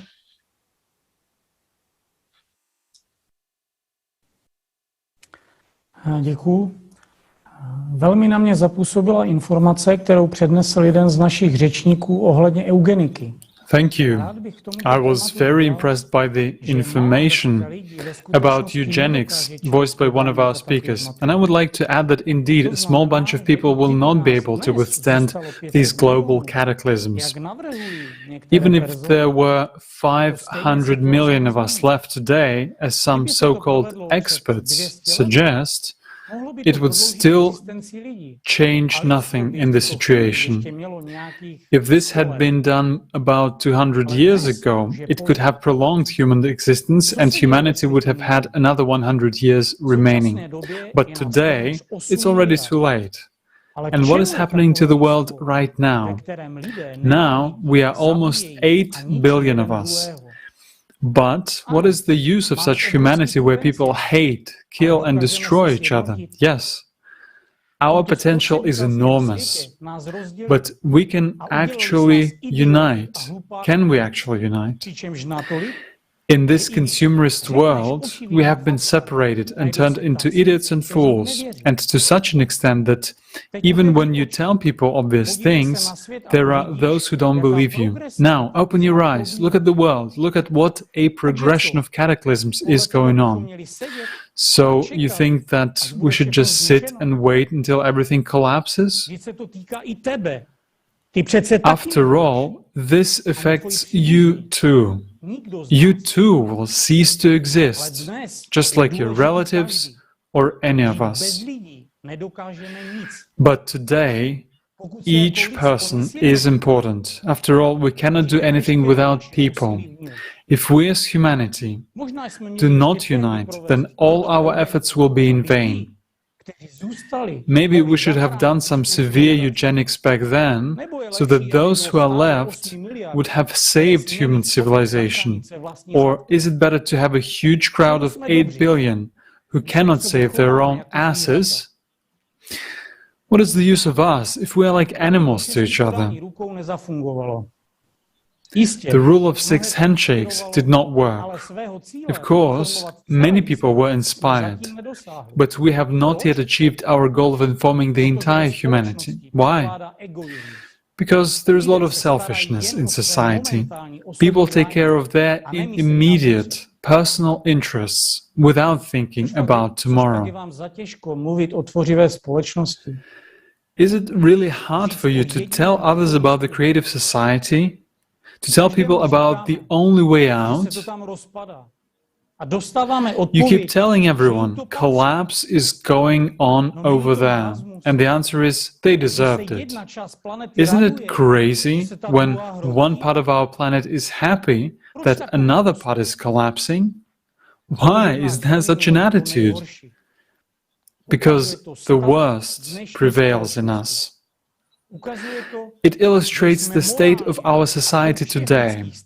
It shows that we are degraded morally in all human aspects. Some are preoccupied with their personal problems, improving their own lives, while others are dominated by the lowest moral standards. Still others are totally insane in general, and this is our modern society. We have been brainwashed to forget how to think, love, or respect each other. We are sick consumption machines. We are slaves of the consumerist format. All we want is a new gadget or clothes. What are our dreams about? What dreams do people have today? There was a poll. How do you envision the future? More advanced cell phones, smartwatches, and so on. This is what people answered. Isn't this crazy? That's all that most of us are capable of? If we do nothing about this now, if we keep silent, if we don't force morons to become smarter, then we're doomed. People do not think about themselves. People think nothing about their loved ones, their children, or anyone else. They just enjoy themselves. Other people need proof, sort of convince me. This retard cannot even connect the dots, let alone more. So, what is our perspective as humanity? That's a simple question. Really. Isn't it scary? How can we do anything in this kind of society? Yet we must do something. Because our lives depend on these morons too, and not just them. Isn't that so? It's a brutal reality. And now I have a question for everyone who is listening. Are you happy with this reality? Or are you willing to act, to change things for the better?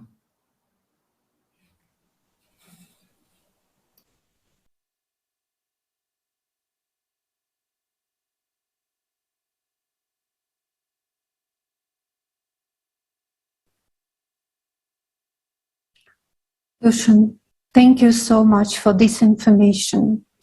It's so important to understand now that neither population reduction nor any other means will help us to survive, except the building of a creative society.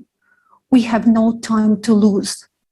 And indeed, the question you asked at the end of your speech, should be answered by every single person. Friends, let's stop for a second and think, and then answer that question. Are you satisfied with the reality, or are you ready to act in order to change things for better?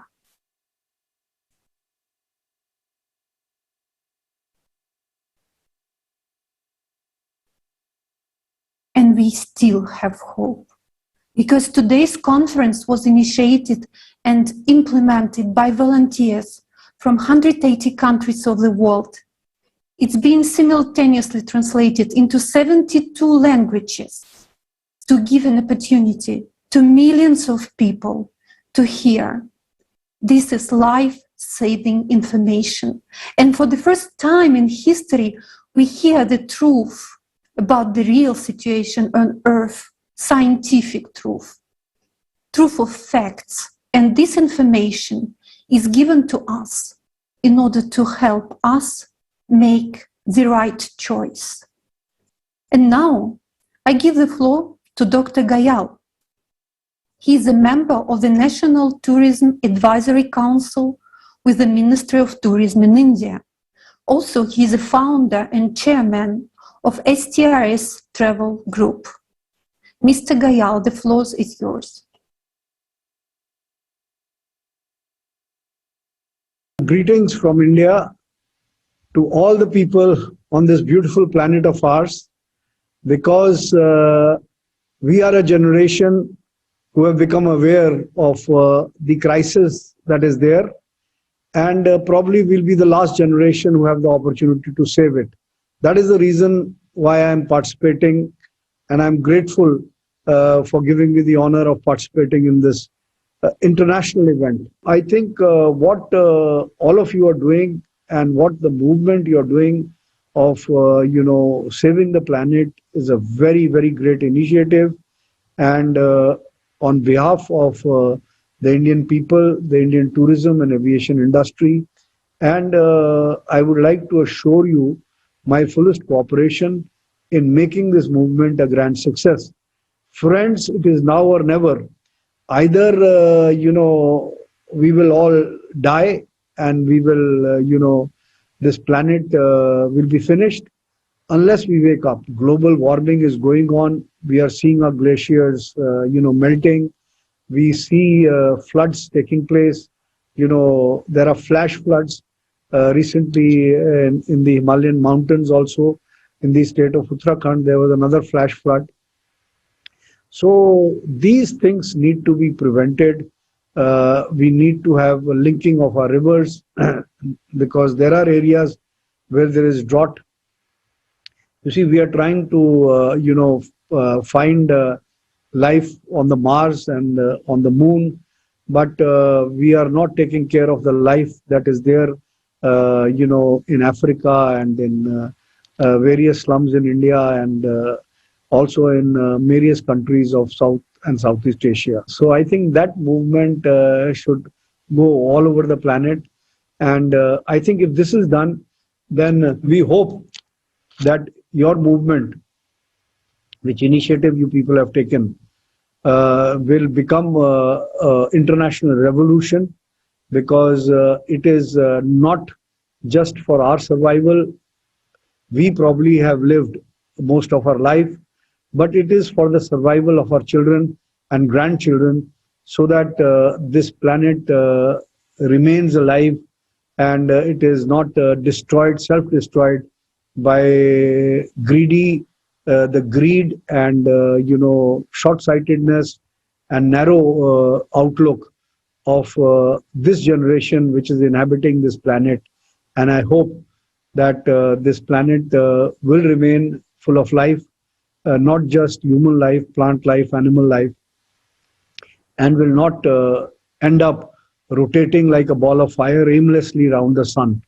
I hope that we'll be able to succeed, because it is now or never, and we hope that we all shall overcome. God bless us, and God bless our movement, and I hope that we can and we will be able to save this beautiful planet of ours. Time is short, so we need to all wake up, and I appeal to all the people who are attending this conference that please take a pledge today that we have to do it now, and let us not leave it for tomorrow what can be done today, because the hour of decision has arrived and it can no longer be ignored, because to ignore it will be a complete disaster of mankind, complete destruction of the planet. So let us save it and let us not destroy it. So this is my appeal to all the viewers of this conference and historical conference. And I hope that this conference will be the turning of the tide. On behalf of the Indian tourism industry and the people of India, I can assure you that we will leave no stone unturned in order to make this movement a grand success. Thank you. God bless you. God bless all of us. Jai Hind and Jai Bharat. Thank you.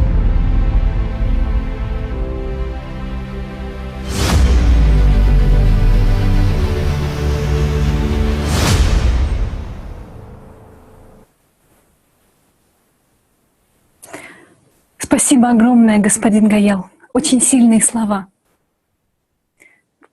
Вы абсолютно правы. Нам пора проснуться. Thank you so much, Mr. Gayal. You're totally right. We need to wake up. Next, shocking information will be announced about the destruction of the ozone layer, the weakening of the magnetic field, and the enhancing of cosmic radiation. All these processes are the result of the cycle of 12,000 years.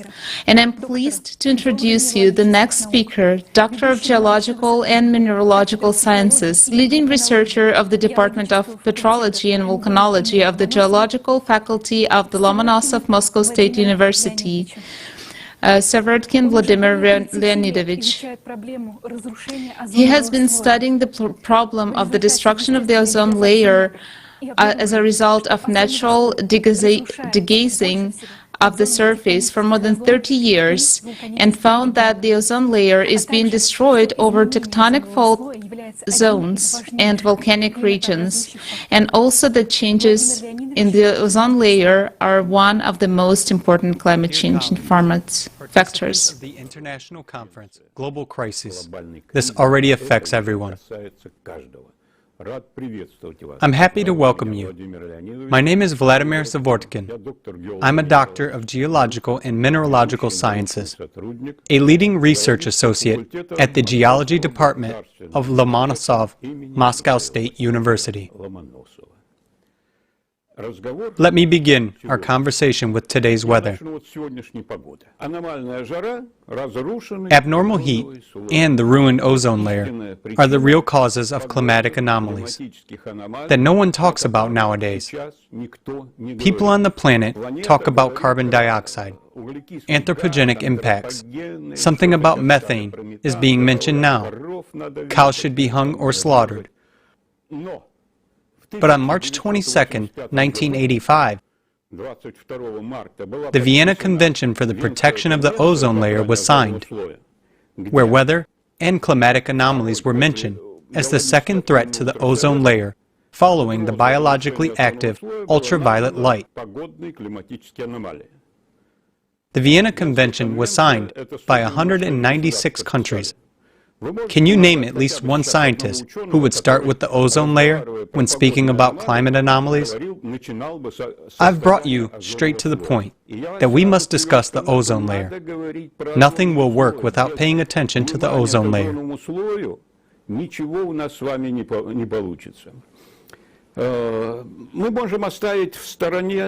We can, so to say, set aside and just forget what we were told, that the ozone layer is being destroyed by technogenic gases, such as freons. Those freons, which were most blamed for destroying the ozone layer, were almost entirely withdrawn 25 to 30 years ago. And the mistake of modern science is that problems of both climate and the ozone layer are studied by, let's say, laboratory chemists and laboratory physicists.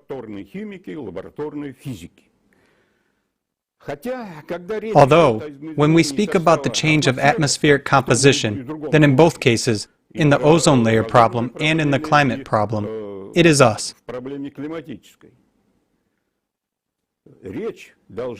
Geologists and geochemists, who should be the first to speak.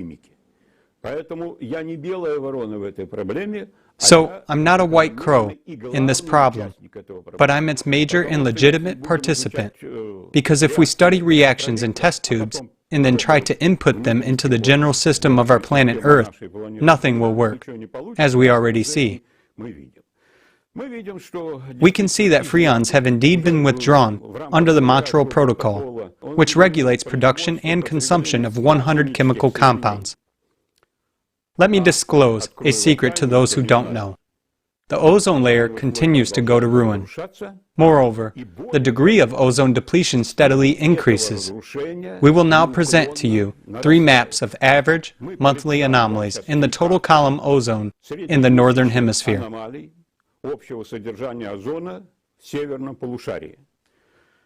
In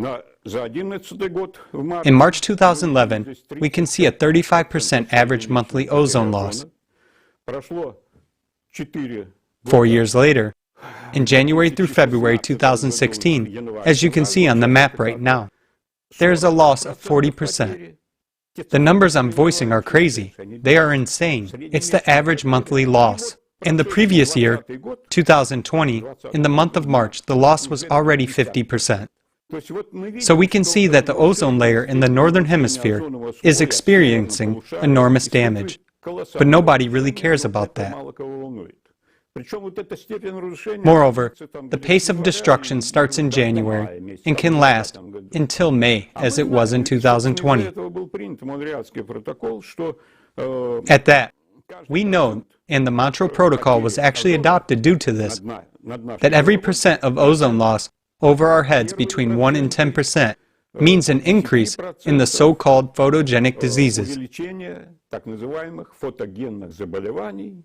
and all other diseases as well, because one of the effects of ultraviolet rays is a widespread decrease in immunity. Nowadays, we have to remember that.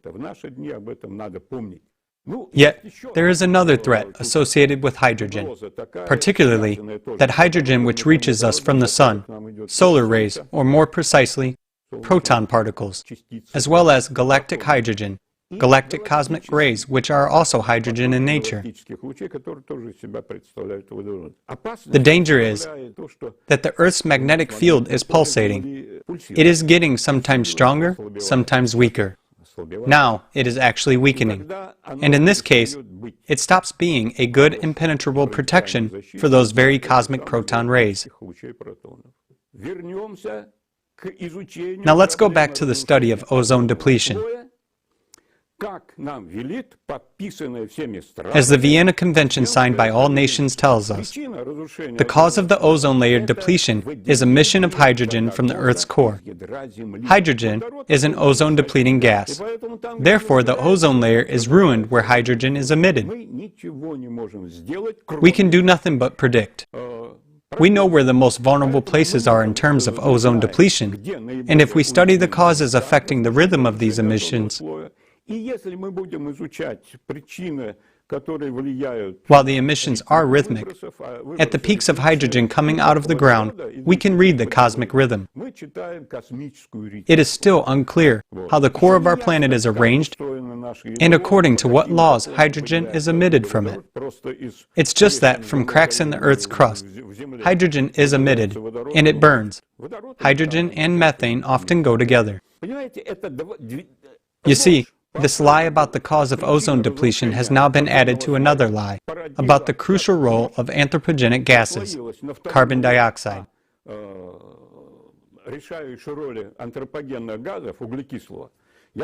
I studied this problem, and I can say that in the group of gases that possess a greenhouse effect, water vapor plays a major role in the greenhouse effect on our planet. Roughly 80%. 10% are trace gases.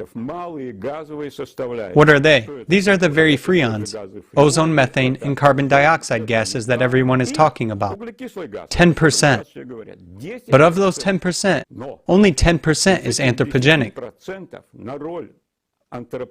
Hence, the total contribution of anthropogenic carbon dioxide to the greenhouse effect on our planet is 1%.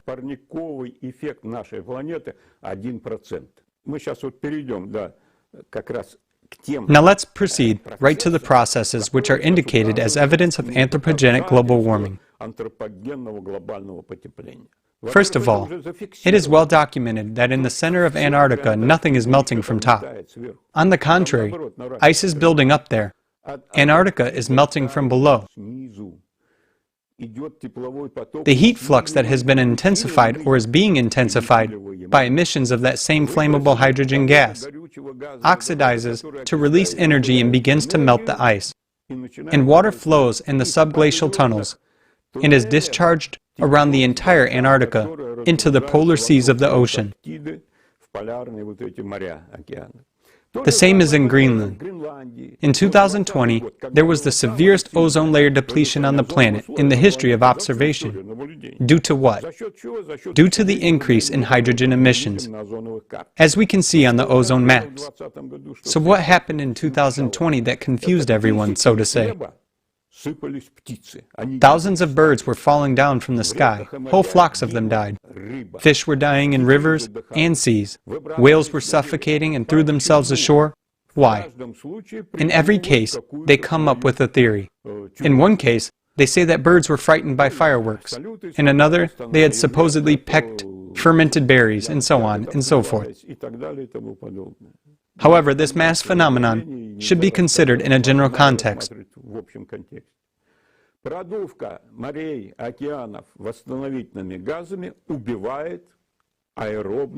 Blowdown of seas and oceans with reducing gases kills aerobic biota, meaning those living organisms that live in the seas and oceans and birds that fly over land and breathe oxygen.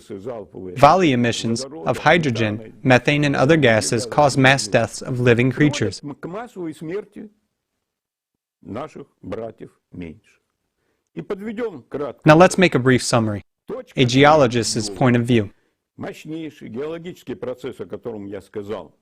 The most powerful geological process I mentioned is the emission of hydrogen from the core of the Earth, which is related to earthquakes, volcanic eruptions, and the death of biota. It is escalating. We have recorded this in the ozone maps, which show that there is a powerful step-by-step destruction of the ozone layer. Therefore, we have the entire trail of cataclysms associated with ozone depletion, epidemics, including all sorts of pandemics we have now. People are being massively exposed to ultraviolet rays, which reduces immunity on a massive scale. No one is talking about that. I'll say it again. Earthquakes are associated with hydrogen emission, whereas volcanic eruptions are that hot degassing of the Earth. All these are weather anomalies related to ozone depletion, including floods. Strange as it may seem, floods are all over our country at the moment. You see, colleagues, it's our lot to live in such a difficult era. Dear colleagues, I would like to end my speech by saying that my experience in studying natural processes resulting in disasters has led me to a very sad conclusion. That many of our native scientists, especially in the field of atmosphere and climatology, are not interested in real causes. That's from my experience, and I am ready to assert this. Just like it is all over the world, I mean, nobody cares about the ozone layer and what is happening to it. Now, the influence of the ozone layer on weather and climate, as stated in the Vienna Convention, is not of interest. Hence, in our climatology as science, when we discuss the climate process, planetary scale lies predominate. And here, I find such a chance to win. If participants of ALLATRA International Movement aim to pursue the planetary scale truth, I think it will be the most powerful and most serious investment in the development of our entire civilization. Because civilization is being killed. And now they are even trying to arrange some kind of civilizational counter-revolution, making a diversion in order to remove one thing and impose something else. It's not ready yet. So colleagues, let's fight for the truth hand in hand with the whole world, with the whole planet.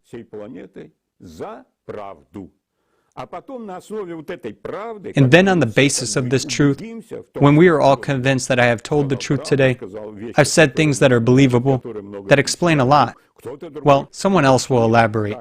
But the main thing is to tell the truth, not a mercenary lie for which you are well paid or for which you will get something, but the truth, which a person must speak simply because he is a human being.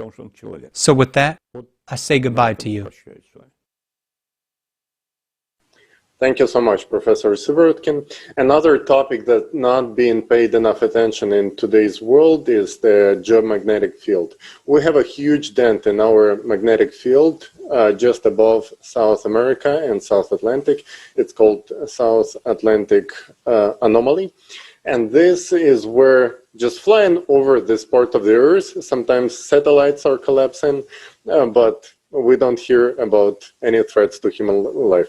What's more terrifying is that just since 2015, it's expanding tremendously fast, and it formed a different epicenter just above Cape Town. And now it's two different zones.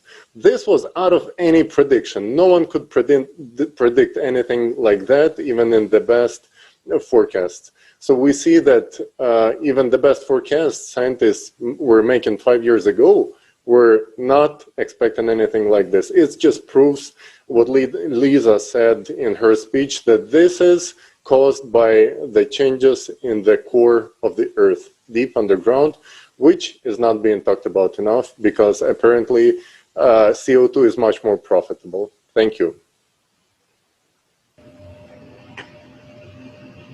Thank you very much, Tali. And next, we will learn with you even more about the dangers of cosmic radiation. So right now, let's watch a short video.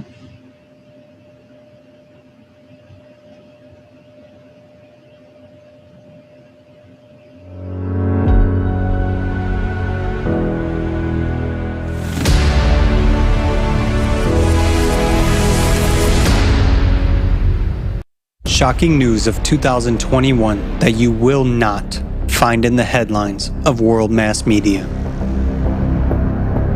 Air, and water are disappearing from our planet. Unknown radiation from outer space is slowly killing people. Slowly? Not really.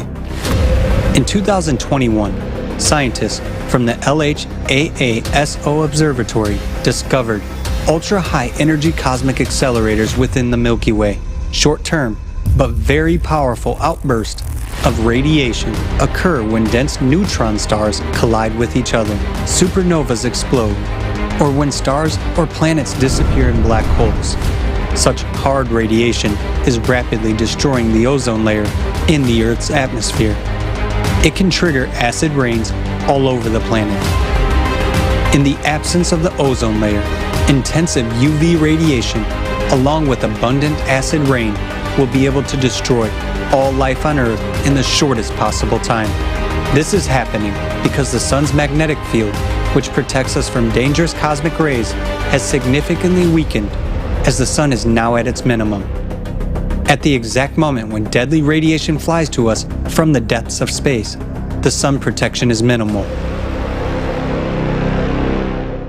Galactic cosmic rays reach the upper layers of the Earth's atmosphere and destroy it.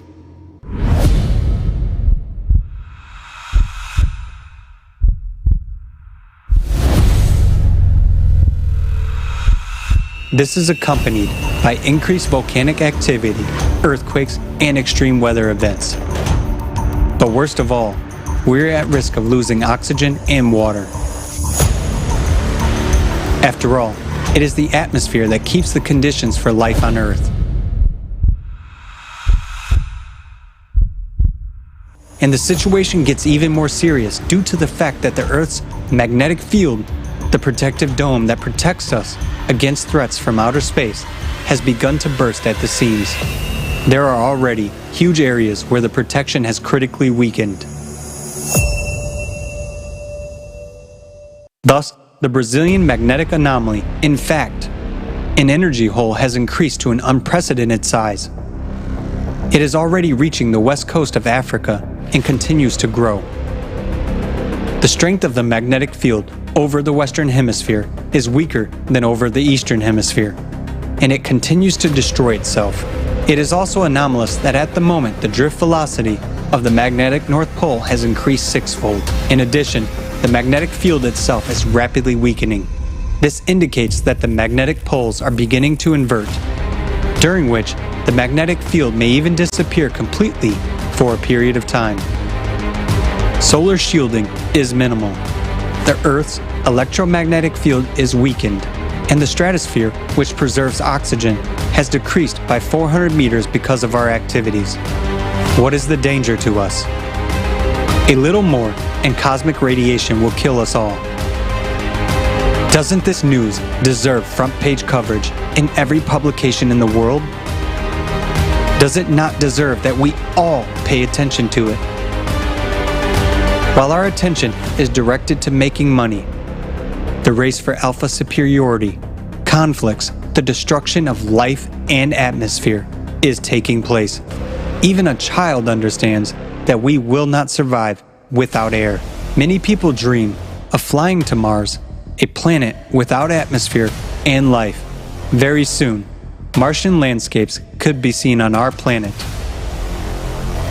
To save life on Earth, or to remain indifferent to its destruction. Life or death of all humankind. This is the choice every one of us is facing now.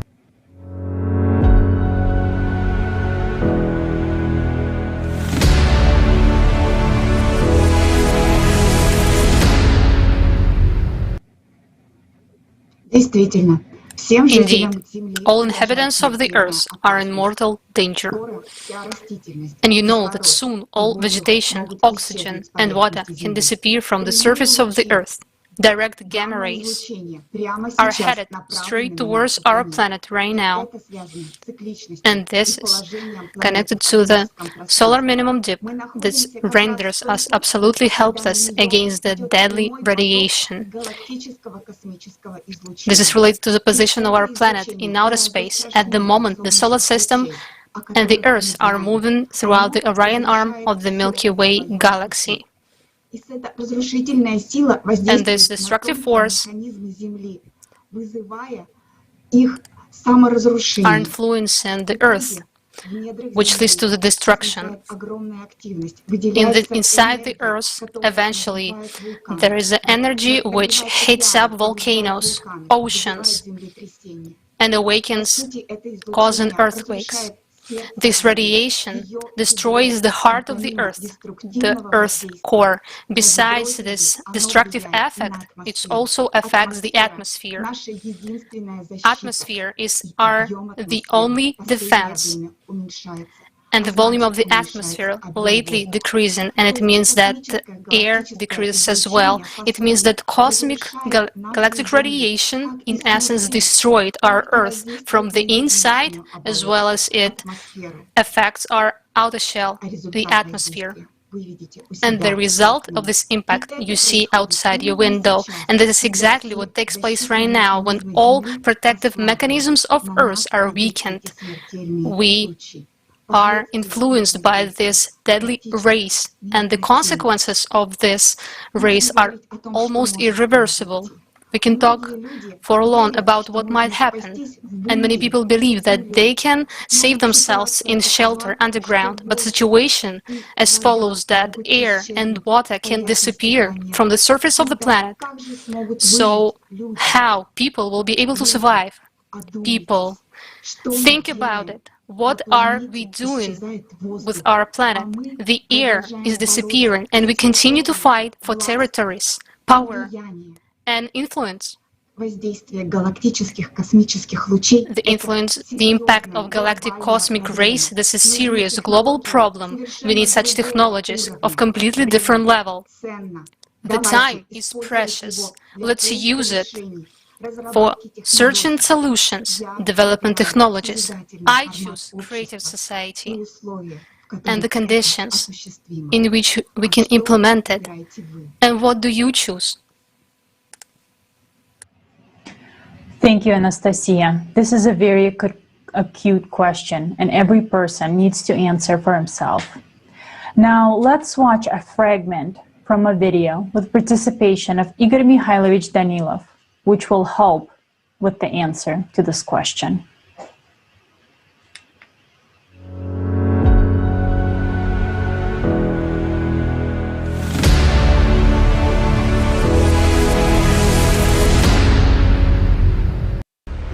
Either we, all together, really begin to understand that the world is on the brink.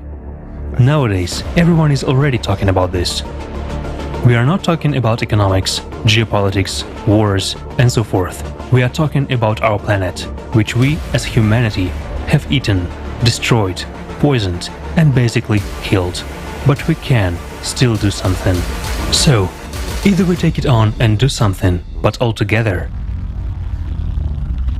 or let each of us mind our own business. There is no other alternative. Let's solve our unresolved problems. Someone hasn't planted a tree yet. Someone hasn't finished building a house. Well, let's finish building it. Let's plant trees. Let's finish building houses. I don't know for whom. Maybe for tardigrades. Well, surely mold is likely to survive. Yet, not for long. Well, when they fly to Mars, they will tell us what is there. And we will find out what is there. But there are no houses or trees. That's for sure. You know, some people are jealous of those who want to go to Mars. That there are heroes who will see another planet, a dead planet like Mars. They shouldn't be jealous. Soon, we will all see it together if we do nothing. We don't have to fly anywhere. We're killing our planet, our own planet. Isn't that so?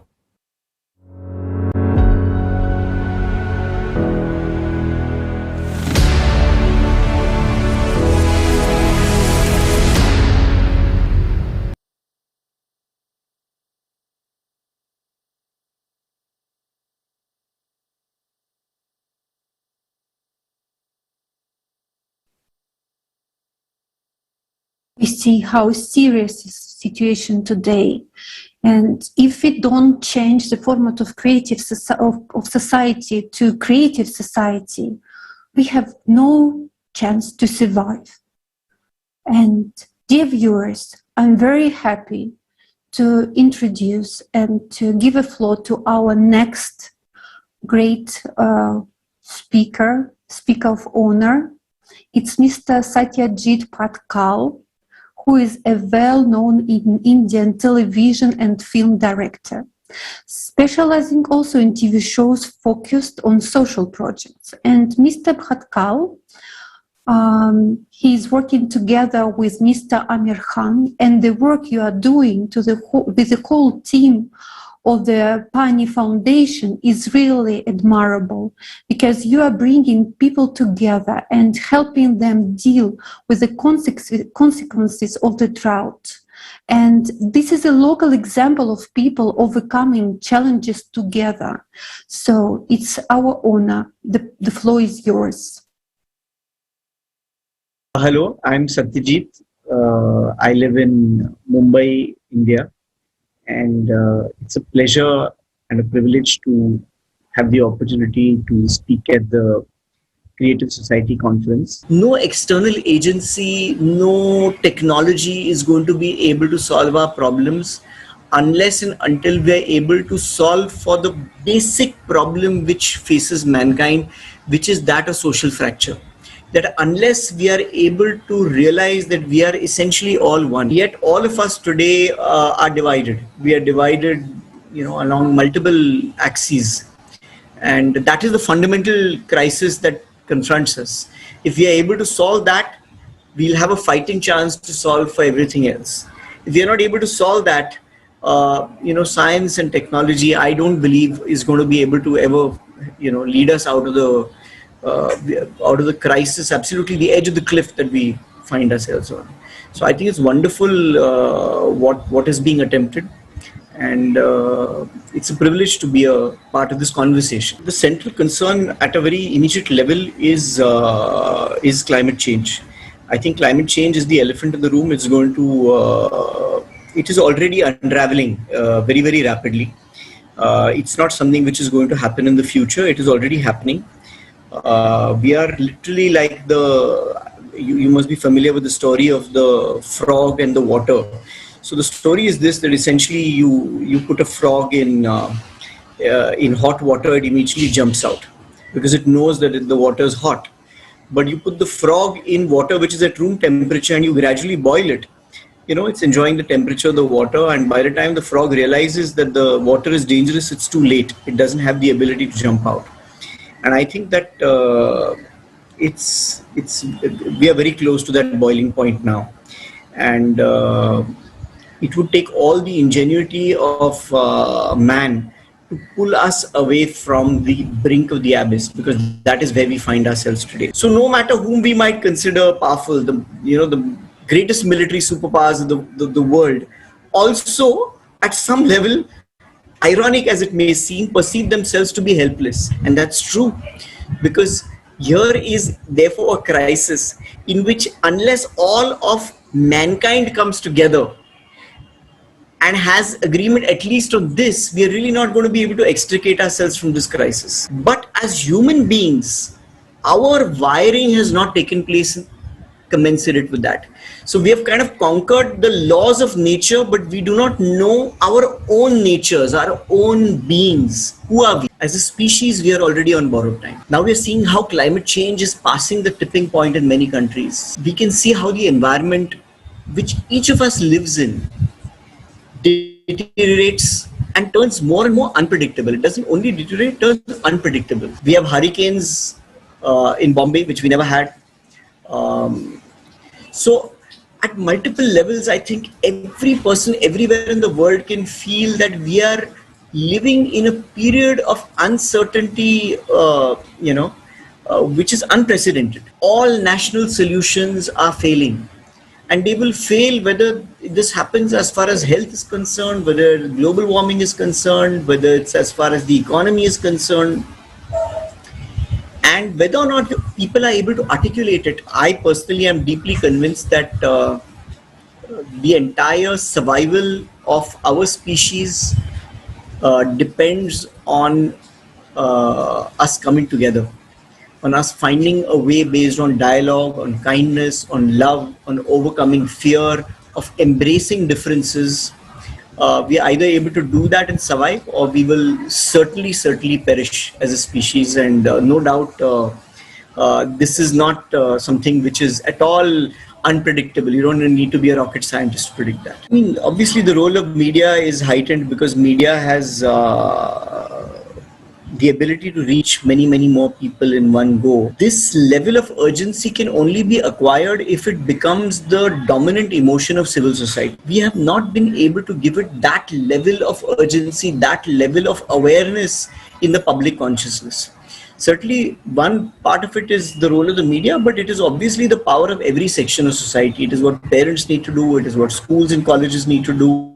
It is what politicians in power need to do. It is what every single one of us needs to be doing. This is my first interaction with creative society, and I'm absolutely I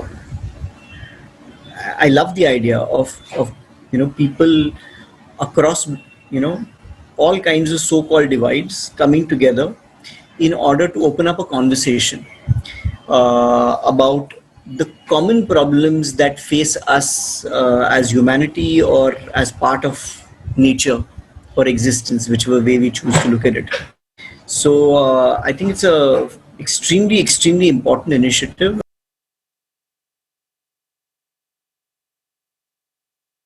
Thank you very much. Thank you, Mr. Bhatkal, for supporting Creative Society, for being part of this amazing movement. And now I would like to give a floor to Her Royal Highness, Queen Nadia Harihiri. Queen Nadia is Ambassador at Large for UN Affairs at the International Human Rights Commission, World President of Ada Dona Nurir, the Pro-Counsel of Rockfield College of Science, and founder and CEO of Success World One.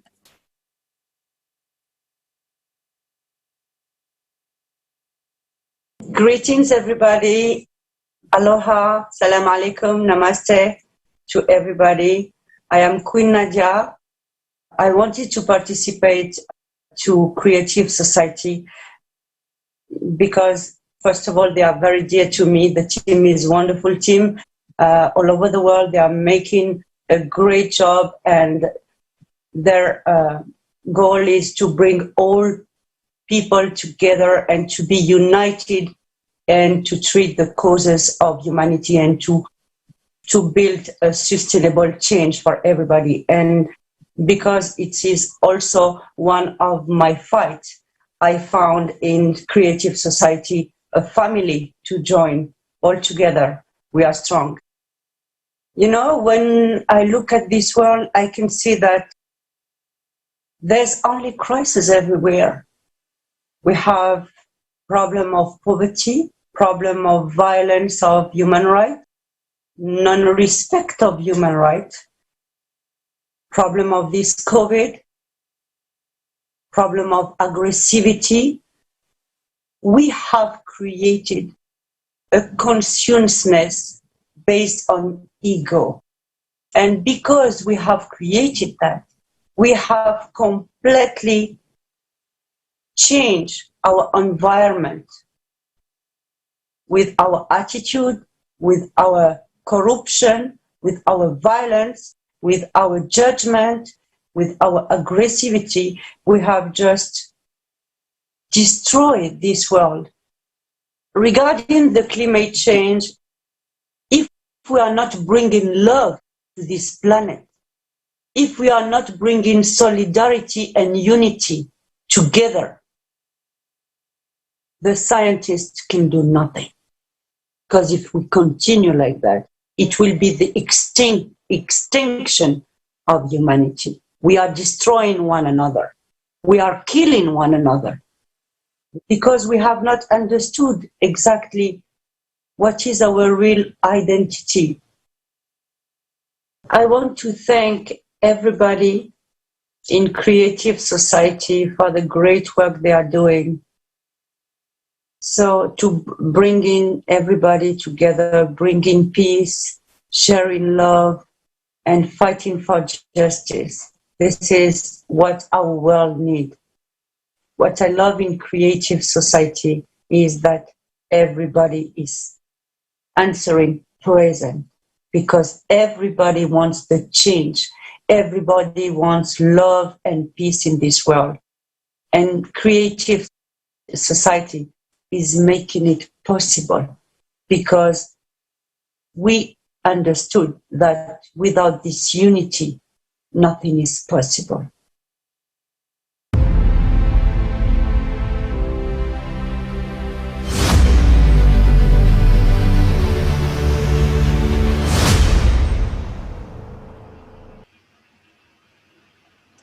Thank you very much, Ms. Queen Nadia Harahiri. It is a pleasure to have you here with us today. Now, I would like to introduce our next speaker, Sir Patrick Bejeau, who will talk on the importance of unification. Sir Patrick Bejeau is an UN Ambassador for World Peace Tracts, Senior Banking Redemption Judge for the International Court of Justice and International Criminal Court, an investment banker, fund manager, and author. Thank you for the support that you and your organization is giving to the world at large with respect to this wonderful mission that you have about creative society. And I've seen, so much that you've done, and I applaud it, no doubt about that. And I'd like to welcome everybody globally to the Creative Society today. I'm an ambassador for the UN, as you know. I advocate this right across the board with all governments, as I speak to prime ministers and presidents too. I advocate this with respect to the International Court of Justice. I don't think people are actually understanding the significance of the danger with respect to climate change. So you asked the question, what is the position legally with migration in view of a disaster or the potential of a disaster? The answer legally is that you simply cannot go and pick up yourself and go to one country to the next because you feel that your country has famine or your country has a plague. It is going to be, the legal position is that if in the process of a destructive force, whether that's actually provoked by man, or whether that's initiated by should we say, an act of God, should we say nature, we will have to open the boundaries so that people can escape from one catastrophe and free themselves and get relief in another zone. At the moment, the law doesn't allow that. The question is that is a disaster, that is a world crisis, yet borders are shut for countries' own unification, for countries' own safety, and so on. They isolate themselves. I would like to see that change. I would like to see us having open doors in moments of crisis to support all of our neighbors. Because the human race fundamentally is one human race, irrespective of race, culture, creed, and so on. And we're there to support each other, especially during a moment of crisis. And humanity would simply just be a distant memory. It's a shame that people want to put monuments up about themselves, when in reality, there would be nothing there ultimately for them to be remembered by. Give our children's children a chance to live in a world, on a planet that we once enjoyed and we could have enjoyed. Let's not destroy their legacy. Do something about it now. Now is the time, not tomorrow. Right now is the time to do something. It has enormous destructive qualities. If people are not paying attention to climate change. I don't know how many more times I've got to say this to scientists,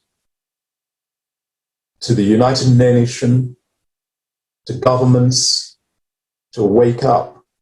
Wake up quickly before it's just too late. And, you know, they can't turn around and say they haven't been told.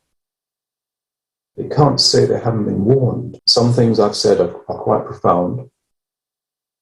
And I want your creative society to continue on with its remarkable movement, remarkable mission statement, and keep growing so that ultimately, by virtue of by significance of number, we will change the world. I appeal to everybody to do something about that. Become part of the creative society. Join their mission statement. Listen to what they are saying. It has an adverse effect if you don't. These people are doing this. They're not being paid for doing this. They're doing this because they care about the world. They want to see a change. They spend and dedicate their whole time for this cause. So governments, judges like myself, will take heed from a legal point of view. And my position as a UN ambassador, people will listen to that position. They will listen to the fact that even people with my position can make a difference with my colleagues too, in the UN, as it is also with my fellow judges. I appeal to governments. I appeal to leaders. I appeal to you, mankind, to take the stand now before it's just too late. Why are you not understanding this? Why are you not getting to understand the significance of this? It is absolutely detrimental to the humankind if we do not take heed and follow the direction of the creative society. Thank you.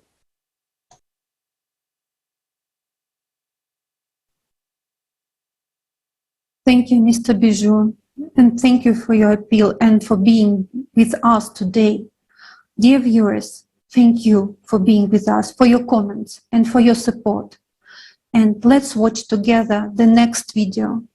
And I'm sure it will not leave any one of us indifferent.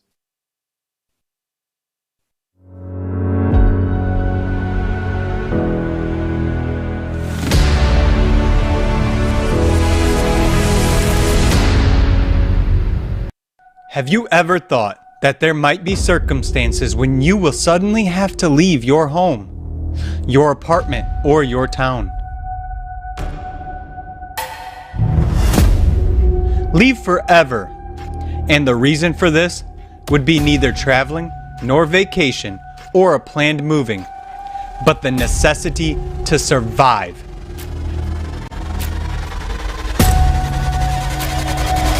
Refugee. You have probably heard this word from the news. But have you ever thought that sooner or later you may become a refugee yourself? After all, climate disasters know no borders, social statuses, or schedules. In 2020 alone, 82.4 million people were forced to leave their homes. This is equal to the population of such countries as Germany or Turkey. This is more than the population of Great Britain or France. Refugees are people who are fleeing a deadly threat. But today, there is no place for them to run to. Their lives are exposed to danger and risk wherever they get to. Among them, there are millions of people, climate refugees, who have no protection of the law. Neither the Refugee Convention nor the international law oblige countries to accept climate refugees. On January 21st, 2020, the UN Human Rights Committee ruled that countries cannot send people back to their home country who have faced climate changes. It ruled, but actually rejected the world's first complaint filed by Loan Tessiota against New Zealand, which violated his right to life by being deported to his home country of Kiribati. After the deportation of Loan's family, one of his children suffered from a serious case of blood poisoning. Climate refugees are one of the most disenfranchised categories of people. The laws of many countries provide for penalties regarding inhumane treatment of animals, but they give absolutely no protection to the people who miraculously survived a natural disaster and ended up on the street without means of sustenance. Every day, one child dies among migrants or refugees. Mark Lowcock said, "I'm getting daily reports of babies and other young children dying in the cold." Imagine the grief of a parent who escaped a war zone, with their child only to watch that child freeze to death.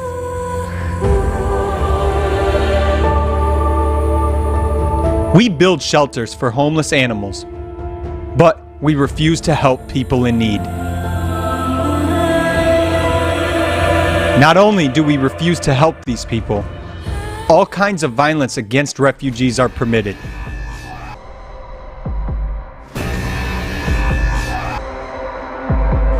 Many countries began a containment policy, trying to prevent refugees from entering their territories at all costs. According to the UN, thousands of people were pushed back by the border control authorities in Europe using violent measures. The pandemic worsened the situation for refugees.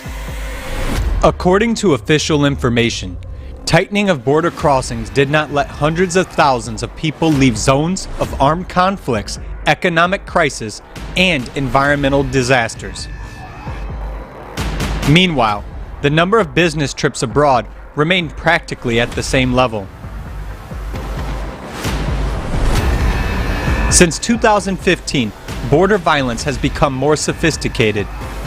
Moreover, since 2020, the number of tortures has increased compared to the previous year. A special report prepared by Border Violence Monitoring Network on tortures in 2020 analysis data from 286 testimonies of violent pushbacks, prolonged beating for up to 6 hours at a time, police dogs being released and encouraged to attack, forced undressing, the burning and destruction of clothes, and forcing people on the move to cross borders in a complete state of undress. Groups of up to 80 men, women, and children were forced to undress completely and placed inside the detention room. Severe beating and throwing victims into water, resulting in their disappearance. Here are just a couple of quotes from the victims. They even fired shots close to our ears for the purpose of intimidating us. They didn't ask us anything, just started the beating. We had mayonnaise and ketchup in our bags, which they rubbed on our wounds. In December 2020, the Black Book of Pushbacks was published. A 1,500-page book documents the horrific violence suffered by over 12,000 people at the hands of authorities on the external borders of civilized European countries.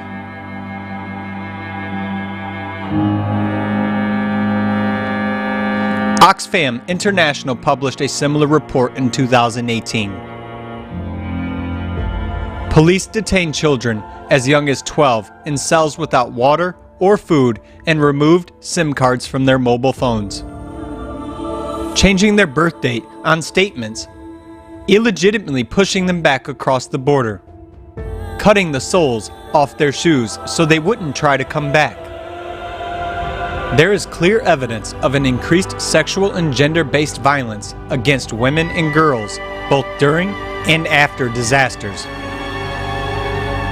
Multiple cases of sexual abuse of children have been documented. Elderly people are also at increased risk of violence, exploitation, and abuse. In our society, a person loses their property, their place of residence, loses the right to protection and life.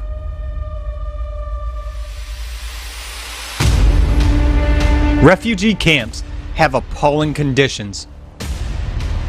Fabrizio Carboni, Near and Middle East Regional Director of the International Committee of the Red Cross, says about the refugee camps. Tents plagued by rats, water sources contaminated by feces, and inhabitants suffering from tuberculosis, scabies, and post-traumatic stress. Hundreds of children, mostly boys, some as young as 12, are detained in adult prisons, places they simply do not belong. These are the realities of our consumer society we live in. Considering the trend of escalating climate disasters, are you sure disasters won't come to your home tomorrow? Are you prepared to be in those people's shoes? Or shall we change things together? Nobody values human life in a consumer society. But in the creative society, human life is of the highest value.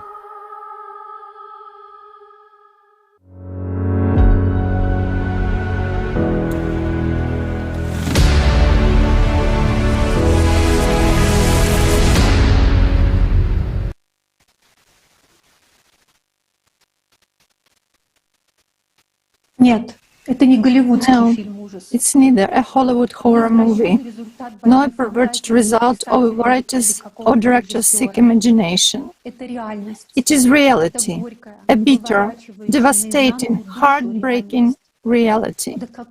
What kind of society's degradation have we reached? Would any of us, watching this conference in our warm rooms, want to be in their shoes?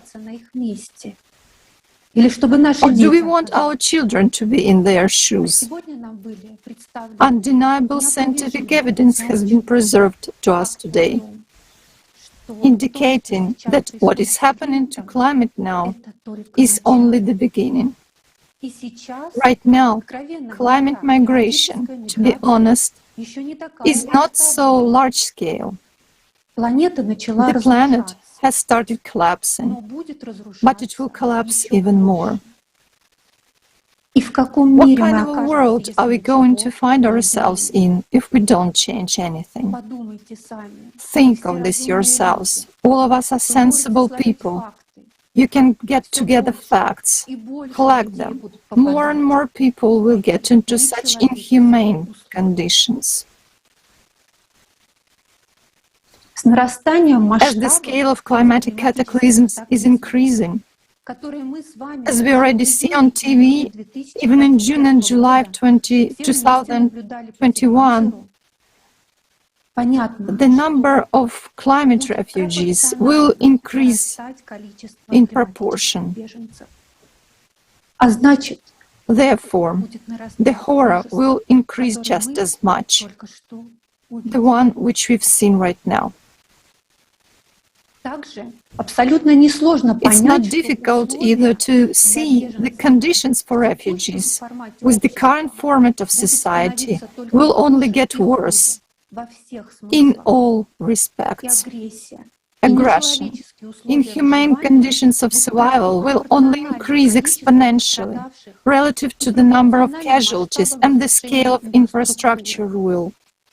If what we have just seen is a horror, it is extremely painful for every single person who cares, for mothers and parents.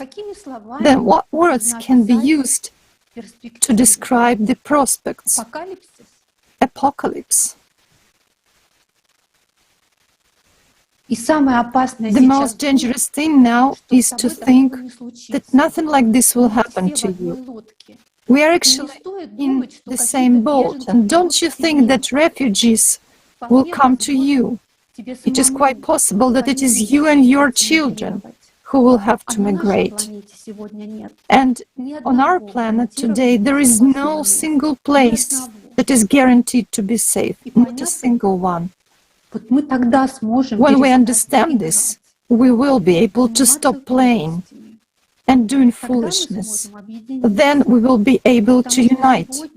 Because today, as never before, we need the entire scientific potential of our planet to be ready to save people.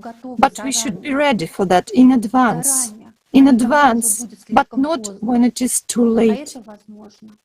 And this is possible only in the format of creative society. And this is clear to everyone already. Hello. After what I've seen, I have the following association. If we think of our society as a single organism and compare it to the human body, it is like cutting off our left hand in the hope that there will be more room for the right one. This is absurd. Instead of solving the problem together, we fence ourselves off from the people facing the tragedy in the hope that we will live more comfortably. A false system of values was imposed on us and we supported it. And that's what it leads to. The situation in Haiti was a shocking example for me. On January 12, 2010, there was a massive earthquake there. The most terrible thing is that a lot of people died not because of the disaster itself, but because of the struggle for the piece of bread and a sip of water. I visited this country 3 years after the cataclysm, working on a sea vessel that delivered rice there. I will always remember this picture of hungry people trying to get under the cover of night for this rice, while armed guards were driving them away. We brought in rice, while neighboring ships brought tanks to contain population. It was impossible to leave the port because you would simply be kidnapped. At the entrance to the port itself, a huge number of people were crowding, hoping to get a job for food. And this was already 3 years after the cataclysm. There are cases when people killed each other for rice. Looking at them then, I could not even imagine that all of us would be like that soon. At least they were provided with rice, but no one will provide it to us.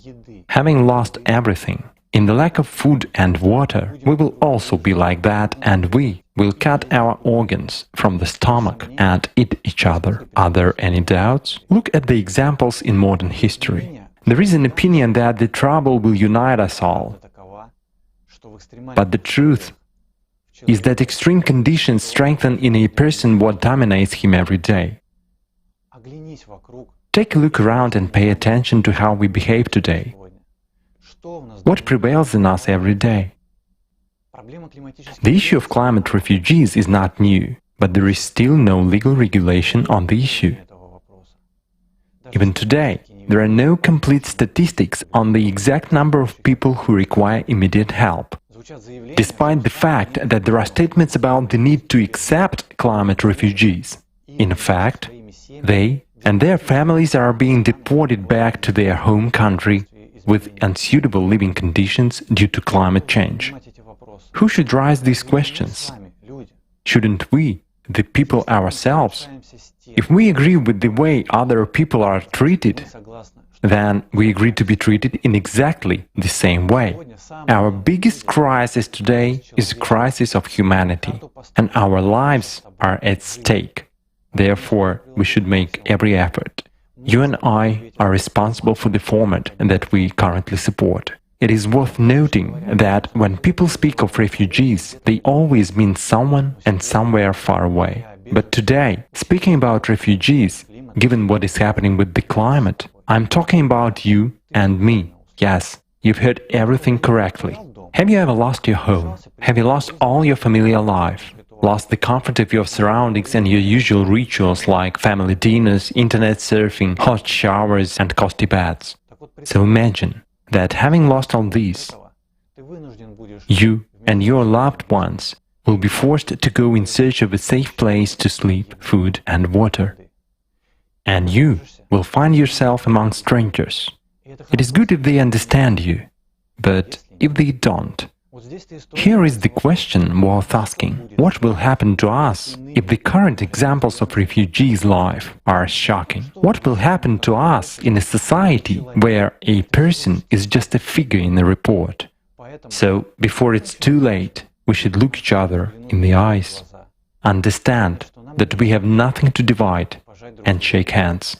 Yes, these are difficult times, but we are able, discarding prejudices, to unite in a common goal and build a creative society, to strengthen the foundations of real values, to put everything back in the right place, and prepare to jointly face these times with dignity and safety. Only in this case, nothing will threaten you, regardless of the conditions in which each of us will find ourselves due to global climate change. Thank you.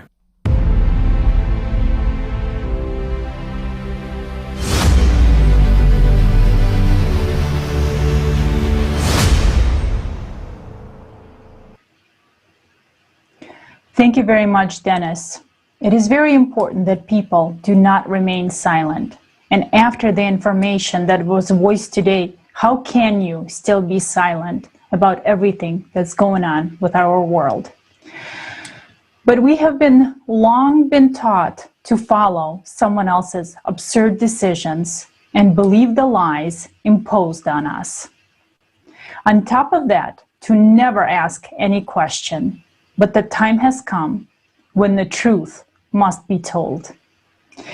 And now I would like to give the floor to Arman from Kazakhstan. Arman, the floor is yours.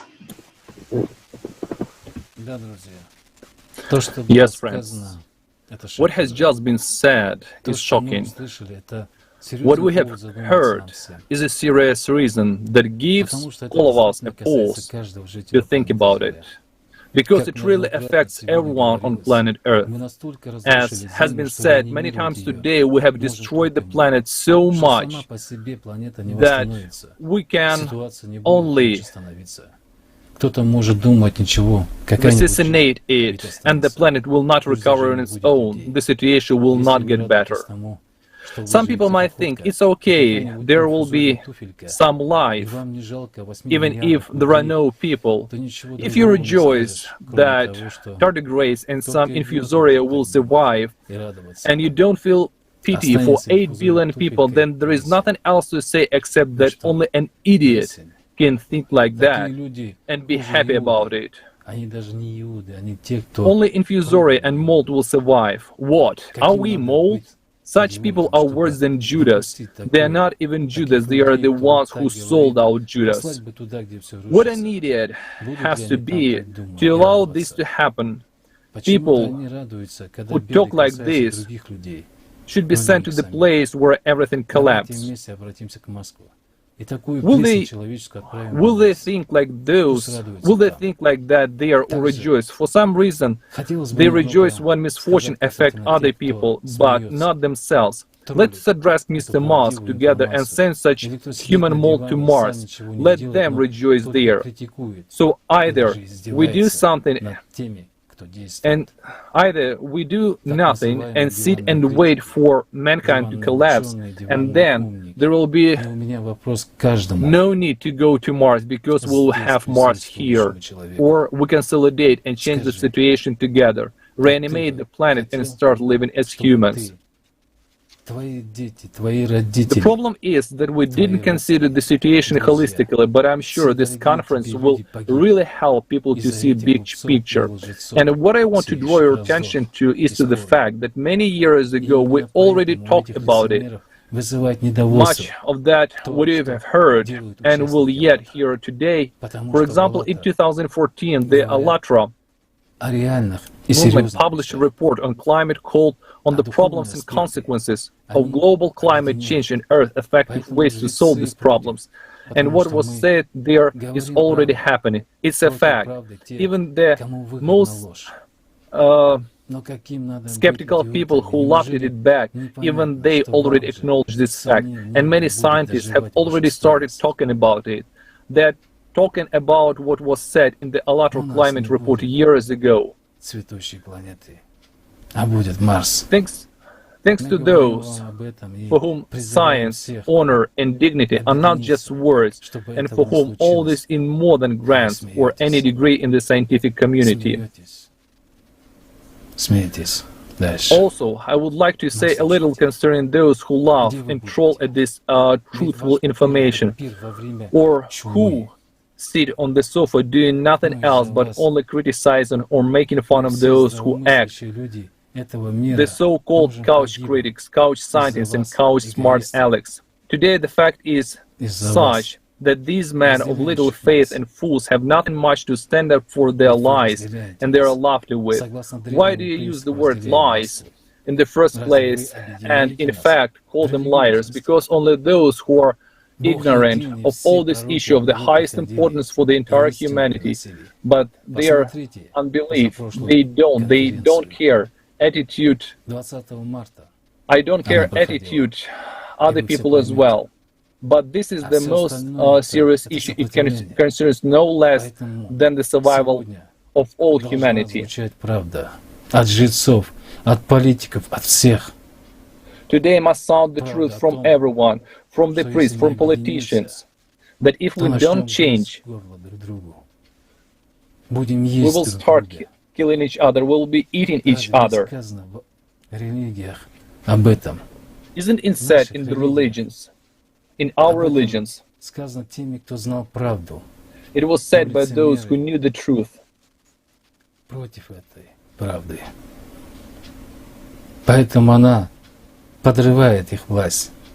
That's why the truth blows up their power. In the second surah, ayat 10th, there is sickness in their heart. And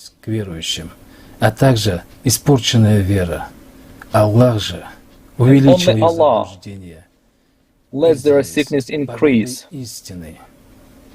They will suffer then a painful punishment for their lives.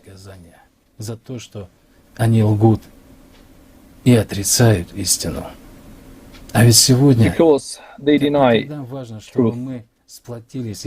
And today, more than ever, it is important that we unite and become a single organism. This is the sense of ALLATRA, salvation of the whole humanity.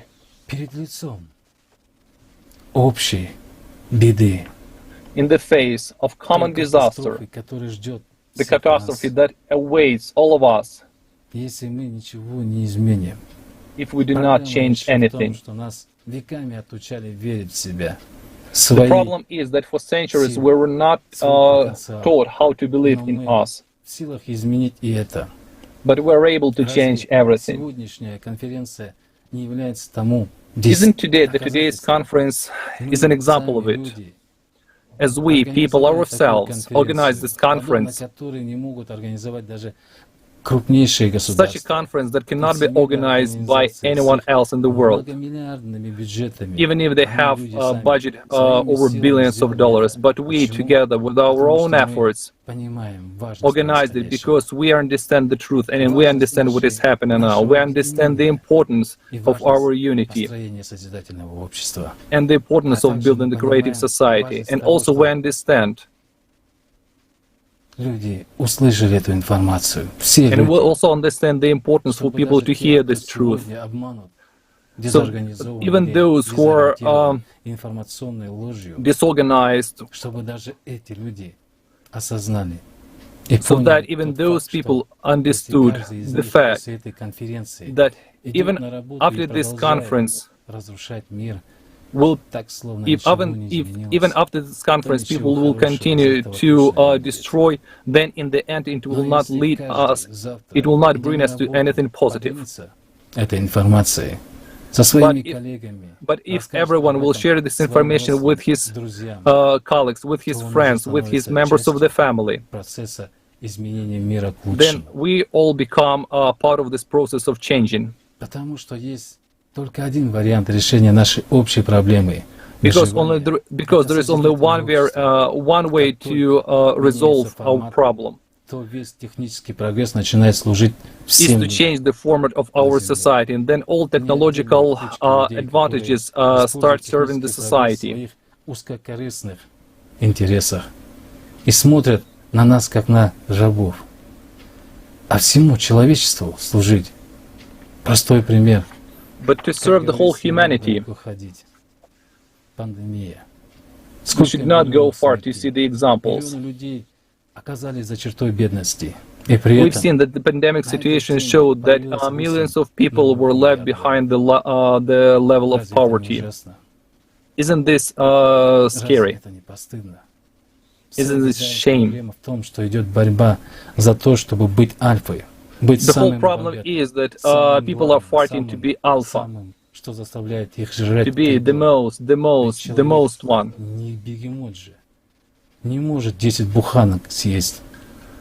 But the human is not a hypo. He cannot eat 10 loaves of bread. Say some so that grandchildren can use them. But what kind of grandchildren? Grandchildren are tardigrades or grandchildren mold. What will happen to the grandchildren if everything continues to roll the same way? In the fact they don't really need that money, they certainly won't see any benefit from it. That's why today every person who really wants to do good to their children and descendants must do everything possible to build the creative society. If we don't change the format of relations in society, if we don't change the values, everything will eventually lead to the fact that humanity will perish. Now I'd like to pass the floor to the next speaker. Thank you, Arman. Спасибо, Арман. You're absolutely right. Вы абсолютно... If we take an honest and open-minded look at the state of affairs today, the dead end of the consumer society is obvious. We are rolling down the mountain into the abyss, and no one wants to stop. We see, we understand, we know, but we keep on rolling. And we remain silent because it is not acceptable to talk. Not acceptable to who? Look at what is already happening. Calculate the progression of destruction that is building up. Everyone refers to the fact that the authorities don't do anything and don't want to do anything. But who are the authorities? They're ordinary people. We elect them, so we are responsible. What can they do? Even if the rulers of all nations got together, they would do nothing. Let them stop at least one catastrophe. Will they stop earthquakes with money? Will they collect dollars and fill the volcano with them? This is nonsense. What do they want us to do? Stop producing carbon dioxide? Plant the trees? What good would that do? These are all fairy tales.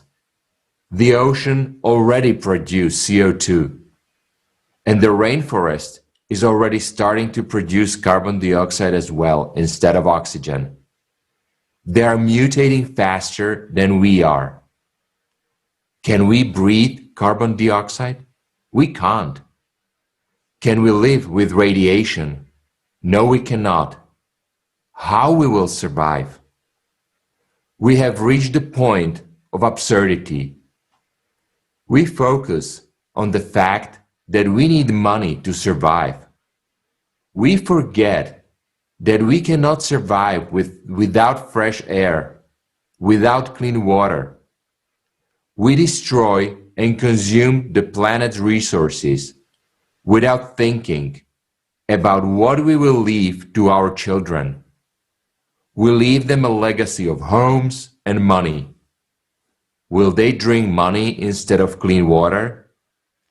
Where will those houses and homes be tomorrow if planet is destroyed? The Indians of North America have a saying, if you notice that you're riding a dead horse, it is important to change it. We are now riding a dead horse. It rolls down the hill by inertia. The dead horse we are all sitting on. In a desire to squeeze the maximum out of it for personal, short-term gain, we can lose our last chance. The trouble is, we all know this, but we keep doing it and don't want to change anything. Out of habit, because of money, sold out. Everybody wants to arrange somehow better for themselves. That's what keeps us from being humane. As soon as money appeared, consumerism began to grow rapidly, and it took everything human out of us. In the consumer society, everything is built around this. If you don't have money, you will die. And you can't do anything while money gives you benefits. Just a little longer, and everyone will see what those benefits really are. Soon, everyone will be hungry, barefoot, naked, because of consumerism, when everyone wants to be the strongest on the dead horse. And this absurdity is on everyone's minds. Everyone can see what's going on, but they keep doing stupid things. If we come our senses too late, then nothing and no one can stop the catastrophe. We are the broken trough on a dead horse. Are we going to fight for a piece of bread on this dead horse? After all, we are the generation that will see it through.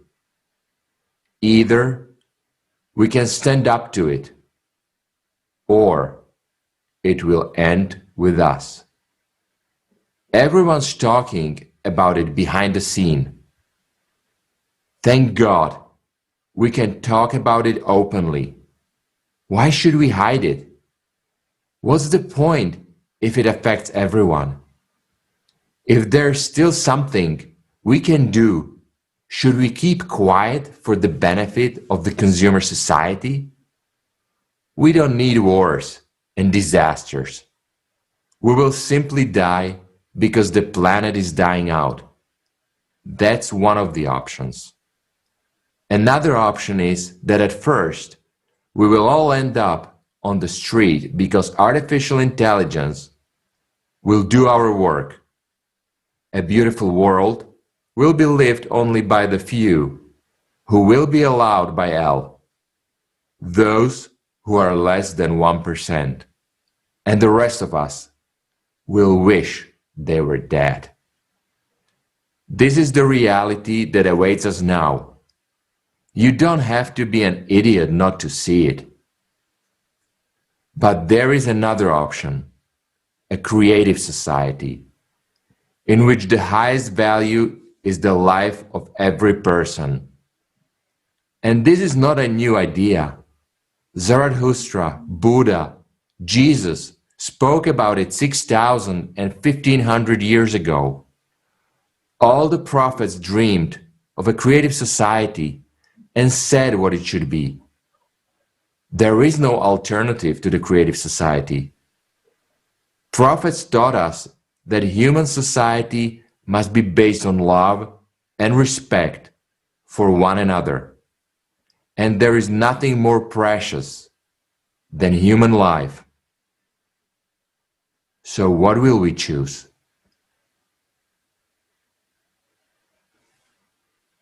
Thank you, and I would like to pass the word to Irina.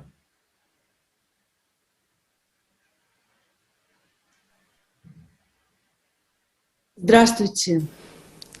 Hello. I speak to you, the inhabitants of the planet. The bell is already ringing. The time has started counting down. Do you hear it? When terrible images of what we've seen and the pictures of the present and the expected near future for everyone pass before us, where there will be no chosen ones, the planet is in agony, but we have forgotten how to hear our planet and how to hear and listen to each other. We are indifferent to each other, but have we been always so indifferent? Or the existing system made us like this? For a long time, we were taught to be slaves, but we are beginning to, we start to wake up, to understand if what we expect will happen, who will survive? No one. The elite will be wiped out of the face of the planet by the global catastrophes. And we have one way of salvation, in unification. But in the current consumeristic format of society, we won't be able to solve this problem, as everyone is in fight with each other. But who are fighting with each other? They, the world writers of evil, imposing fatal posts on us, those who dictate to us how to live, those who hide the truth from us, divide our earthly goods, our income. They can't be satisfied with what they have, and they will never be satisfied in the consumer format of society, where money is first and the best value. Only this truth will help us to see the reality as it really is. This is the end of the human race, the end of another failed civilization, the end of planet Earth. Isn't even this sobering up? Wake up, because all our quarrels, insults, misunderstandings are just nothing compared to what is coming. And when we realize that this is really the case, and we absolutely have no opportunities to survive in consumer format of society, only then we will have a chance of salvation. And the truth is that only one saving model there is, model of society, and it already exists. It really solves all the problems. It is real and working model, and this is called creative society. And any attempts to kind of like cross creative society with consumer society will fail, because in the consumer society, we won't take care of our society. We will just take care of our greed and alpha ego. This is the root of the evil. This is the reason of our self-destruction, the main cause of it. And we cannot wait no longer, because we will fail. And here we have to choose between life and death. As a hero from the movies, you know, Wallet or Life. This is not the movie show. This is trouble that is coming very soon. So let's not choose the path of the old world, of the illusionary comfort that is trying to take us all away into abyss, lying to us in the fact that everything will be okay. But no, friends, nothing will be okay. And let's abandon the old, dying world, and let's choose the new world without fear, giving us life and salvation, common sense and the law of conscience as the main spiritual instinct for our worldly existence. As people who are not destroying, but people who are creating, because we deserve it. Now, today, and always. Thank you so much. And right now, I would like to ask your high attention before presenting the excerpt from the video, Future, This Affects Everyone, with the participation of Igor Mikhailovich Danilov. We are right now in different parts of the planet, in different time zones, but please tune in and resonate with this excerpt, because right now the most important words will sound. I'll just give a simple example so that everyone understands, even those for whom the environment is very poor and there is too much CO2. I'll put it in layman's terms. In the consumerist format, the highest value is money. But in the creative format, the highest value is human life. Yes, my friend, human life, yours, your children's, your mother's, and our lives, the lives of all people. And that's what it is built on. We begin to approach things in a different way. We will be able to think in a different way. We will be able to distribute everything in a different way. We will be able to produce everything in a different way. And we will have a chance that we will be able to implement, but we will be able to implement it jointly. That's the point. Or again, everything remains as it has been. We will live as we used to. The sun is still shining. When you go outside, the sky is blue and the grass is green. Why change anything? We can do it this way too. Again, it's up to us to decide. Friends, our choices will define everything. But remember one thing. We, who are living now, are the last generation. We're either the last generation that exists in the hell of the consumerist format, and the first generation to enter the paradise of the creative society. Or we're the last generation that lived in the paradise of the consumerist format and will enter the hell of that reality which awaits us tomorrow in the same consumerist format. It's up to us to decide whom to be, friends. Do you know what I would like to say? That in the future, regardless of the course of events, no matter which path we choose, there will be neither poor nor rich among us. All of us will be equal, but in one case, there will be a wonderful world, while in the other case, all of us will be equalized by the fate that we will determine. Exactly we, ourselves, through our indifference and inaction, and all of us will be equal.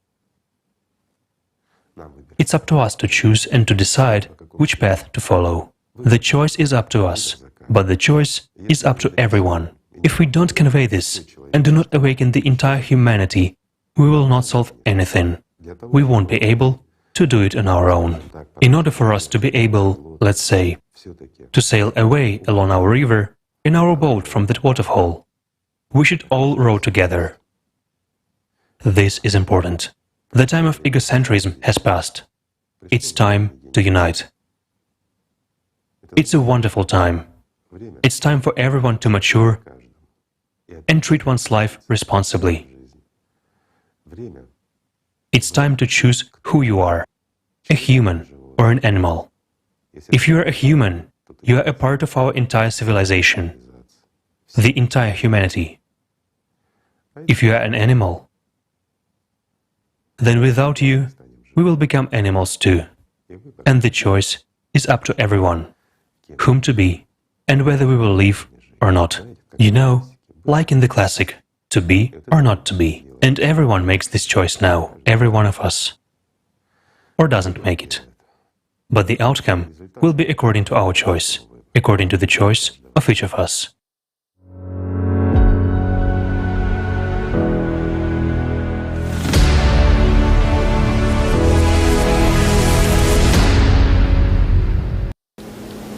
Dear friends, today, an event of global significance has taken place.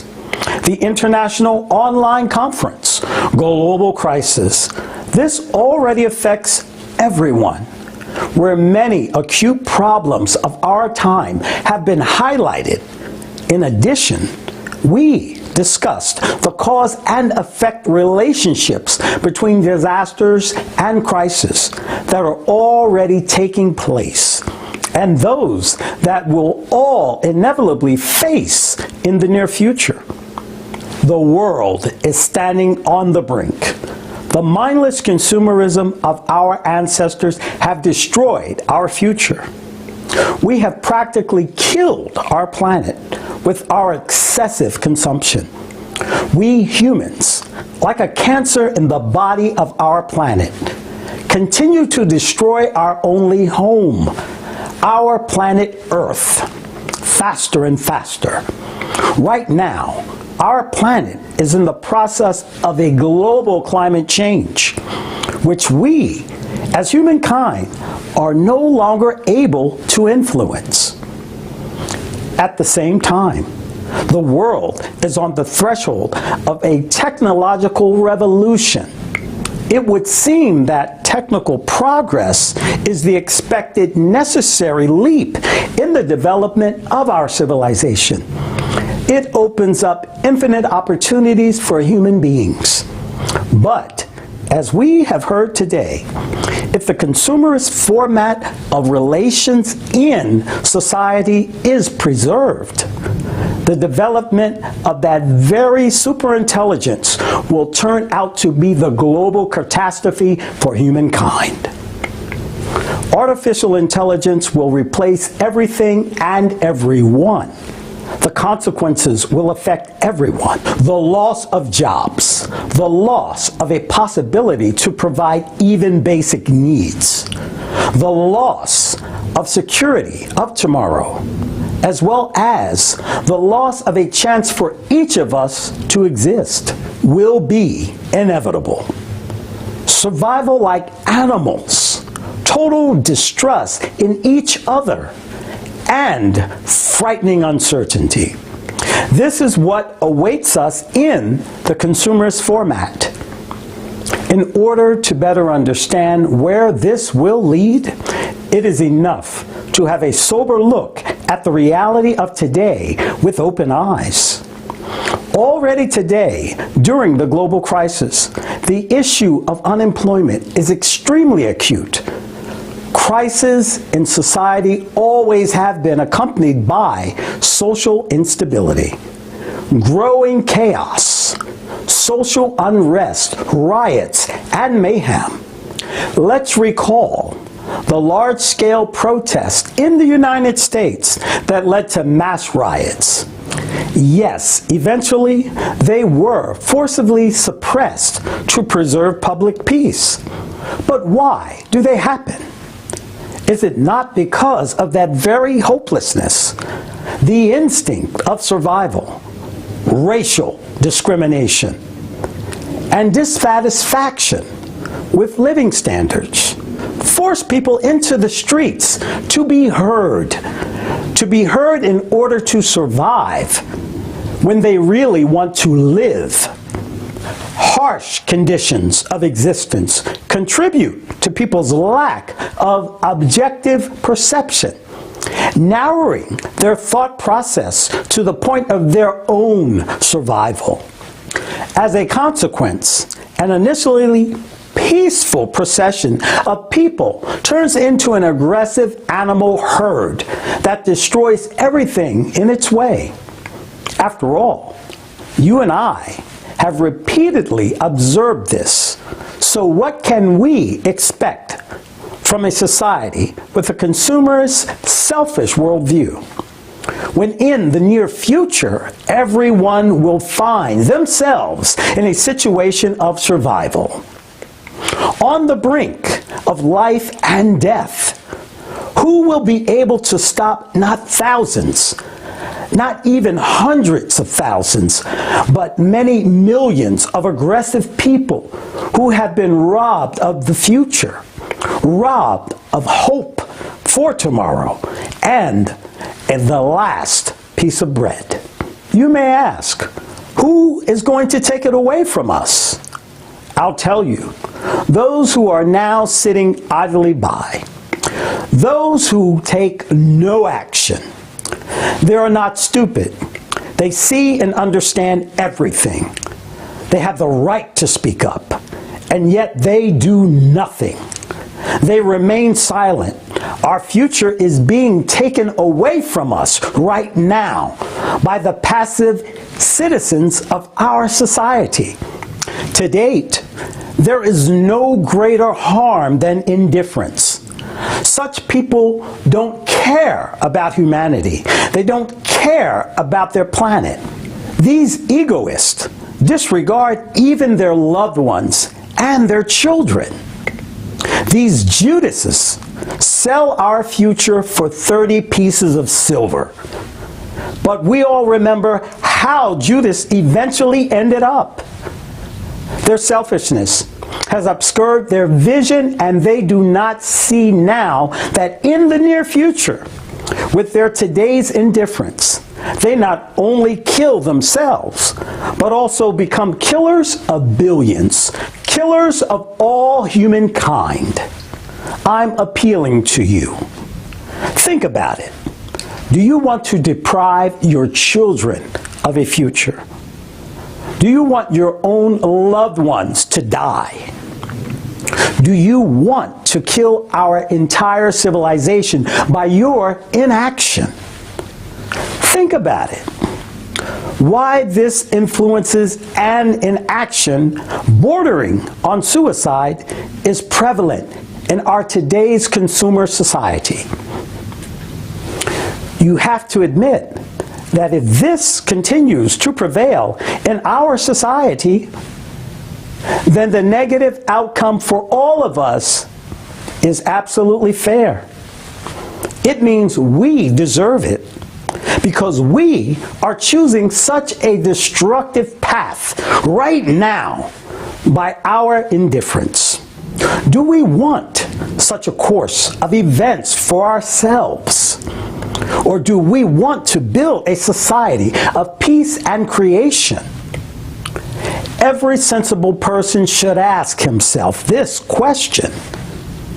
Only together can we resist what is already happening and what will happen if we want a future for our loved ones, our children, and first of all, ourselves.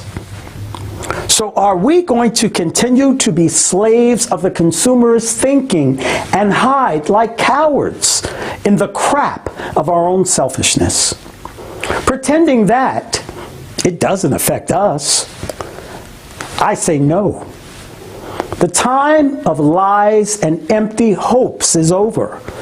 The sun of the truth has risen. The time has come for everyone to take personal responsibility for their choices. The time has come for us to become real people, heroes, men of honor, conscious, and dignity. We are humans. Together, we can do a lot. Hard times awaits us ahead. But we must remember that we ourselves shape the outcome of our events and create it at this very moment. with our own choices. It is in our own power not only to overcome the coming misfortunes, but also to build a true civilization, a civilization of peace and goodness for the prosperity of future generations. Everything depends on our choice, on the dominant priorities in our heads, and on our fortitude. However, we are human beings first and foremost, and we can each reach out to each other and unite in creative interaction now. Then we will endure, we will survive, we will be reborn. We can create a better society peacefully without any victims or losses. We can create, not destroy. However, an objective look at the present day state of society says a lot to those who are able to look ahead. What predominates in our society? That which predominates in our heads: conflicts, wars, confrontation, desire for power and money. Already now, we can observe an aggravation of social, political, military, economic, interethnic, religious, and other conflicts in the world. This is simply an anthropological disaster. It is a destruction of everything humane in a human. It is clear to intelligent people that considering the development of a new technological era, new strategic risk and threats to the entire humanity will also arise, which are incomparable to the previous challenges, and it will simply be impossible to overcome them if the consumerist format is preserved. Thus, in the end, humanity will destroy itself. For this very reason, I consider it essential to emphasize that the problem of our wars and conflicts is quite serious and requires from us global rethinking of their true causes. Just think, over a short period of the 21st century, already more than 50 big military conflicts are taking place in the world, and the geography of such conflicts and local wars which destabilize our world is only expanding. To this, you can add global statistics of daily robberies, murders, and assaults. Plus, there is a fear of terrorism, loss of jobs and social status, racial discrimination, and racial violence. Racial violence. Just think of this. In the 21st century, if you have a different skin color, somebody may kill you without any punishment for that. Is this what we call civilization? Is there any morality and compassion left in us human beings? Or has money corrupted the minds of us all? Look at what is happening in religious organizations that are seemingly our last hope for justice. More than once in history, we have seen how greed and arrogance of just one man, a representative of a particular religious organization, can destroy peace in a society and lead to bloody armed clashes between entire nations. Unfortunately, the struggle for power and domination does not cease in religious organizations either. Even though all prophets called on people to live in peace and love, meaning in the creative society, Yet, the consumerist format still rules our minds due to religious contradictions and the exorbitant greed of priests.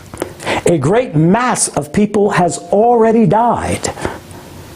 And up to this day, people keep dying. All of us should ponder over what kind of slaughterhouse of conflicts we now exist and what awaits us all tomorrow. Yet, what is the cause of all these wars and conflicts? They respond to us. Business. It is merely business. In other words, it is somebody's private interest. That same Judas desire to sell the future of civilization for 30 pieces of silver and spend them on nothing but junk. But who has begotten these Judases? We, the consumers. We have created a world of consumerism where business dominates over common sense. We do everything possible to earn money, not thinking about the consequences. We ourselves create conditions that destroy humanness in people. We, the consumers, have divided the world into poor and rich. We, the consumers, stimulate greed, pridefulness, avarice, an endless pursuit of a profit in some people, and envy, hatred, struggle for survival, and narrowed thinking in others. As a result, all this sows in our heads as an indifferent attitude towards each other and to the future of our civilization, and makes us deaf and blind before the upcoming global disaster that will sweep away everything and everyone in its path, both rich and poor. Today, we reap the fruits of the prevailing consumerist format of relations. Just think, is each of you actually happy? No. We think that someone else is happy, the one who lives better than we do. But is that person really happy? Go and ask him. Talk to him in a human way. And both of you will understand how the world has rotten through and that something has to be done about that. If today we don't start acting and coming to an agreement with each other, we will lose our future once and for all. It is time for all of us to forget grudges and claims towards each other. It is time for all of us to open our eyes and take a sober look at what is happening in our world, at what's happening in our common home. If we do not agree all together now and do not make a decision to change the format of society from consumerist to creative, if we do nothing about this now, tomorrow, we will face the very least a 95% population cut down. No matter how terrible and inhumane this might sound, this means that all of us, I emphasize all of us, our families, our friends, and people around us, all of us will no longer exist tomorrow. You will say that this is not fair. But in the consumerist format, given the current ongoing technological revolution, the replacement of human labor with robots, a population cut down of 95% is a forced measure to prevent disastrous consequences. Otherwise, who will stop revolts of billions of hungry, aggressive, destitute people thrown into the streets? People, you and us, who will remain without jobs and livelihood. Do we really agree to such a course of events? Yet, who will remain among the 5%? Who will make this selection, and in what way? And what skin color will predominate among the remaining living people? Aren't we the 95% humans? Aren't all of us people? Aren't all of us, regardless of nation, skin color, gender, religious beliefs, and social status, are we not people? No, we are people, and we have the right to live. And each of us must prove this exactly now by our actions in building the creative society. For the sake of our shared future, for the sake of the future of the whole society, I emphasize, for the sake of survival of the whole society, not just the 5%. The consumerist format itself creates conditions for dividing us.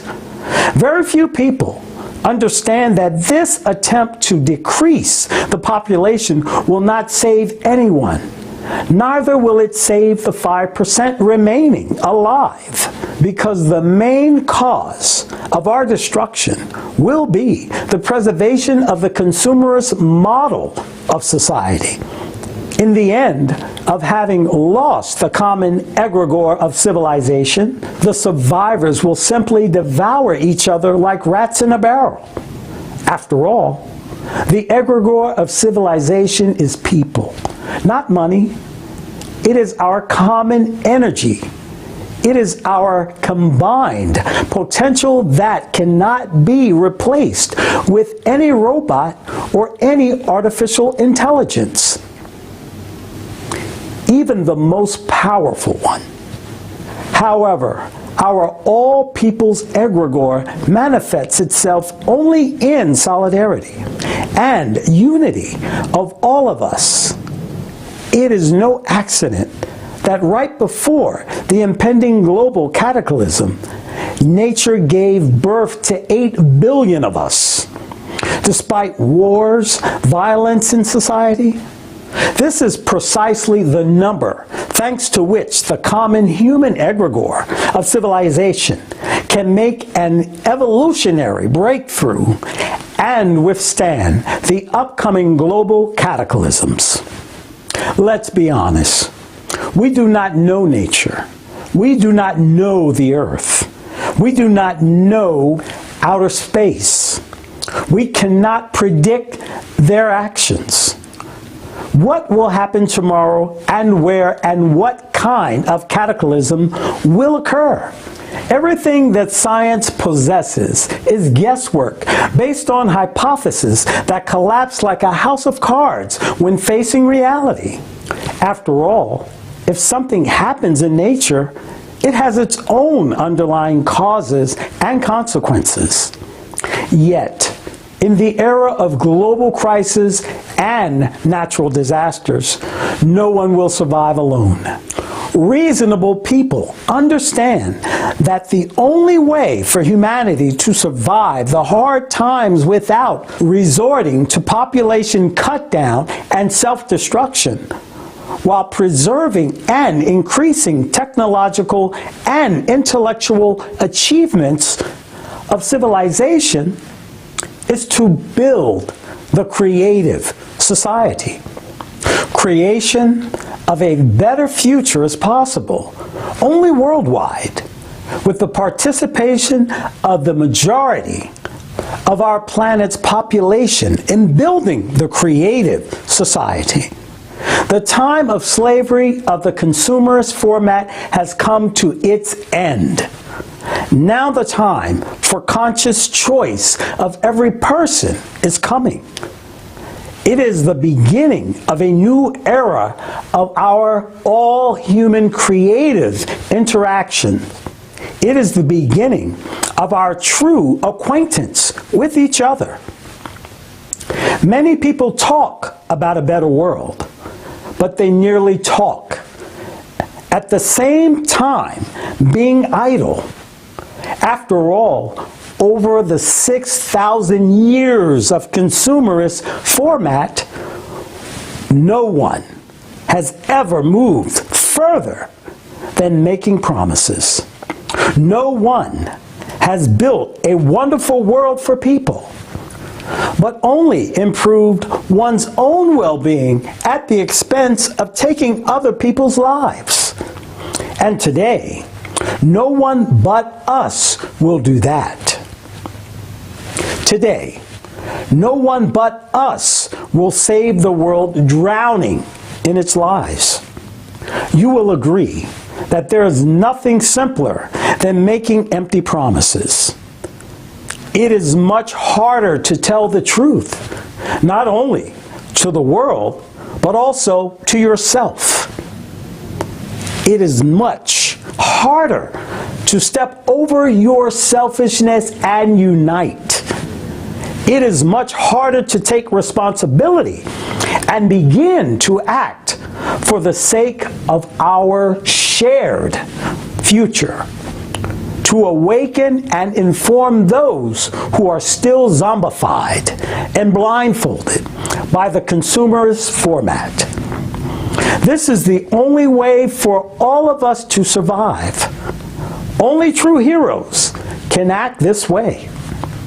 You have to admit that in our consumerist format, almost everyone lives in fear and selfishness, caring only about themselves.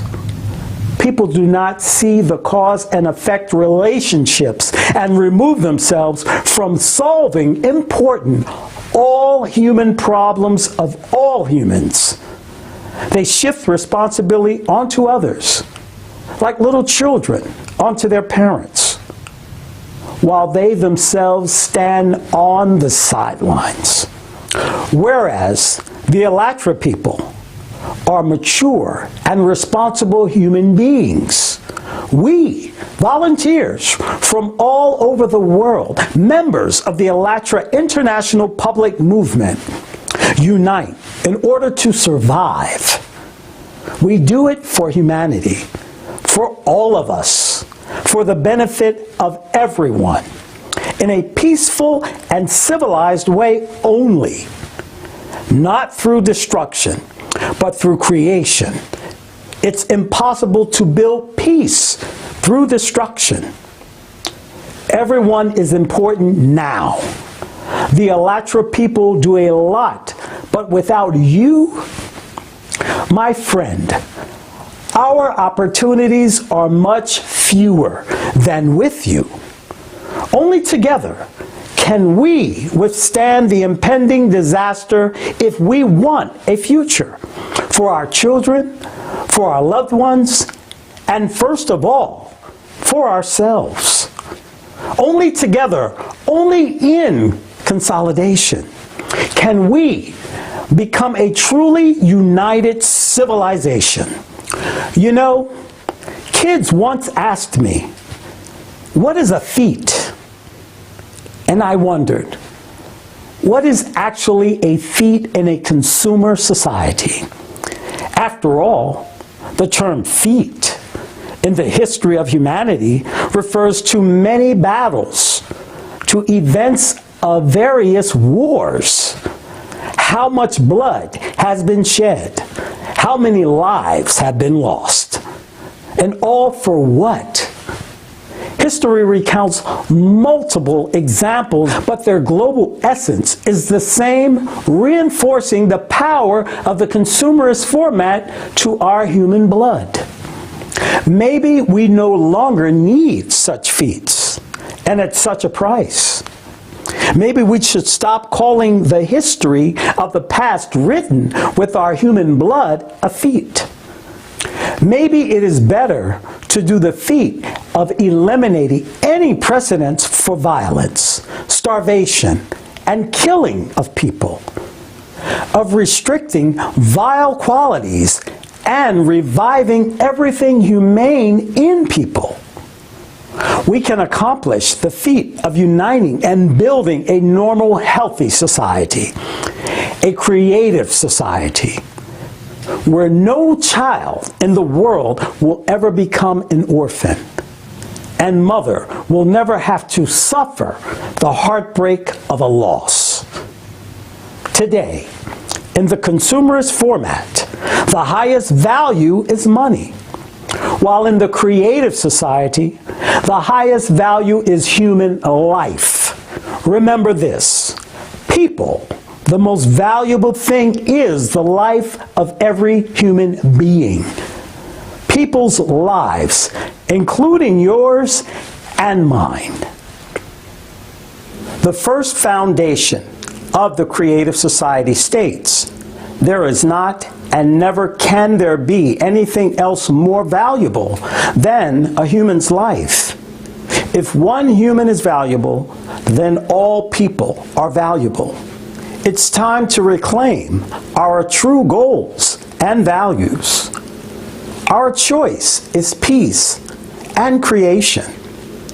Our main value is the life of every human. Our pillar is humanists. Our focus is the future of our children. Our goal is creative society. ALLATRA is the last stronghold of humanity. That's the purpose of ALLATRA, so that we all survive. That's the essence. That's what ALLATRA was created for. Not for someone, not for something, but for the entire humanity. That's the point of the Creative Society Project. It is the only way of salvation for the entire humanity. ALLATRA is a unique example of the global unification of humanity. Representatives of different races, nationalities, and religions have united here.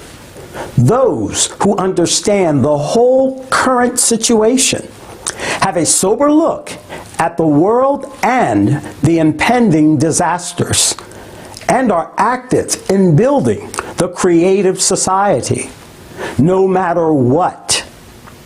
True people have come together here, true heroes indeed. They strive to convey the truth to people. Unlike others, they see the future and are now doing everything to save humanity. The people of ALLATRA selflessly act for the benefit of others, disregarding their own personal interests. They spend their own time, their own money, and I emphasize their own money. They do not squander public money. They do not demand any privilege or grants, and do not make any profit out of it. They do not seek to profiteer from cataclysm, from the human grief. Instead, they spend their time and money to really save people, to save our civilization. And I'm talking about you, about those who participate in building the creative society. Volunteers from all over the world, people of goodwill, all of you. After all, the people of ALLATRA are people in whom honor, conscience, and humanist prevails. These are all those who refuse to be zombies of the consumerist format, stopped being animals and became humans. The people of ALLATRA are progressive humanity. They are the best of the best, who have joined focus to save our world, This is an example of true care for people. The people of ALLATRA are the real heroes of our time.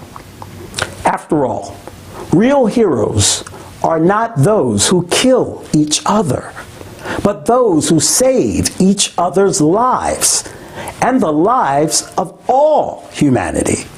And that is the meaning of the ALLATRA movement itself. To move toward life, the international online conference Global Crisis, this already affects everyone, has become possible thanks to you, the people of ALLATRA, thanks to the participants of the Creative Society Project, thanks to the intelligent and progressive people who understand the need to act now for the benefit of the future of humanity. Their great merit is that they are not silent. They act today. Thanks to them, you, friends, have learned the truth of today and the inevitability of tomorrow. I would also like to express tremendous gratitude to all progressive visionaries. I thank everyone who listens and understands. I thank everyone who, through their own efforts, opportunities, and means, is trying to save humanity. To save not a few individuals, but all of humanity. These are the people who do not sleep at night, who spend their energy, money, and time to make sure that tomorrow dawns for everyone, and that all of us have a tomorrow, so that we can see the sun rising, the sun of the truth, which shines for all.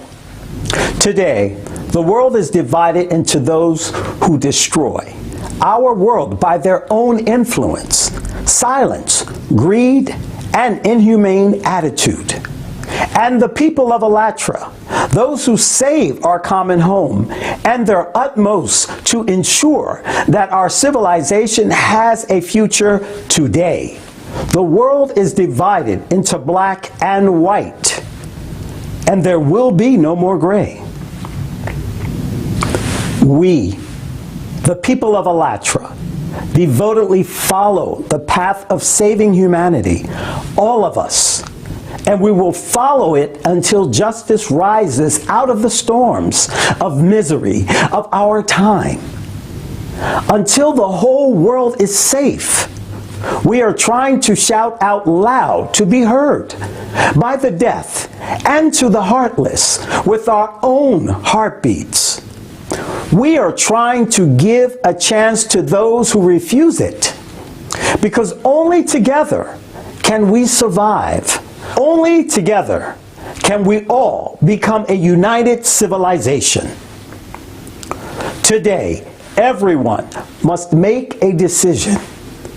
Either we leave everything as it is, come what may, and with our indifference derail the train called humanity, destroying ourselves, or we make every effort to save our planet, our dear and near people, relatives and friends, our children, and ourselves. If we don't do that, or if we leave everything as it is, if we let things run themselves in the hopes that someone else will do that for us, our days are numbered. No one will make this choice instead of us. No one but us. If our hearts don't ache for every person in this world, for every destitute child, then who are we? First of all, we need to answer ourselves, looking into the eyes of our children, looking into the eyes of our mothers and our loved ones. Should we save this world? To answer this most important question, which all of humanity faces today, but every one of us must answer it, So should we save this world or not? I'll speak for all reasonable people on our planet. Yes, we should. And now, I would like to address you, my friend. The salvation of all humanity is in your hands. Yes, my friend, precisely in your hands. You already know that the current state of the world is more than critical. And it's impossible to save this world without you. This is a reality today, when the choice is inevitable, either death or life. Our strength and our salvation is in the unity of our self-organization. Only by building the creative society will we defeat death and gain an opportunity to live. But without you, my friend, we will build nothing, and we will save no one, neither you, nor ourselves, nor humanity. We are human beings. We deserve the creative society. It's worth building. It is the future of our children, our descendants, and for the future of all humanity. So, friends, let us finally unite and allow the era of justice, the era of the triumph of life to come. It takes all of us